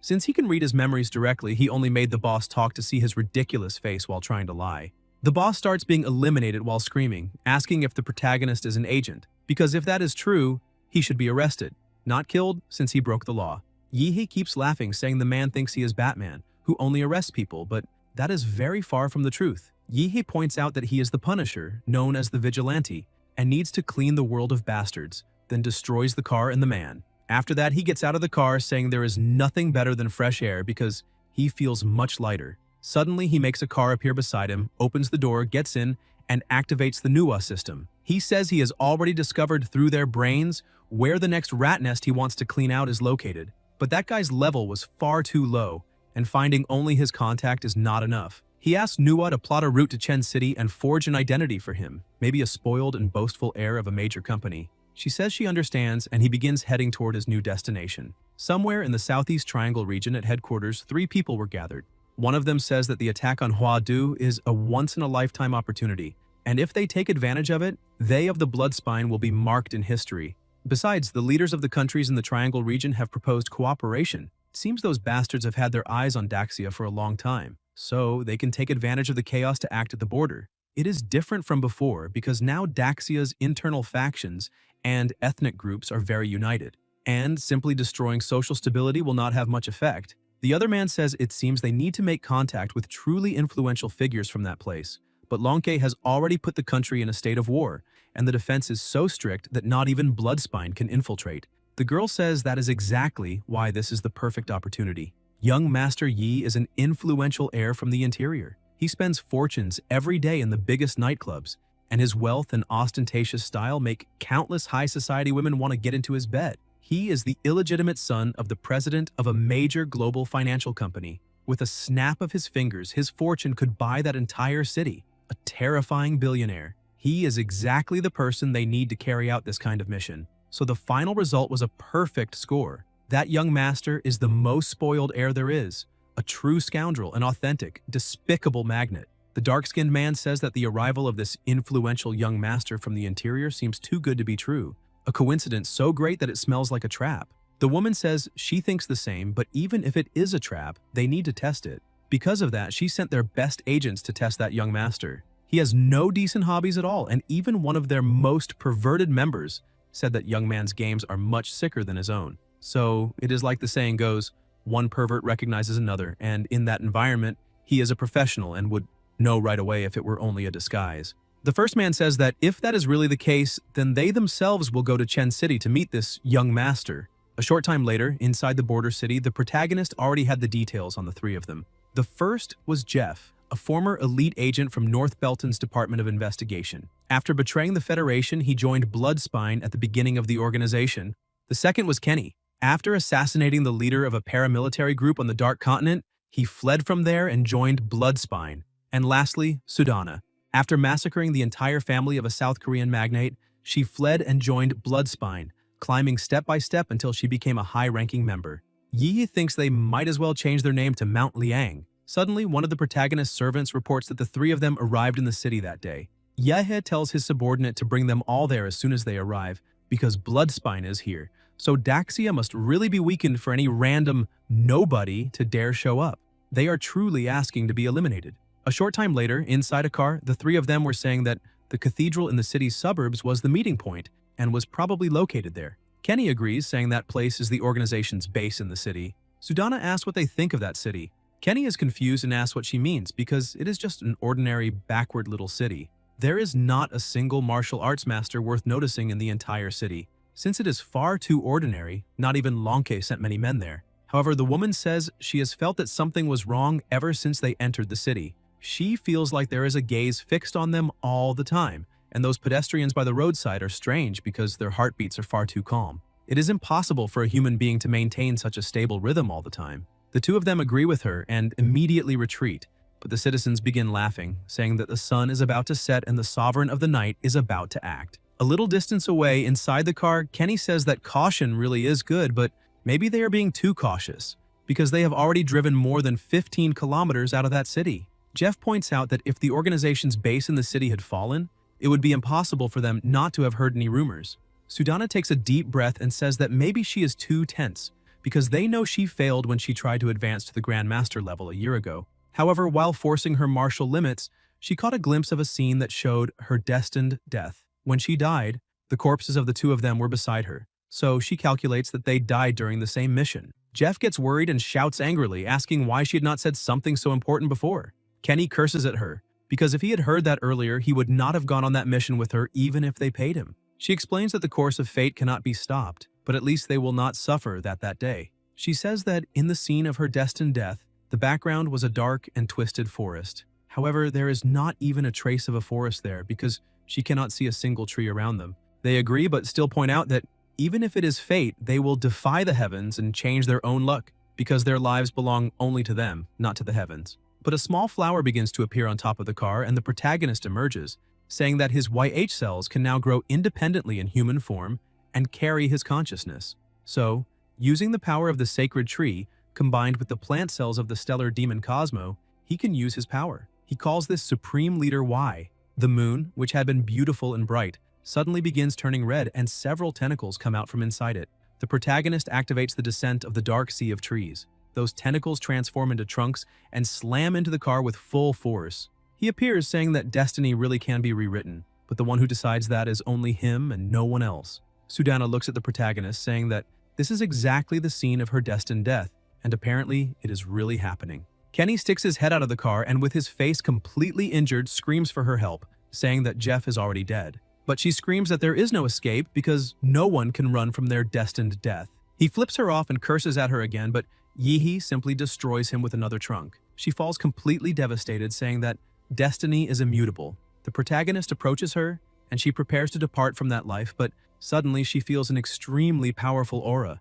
Yehe drips a drop of blood, saying that he already warned her that he is the one who decides her destiny, and now she will receive another chance. He asks whether she would rather die as a human or sell her soul and body to him and continue living. She accepts the proposal, saying that she wants to live. The protagonist realizes that he did not even need to ask. As soon as she takes a little of his blood, she feels something extremely powerful growing inside her body. Her body begins to change drastically, and the protagonist thinks that this is way too greedy because he only intended to turn her into an ordinary blood descendant to serve as an infiltrated piece inside Bloodspine, but he did not expect her to absorb so much blood. Now, if she dies because she cannot withstand this power, he will have to use his black and red biomass to create a clone from scratch. However, her body begins adapting quickly and she stands up. The protagonist is surprised to see that she adapted so fast, and that was not bad at all. He takes this opportunity and touches her forehead to find out what kind of organization Bloodspine is. He discovers that the boss of the organization is hiding in a submarine at the bottom of the sea, which shows that he is very cautious.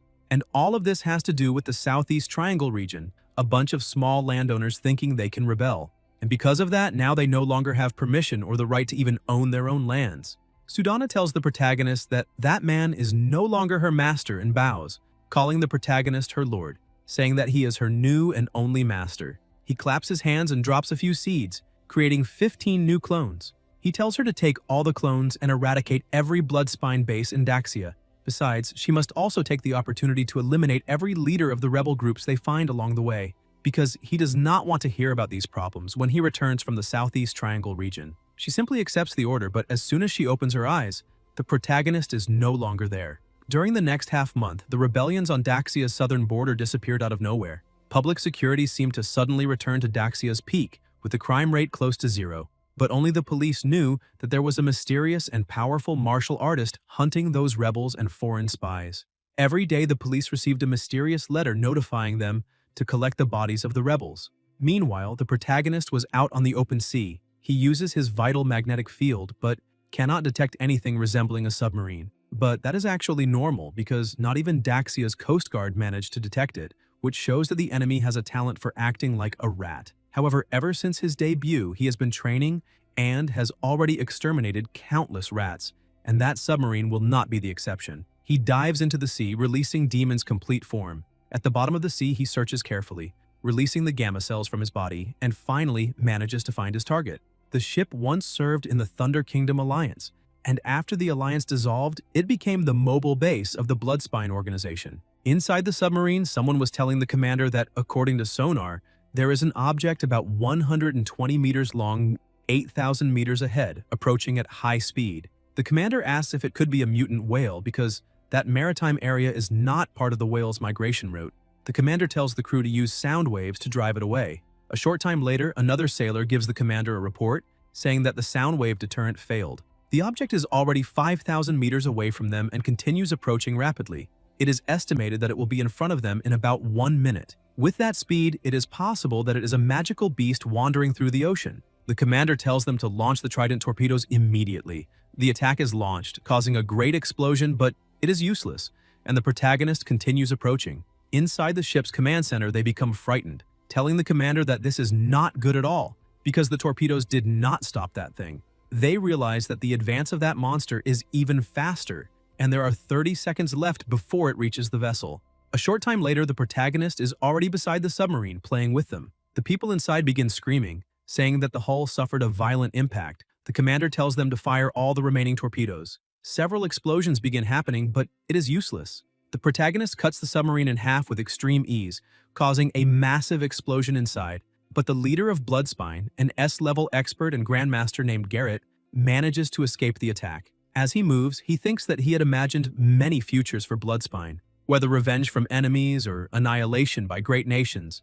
But he never imagined that his legacy would fall because of a magical beast that happened to pass by. He holds a nuclear battery, thinking that he cannot accept this because the submarine was completely destroyed, but that nuclear battery will not take long to explode. He throws the battery at the protagonist, saying that now he will die in that explosion, but Yihi simply swallows the entire battery.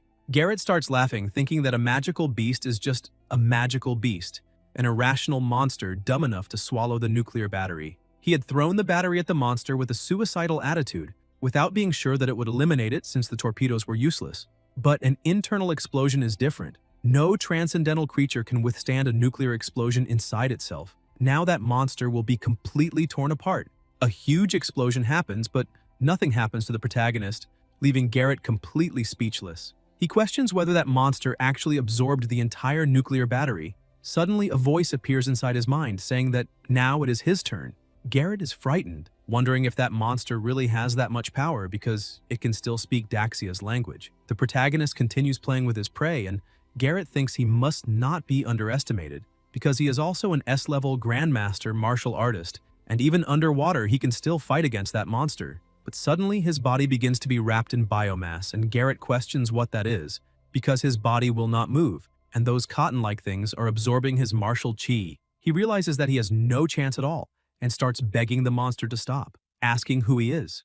Yihe tells his opponent that there is no hope, and even less light. The only thing left before him is despair. A short time later, he returns to the surface and says that the entire Southeast Triangle region will be next, and now it has to be them. In the Southeast Triangle region, in the country of Fae, a soldier was observing. He thinks that this is very strange because the weather forecast said nothing about low tide that day. So how could an island have appeared in the middle of the sea? Suddenly, another soldier approaches, telling him to stop looking, and asks what is so interesting about the seawater because they recently received a huge batch of American equipment, so maybe they can start taking action against Daxia soon. The other guard asks if it is that fast, questioning what they're going to do against that place's grandmasters, since even if they add up the dozens of countries in the Triangle region, they cannot even gather 5 experts at the same level. The other soldier says that experts from the North Belton Federation and the small eastern island are in command. The northern country, Daxia's ally, has a huge headache because of the invasion of those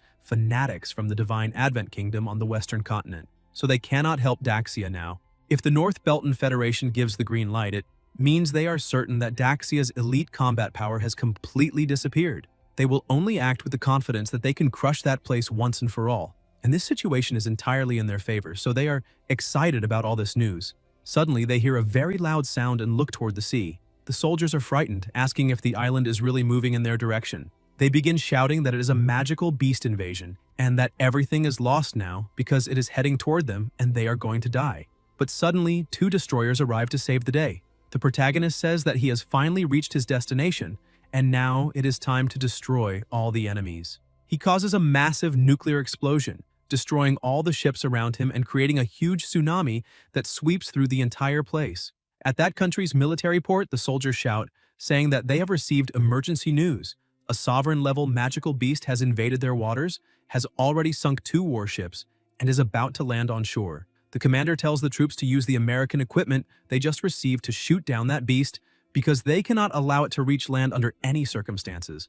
Because of that, they need to urgently mobilize all fleets and firepower, as well as send distress signals to the other countries in the Southeast Triangle region. With the reinforcement of American equipment and the support of other countries, they will definitely annihilate the invader before it reaches the country. And if they manage to win that battle, their country's name will echo throughout all of Blue Planet. Because of that, he will lead the country toward the greatest peak in its history. However, someone says they just received a report and informs the commander that the signal of that monster has completely disappeared, leaving the commander surprised.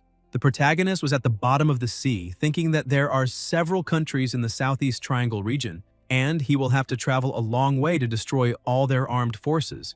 Because of that, the faster he finishes, the better, since he does not want to waste too much time with that matter. He goes beneath the fleet of warships because that is all the firepower the country of Fae currently has. So all of it will be destroyed right there. He releases Demon's complete form once again, creating a nuclear explosion so massive that it destroys all the ships at once. While the ships were being destroyed, the crew screamed, questioning why that sovereign-level magical beast had suddenly appeared from the sea and how the radars had not warned them of anything. How did that sovereign-level beast cross the mine network without detonating any of them? Meanwhile, on the command flagship, the commander was in shock as he watched his troops being completely annihilated because of that animal, all of his country's assets were being obliterated. He orders them to attack immediately, but the protagonist was already beside them, completely destroying the commander's ship and the other troops that were approaching. The deputy commander tells everyone to forget about the commander and attack with everything they have to try to contain that beast, because that way, they might at least recover the honor of their country's navy. However, even after a bombardment from all the remaining ships, nothing had happened to the protagonist. The deputy commander orders everyone to retreat immediately, but it was already too late. On January 24th at 8:35 in the morning, the mysterious magical beast, codenamed Demon, began its confrontation with the fleet of the country of Fae. 3 minutes later, the country's fleet was completely annihilated. At 8:50, Demon disappeared along the country's coast. Martial artists from all over the country tried to intercept it. At 9:35, Demon raised the capital of the country of Fae and headed toward the neighboring countries of the Southeast Triangle region. The upper ranks of the current government of the country of Fae, as well as the Air Force, the Army, and the martial artist units, were almost completely wiped out. It is expected that the country will plunge into chaos and national disintegration. Demon continues advancing relentlessly. Based on the direction in which Demon left the country, experts estimate that in about 40 minutes, it will land in the country of Nadonia. A monk on top of a mountain was focused, saying that mediocre magical beast is nothing to him, because he is the greatest expert of Nadonia and will not allow that beast to take a single step inside that country. 20 minutes later, the country of Nadonia was completely paralyzed. After causing destruction, the new Godzilla headed toward the countries of Mian and Nan. In the country of Mian, there is an internal conflict between militias and major traffickers, and there is no unified leader. One of the leaders enters a plane and orders them to take off immediately since Demon has already landed in the country of Nan. That bunch of officials there must be fleeing even faster than him, and by his calculations, in less than 20 minutes, Demon will cross the entire country of Nan and reach the country of Mian. The fate of the entire country of Mian is to die in his place. He manages to take off in his plane and breathes in relief, saying that he finally managed to escape. Now he will find another country and make a comeback, but he notices something on the window. One of the protagonist's cells had stuck to the plane window, saying hello to the fugitive. Guys, if you enjoyed the video, leave a like, comment, and subscribe to the channel so you don't miss new content. Thank you.